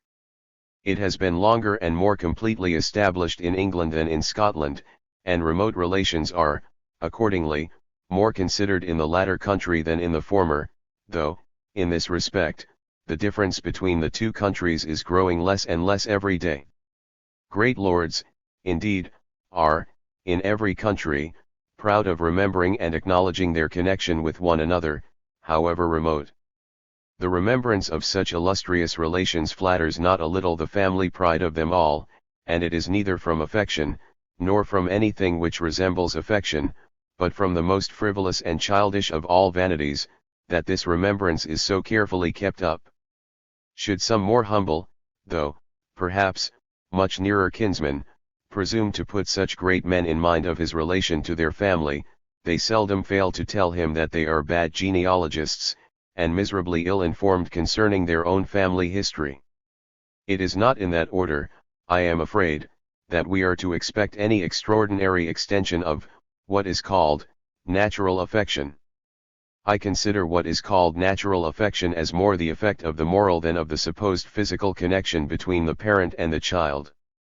A jealous husband, indeed, notwithstanding the moral connection, notwithstanding the child's having been educated in his own house, often regards, with hatred and aversion, that unhappy child which he supposes to be the offspring of his wife's infidelity. It is the lasting monument of a most disagreeable adventure, of his own dishonor, and of the disgrace of his family. Among well-disposed people, the necessity or conveniency of mutual accommodation, very frequently produces a friendship not unlike that which takes place among those who are born to live in the same family. Colleagues in office, partners in trade, call one another brothers, and frequently feel towards one another as if they really were so. Their good agreement is an advantage to all, and, if they are tolerably reasonable people, they are naturally disposed to agree. We expect that they should do so, and their disagreement is a sort of a small scandal. The Romans expressed this sort of attachment by the word necessitudo, which, from the etymology, seems to denote that it was imposed by the necessity of the situation. Even the trifling circumstance of living in the same neighborhood, has some effect of the same kind. We respect the face of a man whom we see every day, provided he has never offended us. Neighbors can be very convenient, and they can be very troublesome, to one another. If they are good sort of people, they are naturally disposed to agree. We expect their good agreement, and to be a bad neighbor is a very bad character. There are certain small good offices, accordingly, which are universally allowed to be due to a neighbor in preference to any other person who has no such connection. This natural disposition to accommodate and to assimilate, as much as we can, our own sentiments, principles, and feelings, to those which we see fixed and rooted in the persons whom we are obliged to live and converse a great deal with, is the cause of the contagious effects of both good and bad company. The man who associates chiefly with the wise and the virtuous, though he may not himself become either wise or virtuous, cannot help conceiving a certain respect at least for wisdom and virtue, and the man who associates chiefly with the profligate and the dissolute, though he may not himself become profligate and dissolute, must soon lose, at least, all his original abhorrence of profligacy and dissolution of manners. The similarity of family characters, which we so frequently see transmitted through several successive generations, may, perhaps, be partly owing to this disposition, to assimilate ourselves to those whom we are obliged to live and converse a great deal with. The family character, however, like the family countenance, seems to be owing, not altogether to the moral, but partly to the physical connection. The family countenance is certainly altogether owing to the latter.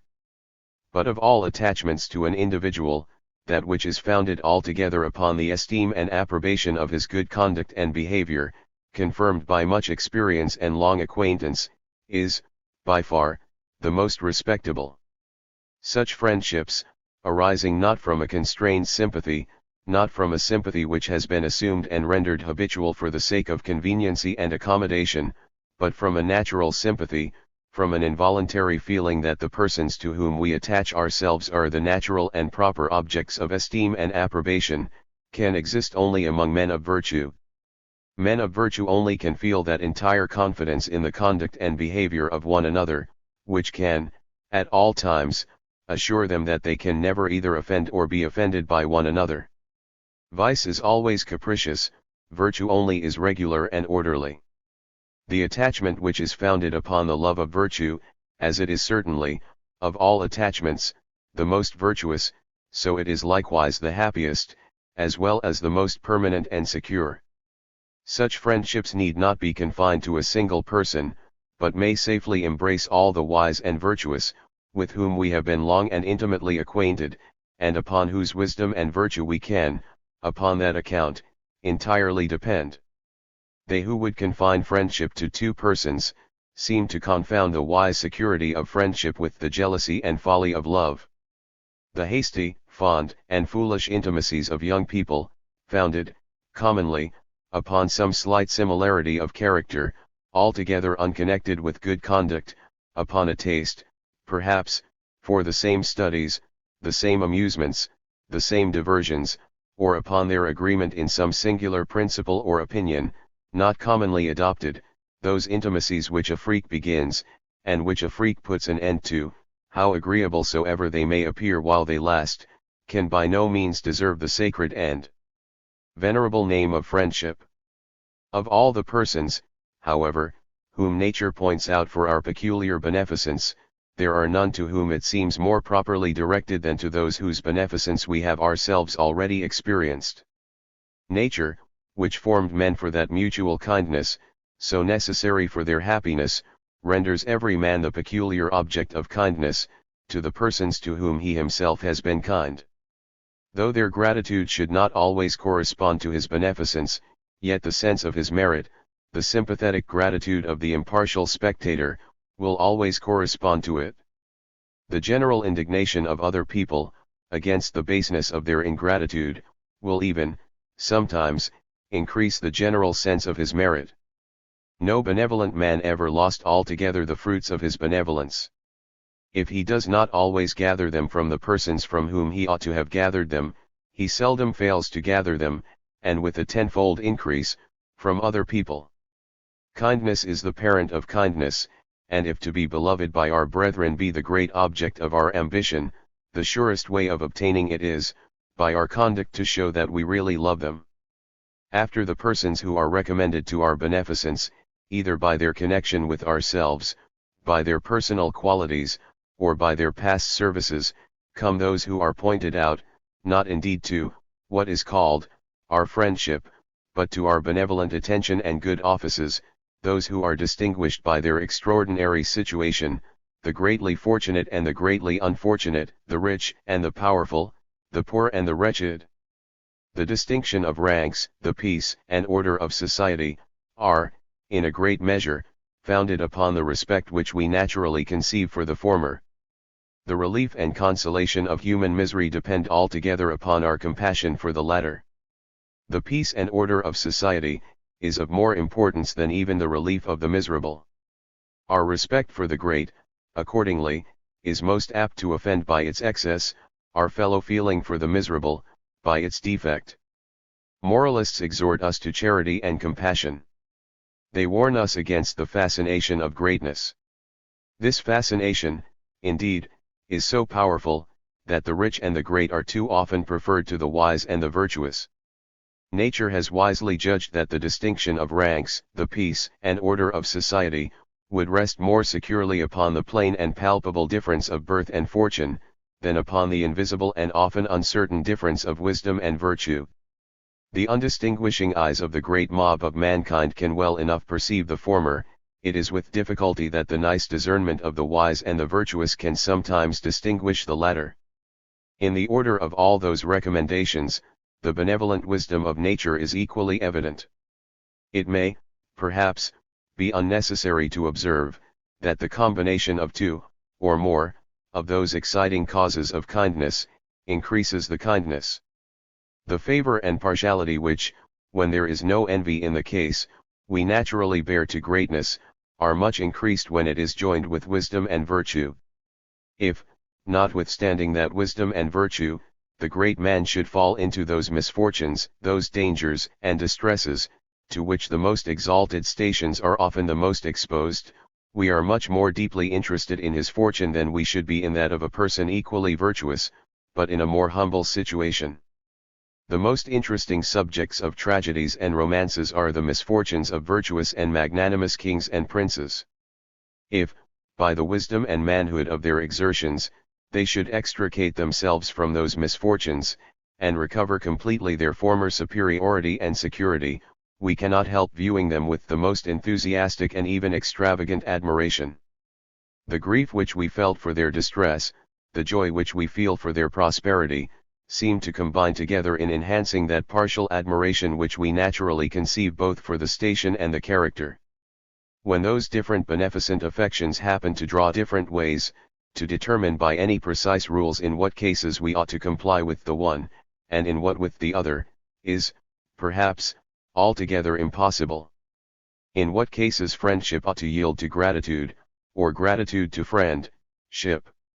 In what cases the strongest of all natural affections ought to yield to a regard for the safety of those superiors upon whose safety often depends that of the whole society, and in what cases natural affection may, without impropriety, prevail over that regard, must be left altogether to the decision of the man within the breast, the supposed impartial spectator, the great judge and arbiter of our conduct. If we place ourselves completely in his situation, if we really view ourselves with his eyes, and as he views us, and listen with diligent and reverential attention to what he suggests to us, his voice will never deceive us. We shall stand in need of no casuistic rules to direct our conduct. These it is often impossible to accommodate to all the different shades and gradations of circumstance, character, and situation, to differences and distinctions which, though not imperceptible, are, by their nicety and delicacy, often altogether undefinable.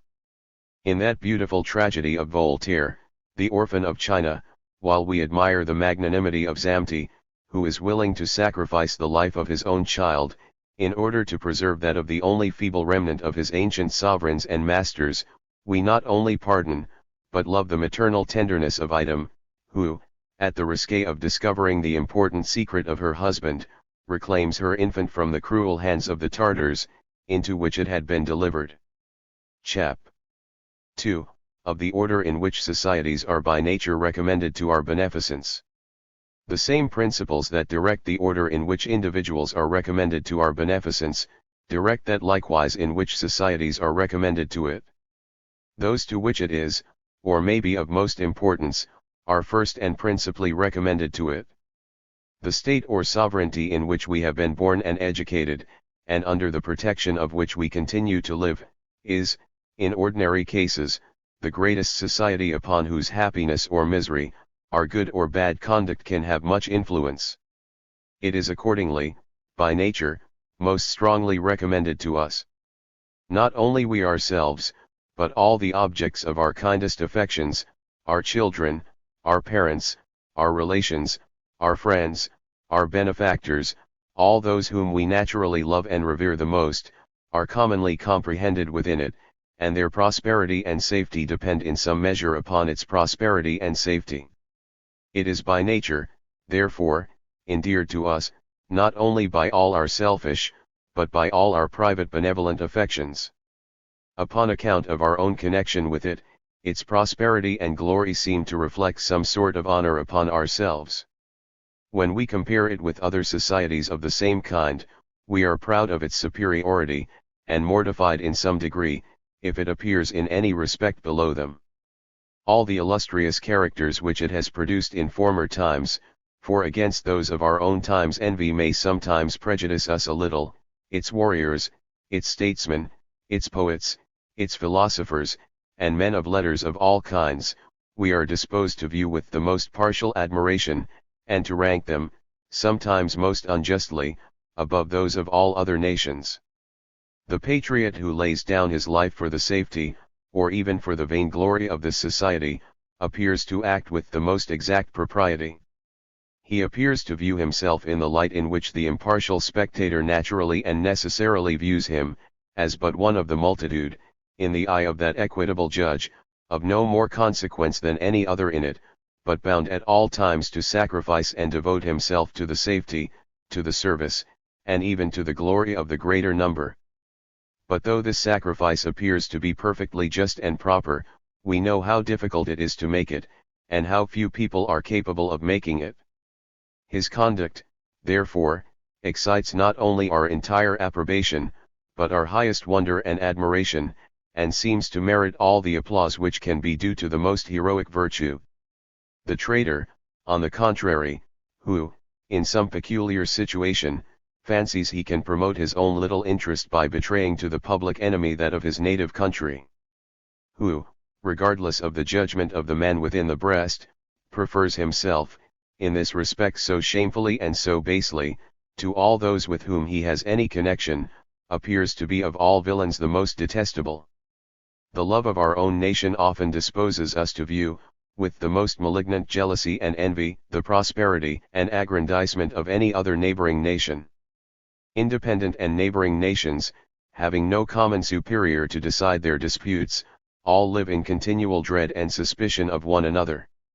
Each sovereign, expecting little justice from his neighbors, is disposed to treat them with as little as he expects from them. The regard for the laws of nations, or for those rules which independent states profess or pretend to think themselves bound to observe in their dealings with one another, is often very little more than mere pretense and profession. From the smallest interest, upon the slightest provocation, we see those rules every day, either evaded or directly violated without shame or remorse. Each nation foresees, or imagines it foresees, its own subjugation in the increasing power and aggrandizement of any of its neighbors, and the mean principle of national prejudice is often founded upon the noble one of the love of our own country. The sentence with which the elder Cato is said to have concluded every speech which he made in the Senate, whatever might be the subject, "It is my opinion likewise that Carthage ought to be destroyed," was the natural expression of the savage patriotism of a strong but coarse mind, enraged almost to madness against a foreign nation from which his own had suffered so much. The more humane sentence with which Scipio Nausicaa is said to have concluded all his speeches, "It is my opinion likewise that Carthage ought not to be destroyed," was the liberal expression of a more enlarged and enlightened mind, who felt no aversion to the prosperity even of an old enemy, when reduced to a state which could no longer be formidable to Rome. France and England may each of them have some reason to dread the increase of the naval and military power of the other, but for either of them to envy the internal happiness and prosperity of the other, the cultivation of its lands, the advancement of its manufactures, the increase of its commerce, the security and number of its ports and harbors, its proficiency in all the liberal arts and sciences, is surely beneath the dignity of two such great nations. These are all real improvements of the world we live in. Mankind are benefited, human nature is ennobled by them. In such improvements each nation ought, not only to endeavor itself to excel, but from the love of mankind, to promote, instead of obstructing the excellence of its neighbors. These are all proper objects of national emulation, not of national prejudice or envy. The love of our own country seems not to be derived from the love of mankind. The former sentiment is altogether independent of the latter, and seems sometimes even to dispose us to act inconsistently with it. France may contain, perhaps, near 3 times the number of inhabitants which Great Britain contains. In the great society of mankind, therefore, the prosperity of France should appear to be an object of much greater importance than that of Great Britain. The British subject, however, who, upon that account, should prefer upon all occasions the prosperity of the former to that of the latter country, would not be thought a good citizen of Great Britain. We do not love our country merely as a part of the great society of mankind, we love it for its own sake, and independently of any such consideration. That wisdom which contrived the system of human affections, as well as that of every other part of nature, seems to have judged that the interest of the great society of mankind would be best promoted by directing the principal attention of each individual to that particular portion of it, which was most within the sphere both of his abilities and of his understanding. National prejudices and hatreds seldom extend beyond neighboring nations. We very weakly and foolishly, perhaps, call the French our natural enemies, and they perhaps, as weakly and foolishly, consider us in the same manner. Neither they nor we bear any sort of envy to the prosperity of China or Japan. It very rarely happens, however, that our goodwill towards such distant countries can be exerted with much effect. The most extensive public benevolence which can commonly be exerted with any considerable effect, is that of the statesmen, who project and form alliances among neighboring or not very distant nations, for the preservation either of, what is called, the balance of power, or of the general peace and tranquility of the states within the circle of their negotiations. The statesmen, however, who plan and execute such treaties, have seldom anything in view, but the interest of their respective countries. Sometimes, indeed, their views are more extensive. The Count d'Avaux, the plenipotentiary of France, at the Treaty of Munster, would have been willing to sacrifice his life, according to the Cardinal de Retz, a man not over-credulous in the virtue of other people, in order to have restored, by that treaty, the general tranquility of Europe.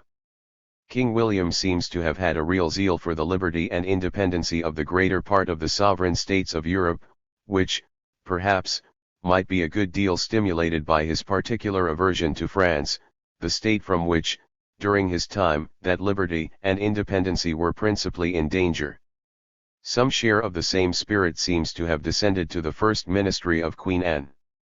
Every independent state is divided into many different orders and societies, each of which has its own particular powers, privileges, and immunities. Every individual is naturally more attached to his own particular order or society, than to any other. His own interest, his own vanity, the interest and vanity of many of his friends and companions, are commonly a good deal connected with it. He is ambitious to extend its privileges and immunities. He is zealous to defend them against the encroachments of every other order or society. Upon the manner in which any state is divided into the different orders and societies which compose it, and upon the particular distribution which has been made of their respective powers, privileges, and immunities, depends, what is called, the constitution of that particular state. Upon the ability of each particular order or society to maintain its own powers, privileges, and immunities, against the encroachments of every other, depends the stability of that particular constitution.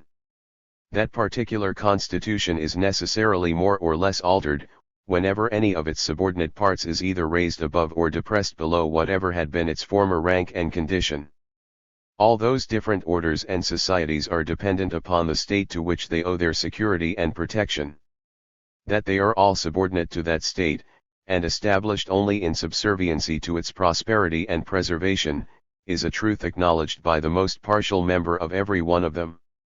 It may often, however, be hard to convince him that the prosperity and preservation of the state require any diminution of the powers, privileges, and immunities of his own particular order or society. This partiality, though it may sometimes be unjust, may not, upon that account, be useless. It checks the spirit of innovation. It tends to preserve whatever is the established balance among the different orders and societies into which the state is divided, and while it sometimes appears to obstruct some alterations of government which may be fashionable and popular at the time, it contributes in reality to the stability and permanency of the whole system. The love of our country seems, in ordinary cases, to involve in it two different principles: first, a certain respect and reverence for that constitution or form of government which is actually established, and secondly, an earnest desire to render the condition of our fellow citizens as safe, respectable, and happy as we can. He is not a citizen who is not disposed to respect the laws and to obey the civil magistrate, and he is certainly not a good citizen who does not wish to promote, by every means in his power, the welfare of the whole society of his fellow citizens. In peaceable and quiet times, those two principles generally coincide and lead to the same conduct. The support of the established government seems evidently the best expedient for maintaining the safe, respectable, and happy situation of our fellow citizens, when we see that this government actually maintains them in that situation. But in times of public discontent, faction, and disorder, those two different principles may draw different ways, and even a wise man may be disposed to think some alteration necessary in that constitution or form of government, which, in its actual condition, appears plainly unable to maintain the public tranquility. In such cases, however, it often requires, perhaps, the highest effort of political wisdom to determine when a real patriot ought to support and endeavor to re-establish the authority of the old system, and when he ought to give way to the more daring, but often dangerous spirit of innovation. Foreign war and civil faction are the two situations which afford the most splendid opportunities for the display of public spirit.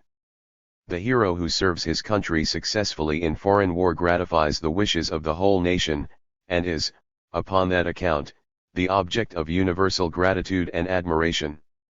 In times of civil discord, the leaders of the contending parties, though they may be admired by one half of their fellow citizens, are commonly execrated by the other. Their characters and the merit of their respective services appear commonly more doubtful. The glory which is acquired by foreign war is, upon this account, almost always more pure and more splendid than that which can be acquired in civil faction. The leader of the successful party, however, if he has authority enough to prevail upon his own friends to act with proper temper and moderation, which he frequently has not, may sometimes render to his country a service much more essential and important than the greatest victories and the most extensive conquests. He may re-establish and improve the constitution, and from the very doubtful and ambiguous character of the leader of a party, he may assume the greatest and noblest of all characters, that of the reformer and legislator of a great state, and, by the wisdom of his institutions, secure the internal tranquility and happiness of his fellow citizens for many succeeding generations. Amidst the turbulence and disorder of faction, a certain spirit of system is apt to mix itself with that public spirit which is founded upon the love of humanity, upon a real fellow feeling with the inconveniencies and distresses to which some of our fellow citizens may be exposed. This spirit of system commonly takes the direction of that more gentle public spirit, always animates it, and often inflames it even to the madness of fanaticism. The leaders of the discontented party seldom fail to hold out some plausible plan of reformation which, they pretend, will not only remove the inconveniencies and relieve the distresses immediately complained of, but will prevent, in all time coming, any return of the like inconveniencies and distresses. They often propose, upon this account, to new model the Constitution, and to alter, in some of its most essential parts, that system of government under which the subjects of a great empire have enjoyed, perhaps, peace, security, and even glory, during the course of several centuries together. The great body of the party are commonly intoxicated with the imaginary beauty of this ideal system, of which they have no experience, but which has been represented to them in all the most dazzling colors in which the eloquence of their leaders could paint it. Those leaders themselves, though they originally may have meant nothing but their own aggrandizement, become many of them in time the dupes of their own sophistry, and are as eager for this great reformation as the weakest and foolishest of their followers. Even though the leaders should have preserved their own heads, as indeed they commonly do, free from this fanaticism, yet they dare not always disappoint the expectation of their followers, but are often obliged, though contrary to their principle and their conscience, to act as if they were under the common delusion. The violence of the party, refusing all palliatives, all temperaments, all reasonable accommodations, by requiring too much frequently obtains nothing, and those inconveniencies and distresses which, with a little moderation, might in a great measure have been removed and relieved, are left altogether without the hope of a remedy. The man whose public spirit is prompted altogether by humanity and benevolence, will respect the established powers and privileges even of individuals, and still more those of the great orders and societies, into which the state is divided. Though he should consider some of them as in some measure abusive, he will content himself with moderating, what he often cannot annihilate without great violence. When he cannot conquer the rooted prejudices of the people by reason and persuasion, he will not attempt to subdue them by force, but will religiously observe what, by Cicero, is justly called the divine maxim of Plato, never to use violence to his country no more than to his parents. He will accommodate, as well as he can, his public arrangements to the confirmed habits and prejudices of the people, and will remedy as well as he can, the inconveniencies which may flow from the want of those regulations which the people are averse to submit to. When he cannot establish the right, he will not disdain to ameliorate the wrong, but like Solon, when he cannot establish the best system of laws, he will endeavor to establish the best that the people can bear. The man of system, on the contrary, is apt to be very wise in his own conceit, and is often so enamored with the supposed beauty of his own ideal plan of government, that he cannot suffer the smallest deviation from any part of it. He goes on to establish it completely and in all its parts, without any regard either to the great interests, or to the strong prejudices which may oppose it. He seems to imagine that he can arrange the different members of a great society with as much ease as the hand arranges the different pieces upon a chessboard. He does not consider that the pieces upon the chessboard have no other principle of motion besides that which the hand impresses upon them, but that, in the great chessboard of human society, every single piece has a principle of motion of its own, altogether different from that which the legislature might choose to impress upon it.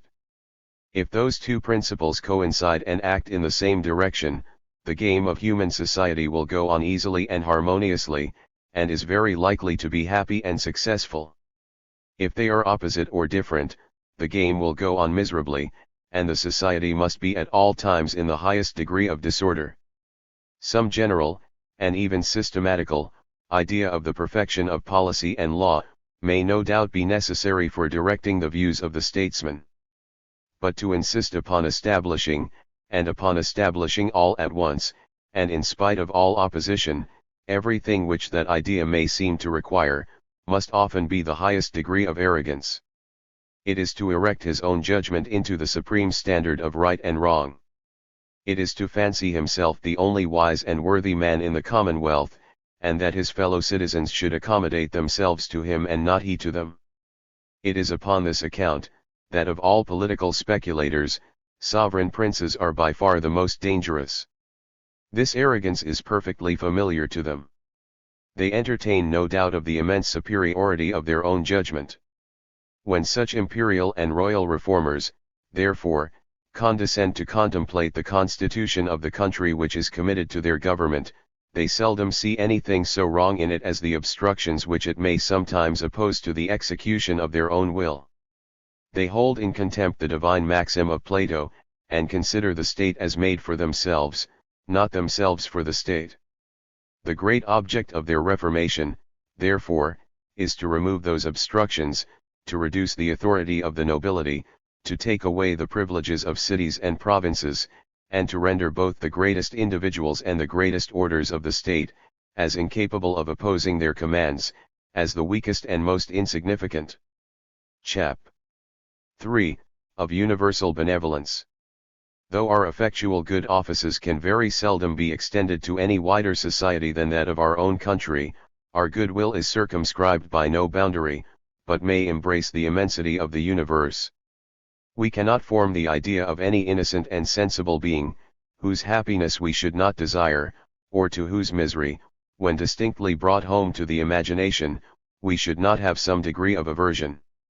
The idea of a mischievous, though sensible, being, indeed, naturally provokes our hatred, but the ill will which, in this case, we bear to it, is really the effect of our universal benevolence.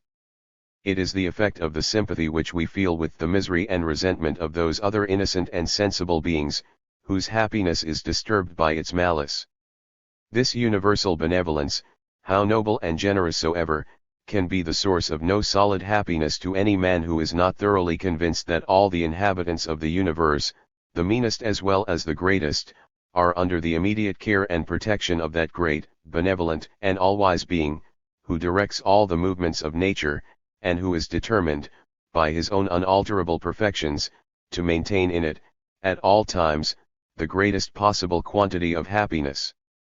To this universal benevolence, on the contrary, the very suspicion of a fatherless world, must be the most melancholy of all reflections, from the thought that all the unknown regions of infinite and incomprehensible space may be filled with nothing but endless misery and wretchedness. All the splendor of the highest prosperity can never enlighten the gloom with which so dreadful an idea must necessarily overshadow the imagination, nor, in a wise and virtuous man, can all the sorrow of the most afflicting adversity ever dry up the joy which necessarily springs from the habitual and thorough conviction of the truth of the contrary system.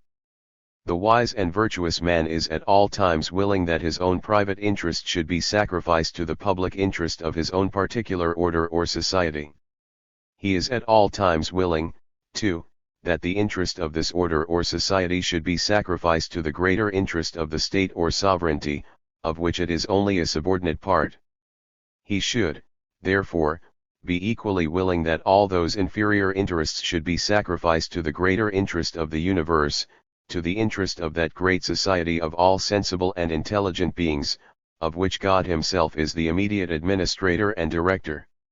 If he is deeply impressed with the habitual and thorough conviction that this benevolent and all-wise being can admit into the system of his government no partial evil which is not necessary for the universal good, he must consider all the misfortunes which may befall himself, his friends, his society, or his country, as necessary for the prosperity of the universe, and therefore as what he ought, not only to submit to with resignation, but as what he himself, if he had known all the connections and dependencies of things, ought sincerely and devoutly to have wished for.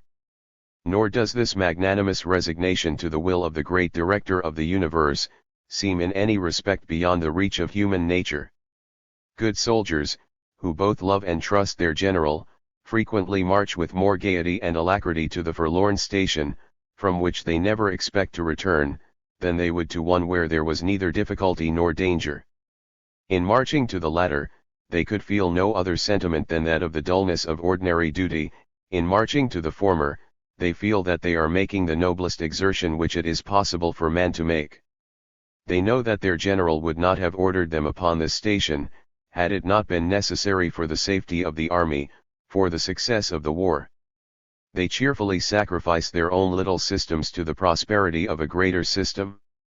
They take an affectionate leave of their comrades, to whom they wish all happiness and success, and march out, not only with submissive obedience, but often with shouts of the most joyful exultation, to that fatal, but splendid and honorable station to which they are appointed.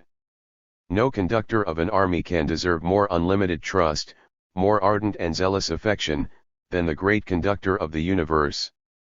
In the greatest public as well as private disasters, a wise man ought to consider that he himself, his friends and countrymen, have only been ordered upon the forlorn station of the universe, that had it not been necessary for the good of the whole, they would not have been so ordered, and that it is their duty, not only with humble resignation to submit to this allotment, but to endeavor to embrace it with alacrity and joy.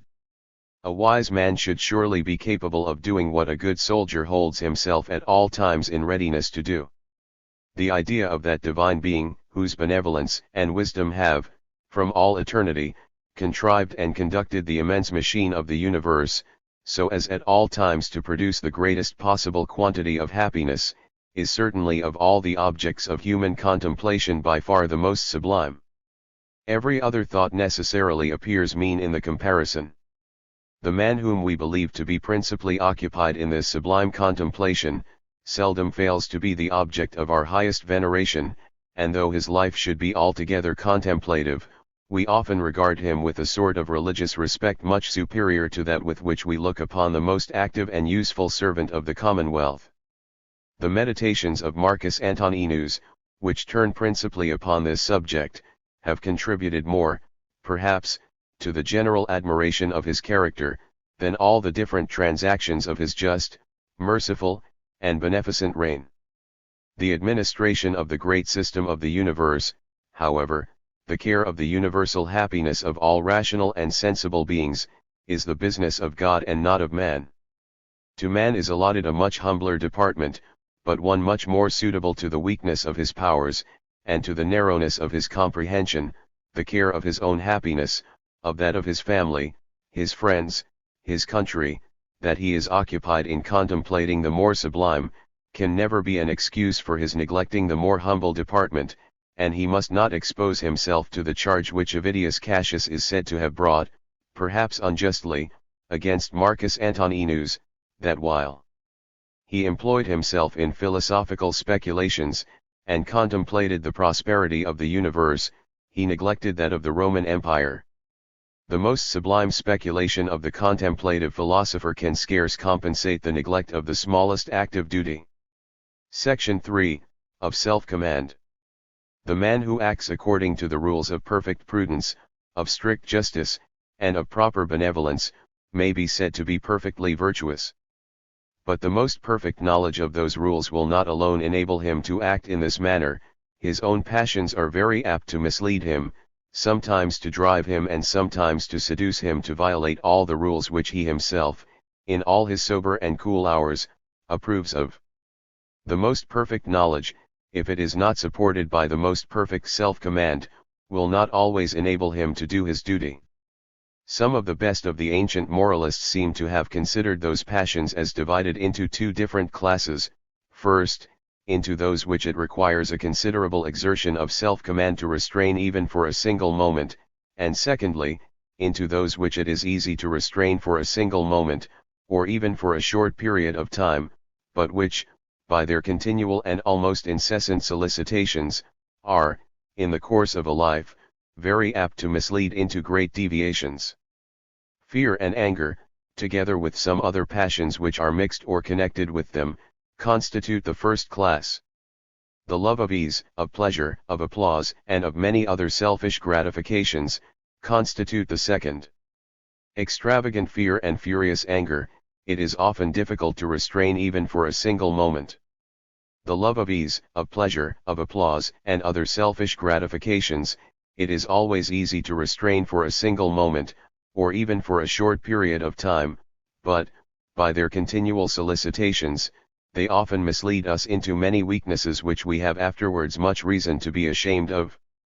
The former set of passions may often be said to drive, the latter, to seduce us from our duty.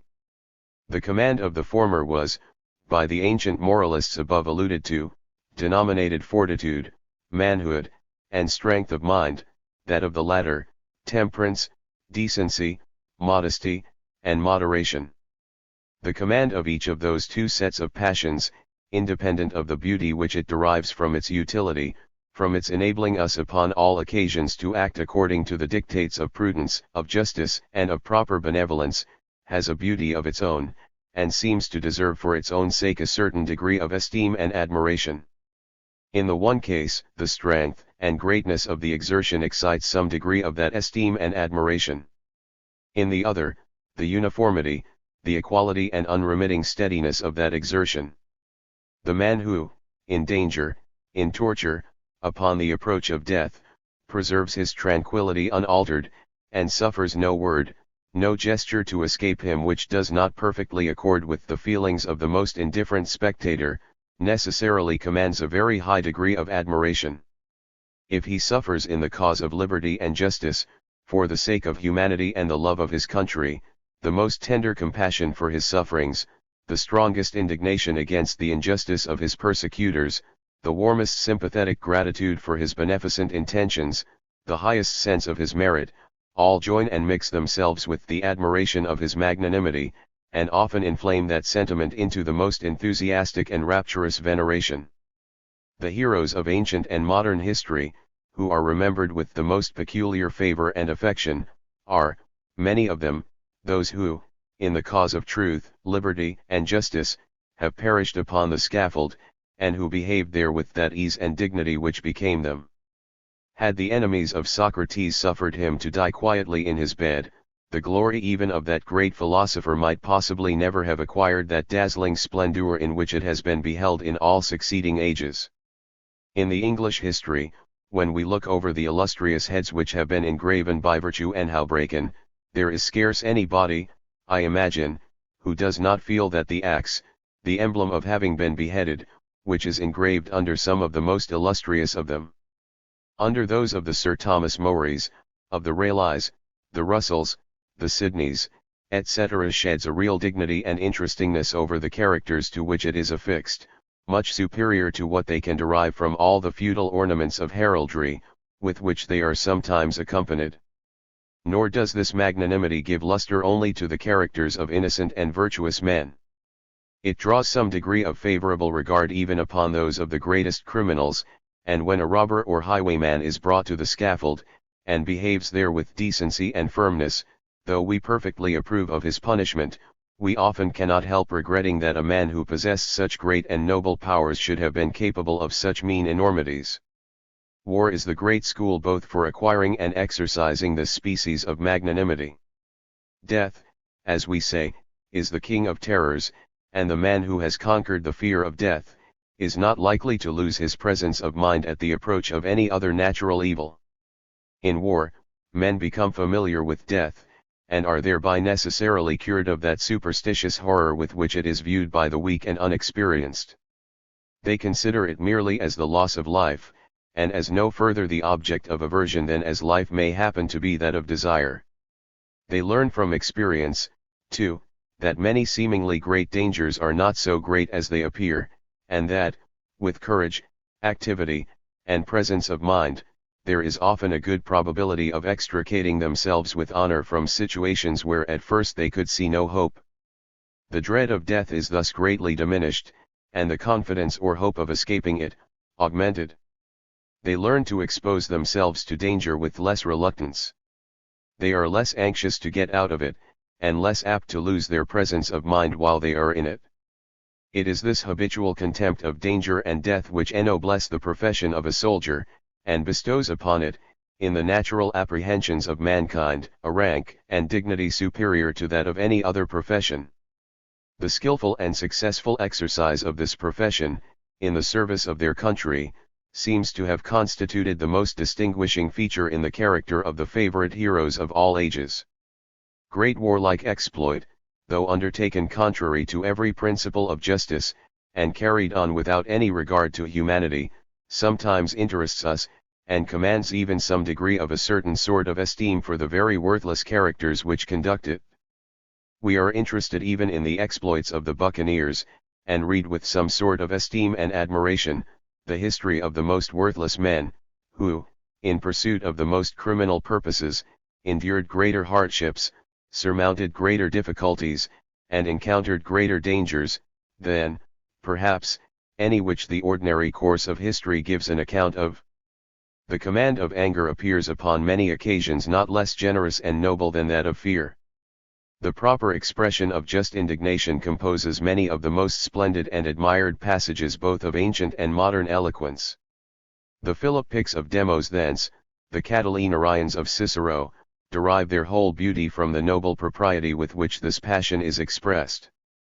But this just indignation is nothing but anger restrained and properly attempered to what the impartial spectator can enter into. The blustering and noisy passion which goes beyond this, is always odious and offensive, and interests us, not for the angry man, but for the man with whom he is angry. The nobleness of pardoning appears, upon many occasions, superior even to the most perfect propriety of resenting. When either proper acknowledgments have been made by the offending party, or, even without any such acknowledgments, when the public interest requires that the most mortal enemies should unite for the discharge of some important duty, the man who can cast away all animosity, and act with confidence and cordiality towards the person who had most grievously offended him, seems justly to merit our highest admiration. The command of anger, however, does not always appear in such splendid colors. Fear is contrary to anger, and is often the motive which restrains it, and in such cases the meanness of the motive takes away all the nobleness of the restraint. Anger prompts to attack, and the indulgence of it seems sometimes to shew a sort of courage and superiority to fear. The indulgence of anger is sometimes an object of vanity. That of fear never is. Vain and weak men, among their inferiors, or those who dare not resist them, often affect to be ostentatiously passionate, and fancy that they show, what is called, spirit in being so. A bully tells many stories of his own insolence, which are not true, and imagines that he thereby renders himself, if not more amiable and respectable, at least more formidable to his audience. Modern manners, which, by favoring the practice of dueling, may be said, in some cases, to encourage private revenge, contribute, perhaps, a good deal to render, in modern times, the restraint of anger by fear still more contemptible than it might otherwise appear to be. There is always something dignified in the command of fear, whatever may be the motive upon which it is founded. It is not so with the command of anger. Unless it is founded altogether in the sense of decency, of dignity, and propriety, it never is perfectly agreeable. To act according to the dictates of prudence, of justice, and proper beneficence, seems to have no great merit where there is no temptation to do otherwise. But to act with cool deliberation in the midst of the greatest dangers and difficulties, to observe religiously the sacred rules of justice in spite both of the greatest interests which might tempt, and the greatest injuries which might provoke us to violate them, never to suffer the benevolence of our temper to be damped or discouraged by the maligudnity and ingratitude of the individuals towards whom it may have been exercised, is the character of the most exalted wisdom and virtue. Self-command is not only itself a great virtue, but from it all the other virtues seem to derive their principal luster. The command of fear, the command of anger, are always great and noble powers.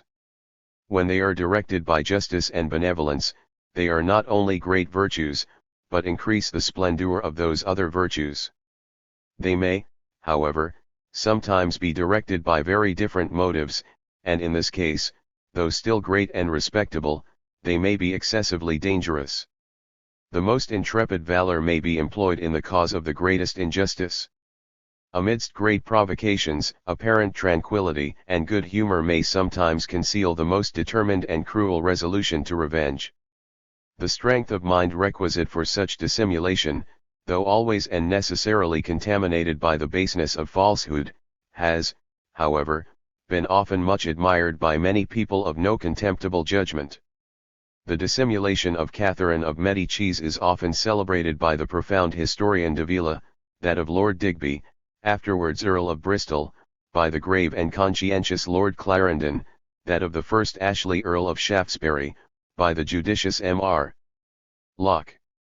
Even Cicero seems to consider this deceitful character, not indeed as of the highest dignity, but as not unsuitable to a certain flexibility of manners, which, he thinks, may, notwithstanding, be, upon the whole, both agreeable and respectable.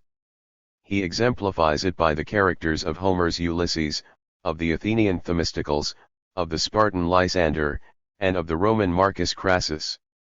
This character of dark and deep dissimulation occurs most commonly in times of great public disorder, amidst the violence of faction and civil war.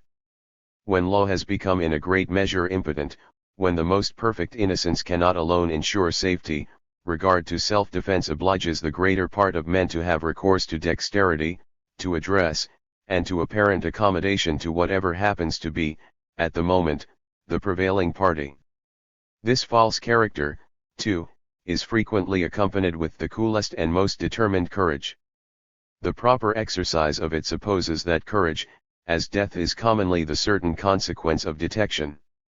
It may be employed indifferently, either to exasperate or to allay those furious animosities of adverse factions which impose the necessity of assuming it, and though it may sometimes be useful, it is at least equally liable to be excessively pernicious.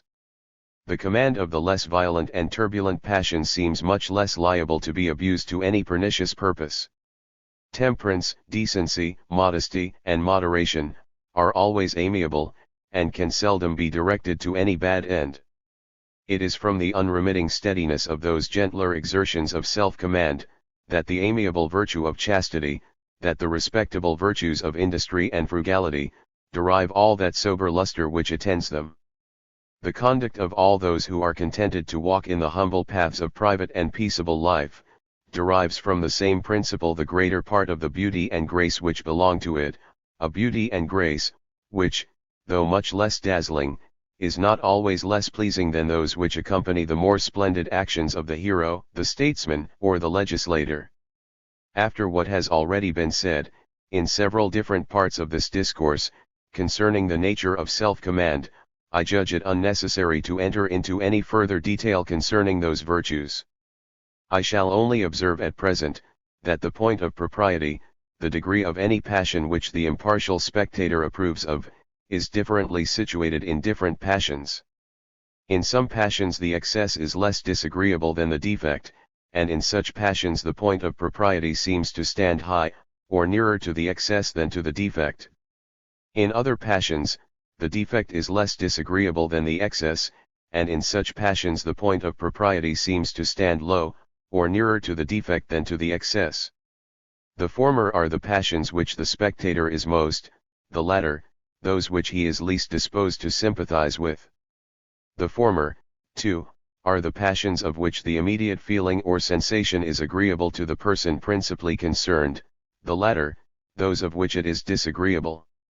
It may be laid down as a general rule, that the passions which the spectator is most disposed to sympathize with, and in which, upon that account, the point of propriety may be said to stand high, are those of which the immediate feeling or sensation is more or less agreeable to the person principally concerned, and that, on the contrary, the passions which the spectator is least disposed to sympathize with, and in which, upon that account, the point of propriety may be said to stand low, are those of which the immediate feeling or sensation is more or less disagreeable, or even painful, to the person principally concerned.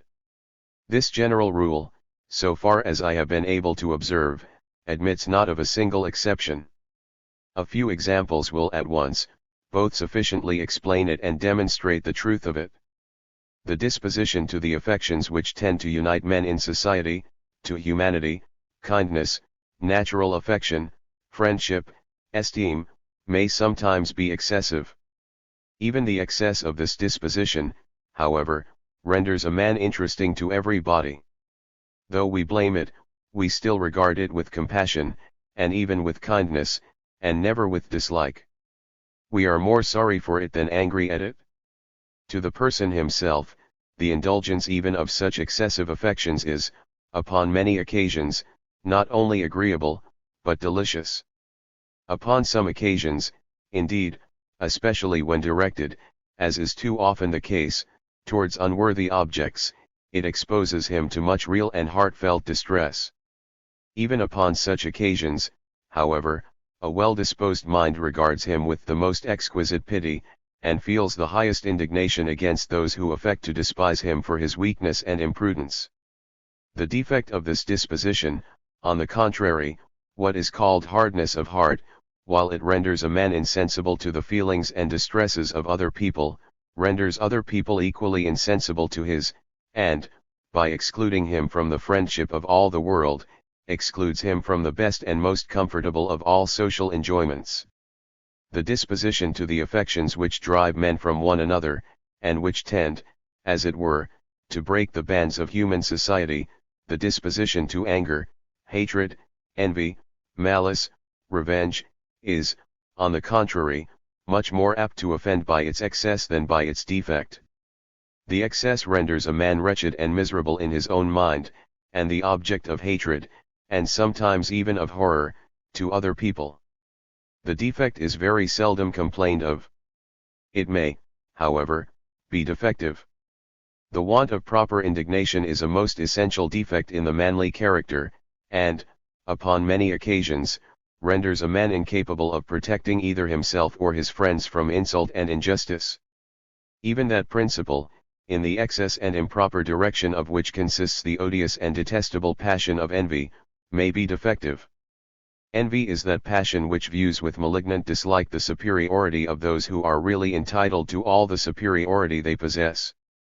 The man, however, who, in matters of consequence, tamely suffers other people, who are entitled to no such superiority, to rise above him or get before him, is justly condemned as mean-spirited. This weakness is commonly founded in indolence, sometimes in good nature, in an aversion to opposition, to bustle and solicitation, and sometimes, too, in a sort of ill-judged magnanimity, which fancies that it can always continue to despise the advantage which it then despises, and, therefore, so easily gives up. Such weakness, however, is commonly followed by much regret and repentance, and what had some appearance of magnanimity in the beginning frequently gives place to a most malignant envy in the end, and to a hatred of that superiority, which those who have once attained it, may often become really entitled to, by the very circumstance of having attained it. In order to live comfortably in the world, it is, upon all occasions, as necessary to defend our dignity and rank, as it is to defend our life or our fortune. Our sensibility to personal danger and distress, like that to personal provocation, is much more apt to offend by its excess than by its defect. No character is more contemptible than that of a coward, no character is more admired than that of the man who faces death with intrepidity, and maintains his tranquillity and presence of mind amidst the most dreadful dangers. We esteem the man who supports pain and even torture with manhood and firmness, and we can have little regard for him who sinks under them, and abandons himself to useless outcries and womanish lamentations. A fretful temper, which feels, with too much sensibility, every little cross accident, renders a man miserable in himself and offensive to other people. A calm one, which does not allow its tranquillity to be disturbed, either by the small injuries, or by the little disasters incident to the usual course of human affairs, but which, amidst the natural and moral evils infesting the world, lays its account and is contented to suffer a little from both, is a blessing to the man himself, and gives ease and security to all his companions. Our sensibility, however, both to our own injuries and to our own misfortunes, though generally too strong, may likewise be too weak. The man who feels little for his own misfortunes must always feel less for those of other people, and be less disposed to relieve them. The man who has little resentment for the injuries which are done to himself, must always have less for those which are done to other people, and be less disposed either to protect or to avenge them. A stupid insensibility to the events of human life necessarily extinguishes all that keen and earnest attention to the propriety of our own conduct, which constitutes the real essence of virtue. We can feel little anxiety about the propriety of our own actions, when we are indifferent about the events which may result from them. The man who feels the full distress of the calamity which has befallen him, who feels the whole baseness of the injustice which has been done to him, but who feels still more strongly what the dignity of his own character requires, who does not abandon himself to the guidance of the undisciplined passions which his situation might naturally inspire, but who governs his whole behavior and conduct according to those restrained and corrected emotions which the great inmate, the great demigod.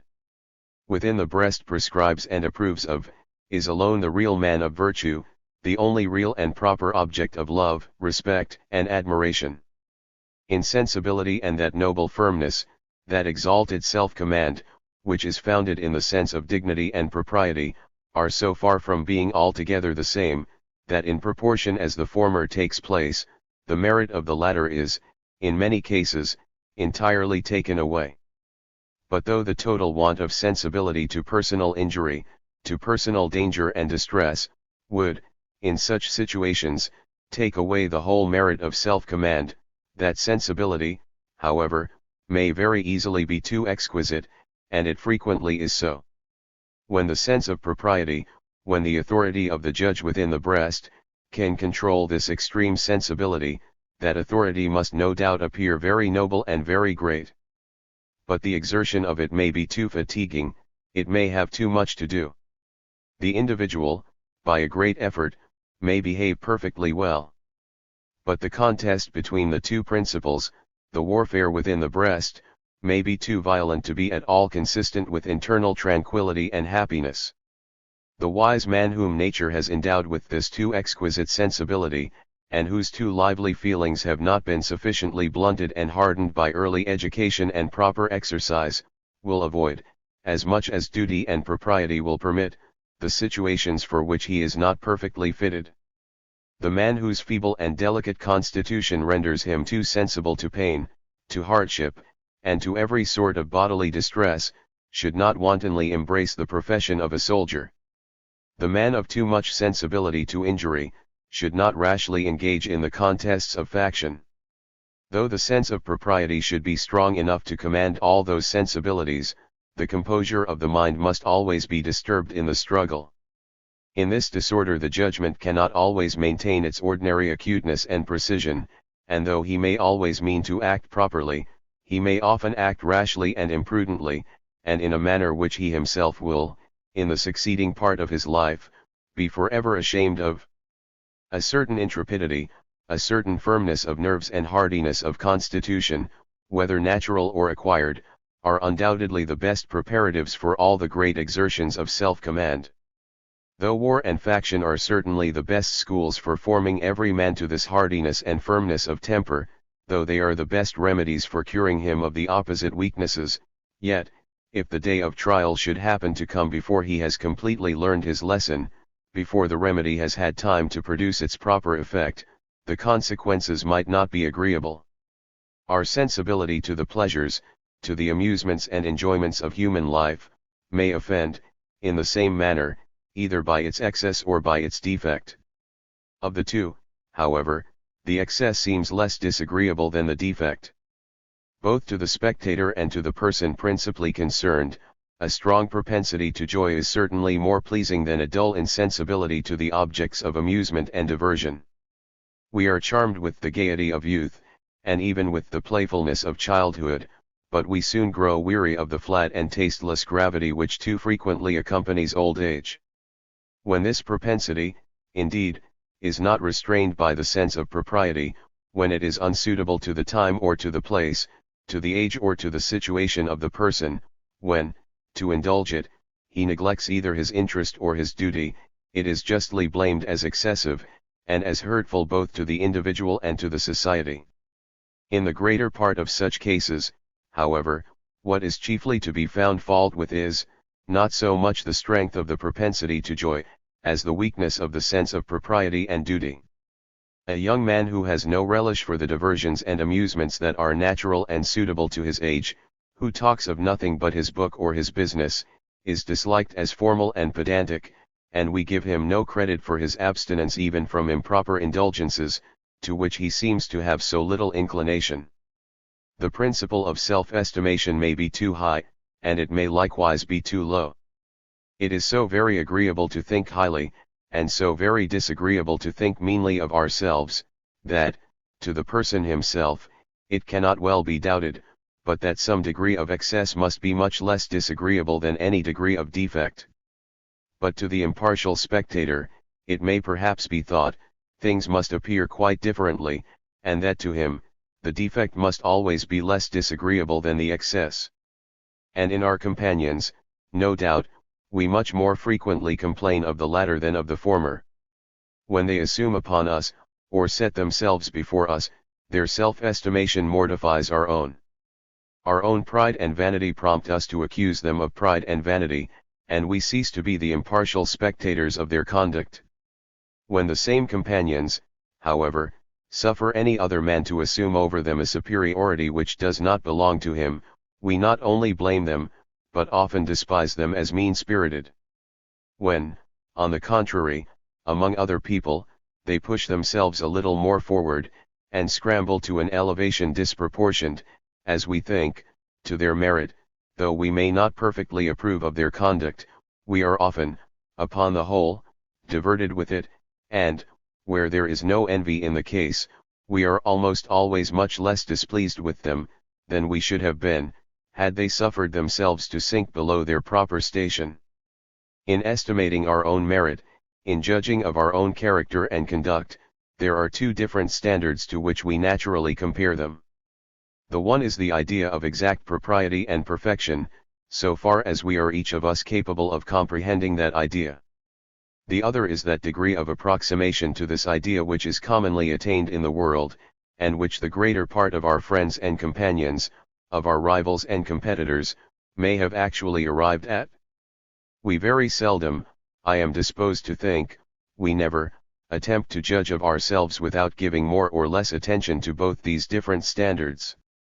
But the attention of different men, and even of the same man at different times, is often very unequally divided between them, and is sometimes principally directed towards the one, and sometimes towards the other. So far as our attention is directed towards the first standard, the wisest and best of us all, can, in his own character and conduct, see nothing but weakness and imperfection, can discover no ground for arrogance and presumption, but a great deal for humility, regret and repentance. So far as our attention is directed towards the second, we may be affected either in the one way or in the other, and feel ourselves, either really above, or really below, the standard to which we compare ourselves. The wise and virtuous man directs his principal attention to the first standard, the idea of exact propriety and perfection. There exists in the mind of every man, an idea of this kind, gradually formed from his observations upon the character and conduct both of himself and of other people. It is the slow, gradual, and progressive work of the great demigod within the breast, the great judge and arbiter of conduct. This idea is in every man more or less accurately drawn, its coloring is more or less just, its outlines are more or less exactly designed, according to the delicacy and acuteness of that sensibility, with which those observations were made, and according to the care and attention employed in making them. In the wise and virtuous man they have been made with the most acute and delicate sensibility, and the utmost care and attention have been employed in making them. Every day some feature is improved, every day some blemish is corrected. He has studied this idea more than other people, he comprehends it more distinctly, he has formed a much more correct image of it, and is much more deeply enamored of its exquisite and divine beauty. He endeavors as well as he can, to assimilate his own character to this archetype of perfection. But he imitates the work of a divine artist, which can never be equaled. He feels the imperfect success of all his best endeavors, and sees, with grief and affliction, in how many different features the mortal copy falls short of the immortal original.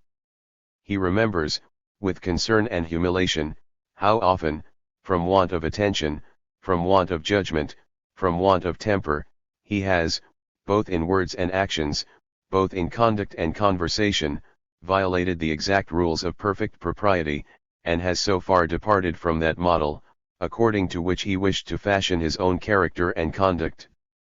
When he directs his attention towards the second standard, indeed, that degree of excellence which his friends and acquaintances have commonly arrived at, he may be sensible of his own superiority. But, as his principal attention is always directed towards the first standard, he is necessarily much more humbled by the one comparison, than he ever can be elevated by the other. He is never so elated as to look down with insolence even upon those who are really below him. He feels so well his own imperfection, he knows so well the difficulty with which he attained his own distant approximation to rectitude, that he cannot regard with contempt the still greater imperfection of other people. Far from insulting over their inferiority, he views it with the most indulgent commiseration, and, by his advice as well as example, is at all times willing to promote their further advancement. If, in any particular qualification, they happen to be superior to him, for who is so perfect as not to have many superiors in many different qualifications, far from envying their superiority, he, who knows how difficult it is to excel, esteems and honors their excellence, and never fails to bestow upon it the full measure of applause which it deserves. His whole mind, in short, is deeply impressed, his whole behavior and deportment are distinctly stamped with the character of real modesty, with that of a very moderate estimation of his own merit, and, at the same time, of a full sense of the merit of other people. In all the liberal and ingenious arts, in painting, in poetry, in music, in eloquence, in philosophy, the great artist feels always the real imperfection of his own best works, and is more sensible than any man how much they fall short of that ideal perfection of which he has formed some conception, which he imitates as well as he can, but which he despairs of ever equaling. It is the inferior artist only, who is ever perfectly satisfied with his own performances. He has little conception of this ideal perfection, about which he has little employed his thoughts, and it is chiefly to the works of other artists, of, perhaps, a still lower order, that he deigns to compare his own works. Boileau, the great French poet, in some of his works, perhaps not inferior to the greatest poet of the same kind, either ancient or modern, used to say, that no great man was ever completely satisfied with his own works. His acquaintance Saint-Euell, a writer of Latin verses, and who, on account of that schoolboy accomplishment, had the weakness to fancy himself a poet, assured him, that he himself was always completely satisfied with his own. Boileau replied, with, perhaps, an arch ambiguity, that he certainly was the only great man that ever was so. Boileau, in judging of his own works, compared them with the standard of ideal perfection, which, in his own particular branch of the poetic art, he had, I presume, meditated as deeply, and conceived as distinctly, as it is possible for man to conceive it. Saint-Euell, in judging of his own works, compared them, I suppose, chiefly to those of the other Latin poets of his own time, to the greater part of whom he was certainly very far from being inferior. But to support and finish off, if I may say so, the conduct and conversation of a whole life to some resemblance of this ideal perfection, is surely much more difficult than to work up to an equal resemblance any of the productions of any of the ingenious arts. The artist sits down to his work undisturbed, at leisure, in the full possession and recollection of all his skill, experience, and knowledge. The wise man must support the propriety of his own conduct in health and in sickness, in success and in disappointment, in the hour of fatigue and drowsy indolence, as well as in that of the most awakened attention. The most sudden and unexpected assaults of difficulty and distress must never surprise him. The injustice of other people must never provoke him to injustice. The violence of faction must never confound him. All the hardships and hazards of war must never either dishearten or appall him. Of the persons who, in estimating their own merit, in judging of their own character and conduct, direct by far the greater part of their attention to the second standard, to that ordinary degree of excellence which is commonly attained by other people, there are some who really and justly feel themselves very much above it, and who, by every intelligent and impartial spectator, are acknowledged to be so. The attention of such persons, however, being always principally directed, not to the standard of ideal, but to that of ordinary perfection, they have little sense of their own weaknesses and imperfections, they have little modesty, are often assuming, arrogant, and presumptuous, great admirers of themselves, and great contemners of other people. Though their characters are in general much less correct, and their merit much inferior to that of the man of real and modest virtue, yet their excessive presumption, founded upon their own excessive self-admiration, dazzles the multitude, and often imposes even upon those who are much superior to the multitude. The frequent, and often wonderful, success of the most ignorant quacks and impostors, both civil and religious, sufficiently demonstrate how easily the multitude are imposed upon by the most extravagant and groundless pretensions. But when those pretensions are supported by a very high degree of real and solid merit, when they are displayed with all the splendor which ostentation can bestow upon them, when they are supported by high rank and great power, when they have often been successfully exerted, and are, upon that account, attended by the loud acclamations of the multitude, even the man of sober judgment often abandons himself to the general admiration. The very noise of those foolish acclamations often contributes to confound his understanding, and while he sees those great men only at a certain distance, he is often disposed to worship them with a sincere admiration, superior even to that with which they appear to worship themselves. When there is no envy in the case, we all take pleasure in admiring, and are, upon that account, naturally disposed, in our own fancies, to render complete and perfect in every respect the characters which, in many respects, are so very worthy of admiration. The excessive self-admiration of those great men is well understood, perhaps, and even seen through, with some degree of derision, by those wise men who are much in their familiarity, and who secretly smile at those lofty pretensions, which, by people at a distance, are often regarded with reverence, and almost with adoration.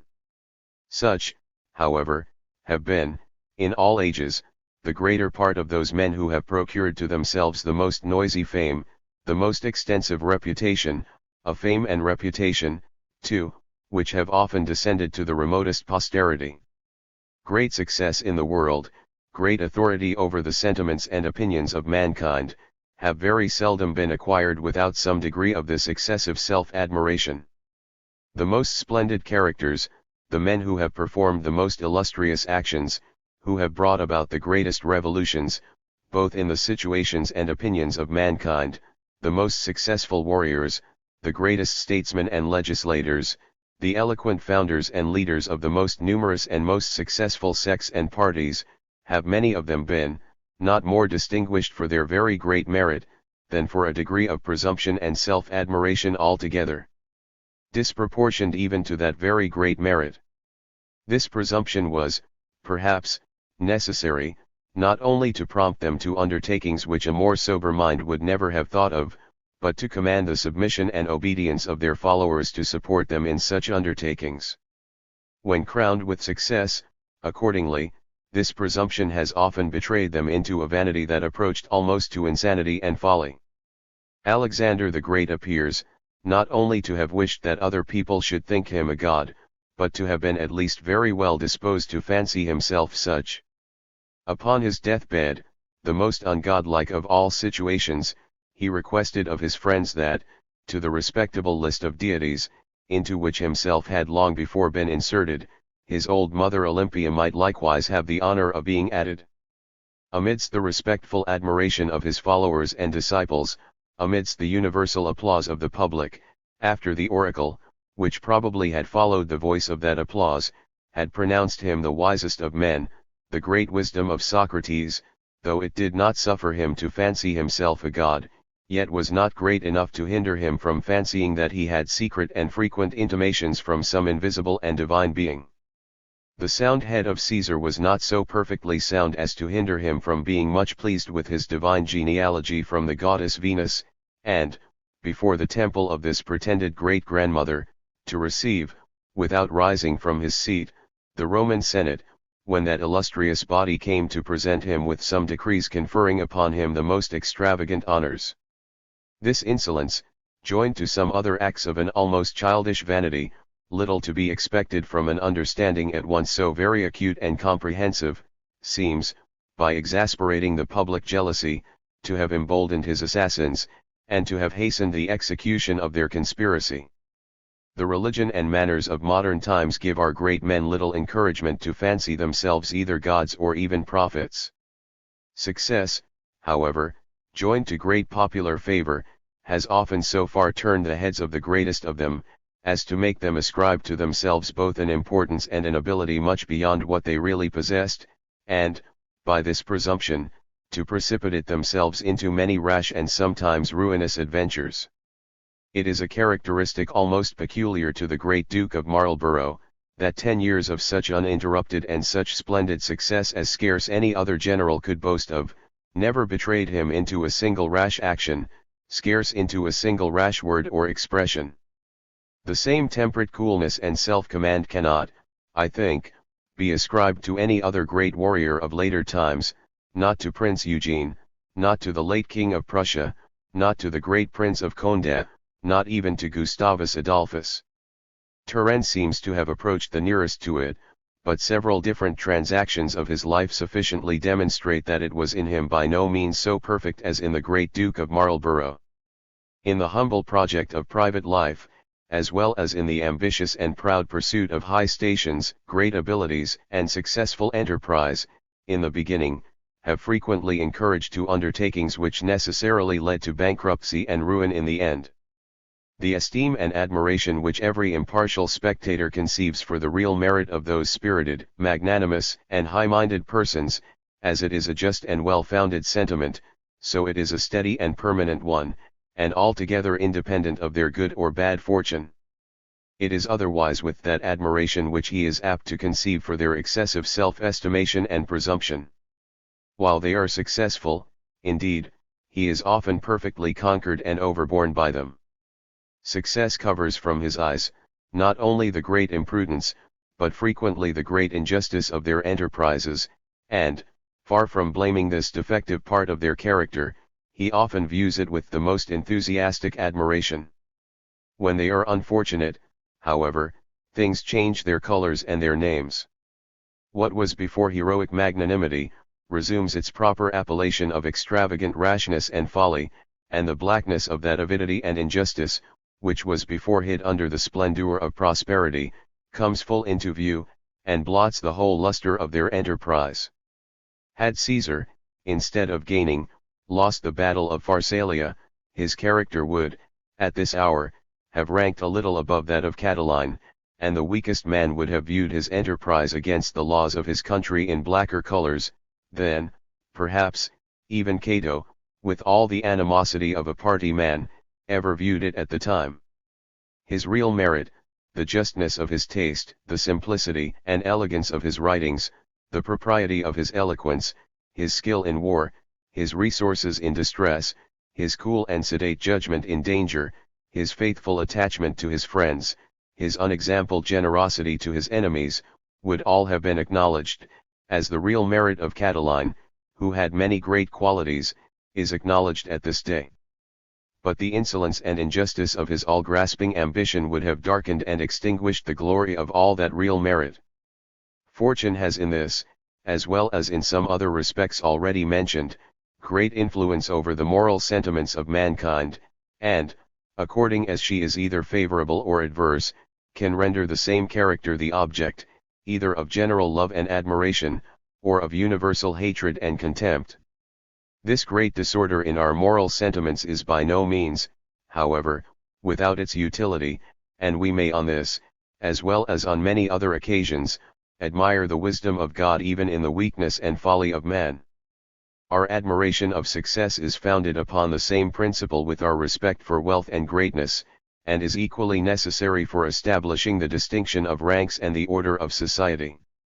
By this admiration of success we are taught to submit more easily to those superiors, whom the course of human affairs may assign to us, to regard with reverence, and sometimes even with a sort of respectful affection, that fortunate violence which we are no longer capable of resisting, not only the violence of such splendid characters as those of a Caesar or an Alexander, but often that of the most brutal and savage barbarians, of an Attila, a Genghis, or a Tamerlane. To all such mighty conquerors the great mob of mankind are naturally disposed to look up with a wondering, though, no doubt, with a very weak and foolish admiration.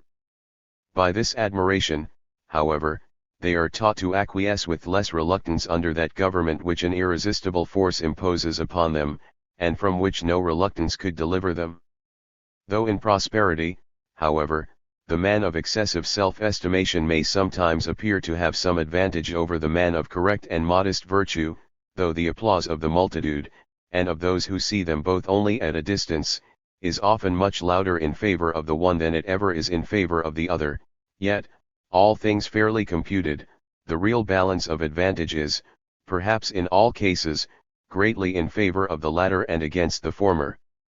The man who neither ascribes to himself, nor wishes that other people should ascribe to him, any other merit besides that which really belongs to him, fears no humiliation, dreads no detection, but rests contented and secure upon the genuine truth and solidity of his own character.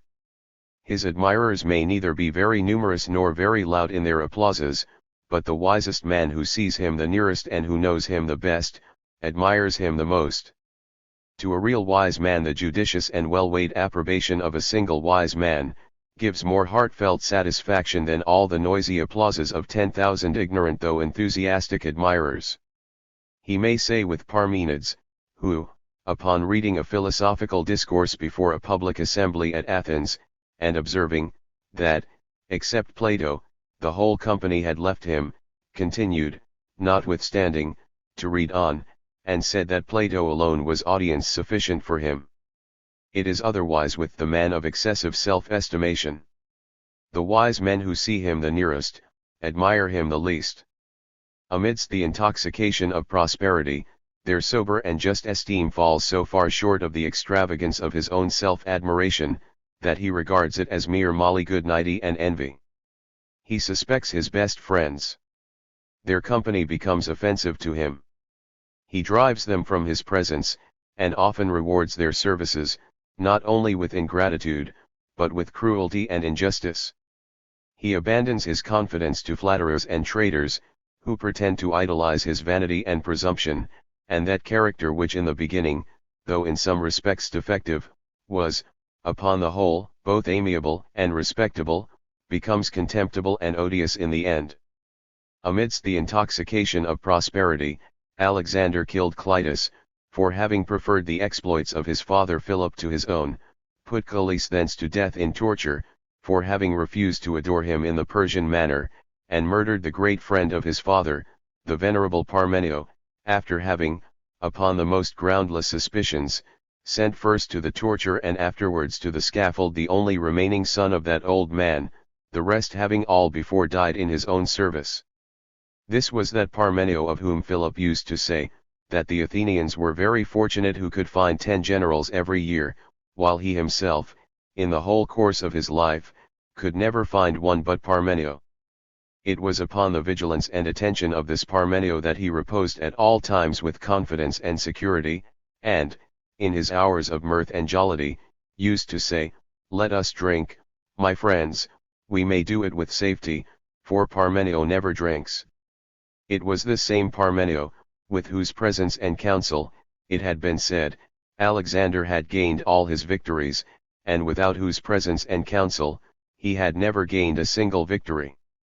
The humble, admiring, and flattering friends, whom Alexander left in power and authority behind him, divided his empire among themselves, and after having thus robbed his family and kindred of their inheritance, put, one after another, every single surviving individual of them, whether male or female, to death.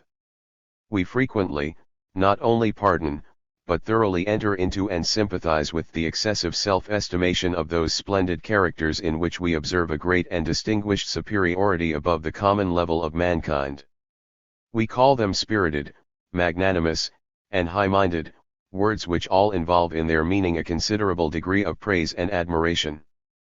But we cannot enter into and sympathize with the excessive self-estimation of those characters in which we can discern no such distinguished superiority. We are disgusted and revolted by it, and it is with some difficulty that we can either pardon or suffer it. We call it pride or vanity, 2 words, of which the latter always, and the former for the most part, involve in their meaning a considerable degree of blame. Those 2 vices, however, though resembling, in some respects, as being both modifications of excessive self-estimation, are yet, in many respects, very different from one another. The proud man is sincere, and, in the bottom of his heart, is convinced of his own superiority, though it may sometimes be difficult to guess upon what that conviction is founded. He wishes you to view him in no other light than that in which, when he places himself in your situation, he really views himself. He demands no more of you than, what he thinks, justice.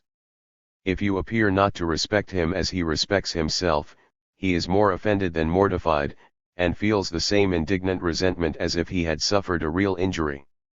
He does not even then, however, deign to explain the grounds of his own pretensions. He disdains to court your esteem. He affects even to despise it, and endeavors to maintain his assumed station, not so much by making you sensible of his superiority, as of your own meanness. He seems to wish, not so much to excite your esteem for himself as to mortify that for yourself.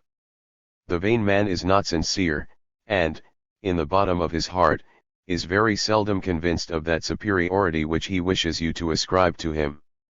He wishes you to view him in much more splendid colors than those in which, when he places himself in your situation, and supposes you to know all that he knows, he can really view himself.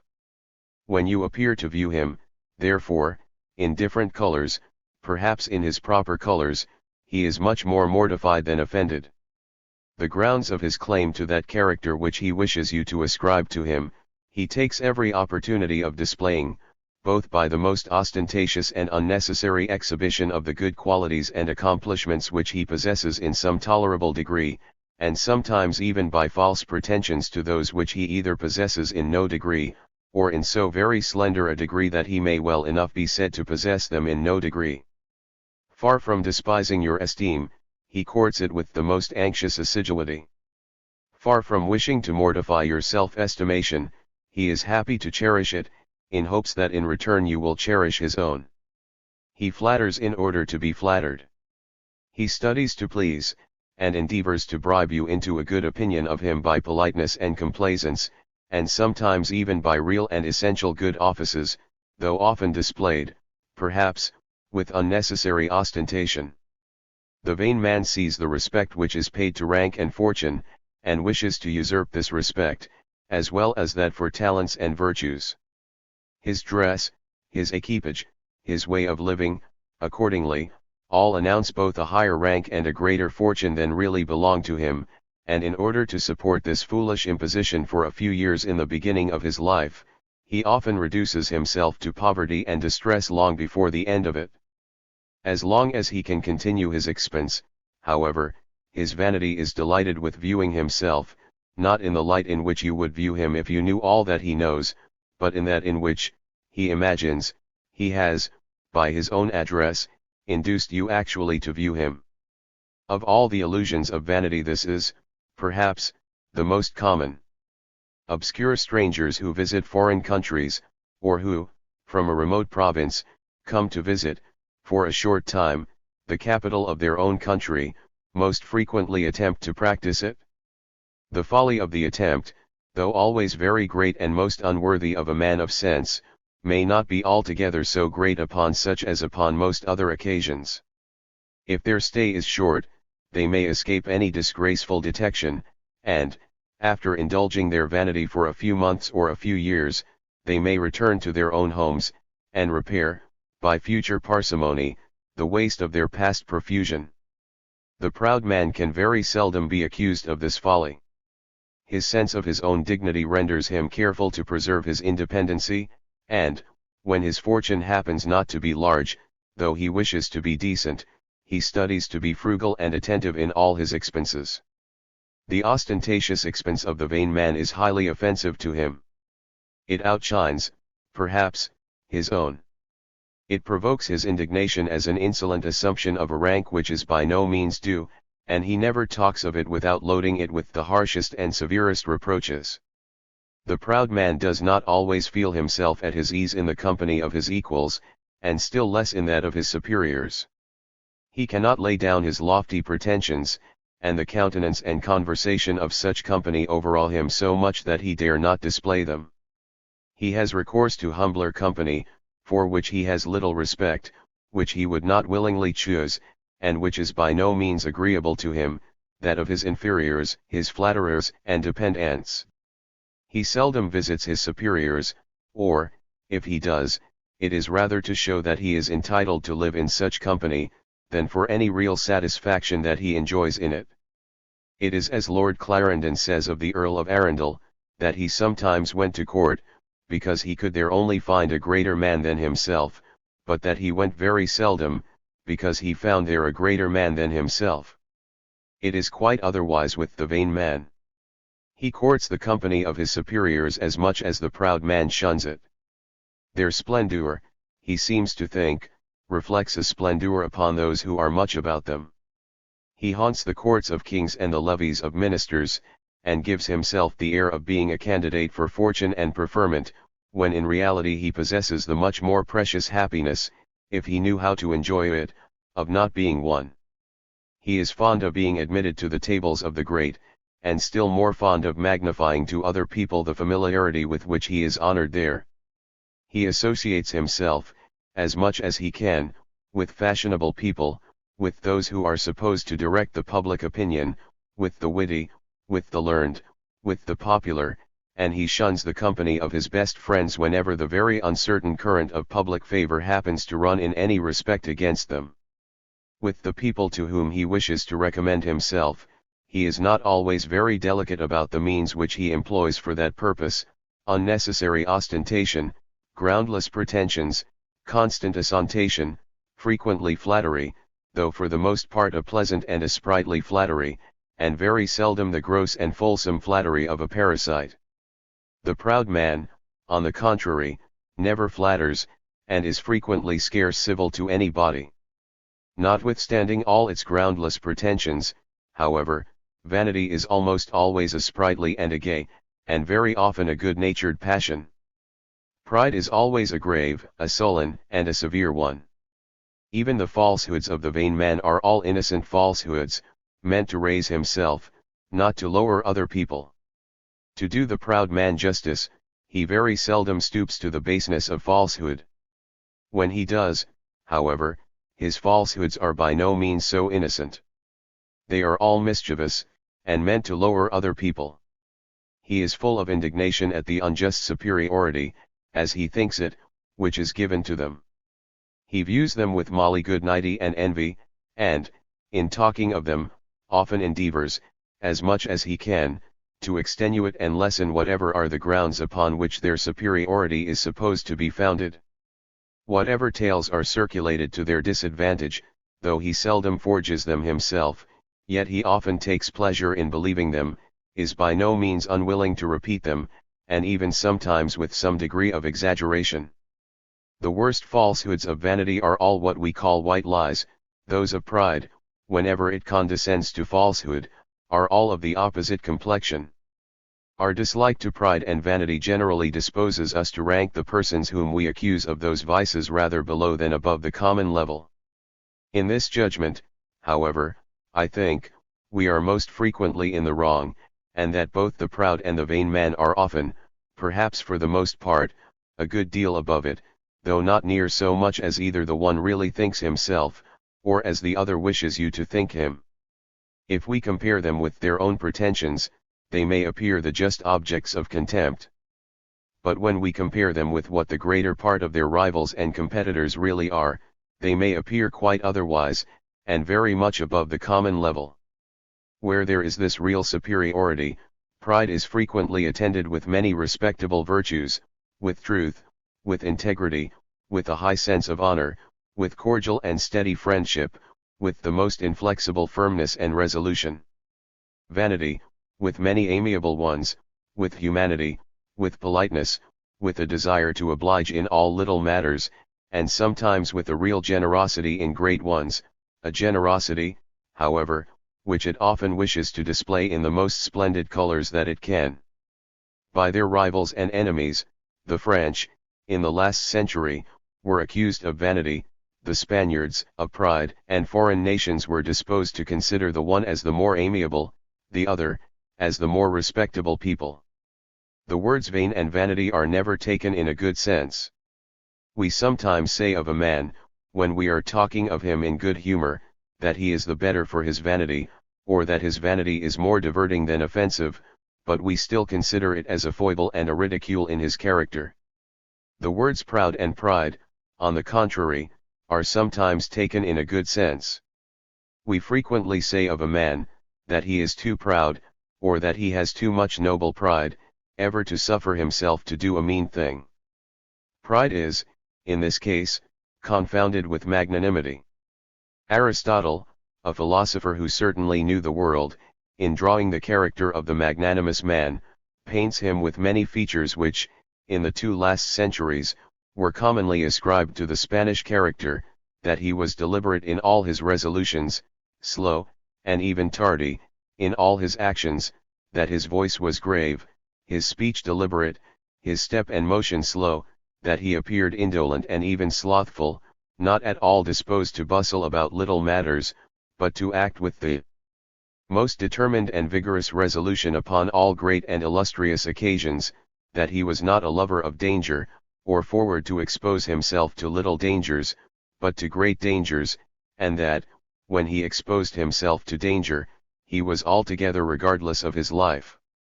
The proud man is commonly too well contented with himself to think that his character requires any amendment. The man who feels himself all perfect, naturally enough despises all further improvement.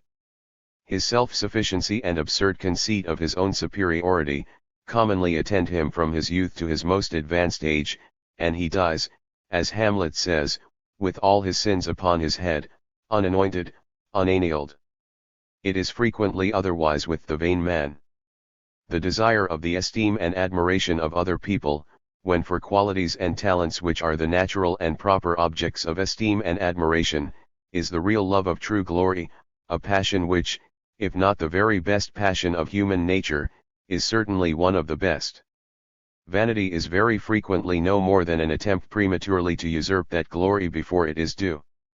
Though your son, under 25 years of age, should be but a coxcomb, do not, upon that account, despair of his becoming, before he is 40, a very wise and worthy man, and a real proficient in all those talents and virtues to which, at present, he may only be an ostentatious and empty pretender. The great secret of education is to direct vanity to proper objects. Never suffer him to value himself upon trivial accomplishments. But do not always discourage his pretensions to those that are of real importance. He would not pretend to them if he did not earnestly desire to possess them. Encourage this desire, afford him every means to facilitate the acquisition, and do not take too much offense, although he should sometimes assume the air of having attained it a little before the time. Such, I say, are the distinguishing characteristics of pride and vanity, when each of them acts according to its proper character.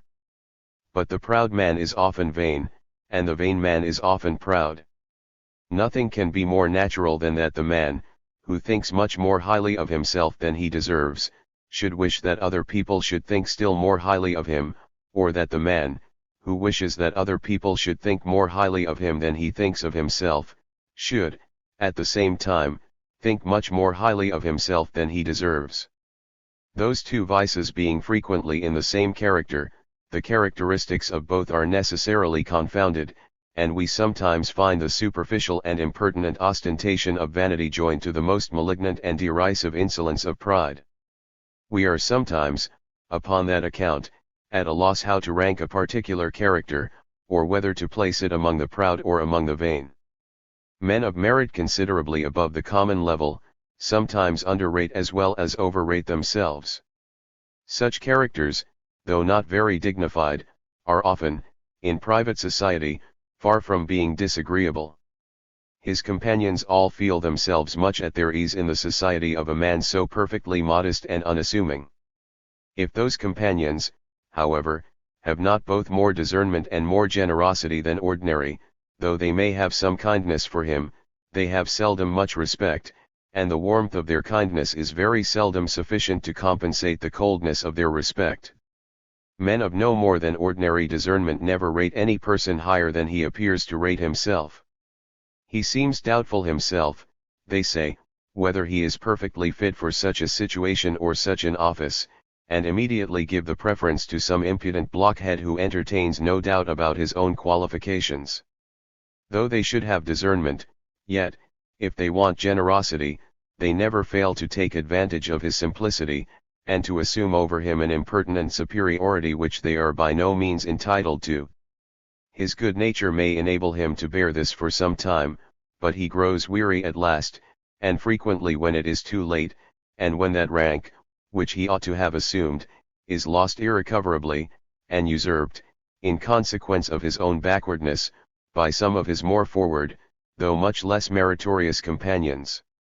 A man of this character must have been very fortunate in the early choice of his companions, if, in going through the world, he meets always with fair justice, even from those whom, from his own past kindness, he might have some reason to consider as his best friends, and a youth, too unassuming and too unambitious, is frequently followed by an insignificant, complaining, and discontented old age. Those unfortunate persons whom nature has formed a good deal below the common level, seem sometimes to rate themselves still more below it than they really are. This humility appears sometimes to sink them into idiotism.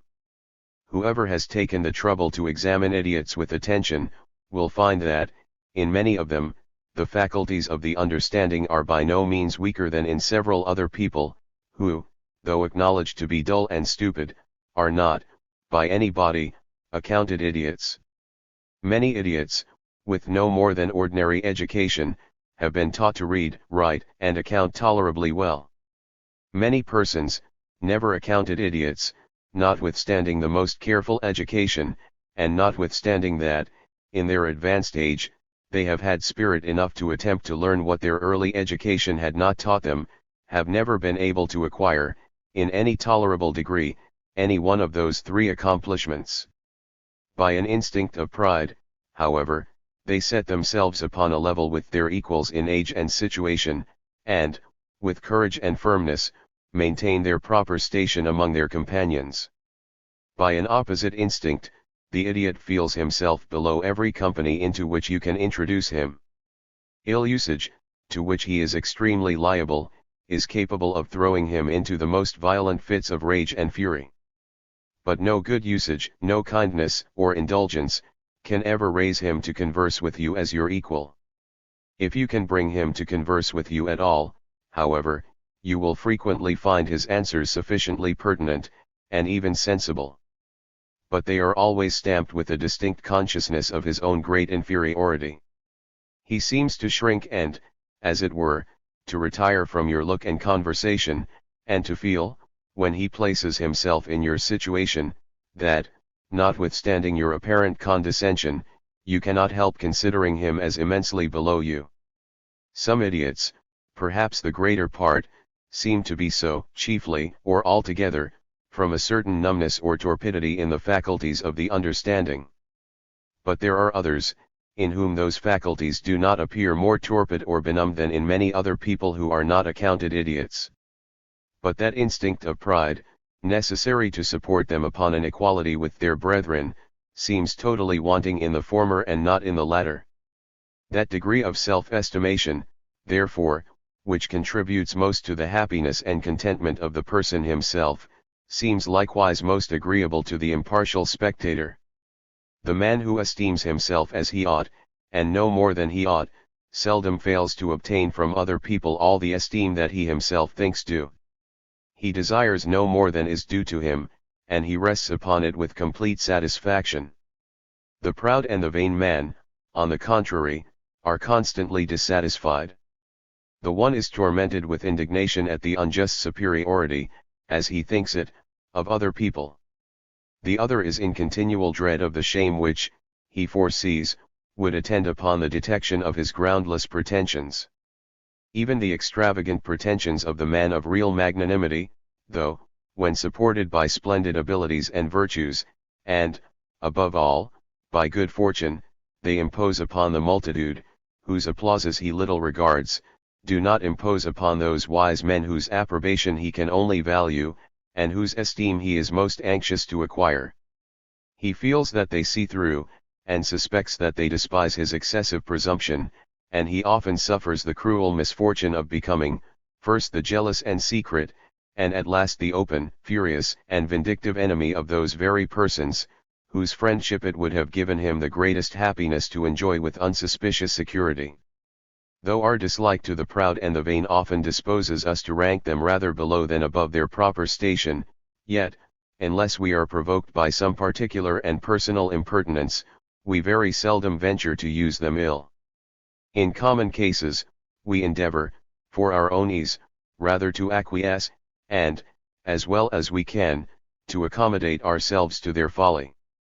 But, to the man who underrates himself, unless we have both more discernment and more generosity than belong to the greater part of men, we seldom fail to do, at least, all the injustice which he does to himself, and frequently a great deal more. He is not only more unhappy in his own feelings than either the proud or the vain, but he is much more liable to every sort of ill usage from other people. In almost all cases, it is better to be a little too proud, than, in any respect, too humble, and, in the sentiment of self-estimation, some degree of excess seems, both to the person and to the impartial spectator, to be less disagreeable than any degree of defect. In this, therefore, as well as in every other emotion, passion, and habit, the degree that is most agreeable to the impartial spectator is likewise most agreeable to the person himself, and according as either the excess or the defect is least offensive to the former, so, either the one or the other is in proportion least disagreeable to the latter. Conclusion of the sixth part. Concern for our own happiness recommends to us the virtue of prudence, concern for that of other people, the virtues of justice and beneficence, of which, the one restrains us from hurting, the other prompts us to promote that happiness. Independent of any regard either to what are, or to what ought to be, or to what upon a certain condition would be, the sentiments of other people, the first of those three virtues is originally recommended to us by our selfish, the other two by our benevolent affections. Regard to the sentiments of other people, however, comes afterwards both to enforce and to direct the practice of all those virtues, and no man during, either the whole of his life, or that of any considerable part of it, ever trod steadily and uniformly in the paths of prudence, of justice, or of proper beneficence, whose conduct was not principally directed by a regard to the sentiments of the supposed impartial spectator, of the great inmate of the breast, the great judge and arbiter of conduct. If in the course of the day we have swerved in any respect from the rules which he prescribes to us, if we have either exceeded or relaxed in our frugality, if we have either exceeded or relaxed in our industry, if, through passion or inadvertence, we have hurt in any respect the interest or happiness of our neighbor, if we have neglected a plain and proper opportunity of promoting that interest and happiness, it is this inmate who, in the evening, calls us to an account for all those omissions and violations, and his reproaches often make us blush inwardly both for our folly and inattention to our own happiness, and for our still greater indifference and inattention, perhaps, to that of other people. But though the virtues of prudence, justice, and beneficence, may, upon different occasions, be recommended to us almost equally by two different principles, those of self-command are, upon most occasions, principally and almost entirely recommended to us by one, by the sense of propriety, by regard to the sentiments of the supposed impartial spectator. Without the restraint which this principle imposes, every passion would, upon most occasions, rush headlong, if I may say so, to its own gratification. Anger would follow the suggestions of its own fury, fear those of its own violent agitations. Regard to no time or place would induce vanity to refrain from the loudest and most impertinent ostentation, or voluptuousness from the most open, indecent, and scandalous indulgence. Respect for what are, or for what ought to be, or for what upon a certain condition would be, the sentiments of other people, is the sole principle which, upon most occasions, overawes all those mutinous and turbulent passions into that tone and temper which the impartial spectator can enter into and sympathize with. Upon some occasions, indeed, those passions are restrained, not so much by a sense of their impropriety, as by prudential considerations of the bad consequences which might follow from their indulgence. In such cases, the passions, though restrained, are not always subdued, but often remain lurking in the breast with all their original fury. The man whose anger is restrained by fear, does not always lay aside his anger, but only reserves its gratification for a more safe opportunity. But the man who, in relating to some other person the injury which has been done to him, feels at once the fury of his passion cooled and becalmed by sympathy with the more moderate sentiments of his companion, who at once adopts those more moderate sentiments, and comes to view that injury, not in the black and atrocious colors in which he had originally beheld it, but in the much milder and fairer light in which his companion naturally views it, not only restrains, but in some measure subdues, his anger. The passion becomes really less than it was before, and less capable of exciting him to the violent and bloody revenge which at first, perhaps, he might have thought of inflicting. Those passions which are restrained by the sense of propriety, are all in some degree moderated and subdued by it.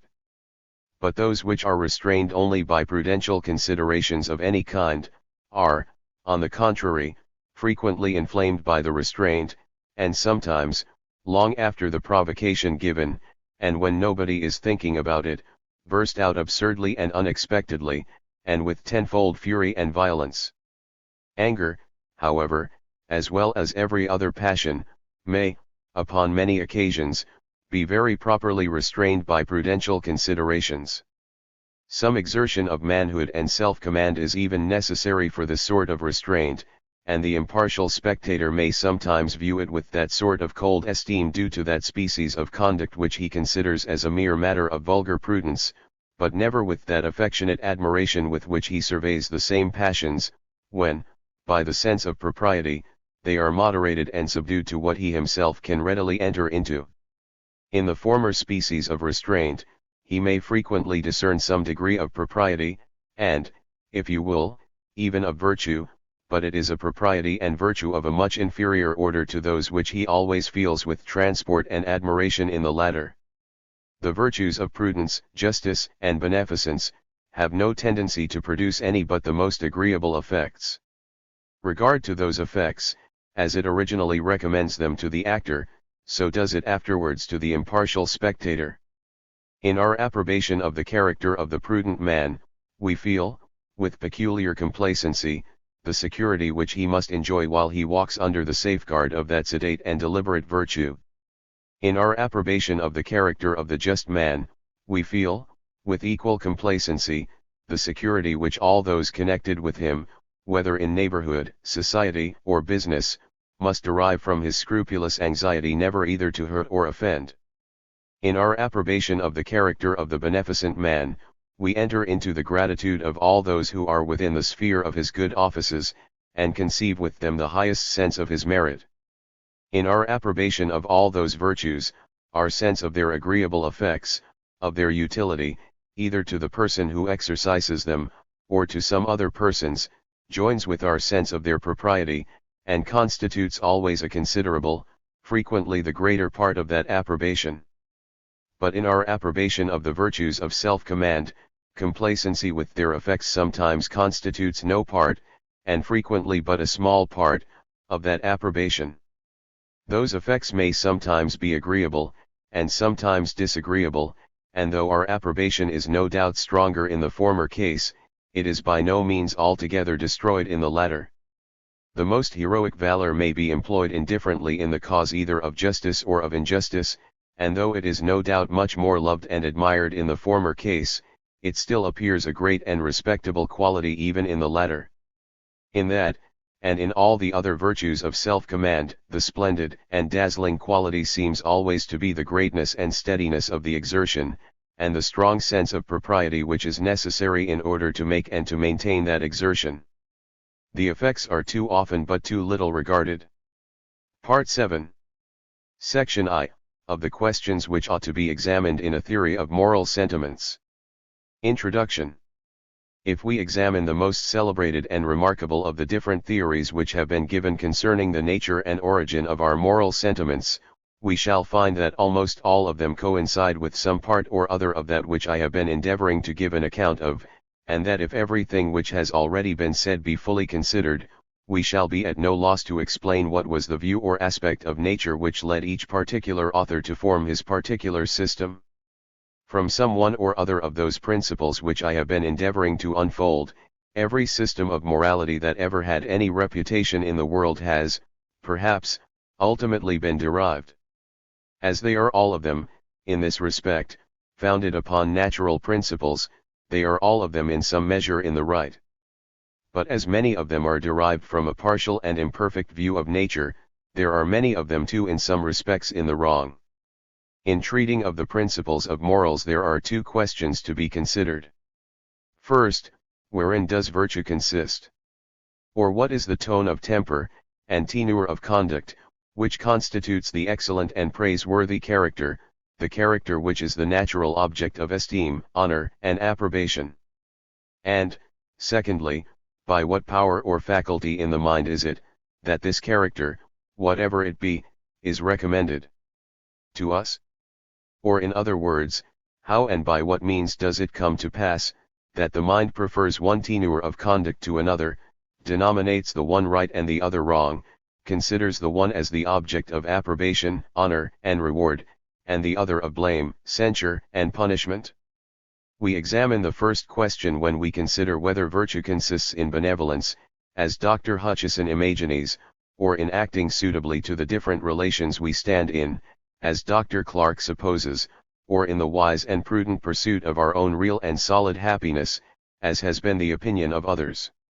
We examine the second question, when we consider, whether the virtuous character, whatever it consists in, be recommended to us by self-love, which makes us perceive that this character, both in ourselves and others, tends most to promote our own private interest, or by reason, which points out to us the difference between one character and another, in the same manner as it does that between truth and falsehood, or by a peculiar power of perception, called a moral sense, which this virtuous character gratifies and pleases, as the contrary disgusts and displeases it, or last of all, by some other principle in human nature, such as a modification of sympathy, or the like. I shall begin with considering the systems which have been formed concerning the first of these questions, and shall proceed afterwards to examine those concerning the second. Section 2, of the different accounts which have been given of the nature of virtue. Introduction. The different accounts which have been given of the nature of virtue, or of the temper of mind which constitutes the excellent and praiseworthy character, may be reduced to three different classes. According to some, the virtuous temper of mind does not consist in any one species of affections, but in the proper government and direction of all our affections, which may be either virtuous or vicious according to the objects which they pursue, and the degree of vehemence with which they pursue them. According to these authors, therefore, virtue consists in propriety. According to others, virtue consists in the judicious pursuit of our own private interest and happiness, or in the proper government and direction of those selfish affections which aim solely at this end. In the opinion of these authors, therefore, virtue consists in prudence. Another set of authors make virtue consist in those affections only which aim at the happiness of others, not in those which aim at our own. According to them, therefore, disinterested benevolence is the only motive which can stamp upon any action the character of virtue. The character of virtue, it is evident, must either be ascribed indifferently to all our affections, when under proper government and direction, or it must be confined to some one class or division of them. The great division of our affections is into the selfish and the benevolent. If the character of virtue, therefore, cannot be ascribed indifferently to all our affections, when under proper government and direction, it must be confined either to those which aim directly at our own private happiness, or to those which aim directly at that of others. If virtue, therefore, does not consist in propriety, it must consist either in prudence or in benevolence. Besides these three, it is scarce possible to imagine that any other account can be given of the nature of virtue. I shall endeavor to show hereafter how all the other accounts, which are seemingly different from any of these, coincide at bottom with some one or other of them. Chap. I. Of those systems which make virtue consist in propriety. According to Plato, to Aristotle, and to Zeno, virtue consists in the propriety of conduct, or in the suitableness of the affection from which we act to the object which excites it. In the system of Plato the soul is considered as something like a little state or republic, composed of three different faculties or orders. The first is the judging faculty, the faculty which determines not only what are the proper means for attaining any end, but also what ends are fit to be pursued, and what degree of relative value we ought to put upon each. This faculty Plato called, as it is very properly called, reason, and considered it as what had a right to be the governing principle of the whole. Under this appellation, it is evident, he comprehended not only that faculty by which we judge of truth and falsehood, but that by which we judge of the propriety or impropriety of desires and affections. The different passions and appetites, the natural subjects of this ruling principle, but which are so apt to rebel against their master, he reduced to two different classes or orders. The first consisted of those passions, which are founded in pride and resentment, or in what the schoolmen called the irascible part of the soul, ambition, animosity, the love of honor, and the dread of shame, the desire of victory, superiority, and revenge, all those passions, in short, which are supposed either to rise from, or to denote what, by a metaphor in our language, we commonly call spirit or natural fire.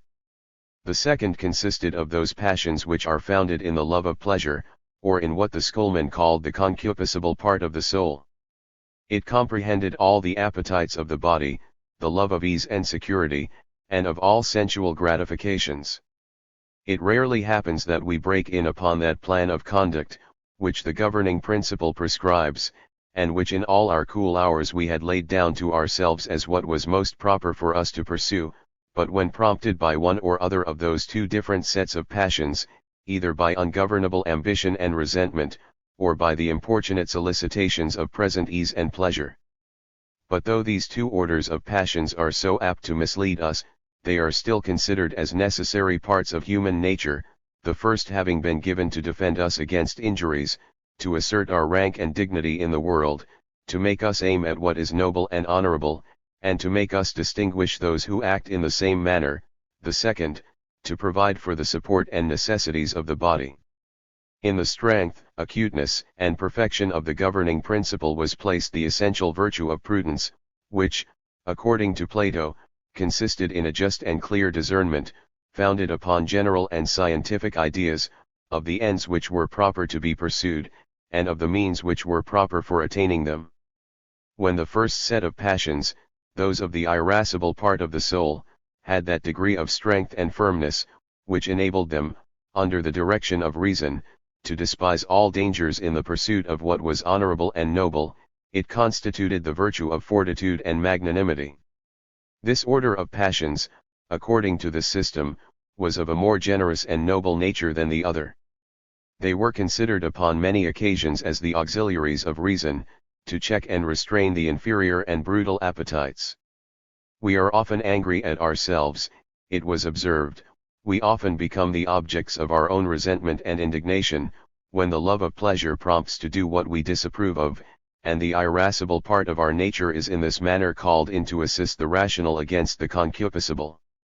When all those three different parts of our nature were in perfect concord with one another, when neither the irascible nor concupiscible passions ever aimed at any gratification which reason did not approve of, and when reason never commanded anything, but what these of their own accord were willing to perform, this happy composure, this perfect and complete harmony of soul, constituted that virtue which in their language is expressed by a word which we commonly translate temperance, but which might more properly be translated good temper or sobriety and moderation of mind.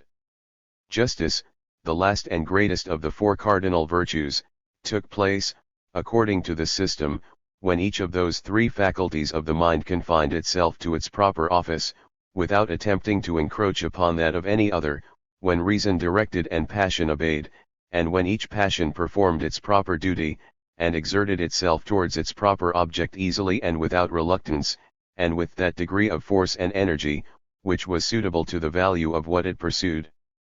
In this consisted that complete virtue, that perfect propriety of conduct, which Plato, after some of the ancient Pythagoreans, denominated justice.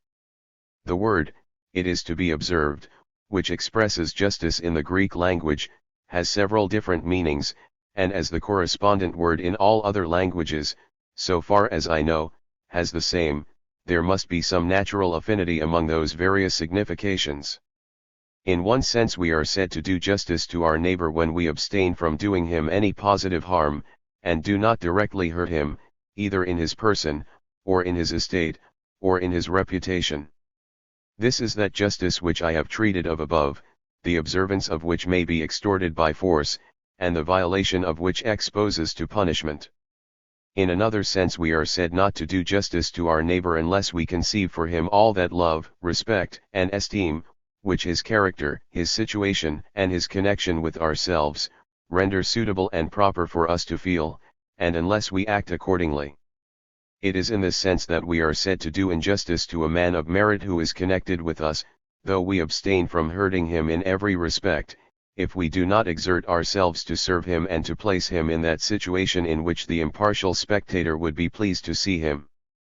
The first sense of the word coincides with what Aristotle and the schoolmen call commutative justice, and with what Grotius calls the justitia expletrix, which consists in abstaining from what is another's, and in doing voluntarily whatever we can with propriety be forced to do.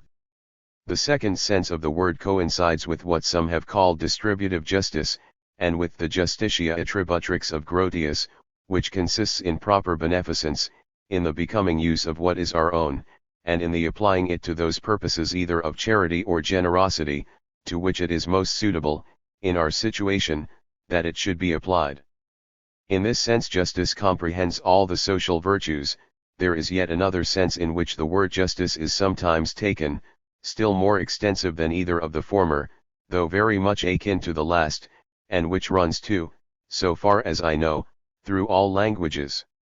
It is in this last sense that we are said to be unjust, when we do not seem to value any particular object with that degree of esteem, or to pursue it with that degree of ardor which to the impartial spectator it may appear to deserve or to be naturally fitted for exciting.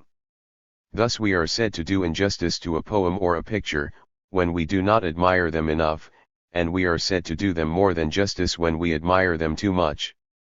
In the same manner we are said to do injustice to ourselves when we appear not to give sufficient attention to any particular object of self-interest.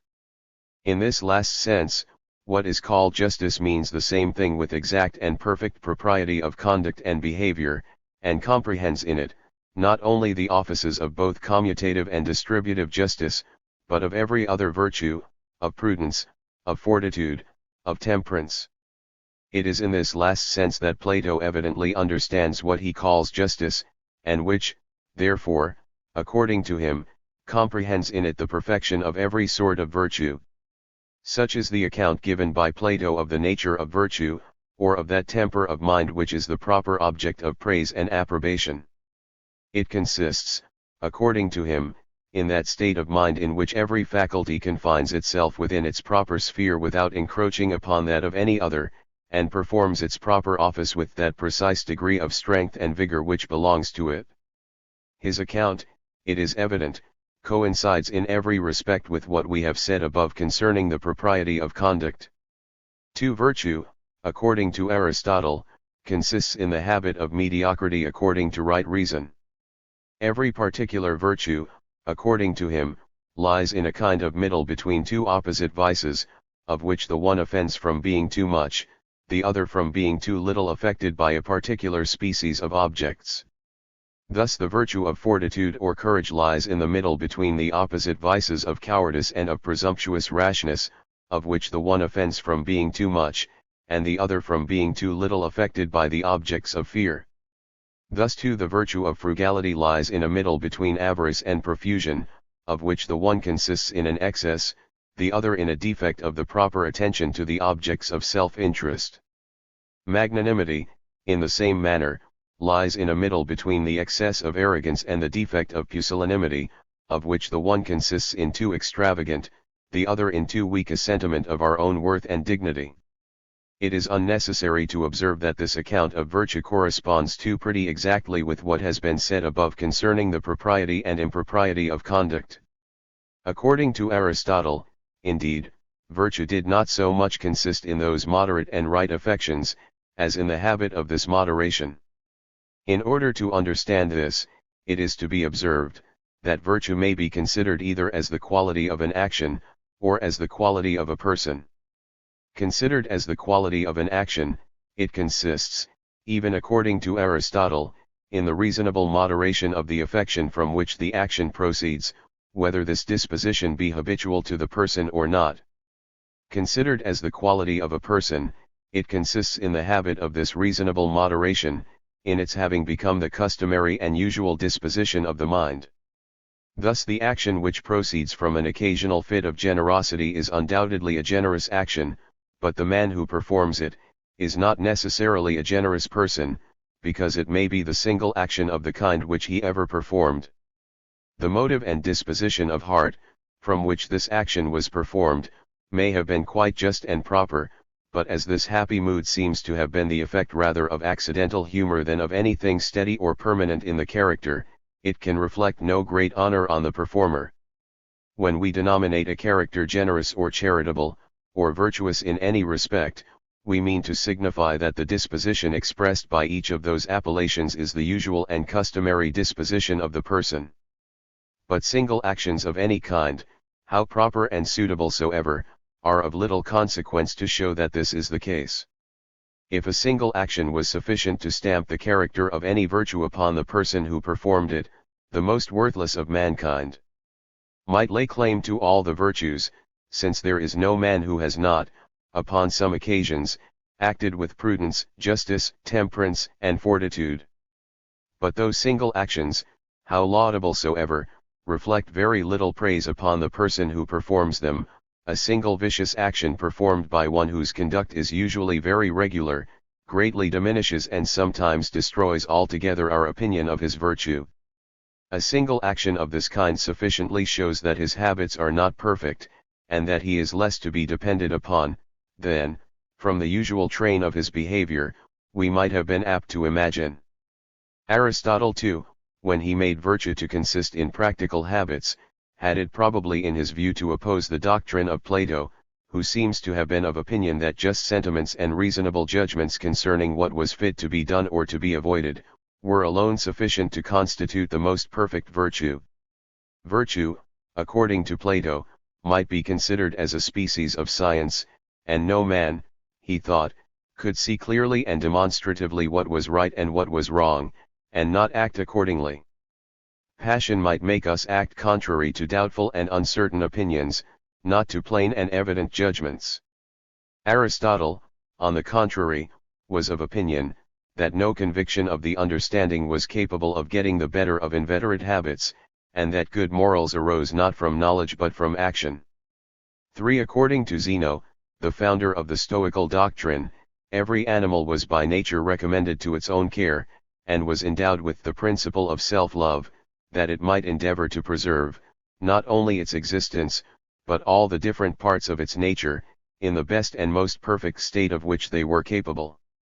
The self-love of man embraced, if I may say so, his body and all its different members, his mind and all its different faculties and powers, and desired the preservation and maintenance of them all in their best and most perfect condition. Whatever tended to support this state of existence was, therefore, by nature pointed out to him as fit to be chosen, and whatever tended to destroy it, as fit to be rejected.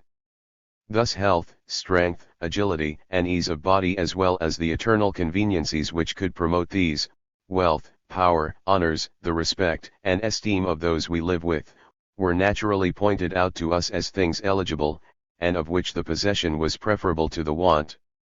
On the other hand, sickness, infirmity, unwieldiness, pain of body, as well as all the eternal inconveniencies which tend to occasion or bring on any of them, poverty, the want of authority, the contempt or hatred of those we live with, were, in the same manner, pointed out to us as things to be shunned and avoided.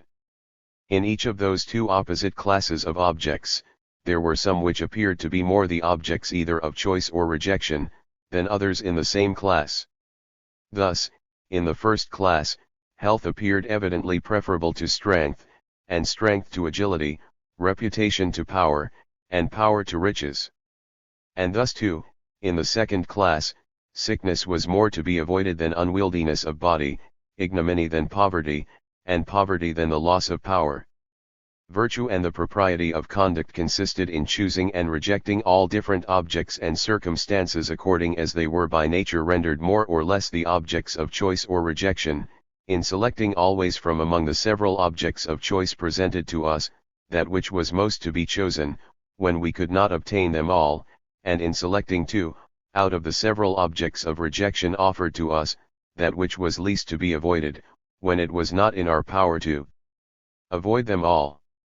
By choosing and rejecting with this just and accurate discernment, by thus bestowing upon every object the precise degree of attention it deserved, according to the place which it held in this natural scale of things, we maintained, according to the Stoics, that perfect rectitude of conduct which constituted the essence of virtue.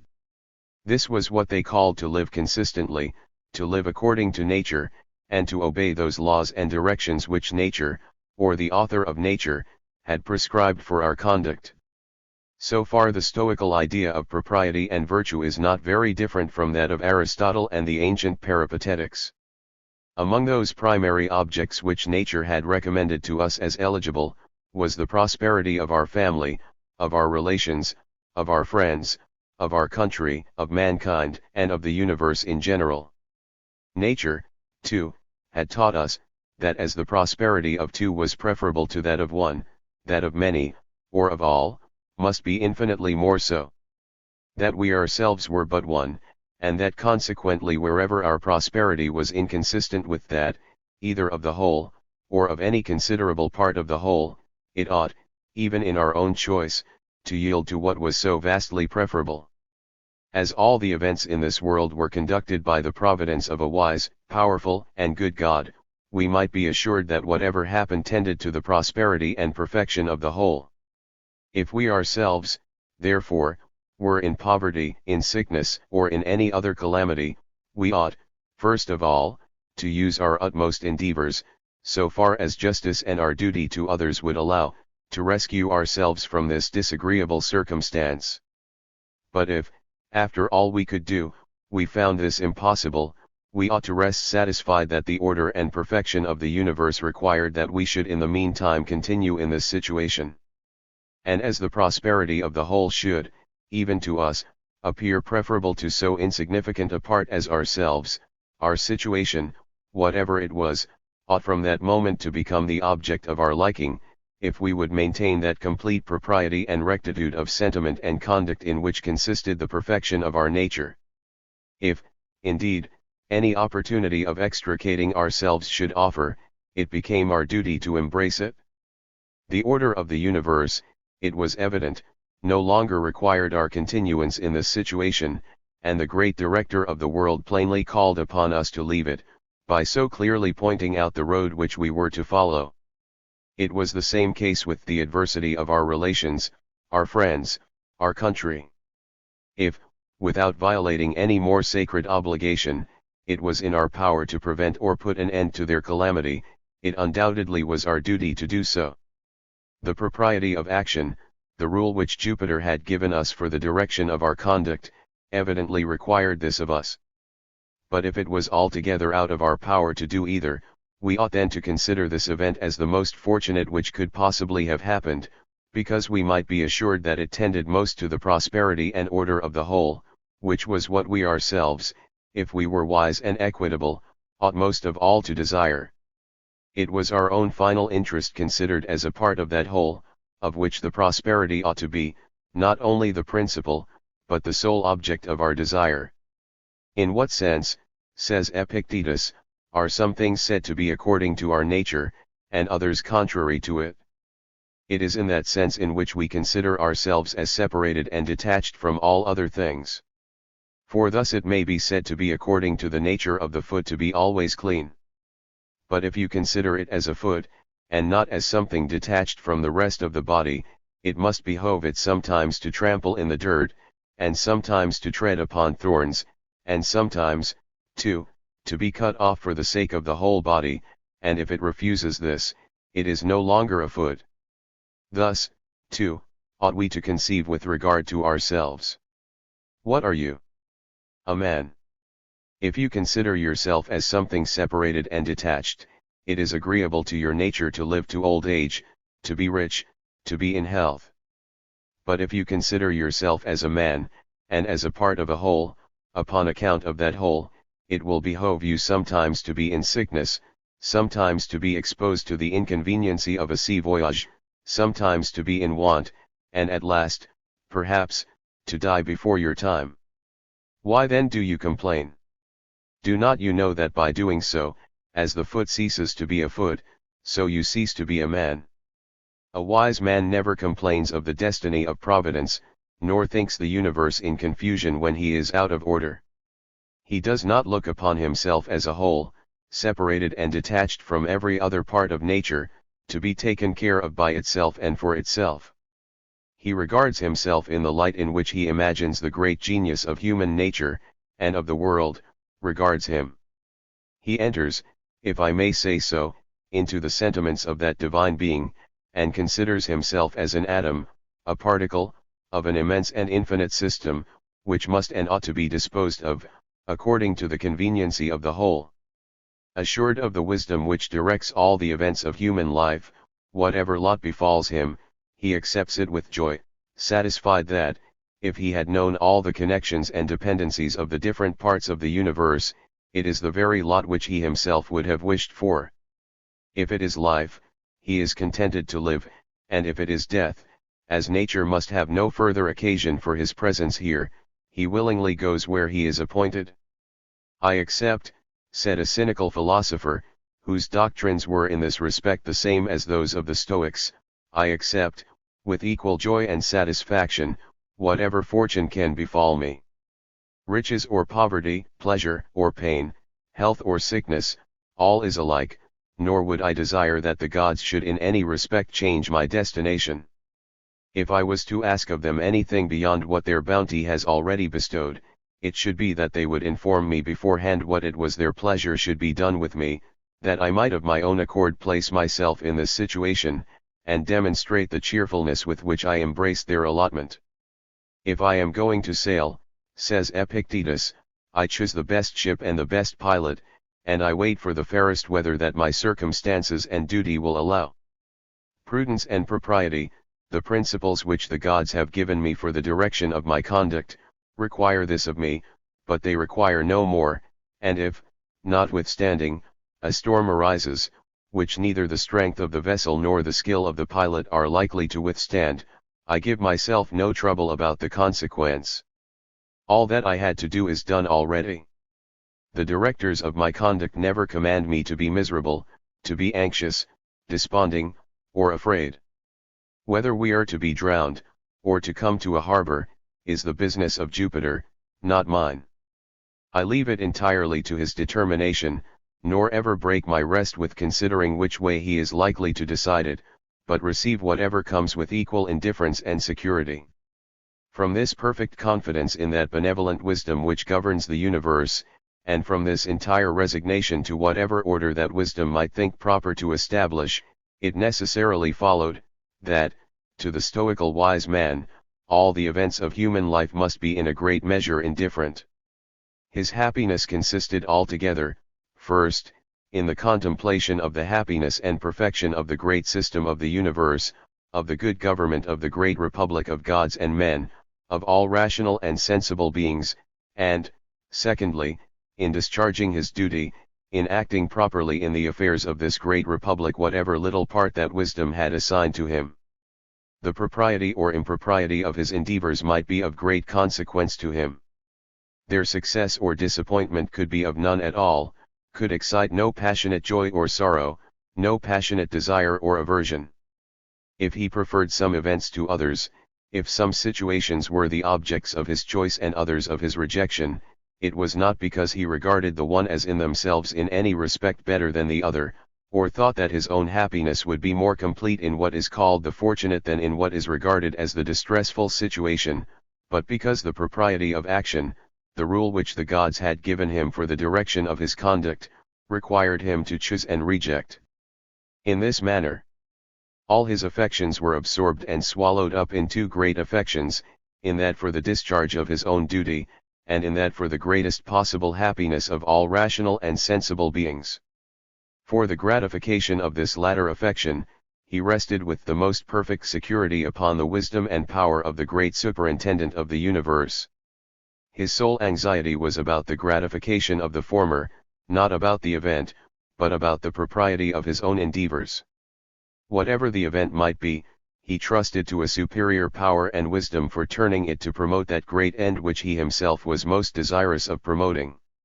This propriety of choosing and rejecting, though originally pointed out to us, and as it were recommended and introduced to our acquaintance by the things, and for the sake of the things, chosen and rejected, yet when we had once become thoroughly acquainted with it, the order, the grace, the beauty which we discerned in this conduct, the happiness which we felt resulted from it, necessarily appeared to us of much greater value than the actual obtaining of all the different objects of choice, or the actual avoiding of all those of rejection. From the observation of this propriety arose the happiness and the glory, from the neglect of it, the misery and the disgrace of human nature. But to a wise man, to one whose passions were brought under perfect subjection to the ruling principles of his nature, the exact observation of this propriety was equally easy upon all occasions. Was he in prosperity, he returned thanks to Jupiter for having joined him with circumstances which were easily mastered, and in which there was little temptation to do wrong. Was he in adversity, he equally returned thanks to the director of this spectacle of human life, for having opposed to him a vigorous athlete, over whom, though the contest was likely to be more violent, the victory was more glorious, and equally certain. Can there be any shame in that distress which is brought upon us without any fault of our own, and in which we behave with perfect propriety? There can, therefore, be no evil, but, on the contrary, the greatest good and advantage. A brave man exults in those dangers in which, from no rashness of his own, his fortune has involved him. They afford an opportunity of exercising that heroic intrepidity, whose exertion gives the exalted delight which flows from the consciousness of superior propriety and deserved admiration. One who is master of all his exercises has no aversion to measure his strength and activity with the strongest. And, in the same manner, one who is master of all his passions, does not dread any circumstance in which the superintendent of the universe may think proper to place him. The bounty of that divine being has provided him with virtues which render him superior to every situation. If it is pleasure, he has temperance to refrain from it; if it is pain, he has constancy to bear it; if it is danger or death, he has magnanimity and fortitude to despise it. The events of human life can never find him unprepared, or at a loss how to maintain that propriety of sentiment and conduct which, in his own apprehension, constitutes at once his glory and his happiness. Human life the Stoics appear to have considered as a game of great skill, in which, however, there was a mixture of chance, or of what is vulgarly understood to be chance. In such games the stake is commonly a trifle, and the whole pleasure of the game arises from playing well, from playing fairly, and playing skillfully. If notwithstanding all his skill, however, the good player should, by the influence of chance, happen to lose, the loss ought to be a matter, rather of merriment, than of serious sorrow. He has made no false stroke, he has done nothing which he ought to be ashamed of, he has enjoyed completely the whole pleasure of the game. If, on the contrary, the bad player, notwithstanding all his blunders, should, in the same manner, happen to win, his success can give him but little satisfaction. He is mortified by the remembrance of all the faults which he committed. Even during the play he can enjoy no part of the pleasure which it is capable of affording. From ignorance of the rules of the game, fear and doubt and hesitation are the disagreeable sentiments that precede almost every stroke which he plays, and when he has played it, the mortification of finding it a gross blunder, commonly completes the unpleasing circle of his sensations. Human life, with all the advantages which can possibly attend it, ought, according to the Stoics, to be regarded but as a mere two-penny stake, a matter by far too insignificant to merit any anxious concern. Our only anxious concern ought to be, not about the stake, but about the proper method of playing.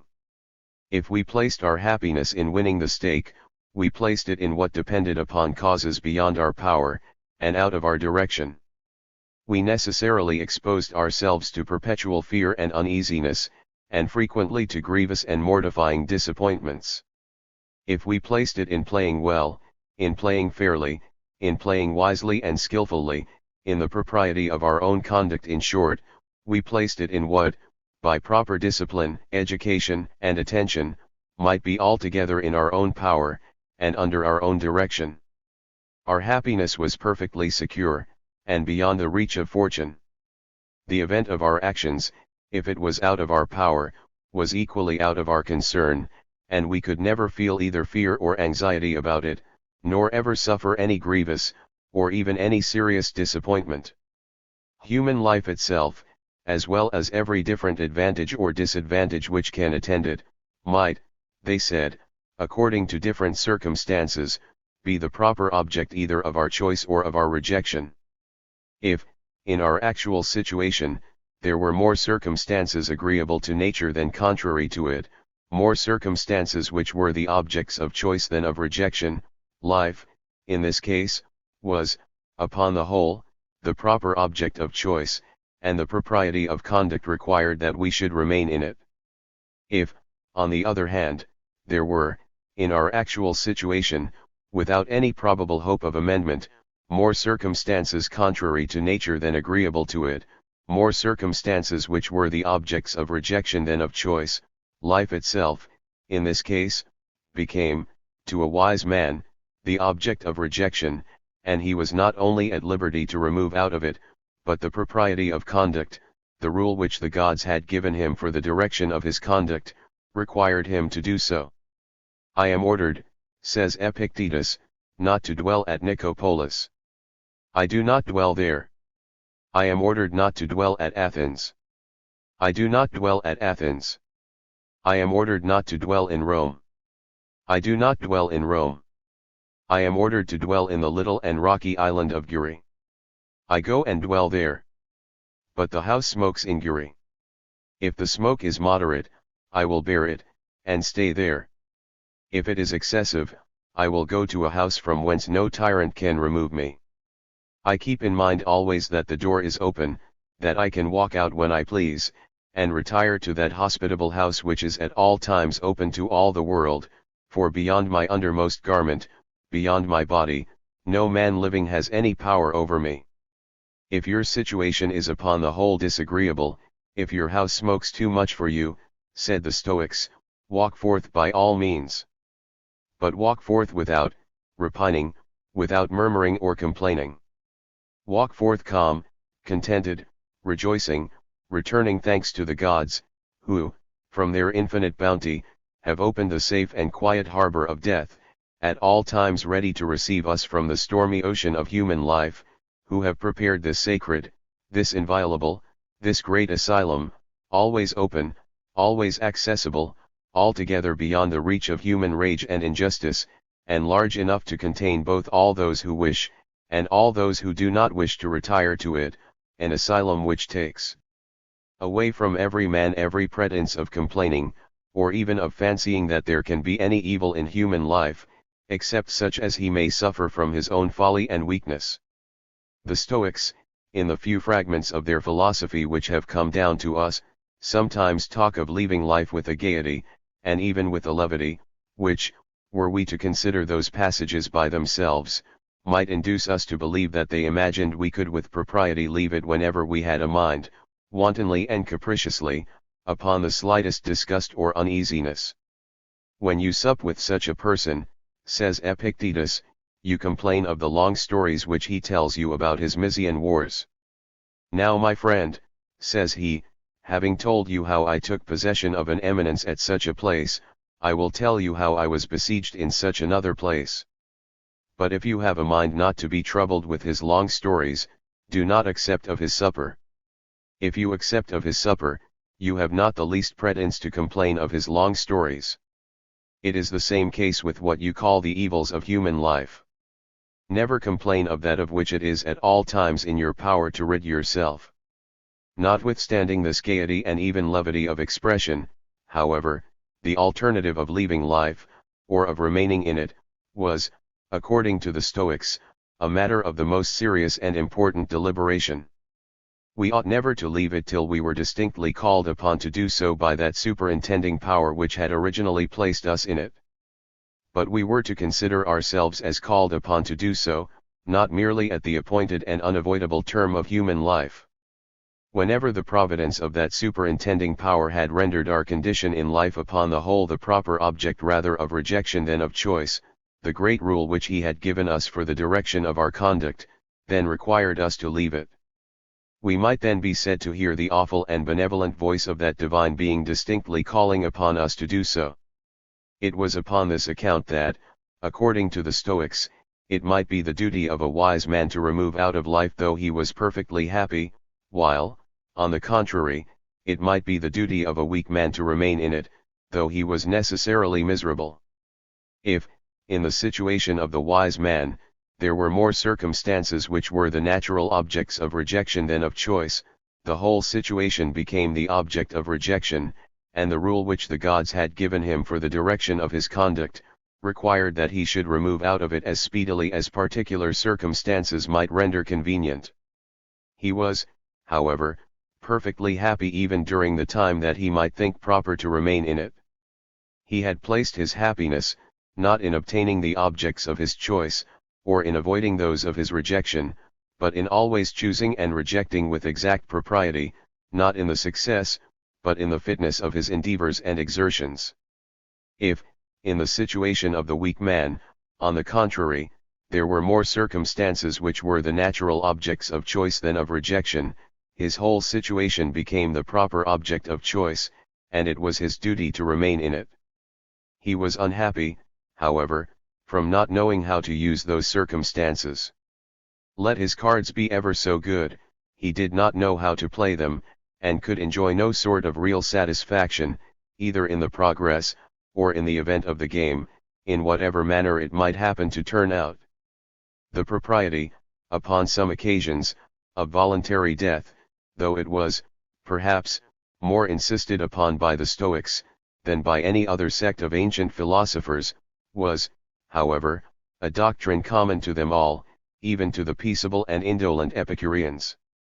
During the age in which flourished the founders of all the principal sects of ancient philosophy, during the Peloponnesian War and for many years after its conclusion, all the different republics of Greece were, at home, almost always distracted by the most furious factions, and abroad, involved in the most sanguinary wars, in which each sought, not merely superiority or dominion, but either completely to extirpate all its enemies, or, what was not less cruel, to reduce them into the vilest of all states, that of domestic slavery, and to sell them, man, woman, and child, like so many herds of cattle, to the highest bidder in the market.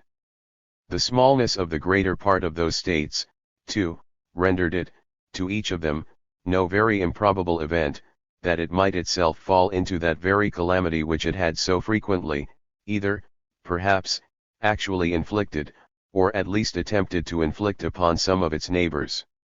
In this disorderly state of things, the most perfect innocence, joined to both the highest rank and the greatest public services, could give no security to any man that, even at home and among his own relations and fellow citizens, he was not, at some time or another, from the prevalence of some hostile and furious faction, to be condemned to the most cruel and ignominious punishment.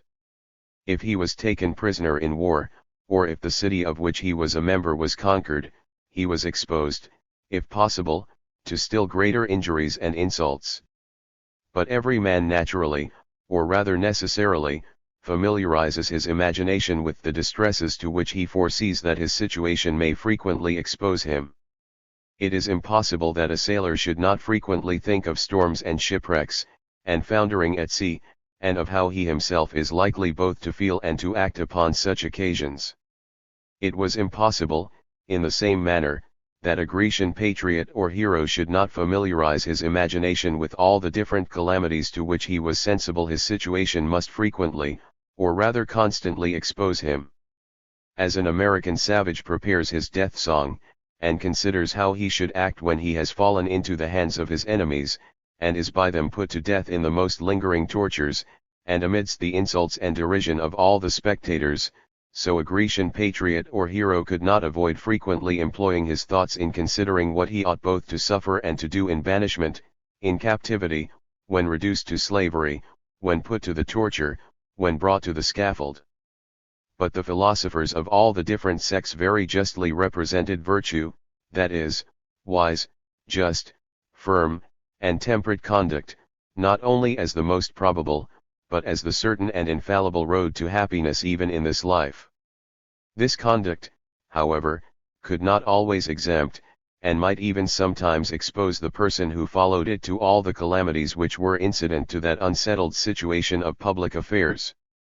They endeavored, therefore, to show that happiness was either altogether, or at least in a great measure, independent of fortune, the Stoics, that it was so altogether, the academic and peripatetic philosophers, that it was so in a great measure.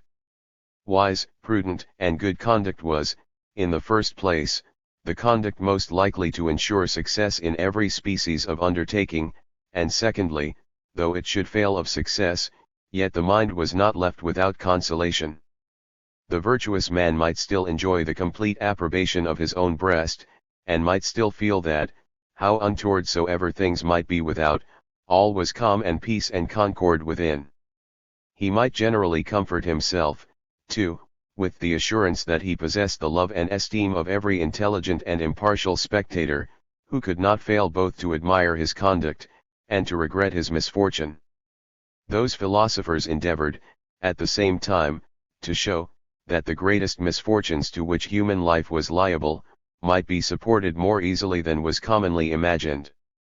They endeavored to point out the comforts which a man might still enjoy when reduced to poverty, when driven into banishment, when exposed to the injustice of popular clamor, when laboring under blindness, under deafness, in the extremity of old age, upon the approach of death.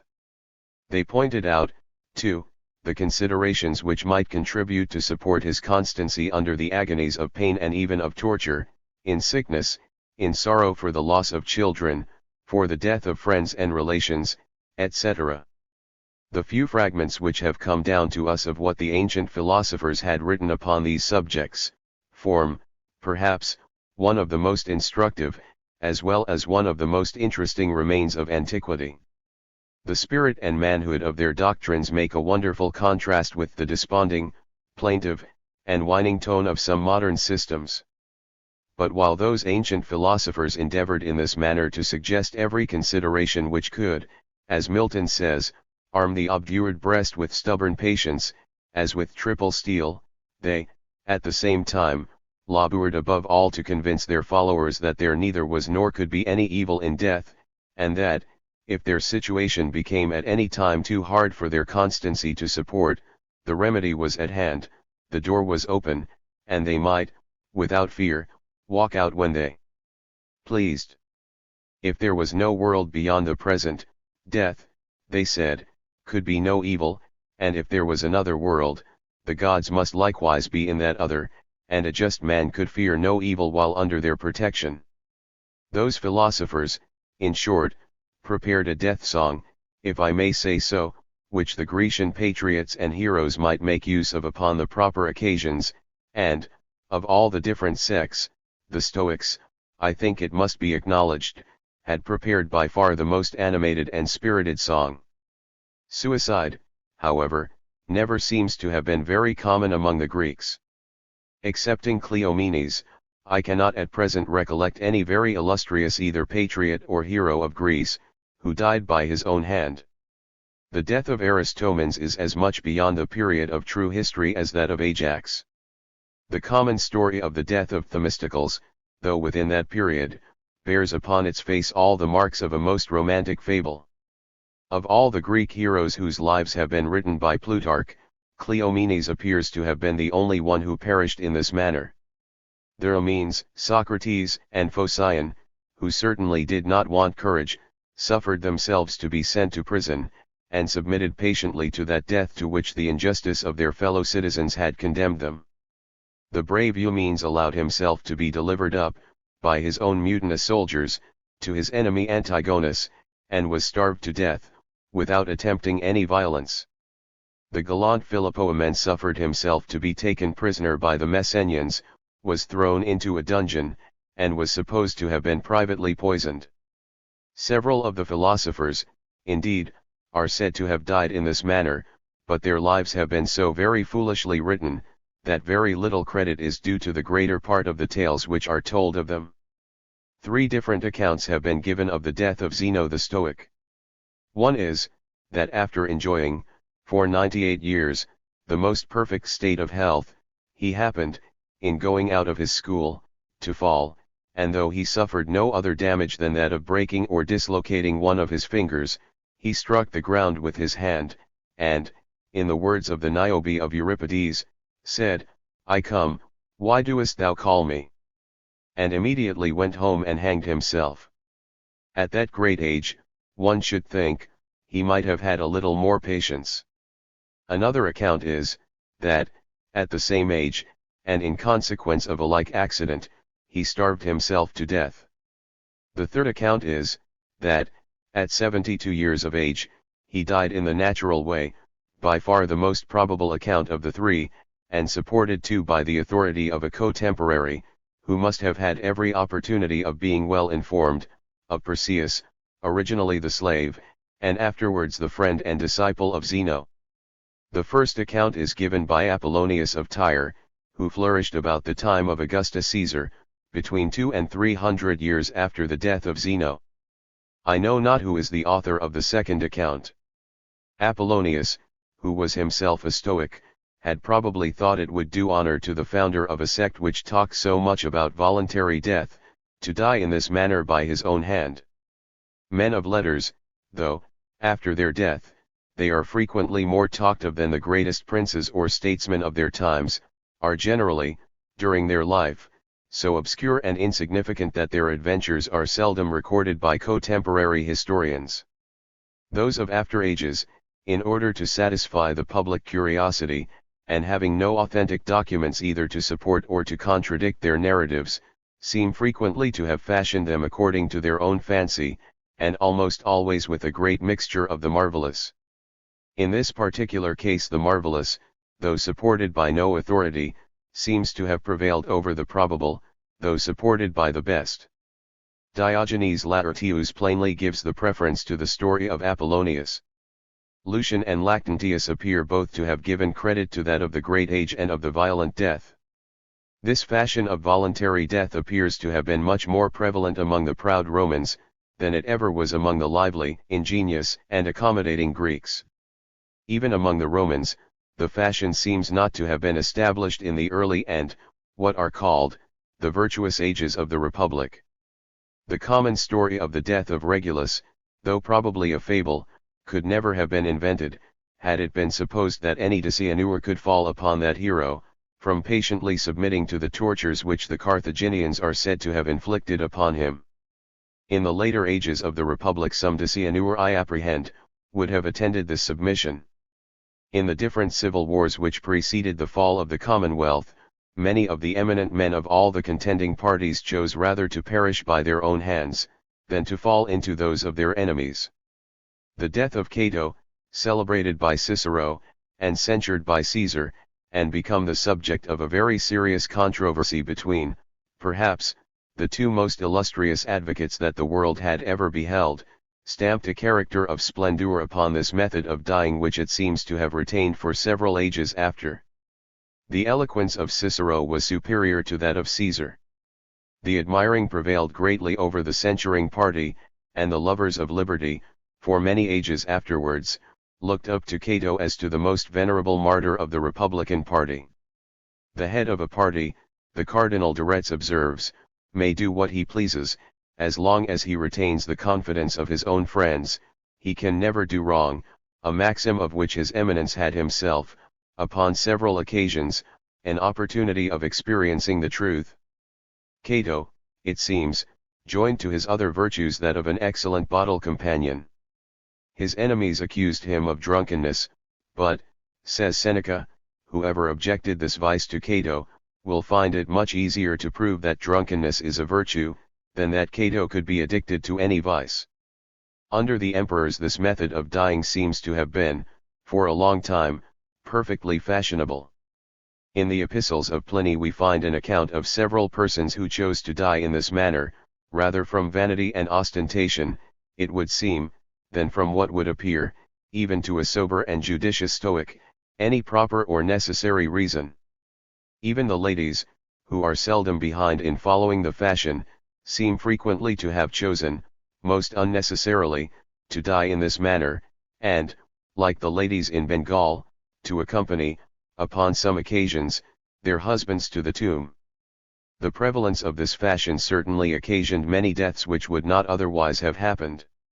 All the havoc, however, which this, perhaps the highest exertion of human vanity and impertinence, could occasion, would, probably, at no time, be very great. The principle of suicide, the principle which would teach us, upon some occasions, to consider that violent action as an object of applause and approbation, seems to be altogether a refinement of philosophy. Nature, in her sound and healthful state, seems never to prompt us to suicide. There is, indeed, a species of melancholy, a disease to which human nature, among its other calamities, is unhappily subject, which seems to be accompanied with, what one may call, an irresistible appetite for self-destruction. In circumstances often of the highest external prosperity, and sometimes too, in spite even of the most serious and deeply impressed sentiments of religion, this disease has frequently been known to drive its wretched victims to this fatal extremity. The unfortunate persons who perish in this miserable manner, are the proper objects, not of censure, but of commiseration. To attempt to punish them, when they are beyond the reach of all human punishment, is not more absurd than it is unjust. That punishment can fall only on their surviving friends and relations, who are always perfectly innocent, and to whom the loss of their friend, in this disgraceful manner, must always be alone a very heavy calamity. Nature, in her sound and healthful state, prompts us to avoid distress upon all occasions, upon many occasions to defend ourselves against it, though at the hazard, or even with the certainty of perishing in that defense. But, when we have neither been able to defend ourselves from it, nor have perished in that defense, no natural principle, no regard to the approbation of the supposed impartial spectator, to the judgment of the man within the breast, seems to call upon us to escape from it by destroying ourselves. It is only the consciousness of our own weakness, of our own incapacity to support the calamity with proper manhood and firmness, which can drive us to this resolution. I do not remember to have either read or heard of any American savage, who, upon being taken prisoner by some hostile tribe, put himself to death, in order to avoid being afterwards put to death in torture, and amidst the insults and mockery of his enemies. He places his glory in supporting those torments with manhood, and in retorting those insults with tenfold contempt and derision. This contempt of life and death, however, and, at the same time, the most entire submission to the order of Providence, the most complete contentment with every event which the current of human affairs could possibly cast up, may be considered as the two fundamental doctrines upon which rested the whole fabric of Stoical morality. The independent and spirited, but often harsh Epictetus, may be considered as the great apostle of the first of those doctrines, the mild, the humane, the benevolent Antoninus, of the second. The emancipated slave of Epaphroditus, who, in his youth, had been subjected to the insolence of a brutal master, who, in his riper years, was, by the jealousy and caprice of Domitian, banished from Rome and Athens, and obliged to dwell at Nicopolis, and who, by the same tyrant, might expect every moment to be sent to Guri, or, perhaps, to be put to death, could preserve his tranquility only by fostering in his mind the most sovereign contempt of human life. He never exults so much, accordingly his eloquence is never so animated as when he represents the futility and nothingness of all its pleasures and all its pains. The good-natured emperor, the absolute sovereign of the whole civilized part of the world, who certainly had no peculiar reason to complain of his own allotment, delights in expressing his contentment with the ordinary course of things, and in pointing out beauties even in those parts of it where vulgar observers are not apt to see any. There is a propriety and even an engaging grace, he observes, in old age as well as in youth, and the weakness and decrepitude of the one state are as suitable to nature as the bloom and vigor of the other. Death, too, is just as proper a termination of old age, as youth is of childhood, or manhood of youth. As we frequently say, he remarks upon another occasion, that the physician has ordered to such a man to ride on horseback, or to use the cold bath, or to walk barefooted, so ought we to say, that nature, the great conductor and physician of the universe, has ordered to such a man a disease, or the amputation of a limb, or the loss of a child. By the prescriptions of ordinary physicians the patient swallows many a bitter potion, undergoes many a painful operation. From the very uncertain hope, however, that health may be the consequence, he gladly submits to all the harshest prescriptions of the great physician of nature.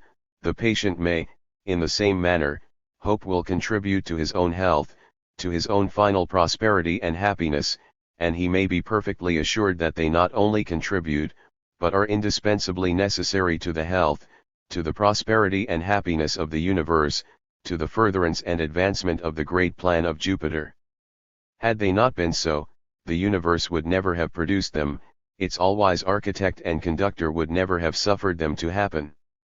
As all, even the smallest of the coexistent parts of the universe, are exactly fitted to one another, and all contribute to compose one immense and connected system, so all, even apparently the most insignificant of the successive events which follow one another, make parts, and necessary parts, of that great chain of causes and effects which had no beginning, and which will have no end, and which, as they all necessarily result from the original arrangement and contrivance of the whole, so they are all essentially necessary, not only to its prosperity, but to its continuance and preservation. Whoever does not cordially embrace whatever befalls him, whoever is sorry that it has befallen him, whoever wishes that it had not befallen him, wishes, so far as in him lies, to stop the motion of the universe, to break that great chain of succession, by the progress of which that system can alone be continued and preserved, and, for some little conveniency of his own, to disorder and discompose the whole machine of the world. O world, says he, in another place, all things are suitable to me which are suitable to thee. Nothing is too early or too late to me which is seasonable for thee. All is fruit to me which thy seasons bring forth. From thee are all things, in thee are all things, for thee are all things. One man says, O beloved city of sea crops! Wilt not thou say, O beloved city of God? From these very sublime doctrines the Stoics, or at least some of the Stoics, attempted to deduce all their paradoxes. The Stoical wise man endeavored to enter into the views of the great superintendent of the universe, and to see things in the same light in which that divine being beheld them. But, to the great superintendent of the universe, all the different events which the course of his providence may bring forth, what to us appear the smallest and the greatest, the bursting of a bubble, as Mr. Pope says, and that of a world, for example, were perfectly equal, were equally parts of that great chain which he had predestined from all eternity, were equally the effects of the same unerring wisdom, of the same universal and boundless benevolence. To the Stoical wise man, in the same manner, all those different events were perfectly equal. In the course of those events, indeed, a little department, in which he had himself some little management and direction, had been assigned to him. In this department he endeavored to act as properly as he could, and to conduct himself according to those orders which, he understood, had been prescribed to him. But he took no anxious or passionate concern either in the success, or in the disappointment of his own most faithful endeavors. The highest prosperity and the total destruction of that little department, of that little system which had been in some measure committed to his charge, were perfectly indifferent to him. If those events had depended upon him, he would have chosen the one, and he would have rejected the other. But as they did not depend upon him, he trusted to a superior wisdom, and was perfectly satisfied that the event which happened, whatever it might be, was the very event which he himself, had he known all the connections and dependencies of things, would most earnestly and devoutly have wished for. Whatever he did under the influence and direction of those principles was equally perfect, and when he stretched out his finger, to give the example which they commonly made use of, he performed an action in every respect as meritorious, as worthy of praise and admiration, as when he laid down his life for the service of his country. As, to the great superintendent of the universe, the greatest and the smallest exertions of his power, the formation and dissolution of a world, the formation and dissolution of a bubble, were equally easy, were equally admirable, and equally the effects of the same divine wisdom and benevolence, so, to the stoical wise man, what we would call the great action required no more exertion than the little one, was equally easy, proceeded from exactly the same principles, was in no respect more meritorious, nor worthy of any higher degree of praise and admiration. As all those who had arrived at this state of perfection, were equally happy, so all those who fell in the smallest degree short of it, how nearly soever they might approach to it, were equally miserable. As the man, they said, who was but an inch below the surface of the water, could no more breathe than he who was 100 yards below it, so the man who had not completely subdued all his private, partial, and selfish passions, who had any other earnest desire but that for the universal happiness, who had not completely emerged from that abyss of misery and disorder into which his anxiety for the gratification of those private, partial, and selfish passions had involved him, could no more breathe the free air of liberty and independency, could no more enjoy the security and happiness of the wise man, than he who was most remote from that situation. As all the actions of the wise man were perfect, and equally perfect, so all those of the man who had not arrived at this supreme wisdom were faulty, and, as some Stoics pretended, equally faulty. As one truth, they said, could not be more true, nor one falsehood more false than another, so an honorable action could not be more honorable, nor a shameful one more shameful than another. As in shooting at a mark, the man who missed it by an inch had equally missed it with him who had done so by 100 yards, so the man who, in what to us appears the most insignificant action, had acted improperly and without a sufficient reason, was equally faulty with him who had done so in, what to us appears, the most important, the man who has killed a cock, for example, improperly and without a sufficient reason, with him who had murdered his father.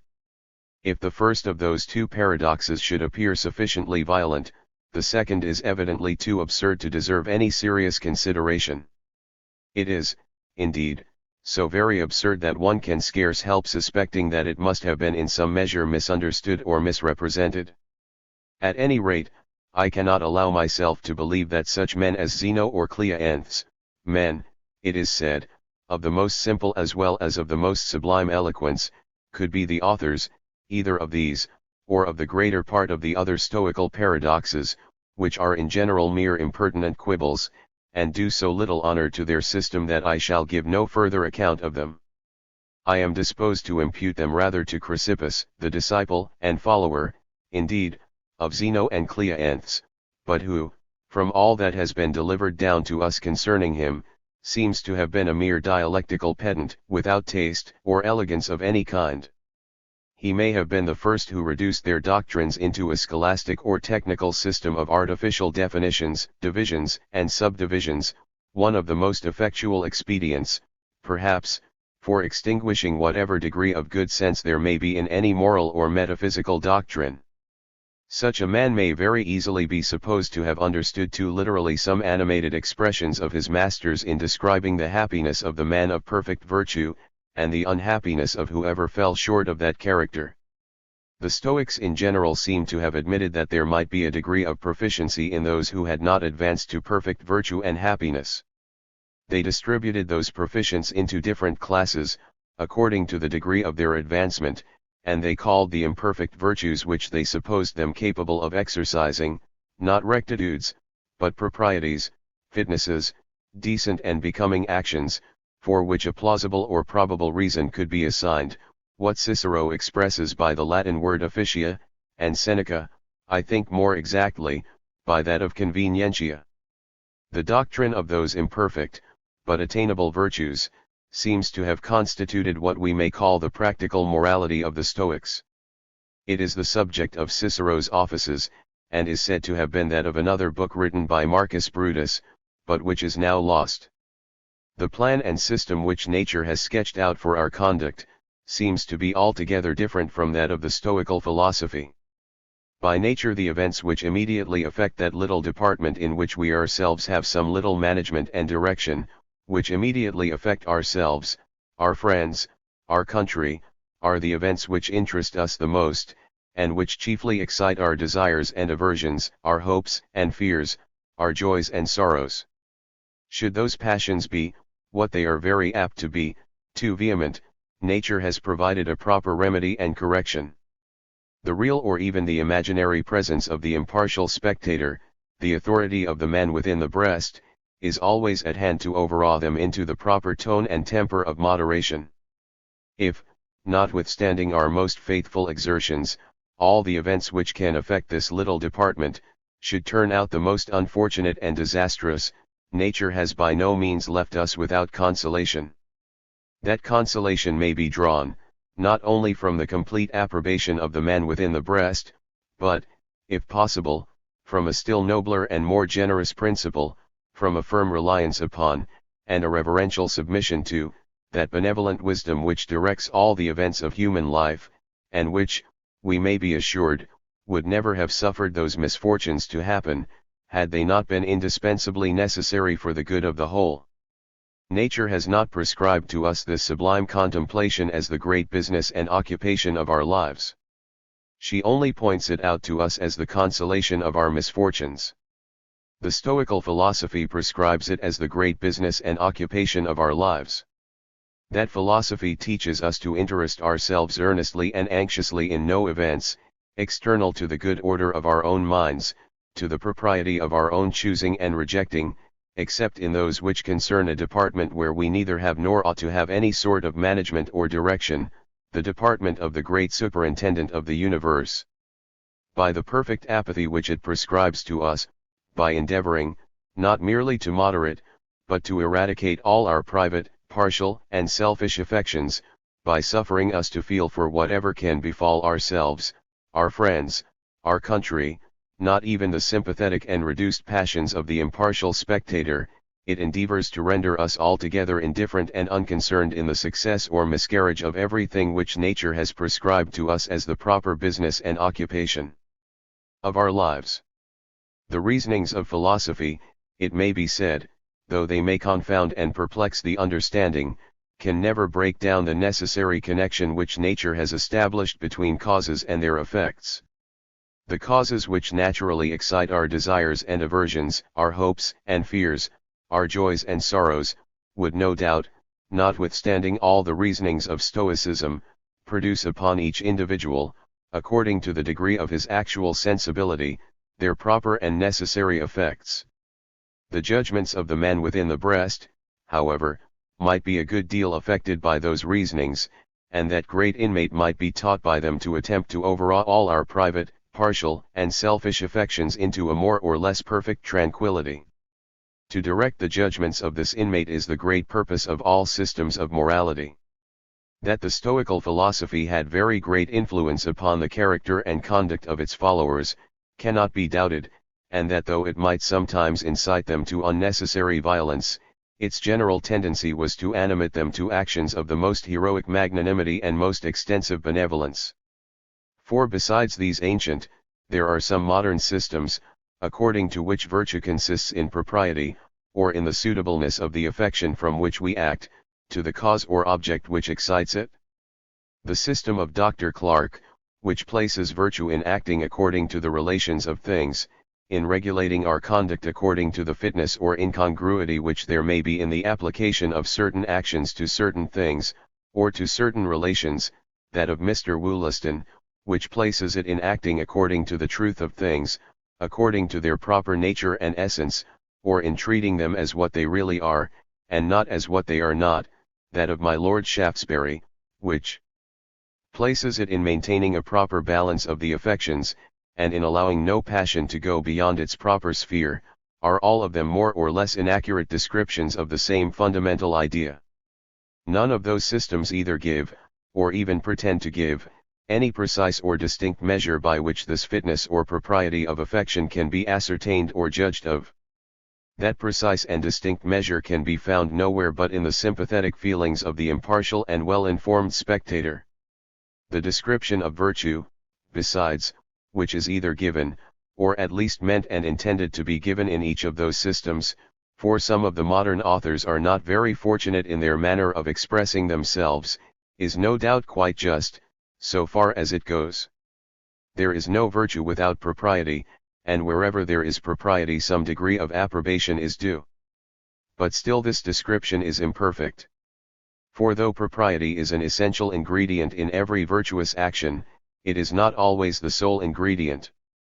Beneficent actions have in them another quality by which they appear not only to deserve approbation but recompense.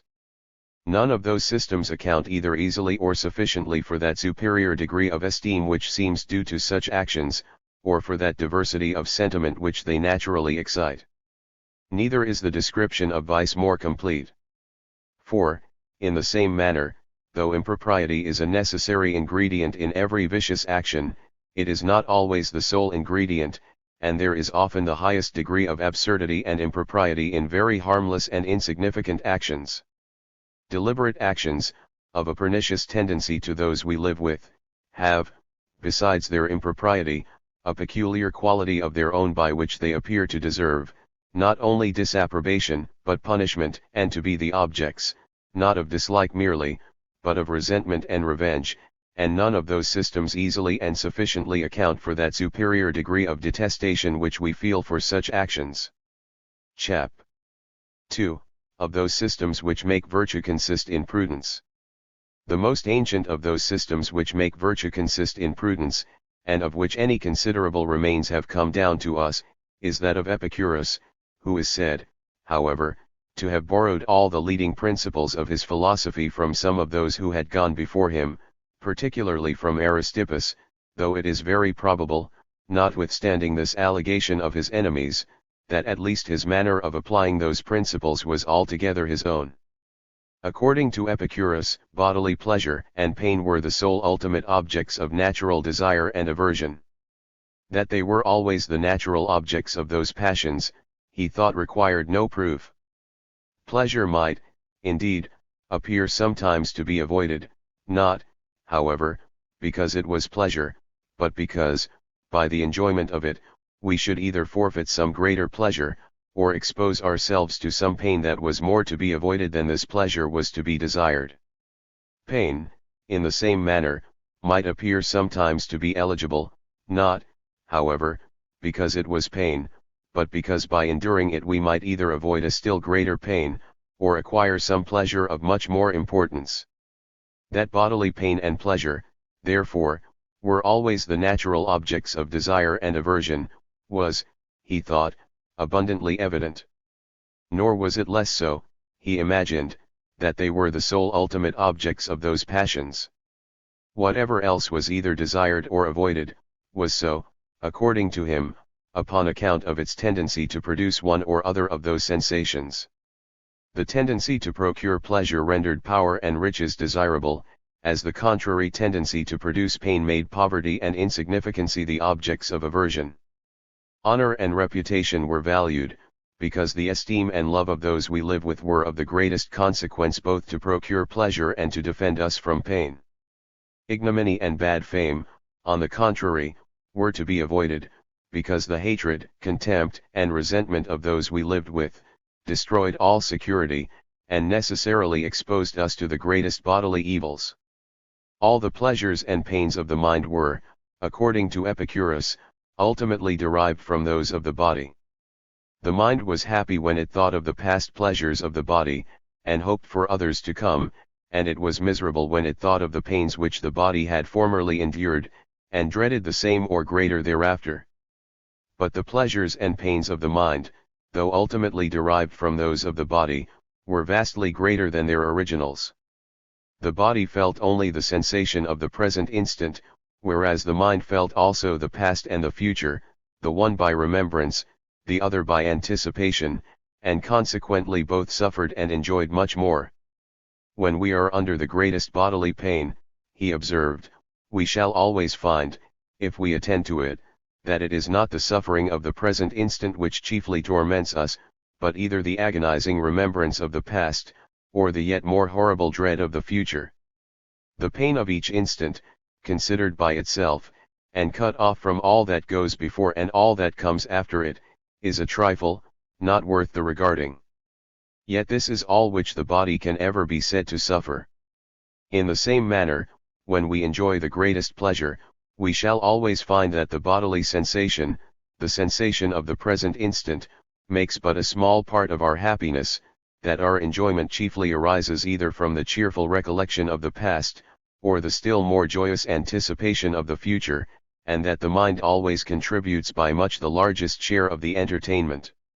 Since our happiness and misery, therefore, depended chiefly on the mind, if this part of our nature was well disposed, if our thoughts and opinions were as they should be, it was of little importance in what manner our body was affected. Though under great bodily pain, we might still enjoy a considerable share of happiness, if our reason and judgment maintained their superiority. We might entertain ourselves with the remembrance of past, and with the hopes of future pleasure, we might soften the rigor of our pains, by recollecting what it was which, even in this situation, we were under any necessity of suffering. That this was merely the bodily sensation, the pain of the present instant, which by itself could never be very great. That whatever agony we suffered from the dread of its continuance, was the effect of an opinion of the mind, which might be corrected by juster sentiments, by considering that, if our pains were violent, they would probably be of short duration, and that if they were of long continuance, they would probably be moderate, and admit of many intervals of ease, and that, at any rate, death was always at hand and within call to deliver us, which as, according to him, it put an end to all sensation, either of pain or pleasure, could not be regarded as an evil. When we are, said he, death is not, and when death is, we are not, death therefore can be nothing to us.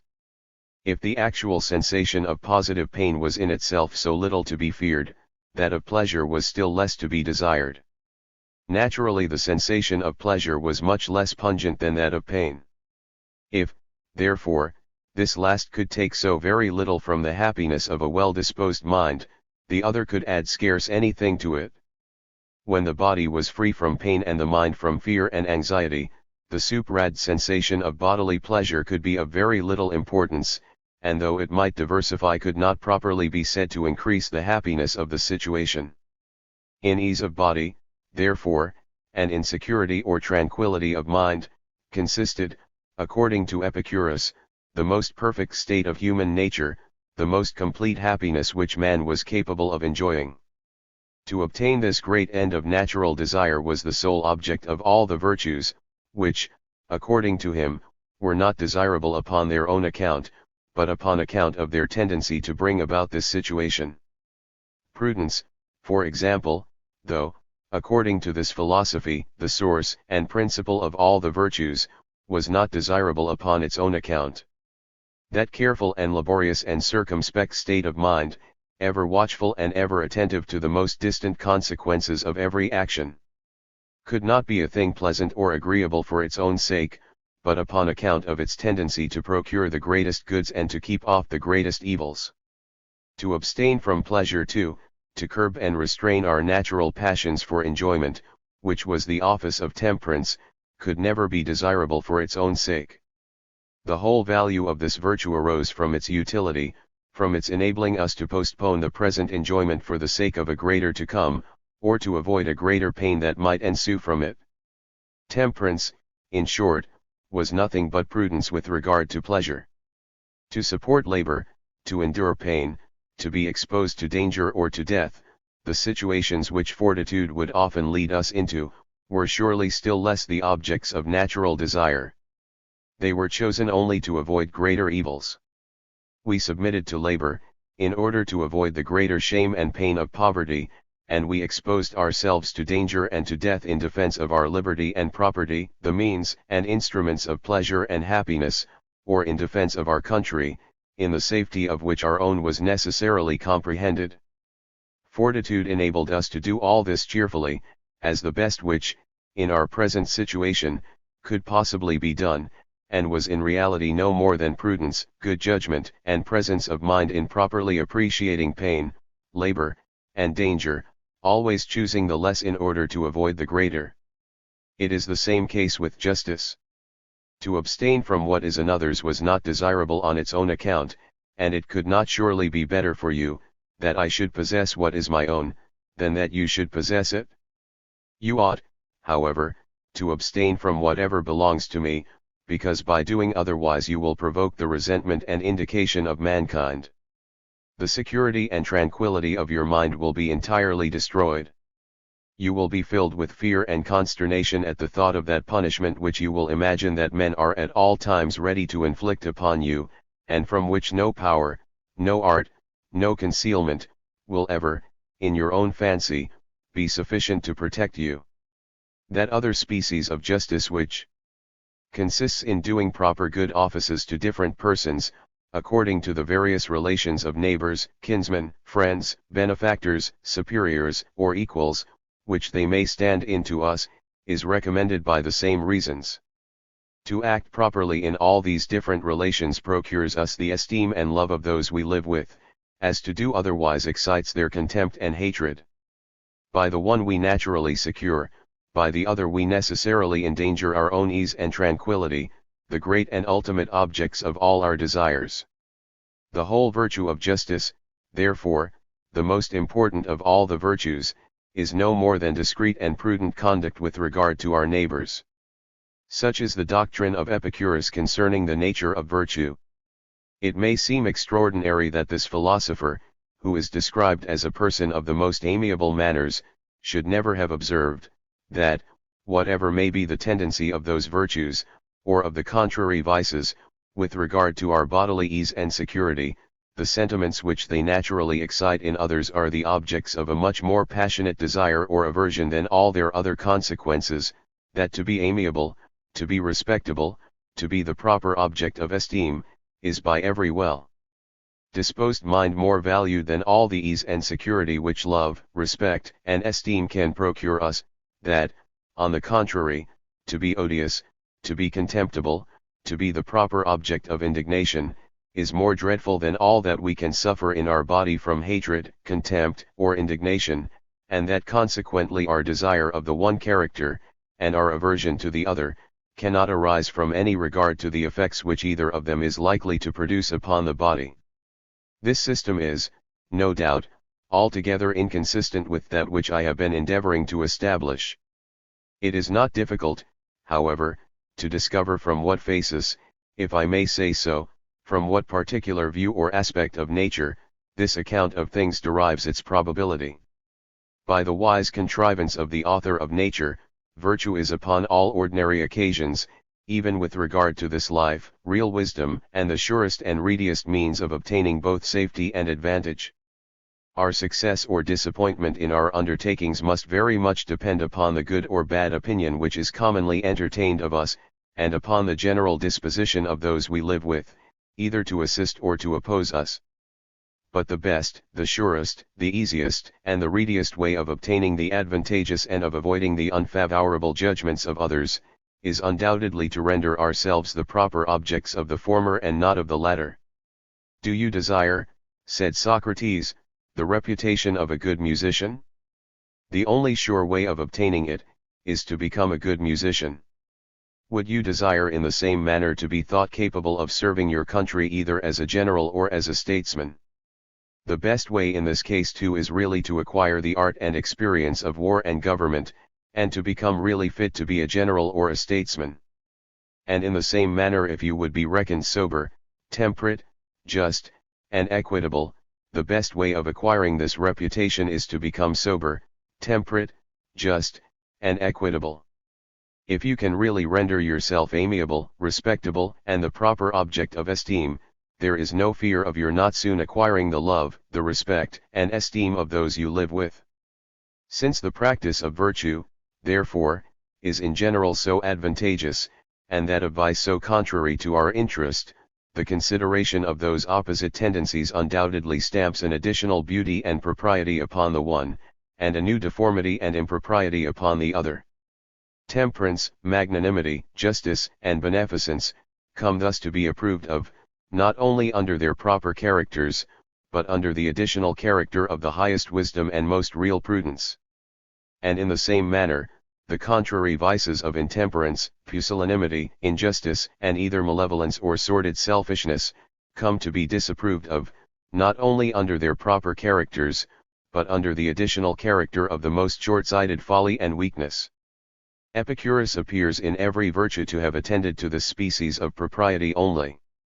It is that which is most apt to occur to those who are endeavoring to persuade others to regularity of conduct. When men by their practice, and perhaps too by their maxims, manifestly show that the natural beauty of virtue is not like to have much effect upon them, how is it possible to move them but by representing the folly of their conduct, and how much they themselves are in the end likely to suffer by it?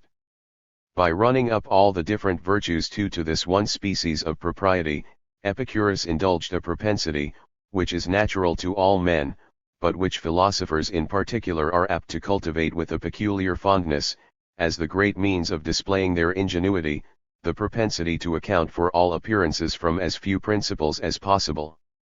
And he, no doubt, indulged this propensity still further, when he referred all the primary objects of natural desire and aversion to the pleasures and pains of the body.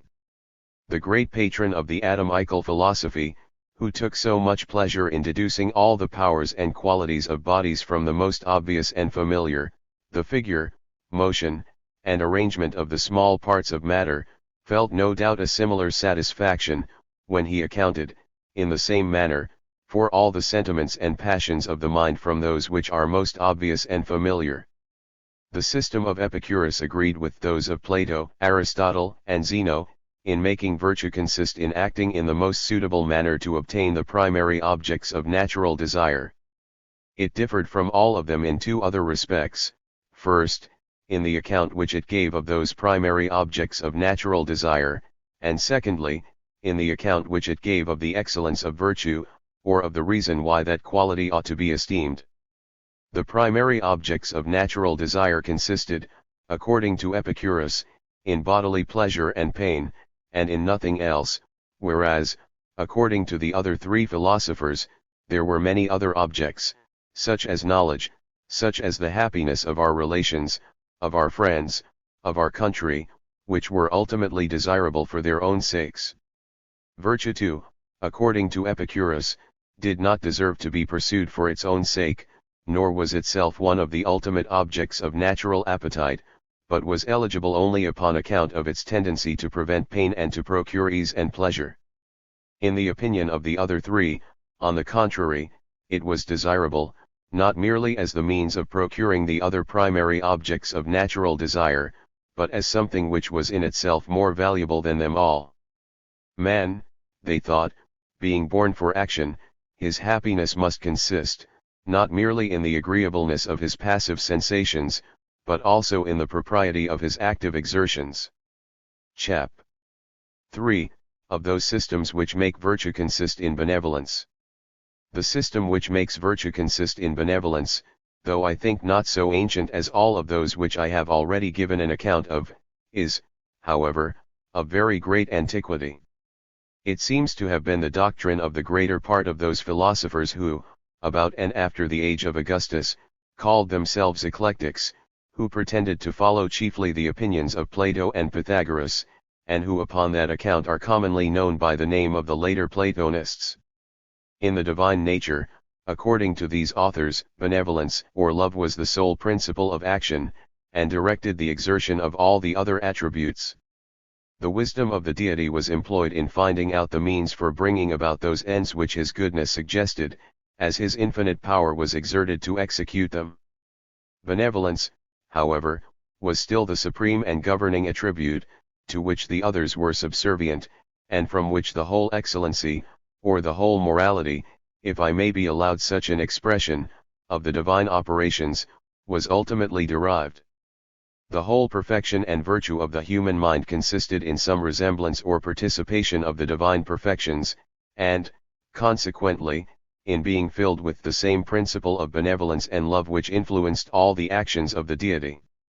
The actions of men which flowed from this motive were alone truly praiseworthy, or could claim any merit in the sight of the deity.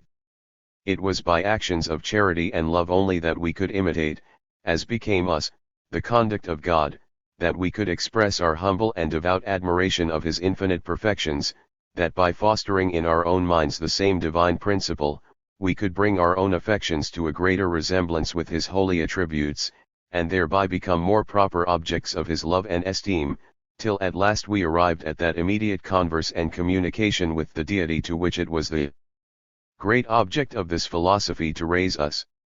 This system, as it was much esteemed by many ancient fathers of the Christian Church, so after the Reformation it was adopted by several divines of the most eminent piety and learning and of the most amiable manners, particularly, by Dr. Ralph Cudworth, by Dr. Henry Moore, and by Mr. John Smith of Cambridge. But of all the patrons of this system, ancient or modern, the late Dr. Hutcheson was undoubtedly, beyond all comparison, the most acute, the most distinct, the most philosophical, and what is of the greatest consequence of all, the soberest and most judicious. That virtue consists in benevolence is a notion supported by many appearances in human nature. It has been observed already, that proper benevolence is the most graceful and agreeable of all the affections, that it is recommended to us by a double sympathy, that as its tendency is necessarily beneficent, it is the proper object of gratitude and reward, and that upon all these accounts it appears to our natural sentiments to possess a merit superior to any other. It has been observed too, that even the weaknesses of benevolence are not very disagreeable to us, whereas those of every other passion are always extremely disgusting. Who does not abhor excessive malice, excessive selfishness, or excessive resentment? But the most excessive indulgence even of partial friendship is not so offensive.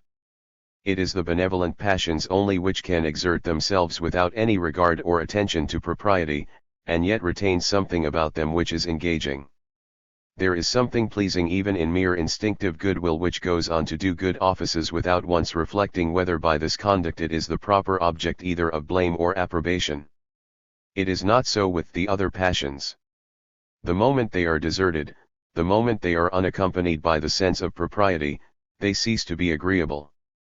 As benevolence bestows upon those actions which proceed from it, a beauty superior to all others, so the want of it, and much more the contrary inclination, communicates a peculiar deformity to whatever evidences such a disposition.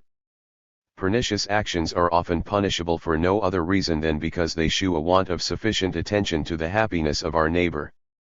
Besides all this, Dr. Hutcheson observed that whenever in any action, supposed to proceed from benevolent affections, some other motive had been discovered, our sense of the merit of this action was just so far diminished as this motive was believed to have influenced it. If an action, supposed to proceed from gratitude, should be discovered to have arisen from an expectation of some new favor, or if what was apprehended to proceed from public spirit, should be found out to have taken its origin from the hope of a pecuniary reward, such a discovery would entirely destroy all notion of merit or praiseworthiness in either of these actions. Since, therefore, the mixture of any selfish motive, like that of a baser alloy, diminished or took away altogether the merit which would otherwise have belonged to any action, it was evident, he imagined, that virtue must consist in pure and disinterested benevolence alone. When those actions, on the contrary, which are commonly supposed to proceed from a selfish motive, are discovered to have arisen from a benevolent one, it greatly enhances our sense of their merit. If we believed of any person that he endeavored to advance his fortune from no other view but that of doing friendly offices, and of making proper returns to his benefactors, we should only love and esteem him the more. And this observation seemed still more to confirm the conclusion, that it was benevolence only which could stamp upon any action the character of virtue. Last of all, what, he imagined, was an evident proof of the justness of this account of virtue, in all the disputes of casuists concerning the rectitude of conduct, the public good, he observed, was the standard to which they constantly referred, thereby universally acknowledging that whatever tended to promote the happiness of mankind was right and laudable and virtuous, and the contrary, wrong, blamable, and vicious.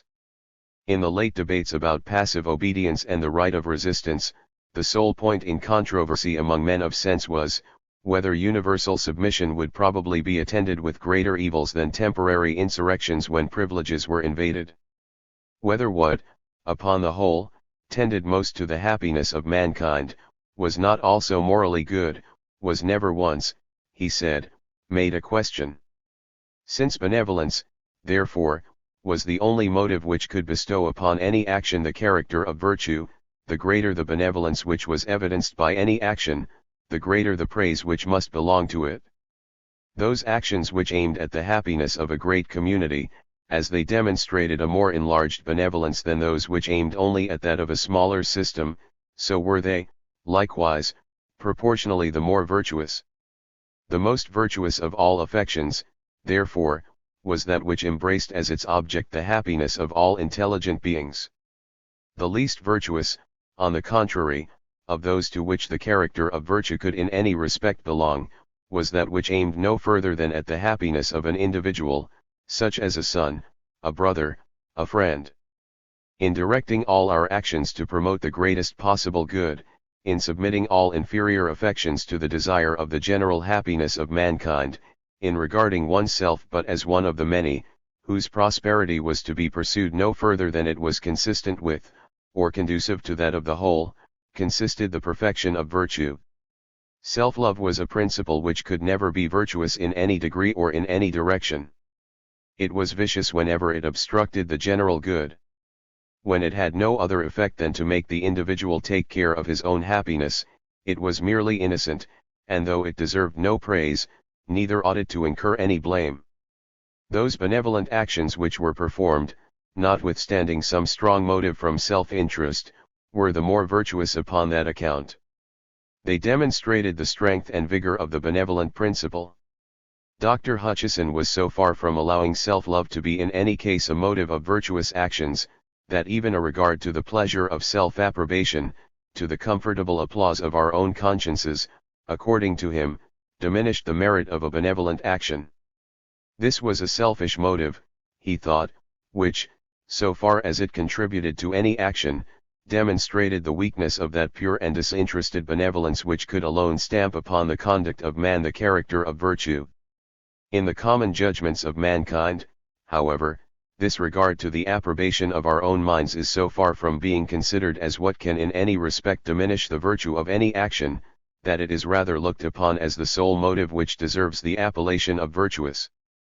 Such is the account given of the nature of virtue in this amiable system, a system which has a peculiar tendency to nourish and support in the human heart the noblest and the most agreeable of all affections, and not only to check the injustice of self-love, but in some measure to discourage that principle altogether, by representing it as what could never reflect any honor upon those who were influenced by it. As some of the other systems which I have already given an account of, do not sufficiently explain from whence arises the peculiar excellency of the supreme virtue of beneficence, so this system seems to have the contrary defect, of not sufficiently explaining from whence arises our approbation of the inferior virtues of prudence, vigilance, circumspection, temperance, constancy, firmness. The view and aim of our affections, the beneficent and hurtful effects which they tend to produce, are the only qualities at all attended to in this system. Their propriety and impropriety, their suitableness and unsuitableness, to the cause which excites them, are disregarded altogether. Regard to our own private happiness and interest, too, appear upon many occasions very laudable principles of action.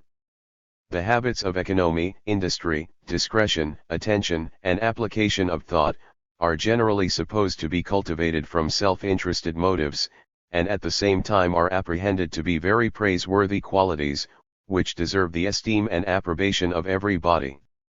The mixture of a selfish motive, it is true, seems often to sully the beauty of those actions which ought to arise from a benevolent affection. The cause of this, however, is not that self-love can never be the motive of a virtuous action, but that the benevolent principle appears in this particular case to want its due degree of strength, and to be altogether unsuitable to its object. The character, therefore, seems evidently imperfect, and upon the whole to deserve blame rather than praise. The mixture of a benevolent motive in an action to which self-love alone ought to be sufficient to prompt us, is not so apt indeed to diminish our sense of its propriety, or of the virtue of the person who performs it. We are not ready to suspect any person of being defective in selfishness. This is by no means the weak side of human nature, or the failing of which we are apt to be suspicious. If we could really believe, however, of any man, that, was it not from a regard to his family and friends, he would not take that proper care of his health, his life, or his fortune, to which self-preservation alone ought to be sufficient to prompt him, it would undoubtedly be a failing, though one of those amiable failings, which render a person rather the object of pity than of contempt or hatred. It would still, however, somewhat diminish the dignity and respectableness of his character. Carelessness and want of economy are universally disapproved of, not, however, as proceeding from a want of benevolence, but from a want of the proper attention to the objects of self-interest. Though the standard by which casuists frequently determine what is right or wrong in human conduct, be its tendency to the welfare or disorder of society, it does not follow that a regard to the welfare of society should be the sole virtuous motive of action, but only that, in any competition, it ought to cast the balance against all other motives. Benevolence may, perhaps, be the sole principle of action in the deity, and there are several, not improbable, arguments which tend to persuade us that it is so. It is not easy to conceive what other motive an independent and all-perfect being, who stands in need of nothing external, and whose happiness is complete in himself, can act from. But whatever may be the case with the deity, so imperfect a creature as man, the support of whose existence requires so many things external to him, must often act from many other motives. The condition of human nature were peculiarly hard, if those affections, which, by the very nature of our being, ought frequently to influence our conduct, could upon no occasion appear virtuous, or deserve esteem and commendation from any body. Those three systems, that which places virtue in propriety, that which places it in prudence, and that which makes it consist in benevolence, are the principal accounts which have been given of the nature of virtue. To one or other of them, all the other descriptions of virtue, how different soever they may appear, are easily reducible. That system which places virtue in obedience to the will of the deity, may be counted either among those which make it consist in prudence, or among those which make it consist in propriety. When it is asked, why we ought to obey the will of the deity, this question, which would be impious and absurd in the highest degree, if asked from any doubt that we ought to obey him, can admit but of two different answers. It must either be said that we ought to obey the will of the deity because he is a being of infinite power, who will reward us eternally if we do so, and punish us eternally if we do otherwise, or it must be said, that independent of any regard to our own happiness, or to rewards and punishments of any kind, there is a congruity and fitness that a creature should obey its Creator, that a limited and imperfect being should submit to one of infinite and incomprehensible perfections. Besides one or other of these two, it is impossible to conceive that any other answer can be given to this question. If the first answer be the proper one, virtue consists in prudence, or in the proper pursuit of our own final interest and happiness, since it is upon this account that we are obliged to obey the will of the deity. If the second answer be the proper one, virtue must consist in propriety, since the ground of our obligation to obedience is the suitableness or congruity of the sentiments of humility and submission to the superiority of the object which excites them. That system which places virtue in utility, coincides too with that which makes it consist in propriety. According to this system, all those qualities of the mind which are agreeable or advantageous, either to the person himself or to others, are approved of as virtuous, and the contrary disapproved of as vicious. But the agreeableness or utility of any affection depends upon the degree which it is allowed to subsist in. Every affection is useful when it is confined to a certain degree of moderation, and every affection is disadvantageous when it exceeds the proper bounds. According to this system, therefore, virtue consists not in any one affection, but in the proper degree of all the affections. The only difference between it and that which I have been endeavoring to establish, is, that it makes utility, and not sympathy, or the correspondent affection of the spectator, the natural and original measure of this proper degree. Chap. 4. Of licentious systems. All those systems, which I have hitherto given an account of, suppose that there is a real and essential distinction between vice and virtue, whatever these qualities may consist in. There is a real and essential difference between the propriety and impropriety of any affection, between benevolence and any other principle of action, between real prudence and short-sighted folly or precipitate rashness. In the main too, all of them contribute to encourage the praiseworthy, and to discourage the blamable disposition. It may be true, perhaps, of some of them, that they tend, in some measure, to break the balance of the affections, and to give the mind a particular bias to some principles of action, beyond the proportion that is due to them. The ancient systems, which place virtue in propriety, seem chiefly to recommend the great, the awful, and the respectable virtues, the virtues of self-government and self-command, fortitude, magnanimity, independency upon fortune, the contempt of all outward accidents, of pain, poverty, exile, and death. It is in these great exertions that the noblest propriety of conduct is displayed. The soft, the amiable, the gentle virtues, all the virtues of indulgent humanity are, in comparison, but little insisted upon, and seem, on the contrary, by the Stoics in particular, to have been often regarded as mere weaknesses which it behoved a wise man not to harbor in his breast. The benevolent system, on the other hand, while it fosters and encourages all those milder virtues in the highest degree, seems entirely to neglect the more awful and respectable qualities of the mind. It even denies them the appellation of virtues. It calls them moral abilities, and treats them as qualities which do not deserve the same sort of esteem and approbation, that is due to what is properly denominated virtue. All those principles of action which aim only at our own interest, it treats, if that be possible, still worse. So far from having any merit of their own, they diminish, it pretends, the merit of benevolence, when they cooperate with it, and prudence, it is asserted, when employed only in promoting private interest, can never even be imagined a virtue. That system, again, which makes virtue consist in prudence only, while it gives the highest encouragement to the habits of caution, vigilance, sobriety, and judicious moderation, seems to degrade equally both the amiable and respectable virtues, and to strip the former of all their beauty, and the latter of all their grandeur. But notwithstanding these defects, the general tendency of each of those three systems is to encourage the best and most laudable habits of the human mind, and it were well for society, if, either mankind in general, or even those few who pretend to live according to any philosophical rule, were to regulate their conduct by the precepts of any one of them. We may learn from each of them something that is both valuable and peculiar. If it was possible, by precept and exhortation, to inspire the mind with fortitude and magnanimity, the ancient systems of propriety would seem sufficient to do this. Or if it was possible, by the same means, to soften it into humanity, and to awaken the affections of kindness and general love towards those we live with, some of the pictures with which the benevolent system presents us, might seem capable of producing this effect. We may learn from the system of Epicurus, though undoubtedly the most imperfect of all the three, how much the practice of both the amiable and respectable virtues is conducive to our own interest, to our own ease and safety and quiet even in this life.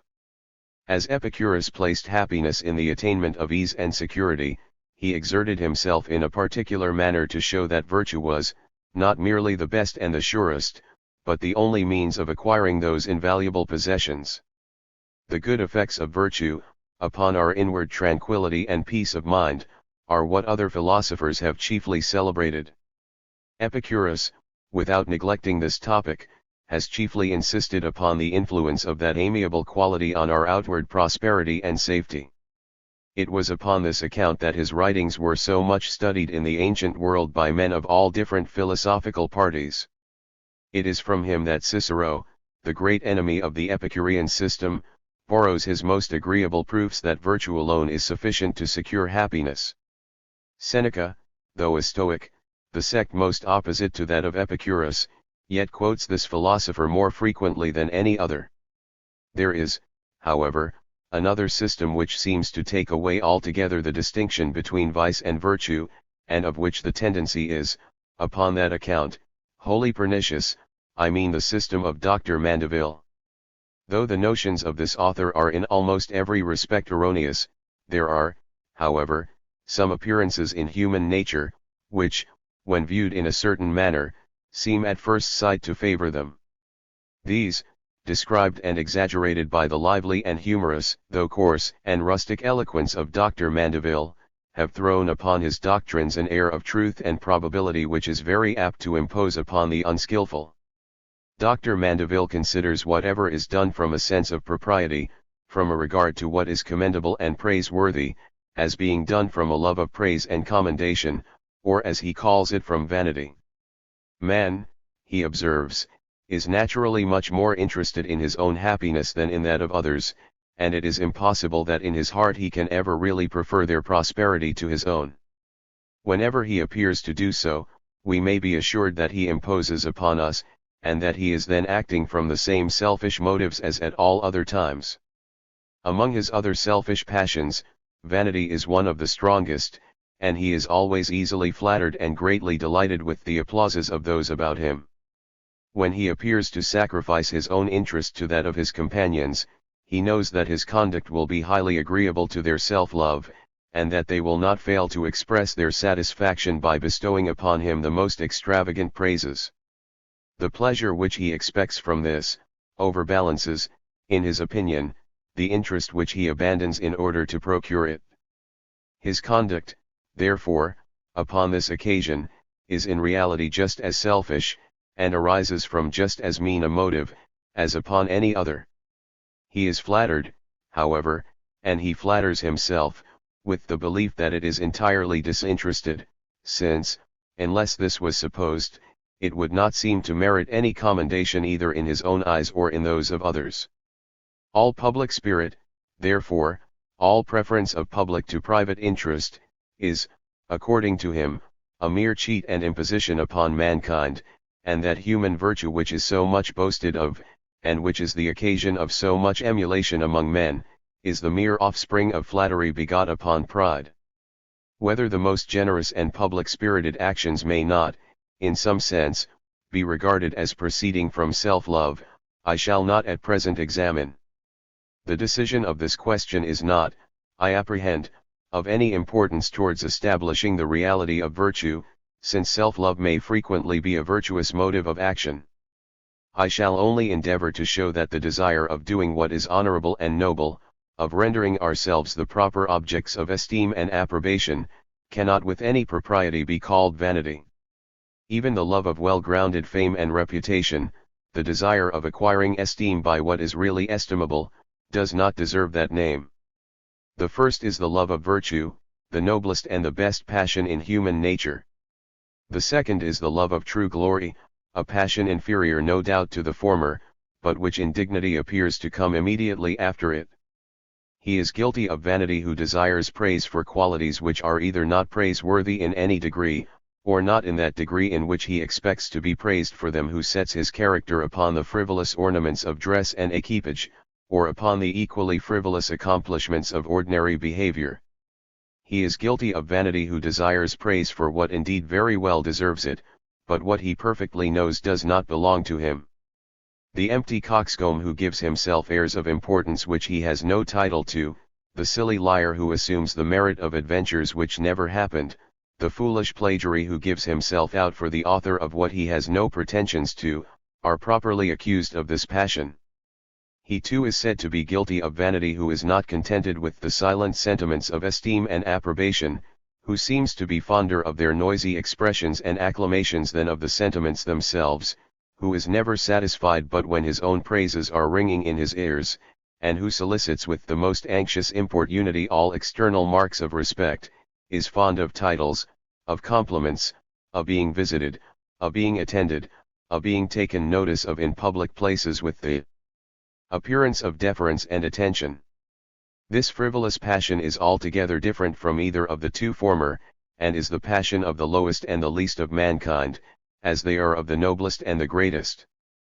But though these three passions, the desire of rendering ourselves the proper objects of honor and esteem, or of becoming what is honorable and estimable, the desire of acquiring honor and esteem by really deserving those sentiments, and the frivolous desire of praise at any rate, are widely different, though the two former are always approved of, while the latter never fails to be despised, there is, however, a certain remote affinity among them, which, exaggerated by the humorous and diverting eloquence of this lively author, has enabled him to impose upon his readers.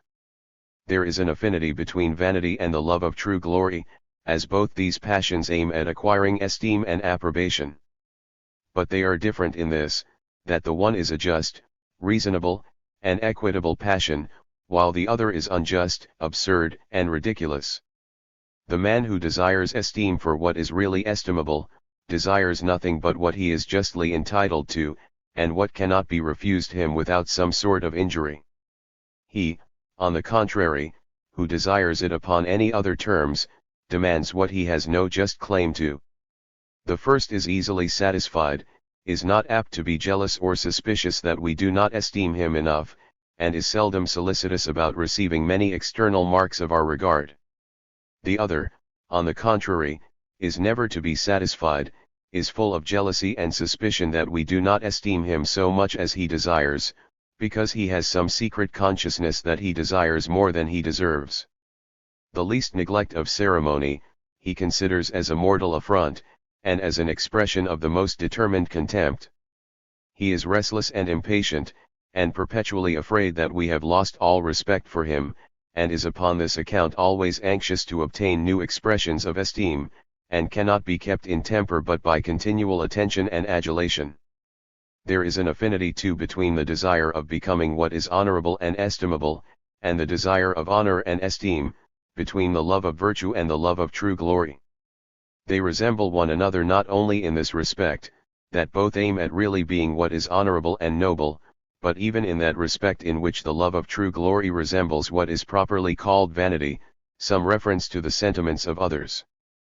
The man of the greatest magnanimity, who desires virtue for its own sake, and is most indifferent about what actually are the opinions of mankind with regard to him, is still, however, delighted with the thoughts of what they should be, with the consciousness that though he may neither be honored nor applauded, he is still the proper object of honor and applause, and that if mankind were cool and candid and consistent with themselves, and properly informed of the motives and circumstances of his conduct, they would not fail to honor and applaud him.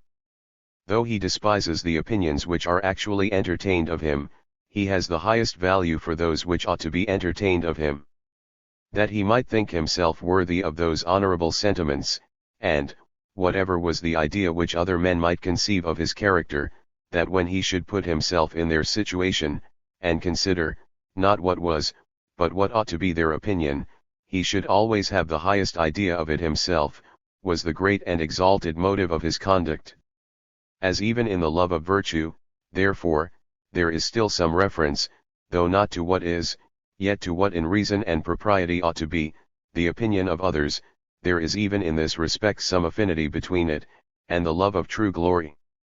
There is, however, at the same time, a very great difference between them. The man who acts solely from a regard to what is right and fit to be done, from a regard to what is the proper object of esteem and approbation, though these sentiments should never be bestowed upon him, acts from the most sublime and godlike motive which human nature is even capable of conceiving. The man, on the other hand, who while he desires to merit approbation is at the same time anxious to obtain it, though he too is laudable in the main, yet his motives have a greater mixture of human infirmity.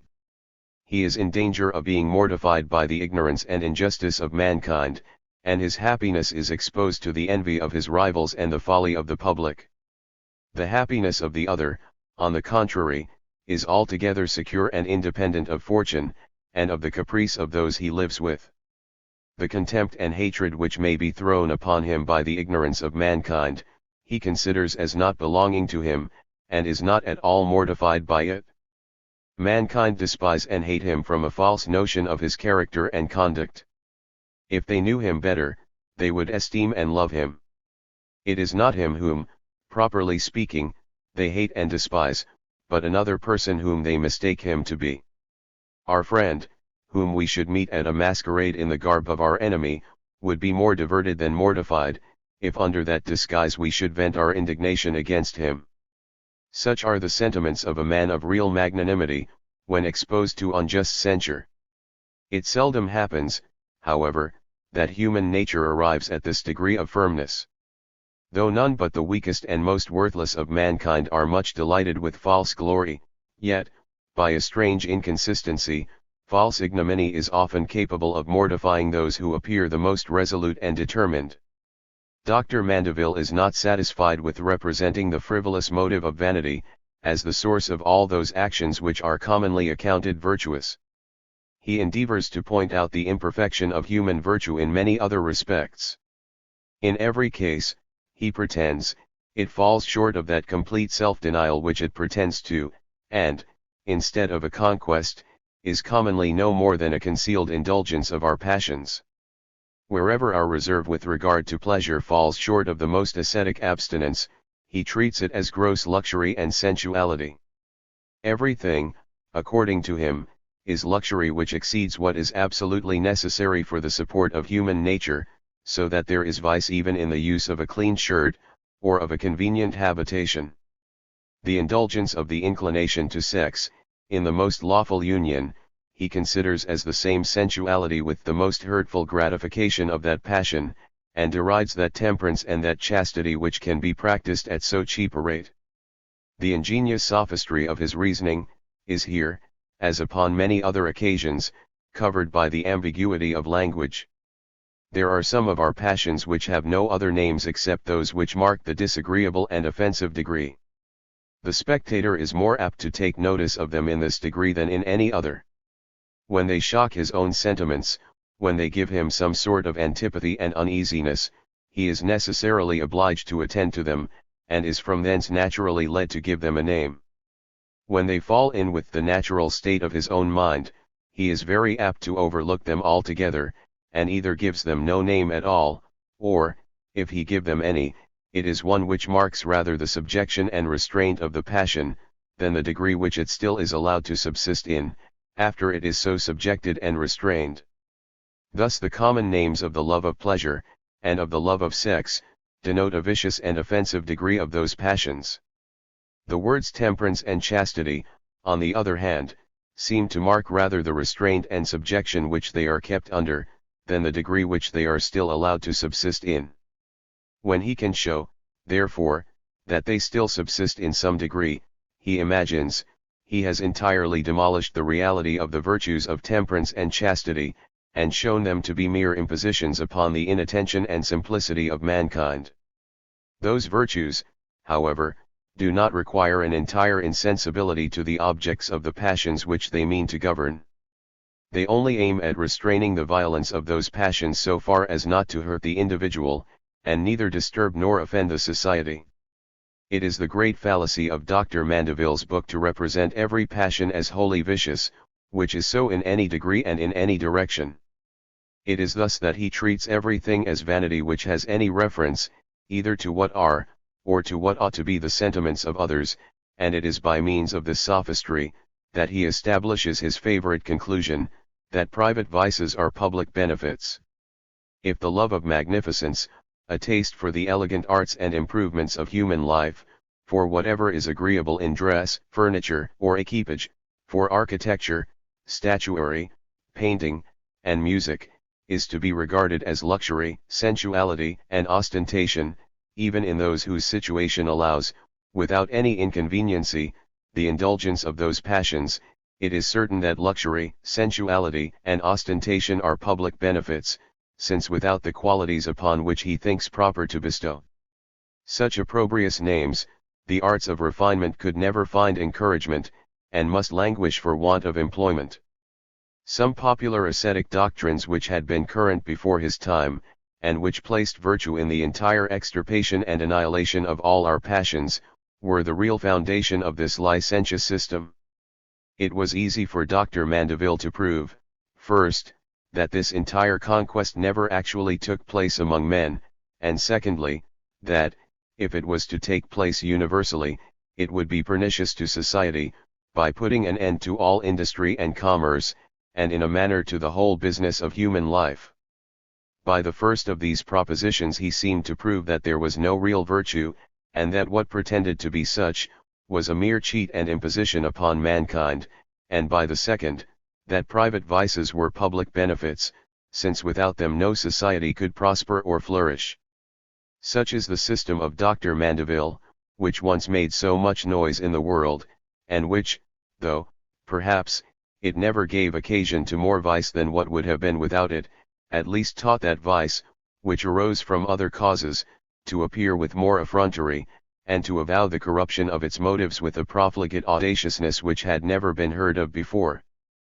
But how destructive soever the system may appear, it could never have imposed upon so great a number of persons, nor have occasioned so general an alarm among those who are the friends of better principles, had it not in some respects bordered upon the truth.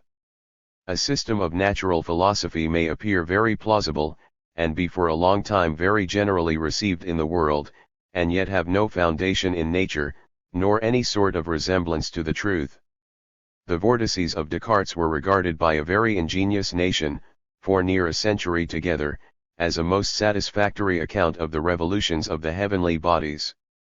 Yet it has been demonstrated, to the conviction of all mankind, that these pretended causes of those wonderful effects, not only do not actually exist, but are utterly impossible, and if they did exist, could produce no such effects as are ascribed to them.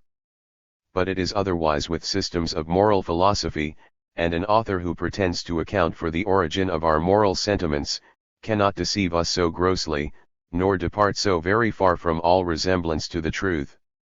When a traveler gives an account of some distant country, he may impose upon our credulity the most groundless and absurd fictions as the most certain matters of fact. But when a person pretends to inform us of what passes in our neighborhood, and of the affairs of the very parish which we live in, though here too, if we are so careless as not to examine things with our own eaves, he may deceive us in many respects, yet the greatest falsehoods which he imposes upon us must bear some resemblance to the truth, and must even have a considerable mixture of truth in them. An author who treats of natural philosophy, and pretends to assign the causes of the great phenomena of the universe, pretends to give an account of the affairs of a very distant country, concerning which he may tell us what he pleases, and as long as his narration keeps within the bounds of seeming possibility, he need not despair of gaining our belief. But when he proposes to explain the origin of our desires and affections, of our sentiments of approbation and disapprobation, he pretends to give an account, not only of the affairs of the very parish that we live in, but of our own domestic concerns. Though here too, like indolent masters who put their trust in a steward who deceives them, we are very liable to be imposed upon, yet we are incapable of passing any account which does not preserve some little regard to the truth. Some of the articles, at least, must be just, and even those which are most overcharged must have had some foundation, otherwise the fraud would be detected even by that careless inspection which we are disposed to give. The author who should assign, as the cause of any natural sentiment, some principle which neither had any connection with it, nor resembled any other principle which had some such connection, would appear absurd and ridiculous to the most injudicious and unexperienced reader. Section 3, of the different systems which have been formed concerning the principle of approbation. Introduction.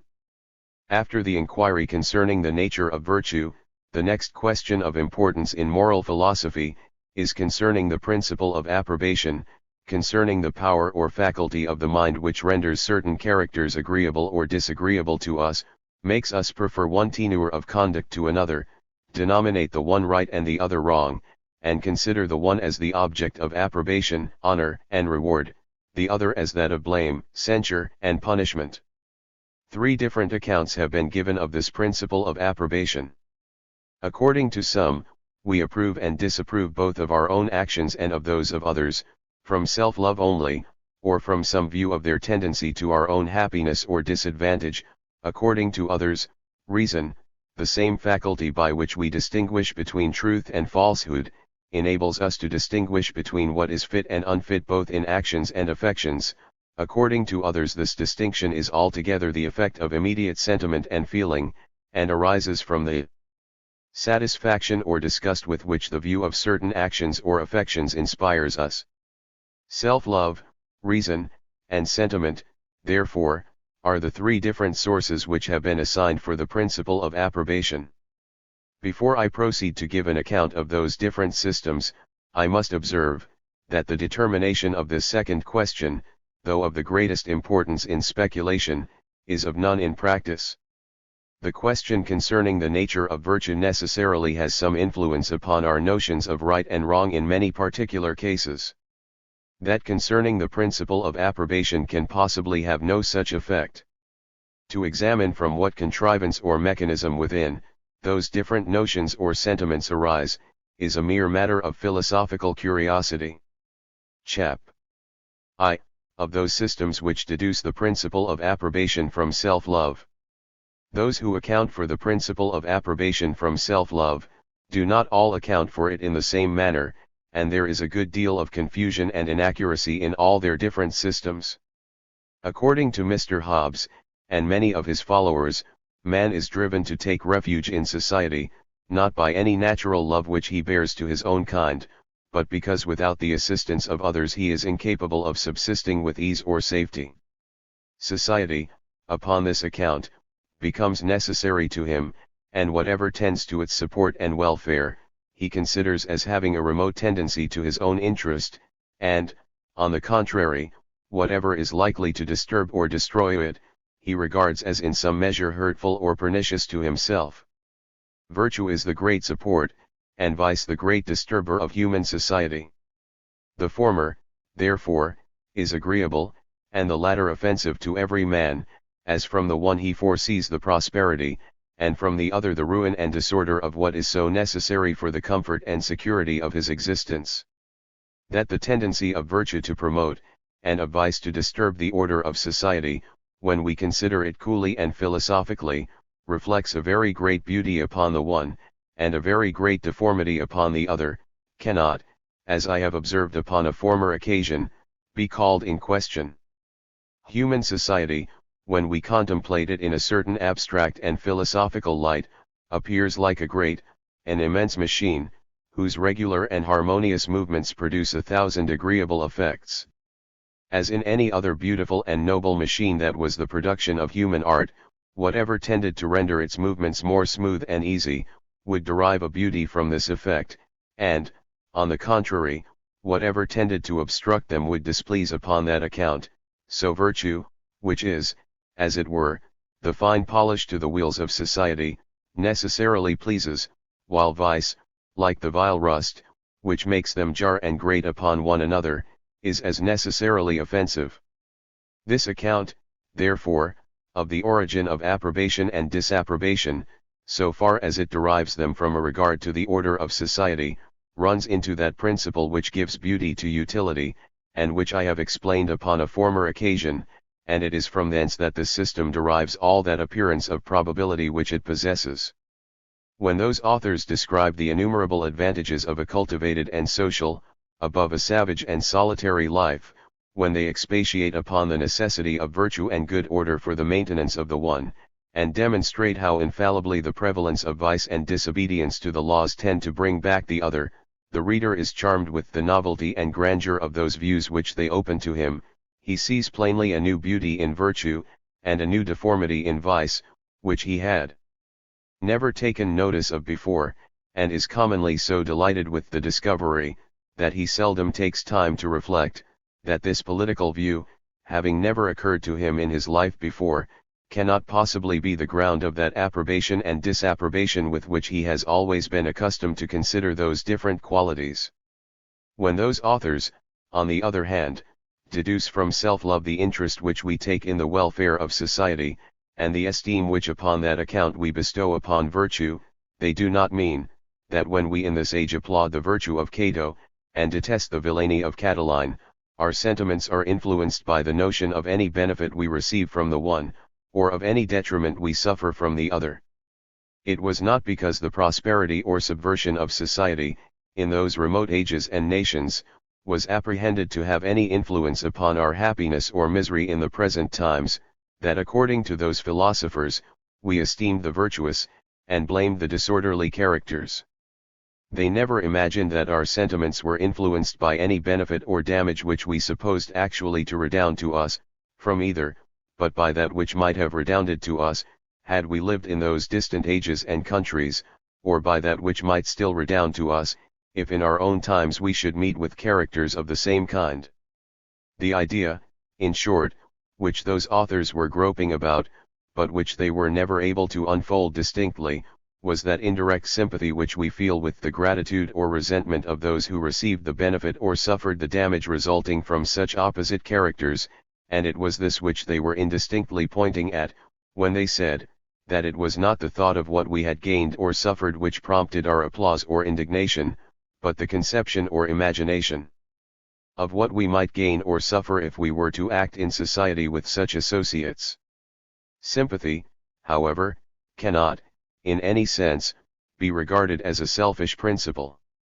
When I sympathize with your sorrow or your indignation, it may be pretended, indeed, that my emotion is founded in self-love, because it arises from bringing your case home to myself, from putting myself in your situation, and thence conceiving what I should feel in the like circumstances.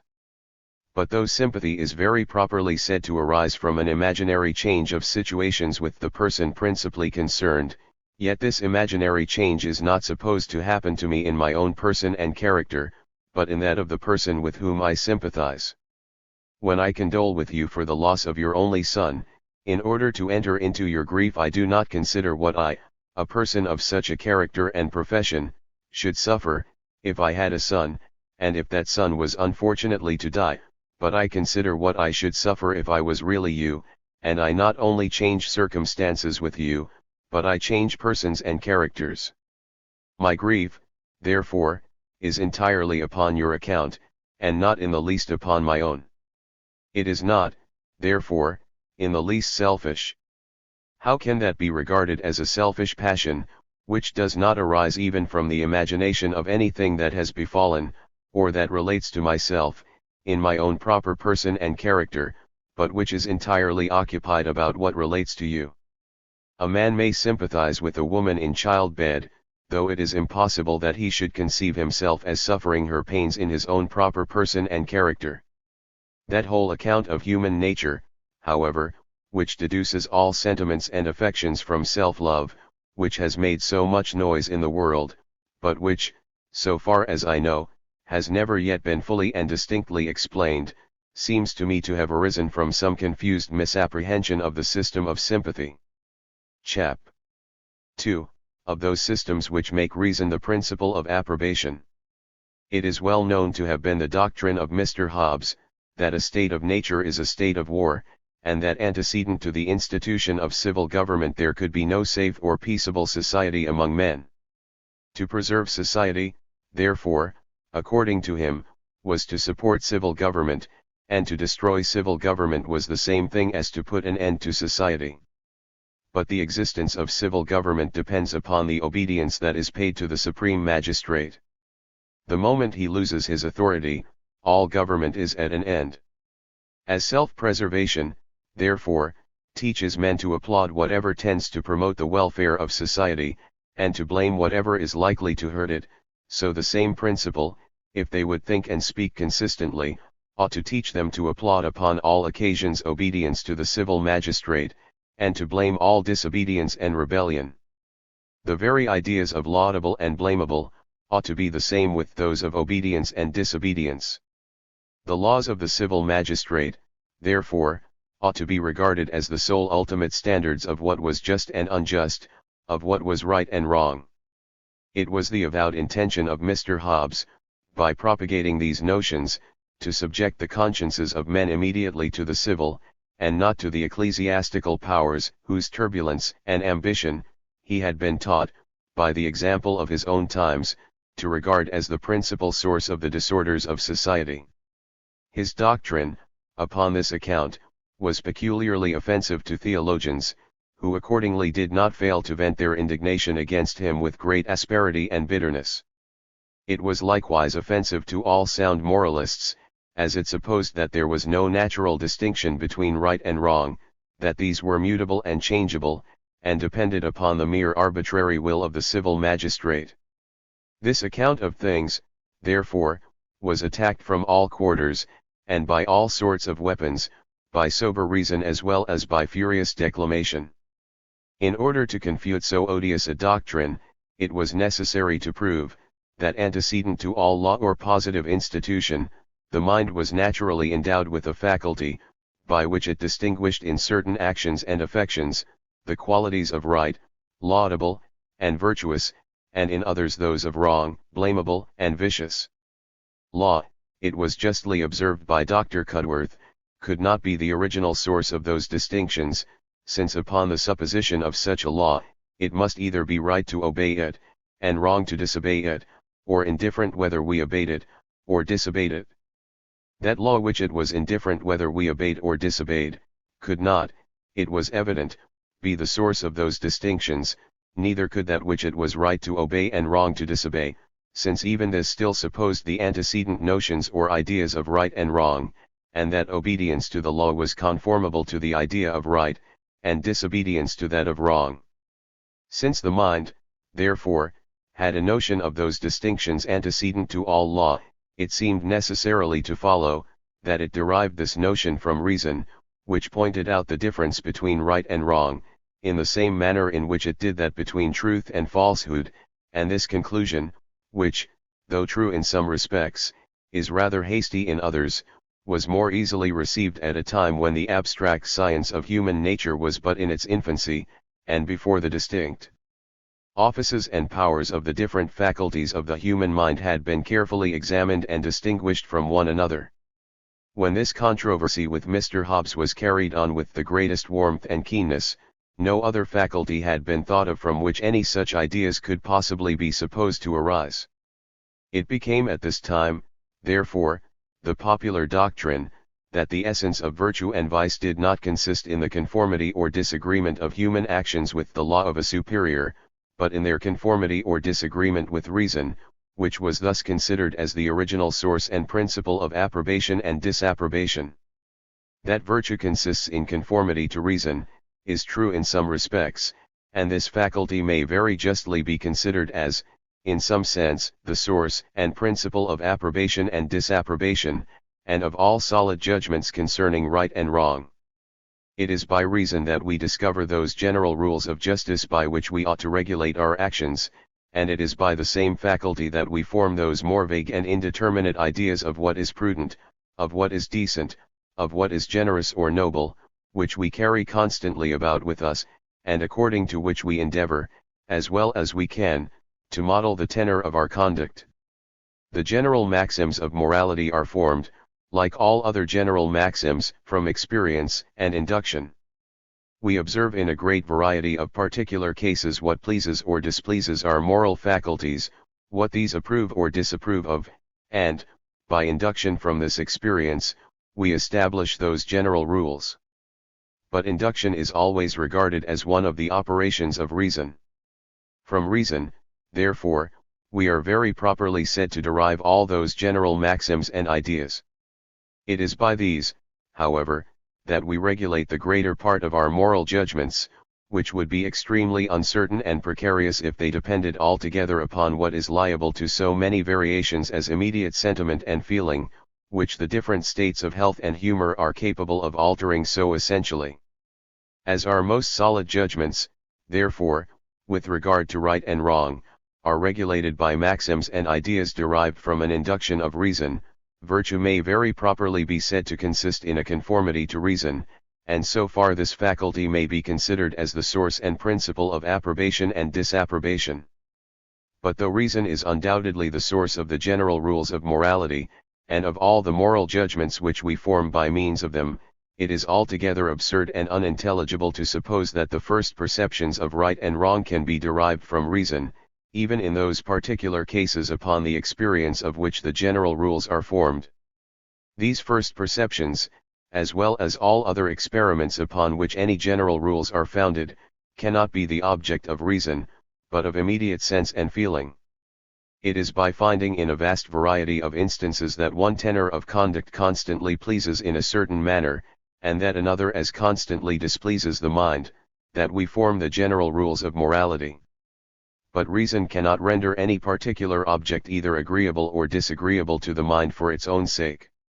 Reason may show that this object is the means of obtaining some other which is naturally either pleasing or displeasing, and in this manner may render it either agreeable or disagreeable for the sake of something else. But nothing can be agreeable or disagreeable for its own sake, which is not rendered such by immediate sense and feeling.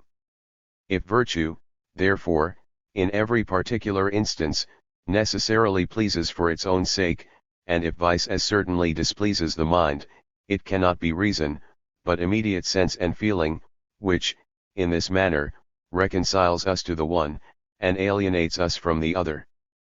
Pleasure and pain are the great objects of desire and aversion, but these are distinguished not by reason, but by immediate sense and feeling.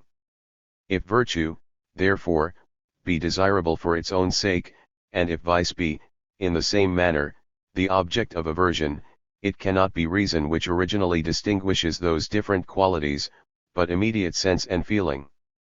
As reason, however, in a certain sense, may justly be considered as the principle of approbation and disapprobation, these sentiments were, through inattention, long regarded as originally flowing from the operations of this faculty. Dr. Hutcheson had the merit of being the first who distinguished with any degree of precision in what respect all moral distinctions may be said to arise from reason, and in what respect they are founded upon immediate sense and feeling. In his illustrations upon the moral sense he has explained this so fully, and, in my opinion, so unanswerably, that, if any controversy is still kept up about this subject, I can impute it to nothing, but either to inattention to what that gentleman has written, or to a superstitious attachment to certain forms of expression, a weakness not very uncommon among the learned, especially in subjects so deeply interesting as the present, in which a man of virtue is often loath to abandon, even the propriety of a single phrase which he has been accustomed to. Chap. 3. Of those systems which make sentiment the principle of approbation. Those systems which make sentiment the principle of approbation may be divided into two different classes. According to some the principle of approbation is founded upon a sentiment of a peculiar nature, upon a particular power of perception exerted by the mind at the view of certain actions or affections, some of which affecting this faculty in an agreeable and others in a disagreeable manner, the former are stamped with the characters of right, laudable, and virtuous, the latter with those of wrong, blamable, and vicious. This sentiment being of a peculiar nature distinct from every other, and the effect of a particular power of perception, they give it a particular name, and call it a moral sense. 2. According to others, in order to account for the principle of approbation, there is no occasion for supposing any new power of perception which had never been heard of before. Nature, they imagine, acts here, as in all other cases, with the strictest economy, and produces a multitude of effects from one and the same cause, and sympathy, a power which has always been taken notice of, and with which the mind is manifestly endowed, is, they think, sufficient to account for all the effects ascribed to this peculiar faculty. Dr. Hutcheson had been at great pains to prove that the principle of approbation was not founded on self-love. He had demonstrated too that it could not arise from any operation of reason. Nothing remained, he thought, but to suppose it a faculty of a peculiar kind, with which nature had endowed the human mind, in order to produce this one particular and important effect. When self-love and reason were both excluded, it did not occur to him that there was any other known faculty of the mind which could in any respect answer this purpose. This new power of perception he called a moral sense, and supposed it to be somewhat analogous to the external senses. As the bodies around us, by affecting these in a certain manner, appear to possess the different qualities of sound, taste, odor, color, so the various affections of the human mind, by touching this particular faculty in a certain manner, appear to possess the different qualities of amiable and odious, of virtuous and vicious, of right and wrong. The various senses or powers of perception, from which the human mind derives all its simple ideas, were, according to the system, of two different kinds, of which the one were called the direct or antecedent, the other, the reflex or consequent senses. The direct senses were those faculties from which the mind derived the perception of such species of things as did not presuppose the antecedent perception of any other. Thus sounds and colors were objects of the direct senses. To hear a sound or to see a color does not presuppose the antecedent perception of any other quality or object. The reflex or consequent senses, on the other hand, were those faculties from which the mind derived the perception of such species of things as presupposed the antecedent perception of some other. Thus harmony and beauty were objects of the reflex senses. In order to perceive the harmony of a sound, or the beauty of a color, we must first perceive the sound or the color. The moral sense was considered as a faculty of this kind. That faculty, which Mr. Locke calls reflection, and from which he derived the simple ideas of the different passions and emotions of the human mind, was, according to Dr. Hutcheson, a direct internal sense. That faculty again by which we perceived the beauty or deformity, the virtue or vice of those different passions and emotions, was a reflex, internal sense. Dr. Hutcheson endeavored still further to support this doctrine, by shewing that it was agreeable to the analogy of nature, and that the mind was endowed with a variety of other reflex senses exactly similar to the moral sense, such as a sense of beauty and deformity in external objects, a public sense, by which we sympathize with the happiness or misery of our fellow creatures, a sense of shame and honor, and a sense of ridicule. But notwithstanding all the pains which this ingenious philosopher has taken to prove that the principle of approbation is founded in a peculiar power of perception, somewhat analogous to the external senses, there are some consequences, which he acknowledges to follow from this doctrine, that will, perhaps, be regarded by many as a sufficient confutation of it. The qualities he allows, which belong to the objects of any sense, cannot, without the greatest absurdity, be ascribed to the sense itself. Whoever thought of calling the sense of seeing black or white, the sense of hearing loud or low, or the sense of tasting sweet or bitter? And, according to him, it is equally absurd to call our moral faculties virtuous or vicious, morally good or evil. These qualities belong to the objects of those faculties, not to the faculties themselves. If any man, therefore, was so absurdly constituted as to approve of cruelty and injustice as the highest virtues, and to disapprove of equity and humanity as the most pitiful vices, such a constitution of mind might indeed be regarded as inconvenient both to the individual and to the society, and likewise as strange, surprising, and unnatural in itself, but it could not, without the greatest absurdity, be denominated vicious or morally evil. Yet surely if we saw any man shouting with admiration and applause at a barbarous and unmerit execution, which some insolent tyrant had ordered, we should not think we were guilty of any great absurdity in denominating this behavior vicious and morally evil in the highest degree, though it expressed nothing but depraved moral faculties, or an absurd approbation of this horrid action, as of what was noble, magnanimous, and great. Our heart, I imagine, at the sight of such a spectator, would forget for a while its sympathy with the sufferer, and feel nothing but horror and detestation, at the thought of so execrable a wretch. We should abominate him even more than the tyrant who might be goaded on by the strong passions of jealousy, fear, and resentment, and upon that account be more excusable. But the sentiments of the spectator would appear altogether without cause or motive, and therefore most perfectly and completely detestable. There is no perversion of sentiment or affection which our heart would be more averse to enter into, or which it would reject with greater hatred and indignation than one of this kind, and so far from regarding such a constitution of mind as being merely something strange or inconvenient, and not in any respect vicious or morally evil, we should rather consider it as the very last and most dreadful stage of moral depravity. Correct moral sentiments, on the contrary, naturally appear in some degree laudable and morally good.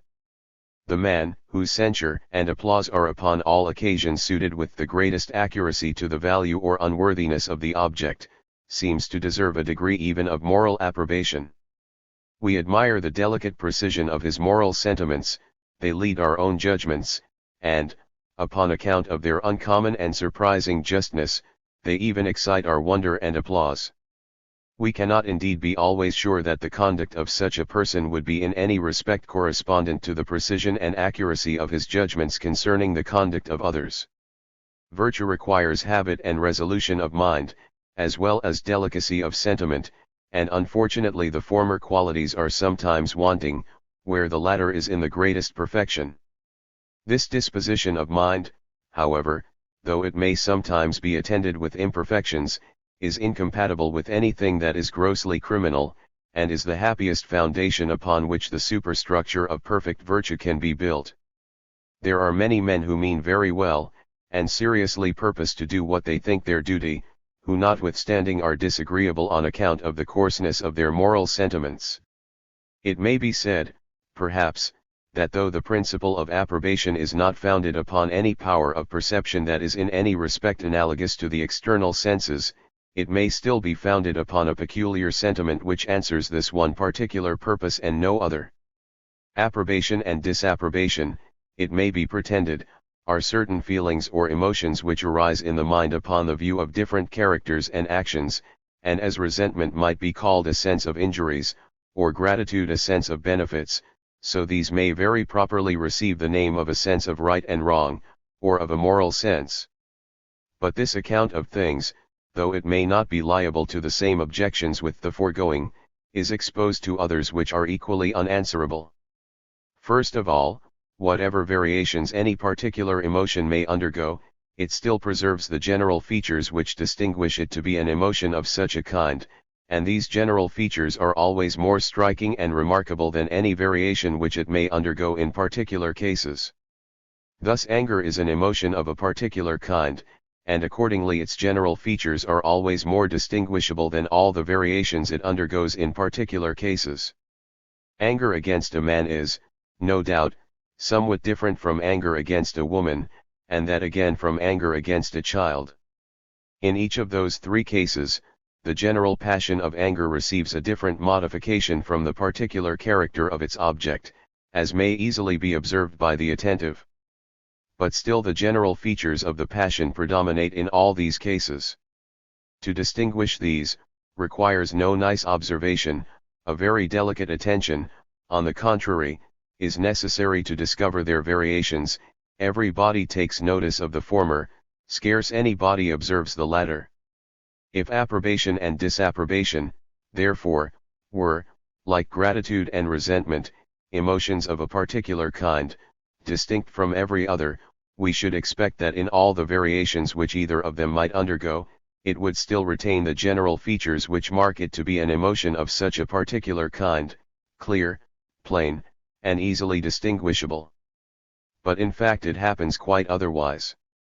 If we attend to what we really feel when upon different occasions we either approve or disapprove, we shall find that our emotion in one case is often totally different from that in another, and that no common features can possibly be discovered between them.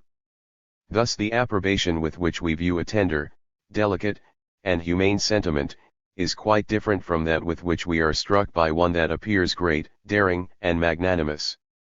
Our approbation of both may, upon different occasions, be perfect and entire, but we are softened by the one, and we are elevated by the other, and there is no sort of resemblance between the emotions which they excite in us.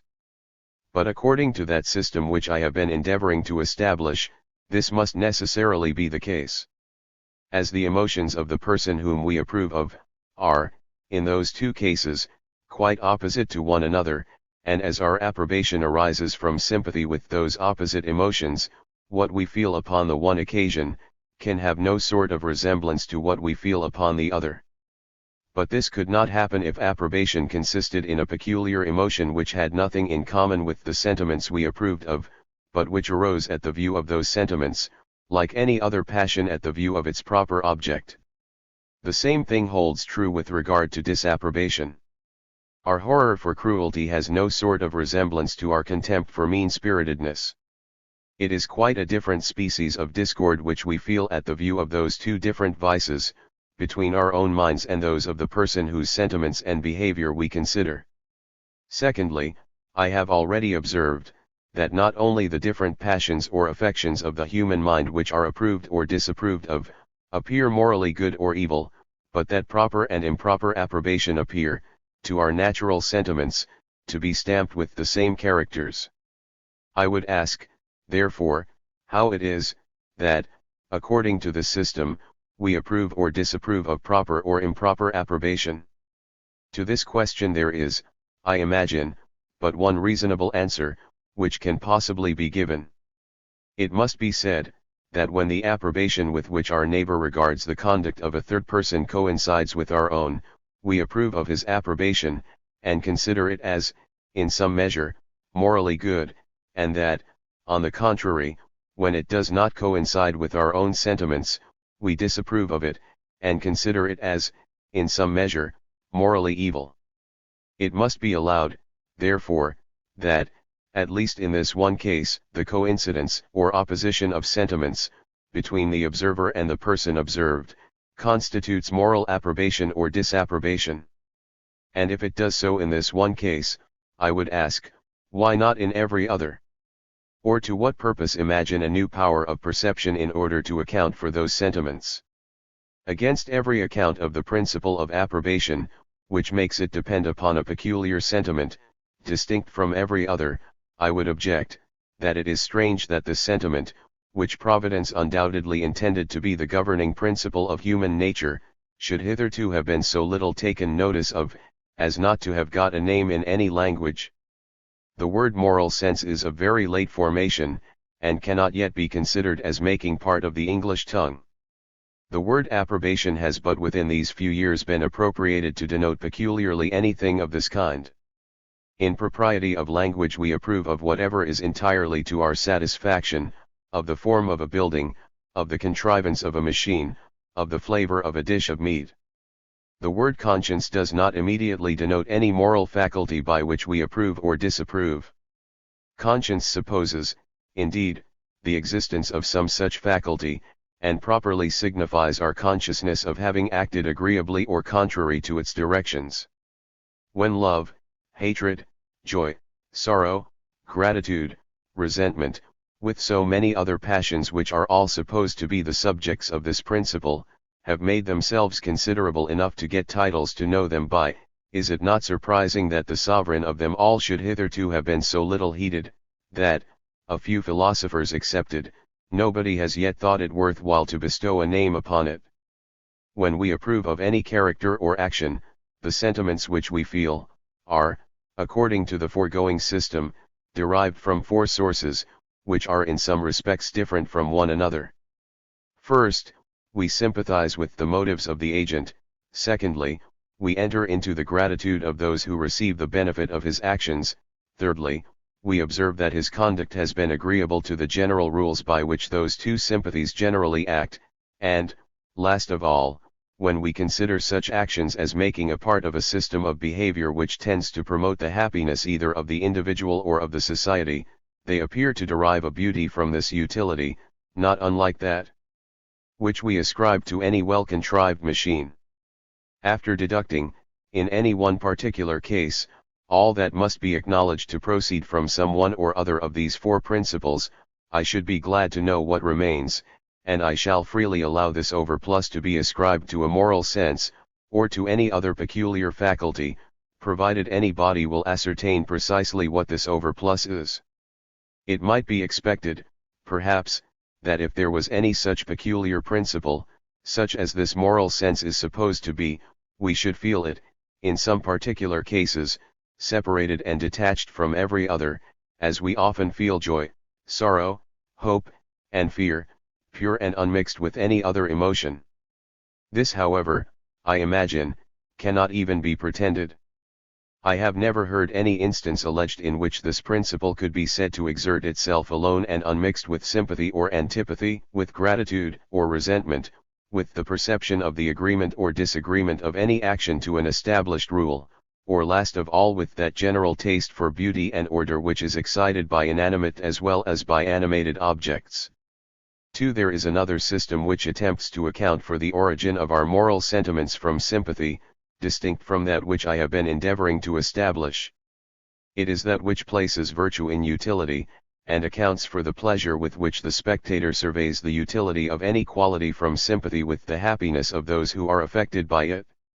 This sympathy is different both from that by which we enter into the motives of the agent, and from that by which we go along with the gratitude of the persons who are benefited by his actions. It is the same principle with that by which we approve of a well-contrived machine. But no machine can be the object of either of those two last mentioned sympathies. I have already, in the fourth part of this discourse, given some account of this system. Section 4, of the manner in which different authors have treated of the practical rules of morality. Conclusion. It was observed in the third part of this discourse, that the rules of justice are the only rules of morality which are precise and accurate, that those of all the other virtues are loose, vague, and indeterminate, that the first may be compared to the rules of grammar, the others to those which critics lay down for the attainment of what is sublime and elegant in composition, and which present us rather with a general idea of the perfection we ought to aim at, than afford us any certain and infallible directions for acquiring it. As the different rules of morality admit such different degrees of accuracy, those authors who have endeavored to collect and digest them into systems have done it in two different manners, and one set has followed through the whole that loose method to which they were naturally directed by the consideration of one species of virtues, while another has as universally endeavored to introduce into their precepts that sort of accuracy of which only some of them are susceptible. The first have wrote like critics, the second like grammarians. The first, among whom we may count all the ancient moralists, have contented themselves with describing in a general manner the different vices and virtues, and with pointing out the deformity and misery of the one disposition as well as the propriety and happiness of the other, but have not affected to lay down many precise rules that are to hold good unexceptionably in all particular cases.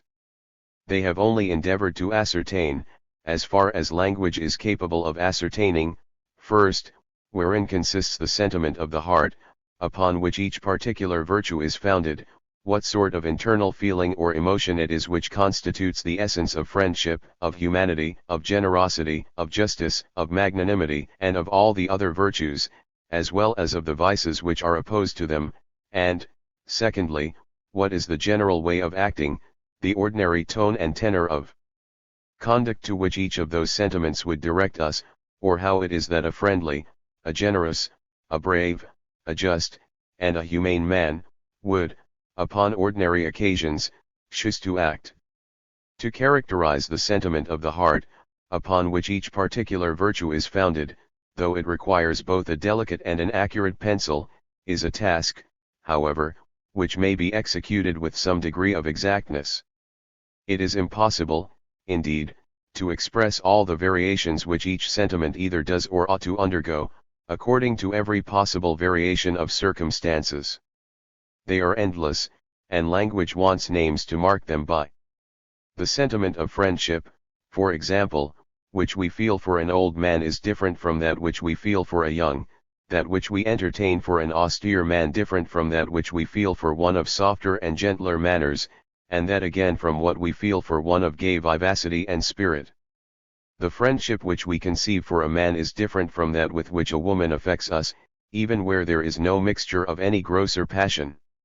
What author could enumerate and ascertain these and all the other infinite varieties which this sentiment is capable of undergoing?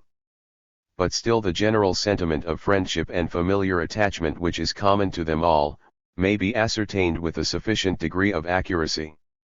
The picture which is drawn of it, though it will always be in many respects incomplete, may, however, have such a resemblance as to make us know the original when we meet with it, and even distinguish it from other sentiments to which it has a considerable resemblance, such as goodwill, respect, esteem, admiration. To describe, in a general manner, what is the ordinary way of acting to which each virtue would prompt us, is still more easy. It is, indeed, scarce possible to describe the internal sentiment or emotion upon which it is founded, without doing something of this kind. It is impossible by language to express, if I may say so, the invisible features of all the different modifications of passion as they show themselves within. There is no other way of marking and distinguishing them from one another, but by describing the effects which they produce without, the alterations which they occasion in the countenance, in the ear and eternal behavior, the resolutions they suggest, the actions they prompt to. It is thus that Cicero, in the first book of his Offices, endeavors to direct us to the practice of the four cardinal virtues, and that Aristotle in the practical parts of his Ethics, points out to us the different habits by which he would have us regulate our behavior, such as liberality, magnificence, magnanimity, and even jocularity and good humor, qualities which that indulgent philosopher has thought worthy of a place in the catalogue of the virtues, though the lightness of that approbation which we naturally bestow upon them, should not seem to entitle them to so venerable a name. Such works present us with agreeable and lively pictures of manners. By the vivacity of their descriptions they inflame our natural love of virtue, and increase our abhorrence of vice. By the justness as well as delicacy of their observations they may often help both to correct and to ascertain our natural sentiments with regard to the propriety of conduct, and suggesting many nice and delicate attentions, form us to a more exact justness of behavior, than what, without such instruction, we should have been apt to think of. In treating of the rules of morality, in this manner, consists the science which is properly called ethics, a science which, though like criticism it does not admit of the most accurate precision, is, however, both highly useful and agreeable. It is of all others the most susceptible of the embellishments of eloquence, and by means of them of bestowing, if that be possible, a new importance upon the smallest rules of duty. Its precepts, when thus dressed and adorned, are capable of producing upon the flexibility of youth, the noblest and most lasting impressions, and as they fall in with the natural magnanimity of that generous age, they are able to inspire, for a time at least, the most heroic resolutions, and thus tend both to establish and confirm the best and most useful habits of which the mind of man is susceptible. Whatever precept and exhortation can do to animate us to the practice of virtue, is done by the science delivered in this manner. To the second set of moralists, among whom we may count all the casuists of the middle and latter ages of the Christian Church, as well as all those who in this and in the preceding century have treated of what is called natural jurisprudence, do not content themselves with characterizing in this general manner that tenor of conduct which they would recommend to us, but endeavor to lay down exact and precise rules for the direction of every circumstance of our behavior. As justice is the only virtue with regard to which such exact rules can properly be given, it is this virtue that has chiefly fallen under the consideration of those two different sets of writers. They treat of it, however, in a very different manner. Those who write upon the principles of jurisprudence, consider only what the person to whom the obligation is due, ought to think himself entitled to exact by force, what every impartial spectator would approve of him for exacting, or what a judge or arbiter, to whom he had submitted his case, and who had undertaken to do him justice, ought to oblige the other person to suffer or to perform. The casuists, on the other hand, do not so much examine what it is, that might properly be exacted by force, as what it is, that the person who owes the obligation ought to think himself bound to perform from the most sacred and scrupulous regard to the general rules of justice, and from the most conscientious dread, either of wronging his neighbor, or of violating the integrity of his own character. It is the end of jurisprudence to prescribe rules for the decisions of judges and arbiters. It is the end of casuistry to prescribe rules for the conduct of a good man. By observing all the rules of jurisprudence, supposing them ever so perfect, we should deserve nothing but to be free from external punishment. By observing those of casuistry, supposing them such as they ought to be, we should be entitled to considerable praise by the exact and scrupulous delicacy of our behavior. It may frequently happen that a good man ought to think himself bound, from a sacred and conscientious regard to the general rules of justice, to perform many things which it would be the highest injustice to extort from him, or for any judge or arbiter to impose upon him by force. To give a trite example, a highwayman, by the fear of death, obliges a traveler to promise him a certain sum of money. Whether such a promise, extorted in this manner by unjust force, ought to be regarded as obligatory, is a question that has been very much debated. If we consider it merely as a question of jurisprudence, the decision can admit of no doubt. It would be absurd to suppose that the highwayman can be entitled to use force to constrain the other to perform. To extort the promise was a crime which deserved the highest punishment, and to extort the performance would only be adding a new crime to the former. He can complain of no injury who has been only deceived by the person by whom he might justly have been killed.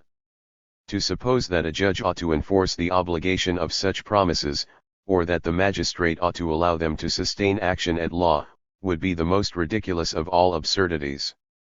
If we consider this question, therefore, as a question of jurisprudence, we can be at no loss about the decision. But if we consider it as a question of casuistry, it will not be so easily determined. Whether a good man, from a conscientious regard to that most sacred rule of justice, which commands the observance of all serious promises, would not think himself bound to perform, is at least much more doubtful. That no regard is due to the disappointment of the wretch who brings him into the situation, that no injury is done to the robber, and consequently that nothing can be extorted by force, will admit of no sort of dispute. But whether some regard is not, in this case, due to his own dignity and honor, to the inviolable sacredness of that part of his character which makes him reverence the law of truth and abhor everything that approaches to treachery and falsehood, may, perhaps, more reasonably be made a question. The casuists accordingly are greatly divided about it. One party, with whom we may count Cicero among the ancients, among the moderns, Pufendorf, Barberic his commentator, and above all the late Dr. Hutcheson, one who in most cases was by no means a loose casuist, determine, without any hesitation, that no sort of regard is due to any such promise, and that to think otherwise is mere weakness and superstition. Another party, among whom we may reckon some of the ancient fathers of the Church, as well as some very eminent modern casuists, have been of another opinion, and have judged all such promises obligatory. If we consider the matter according to the common sentiments of mankind, we shall find that some regard would be thought due even to a promise of this kind, but that it is impossible to determine how much, by any general rule that will apply to all cases without exception. The man who was quite frank and easy in making promises of this kind, and who violated them with as little ceremony, we should not choose for our friend and companion. A gentleman who should promise a highwayman £5 and not perform, would incur some blame. If the sum promised, however, was very great, it might be more doubtful, what was proper to be done.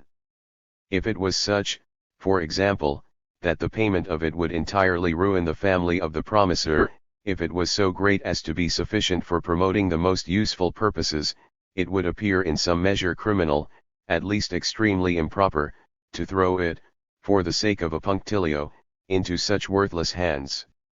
The man who should beggar himself, or who should throw away £100,000, though he could afford that vast sum, for the sake of observing such a parole with a thief, would appear to the common sense of mankind, absurd and extravagant in the highest degree.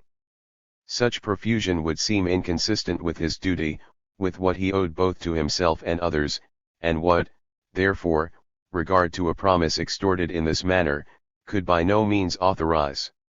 To fix, however, by any precise rule, what degree of regard ought to be paid to it, or what might be the greatest sum which could be due from it, is evidently impossible.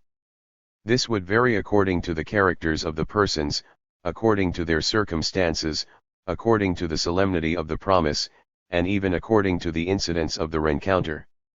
And if the promiser had been treated with a great deal of that sort of gallantry, which is sometimes to be met with in persons of the most abandoned characters, more would seem due than upon other occasions. It may be said in general, that exact propriety requires the observance of all such promises, wherever it is not inconsistent with some other duties that are more sacred, such as regard to the public interest, to those whom gratitude, whom natural affection, or whom the laws of proper beneficence should prompt us to provide for. But, as was formerly taken notice of, we have no precise rules to determine what external actions are due from a regard to such motives, nor, consequently, when it is that those virtues are inconsistent with the observance of such promises. It is to be observed, however, that whenever such promises are violated, though for the most necessary reasons, it is always with some degree of dishonor to the person who made them. After they are made, we may be convinced of the impropriety of observing them. But still there is some fault in having made them. It is at least a departure from the highest and noblest maxims of magnanimity and honor. A brave man ought to die, rather than make a promise which he can neither keep without folly, nor violate without ignominy. For some degree of ignominy always attends a situation of this kind. Treachery and falsehood are vices so dangerous, so dreadful, and, at the same time, such as may so easily, and, upon many occasions, so safely be indulged, that we are more jealous of them than of almost any other. Our imagination therefore attaches the idea of shame to all violations of faith, in every circumstance and in every situation. They resemble, in this respect, the violations of chastity in the fair sex, a virtue of which, for the like reasons, we are excessively jealous, and our sentiments are not more delicate with regard to the one, than with regard to the other. Breach of chastity dishonors irretrievably. No circumstances, no solicitation can excuse it, no sorrow, no repentance atone for it. We are so nice in this respect that even a rape dishonors, and the innocence of the mind cannot, in our imagination, wash out the pollution of the body. It is the same case with the violation of faith, when it has been solemnly pledged, even to the most worthless of mankind.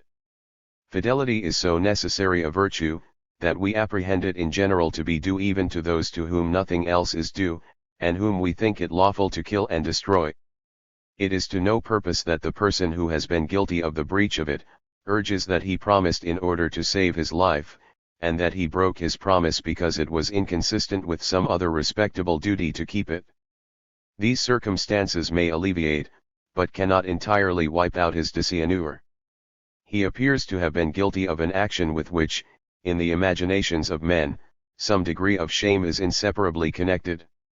He has broke a promise which he had solemnly averred he would maintain, and his character, if not irretrievably stained and polluted, has at least a ridicule affixed to it, which it will be very difficult entirely to efface, and no man, I imagine, who had gone through an adventure of this kind would be fond of telling the story.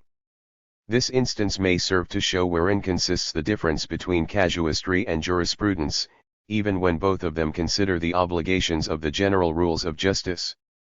But though this difference be real and essential, though those two sciences propose quite different ends, the sameness of the subject has made such a similarity between them, that the greater part of authors whose professed design was to treat of jurisprudence, have determined the different questions they examine, sometimes according to the principles of that science, and sometimes according to those of casuistry, without distinguishing, and, perhaps, without being themselves aware when they did the one, and when the other.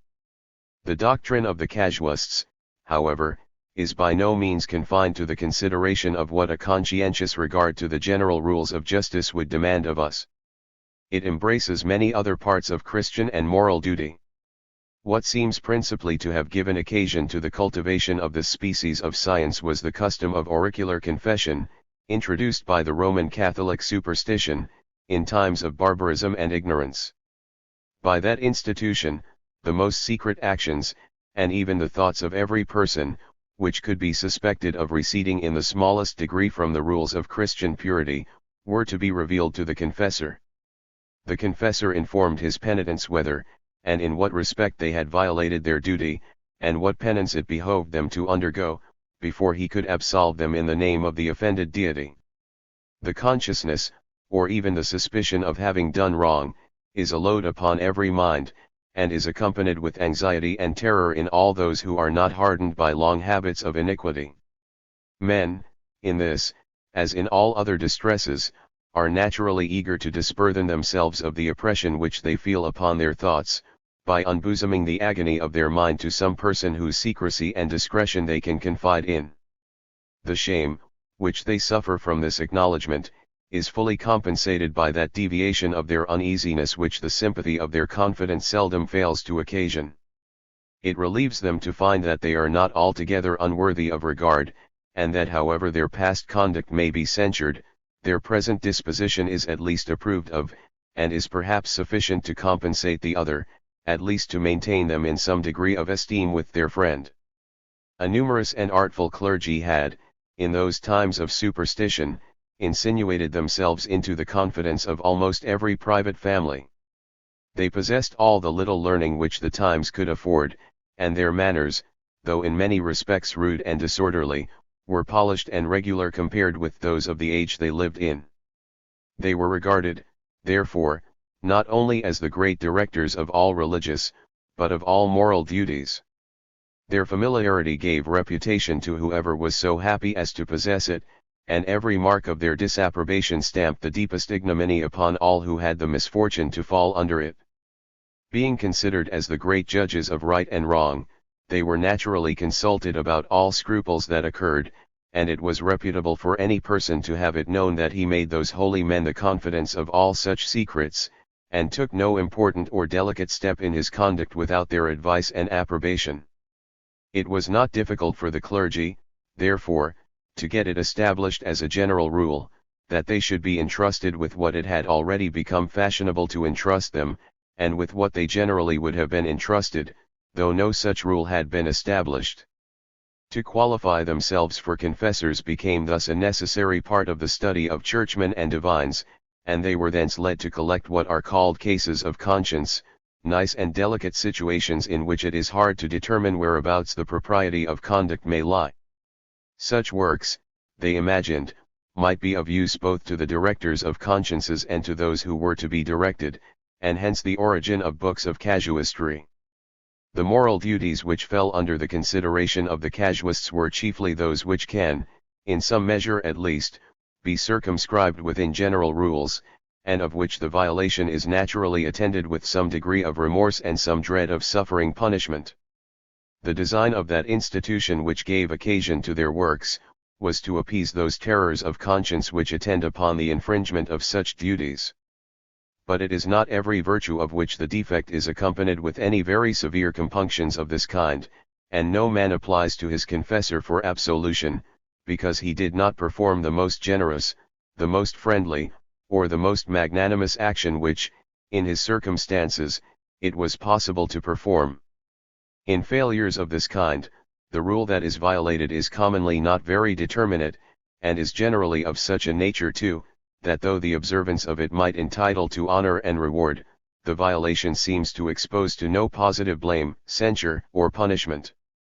The exercise of such virtues the casuists seem to have regarded as a sort of works of supererogation, which could not be very strictly exacted, and which it was therefore unnecessary for them to treat of.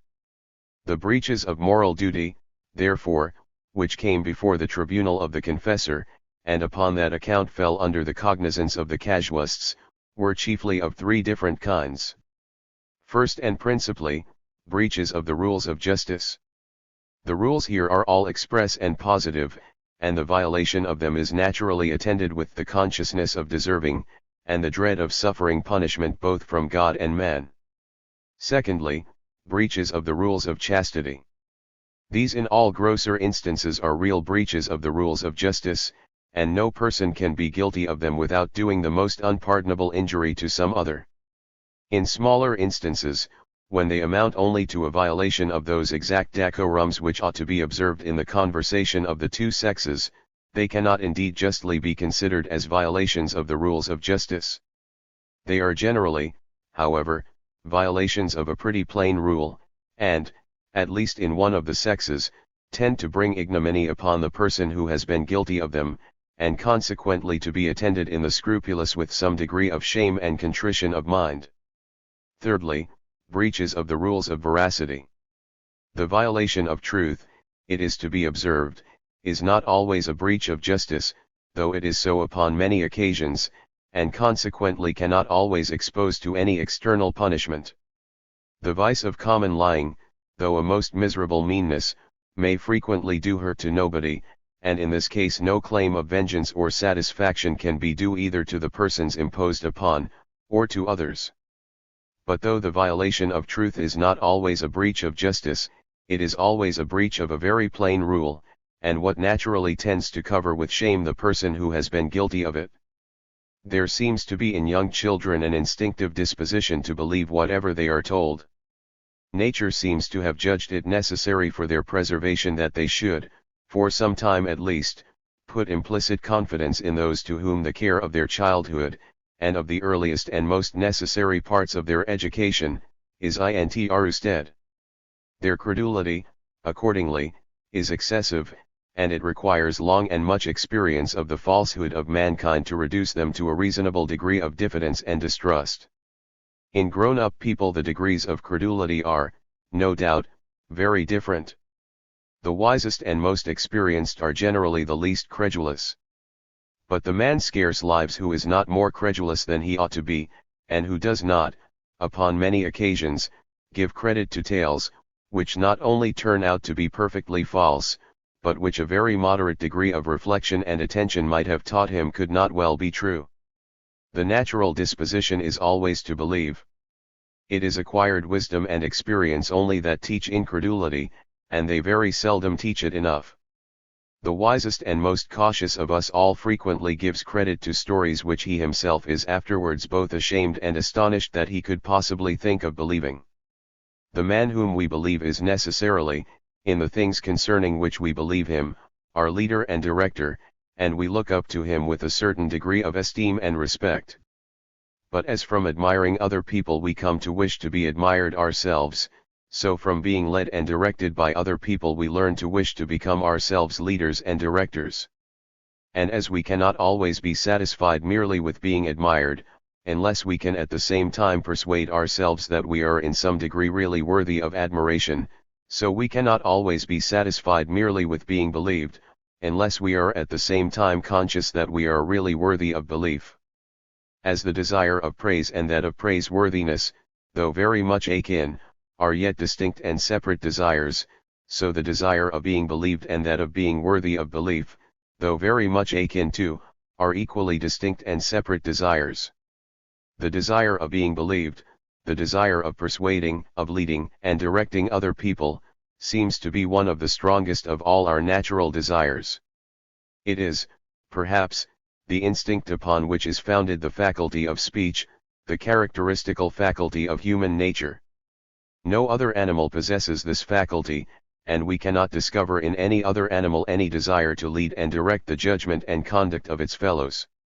Great ambition, the desire of real superiority, of leading and directing, seems to be altogether peculiar to man, and speech is the great instrument of ambition, of real superiority, of leading and directing the judgments and conduct of other people. It is always mortifying not to be believed, and it is doubly so when we suspect that it is because we are supposed to be unworthy of belief and capable of seriously and wilfully deceiving.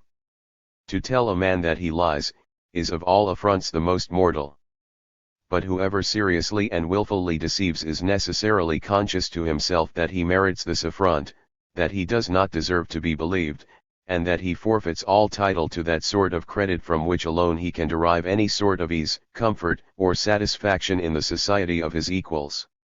The man who had the misfortune to imagine that nobody believed a single word he said, would feel himself the outcast of human society, would dread the very thought of going into it, or of presenting himself before it, and could scarce fail, I think, to die of despair. It is probable, however, that no man ever had just reason to entertain this humiliating opinion of himself. The most notorious liar, I am disposed to believe, tells the fair truth at least 20 times for once that he seriously and deliberately lies, and, as in the most cautious the disposition to believe is apt to prevail over that to doubt and distrust, so in those who are the most regardless of truth, the natural disposition to tell it prevails upon most occasions over that to deceive, or in any respect to alter or disguise it. We are mortified when we happen to deceive other people, though unintentionally, and from having been ourselves deceived. Though this involuntary falsehood may frequently be no mark of any want of veracity, of any want of the most perfect love of truth, it is always in some degree a mark of want of judgment, of want of memory, of improper credulity, of some degree of precipitancy and rashness. It always diminishes our authority to persuade, and always brings some degree of suspicion upon our fitness to lead and direct. The man who sometimes misleads from mistake, however, is widely different from him who is capable of willfully deceiving. The former may safely be trusted upon many occasions, the latter very seldom upon any. Frankness and openness conciliate confidence. We trust the man who seems willing to trust us. We see clearly, we think, the road by which he means to conduct us, and we abandon ourselves with pleasure to his guidance and direction. Reserve and concealment, on the contrary, call forth diffidence. We are afraid to follow the man who is going we do not know where. The great pleasure of conversation and society, besides, arises from a certain correspondence of sentiments and opinions, from a certain harmony of minds, which like so many musical instruments coincide and keep time with one another. But this most delightful harmony cannot be obtained unless there is a free communication of sentiments and opinions. We all desire, upon this account, to feel how each other is affected, to penetrate into each other's bosoms, and to observe the sentiments and affections which really subsist there.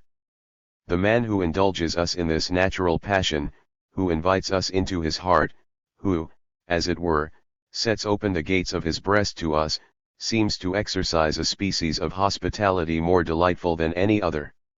No man, who is in ordinary good temper, can fail of pleasing, if he has the courage to utter his real sentiments as he feels them, and because he feels them. It is this unreserved sincerity which renders even the prattle of a child agreeable. How weak and imperfect soever the views of the open-hearted, we take pleasure to enter into them, and endeavor, as much as we can, to bring down our own understanding to the level of their capacities, and to regard every subject in the particular light in which they appear to have considered it.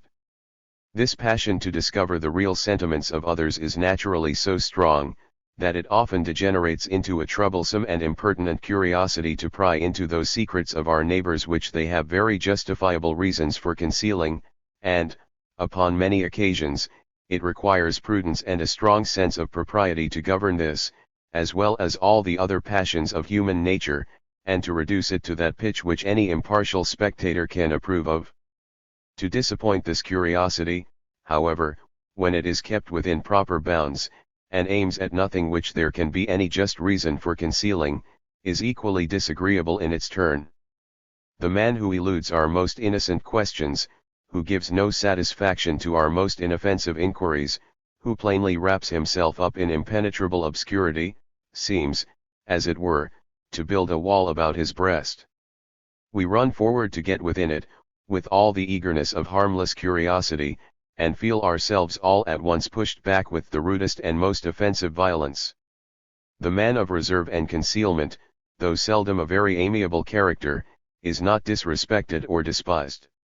He seems to feel coldly towards us, and we feel as coldly towards him. He is not much praised or beloved, but he is as little hated or blamed. He very seldom, however, has occasion to repent of his caution, and is generally disposed rather to value himself upon the prudence of his reserve. Though his conduct, therefore, may have been very faulty, and sometimes even hurtful, he can very seldom be disposed to lay his case before the casuists, or to fancy that he has any occasion for their acquittal or approbation. It is not always so with the man, who, from false information, from inadvertency, from precipitancy and rashness, has involuntarily deceived. Though it should be in a matter of little consequence, in telling a piece of common news, for example, if he is a real lover of truth, he is ashamed of his own carelessness, and never fails to embrace the first opportunity of making the fullest acknowledgments. If it is in a matter of some consequence, his contrition is still greater, and if any unlucky or fatal consequence has followed from his misinformation, he can scarce ever forgive himself. Though not guilty, he feels himself to be in the highest degree, what the ancients called, piacular, and is anxious and eager to make every sort of atonement in his power. Such a person might frequently be disposed to lay his case before the casuists, who have in general been very favorable to him, and though they have sometimes justly condemned him for rashness, they have universally acquitted him of the ignominy of falsehood. But the man who had the most frequent occasion to consult them, was the man of equivocation and mental reservation, the man who seriously and deliberately meant to deceive, but who, at the same time, wished to flatter himself that he had really told the truth. With him they have dealt variously. When they approved very much of the motives of his deceit, they have sometimes acquitted him, though, to do them justice, they have in general and much more frequently condemned him.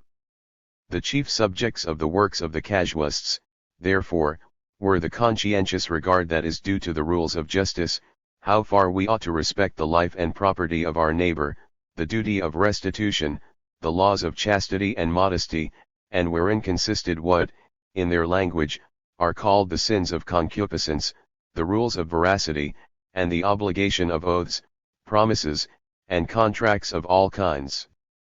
It may be said in general of the works of the casuists that they attempted, to no purpose, to direct by precise rules what it belongs to feeling and sentiment only to judge of. How is it possible to ascertain by rules the exact point at which, in every case, a delicate sense of justice begins to run into a frivolous and weak scrupulosity of conscience? When it is that secrecy and reserve begin to grow into dissimulation? How far an agreeable irony may be carried, and at what precise point it begins to degenerate into a detestable lie? What is the highest pitch of freedom and ease of behavior which can be regarded as graceful and becoming, and when it is that it first begins to run into a negligent and thoughtless licentiousness? With regard to all such matters, what would hold good in any one case would scarce do so exactly in any other, and what constitutes the propriety and happiness of behavior varies in every case with the smallest variety of situation. Books of casuistry, therefore, are generally as useless as they are commonly tiresome. They could be of little use to one who should consult them upon occasion, even supposing their decisions to be just, because, notwithstanding the multitude of cases collected in them, yet upon account of the still greater variety of possible circumstances, it is a chance, if among all those cases there be found one exactly parallel to that under consideration. One, who is really anxious to do his duty, must be very weak, if he can imagine that he has much occasion for them, and with regard to one who is negligent of it, the style of those writings is not such as is likely to awaken him to more attention. None of them tend to animate us to what is generous and noble. None of them tend to soften us to what is gentle and humane. Many of them, on the contrary, tend rather to teach us to chicane with our own consciences, and by their vain subtleties serve to authorize innumerable evasive refinements with regard to the most essential articles of our duty. That frivolous accuracy which they attempted to introduce into subjects which do not admit of it, almost necessarily betrayed them into those dangerous errors, and at the same time rendered their works dry and disagreeable, abounding in abstruse and metaphysical distinctions, but incapable of exciting in the heart any of those emotions which it is the principal use of books of morality to excite. The two useful parts of moral philosophy, therefore, are ethics and jurisprudence. Casuistry ought to be rejected altogether, and the ancient moralists appear to have judged much better, who, in treating of the same subjects, did not affect any such nice exactness, but contented themselves with describing, in a general manner, what is the sentiment upon which justice, modesty, and veracity are founded, and what is the ordinary way of acting to which those virtues would commonly prompt us? Something, indeed, not unlike the doctrine of the casuists, seems to have been attempted by several philosophers. There is something of this kind in the third book of Cicero's Offices, where he endeavors like a casuist to give rules for our conduct in many nice cases, in which it is difficult to determine whereabouts the point of propriety may lie. It appears too, from many passages in the same book, that several other philosophers had attempted something of the same kind before him. Neither he nor they, however, appear to have aimed at giving a complete system of this sort, but only meant to show how situations may occur, in which it is doubtful, whether the highest propriety of conduct consists in observing or in receding from what, in ordinary cases, are the rules of duty. Every system of positive law may be regarded as a more or less imperfect attempt towards a system of natural jurisprudence, or towards an enumeration of the particular rules of justice. As the violation of justice is what men will never submit to from one another, the public magistrate is under a necessity of employing the power of the commonwealth to enforce the practice of this virtue. Without this precaution, civil society would become a scene of bloodshed and disorder, every man revenging himself at his own hand whenever he fancied he was injured. To prevent the confusion which would attend upon every man's doing justice to himself, the magistrate, in all governments that have acquired any considerable authority, undertakes to do justice to all, and promises to hear and to redress every complaint of injury. In all well-governed states too, not only judges are appointed for determining the controversies of individuals, but rules are prescribed for regulating the decisions of those judges, and these rules are, in general, intended to coincide with those of natural justice. It does not, indeed, always happen that they do so in every instance.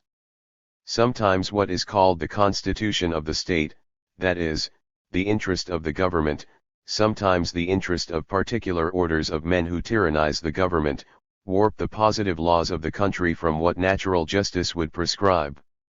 In some countries, the rudeness and barbarism of the people hinder the natural sentiments of justice from arriving at that accuracy and precision which, in more civilized nations, they naturally attain to. Their laws are, like their manners, gross and rude and undistinguishing.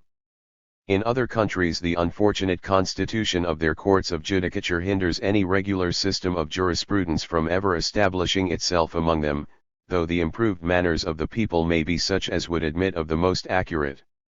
In no country do the decisions of positive law coincide exactly, in every case, with the rules which the natural sense of justice would dictate. Systems of positive law, therefore, though they deserve the greatest authority, as the records of the sentiments of mankind in different ages and nations, yet can never be regarded as accurate systems of the rules of natural justice.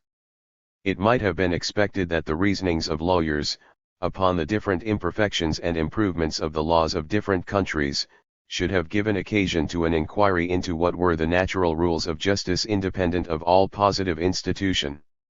It might have been expected that these reasonings should have led them to aim at establishing a system of what might properly be called natural jurisprudence, or a theory of the general principles which ought to run through and be the foundation of the laws of all nations.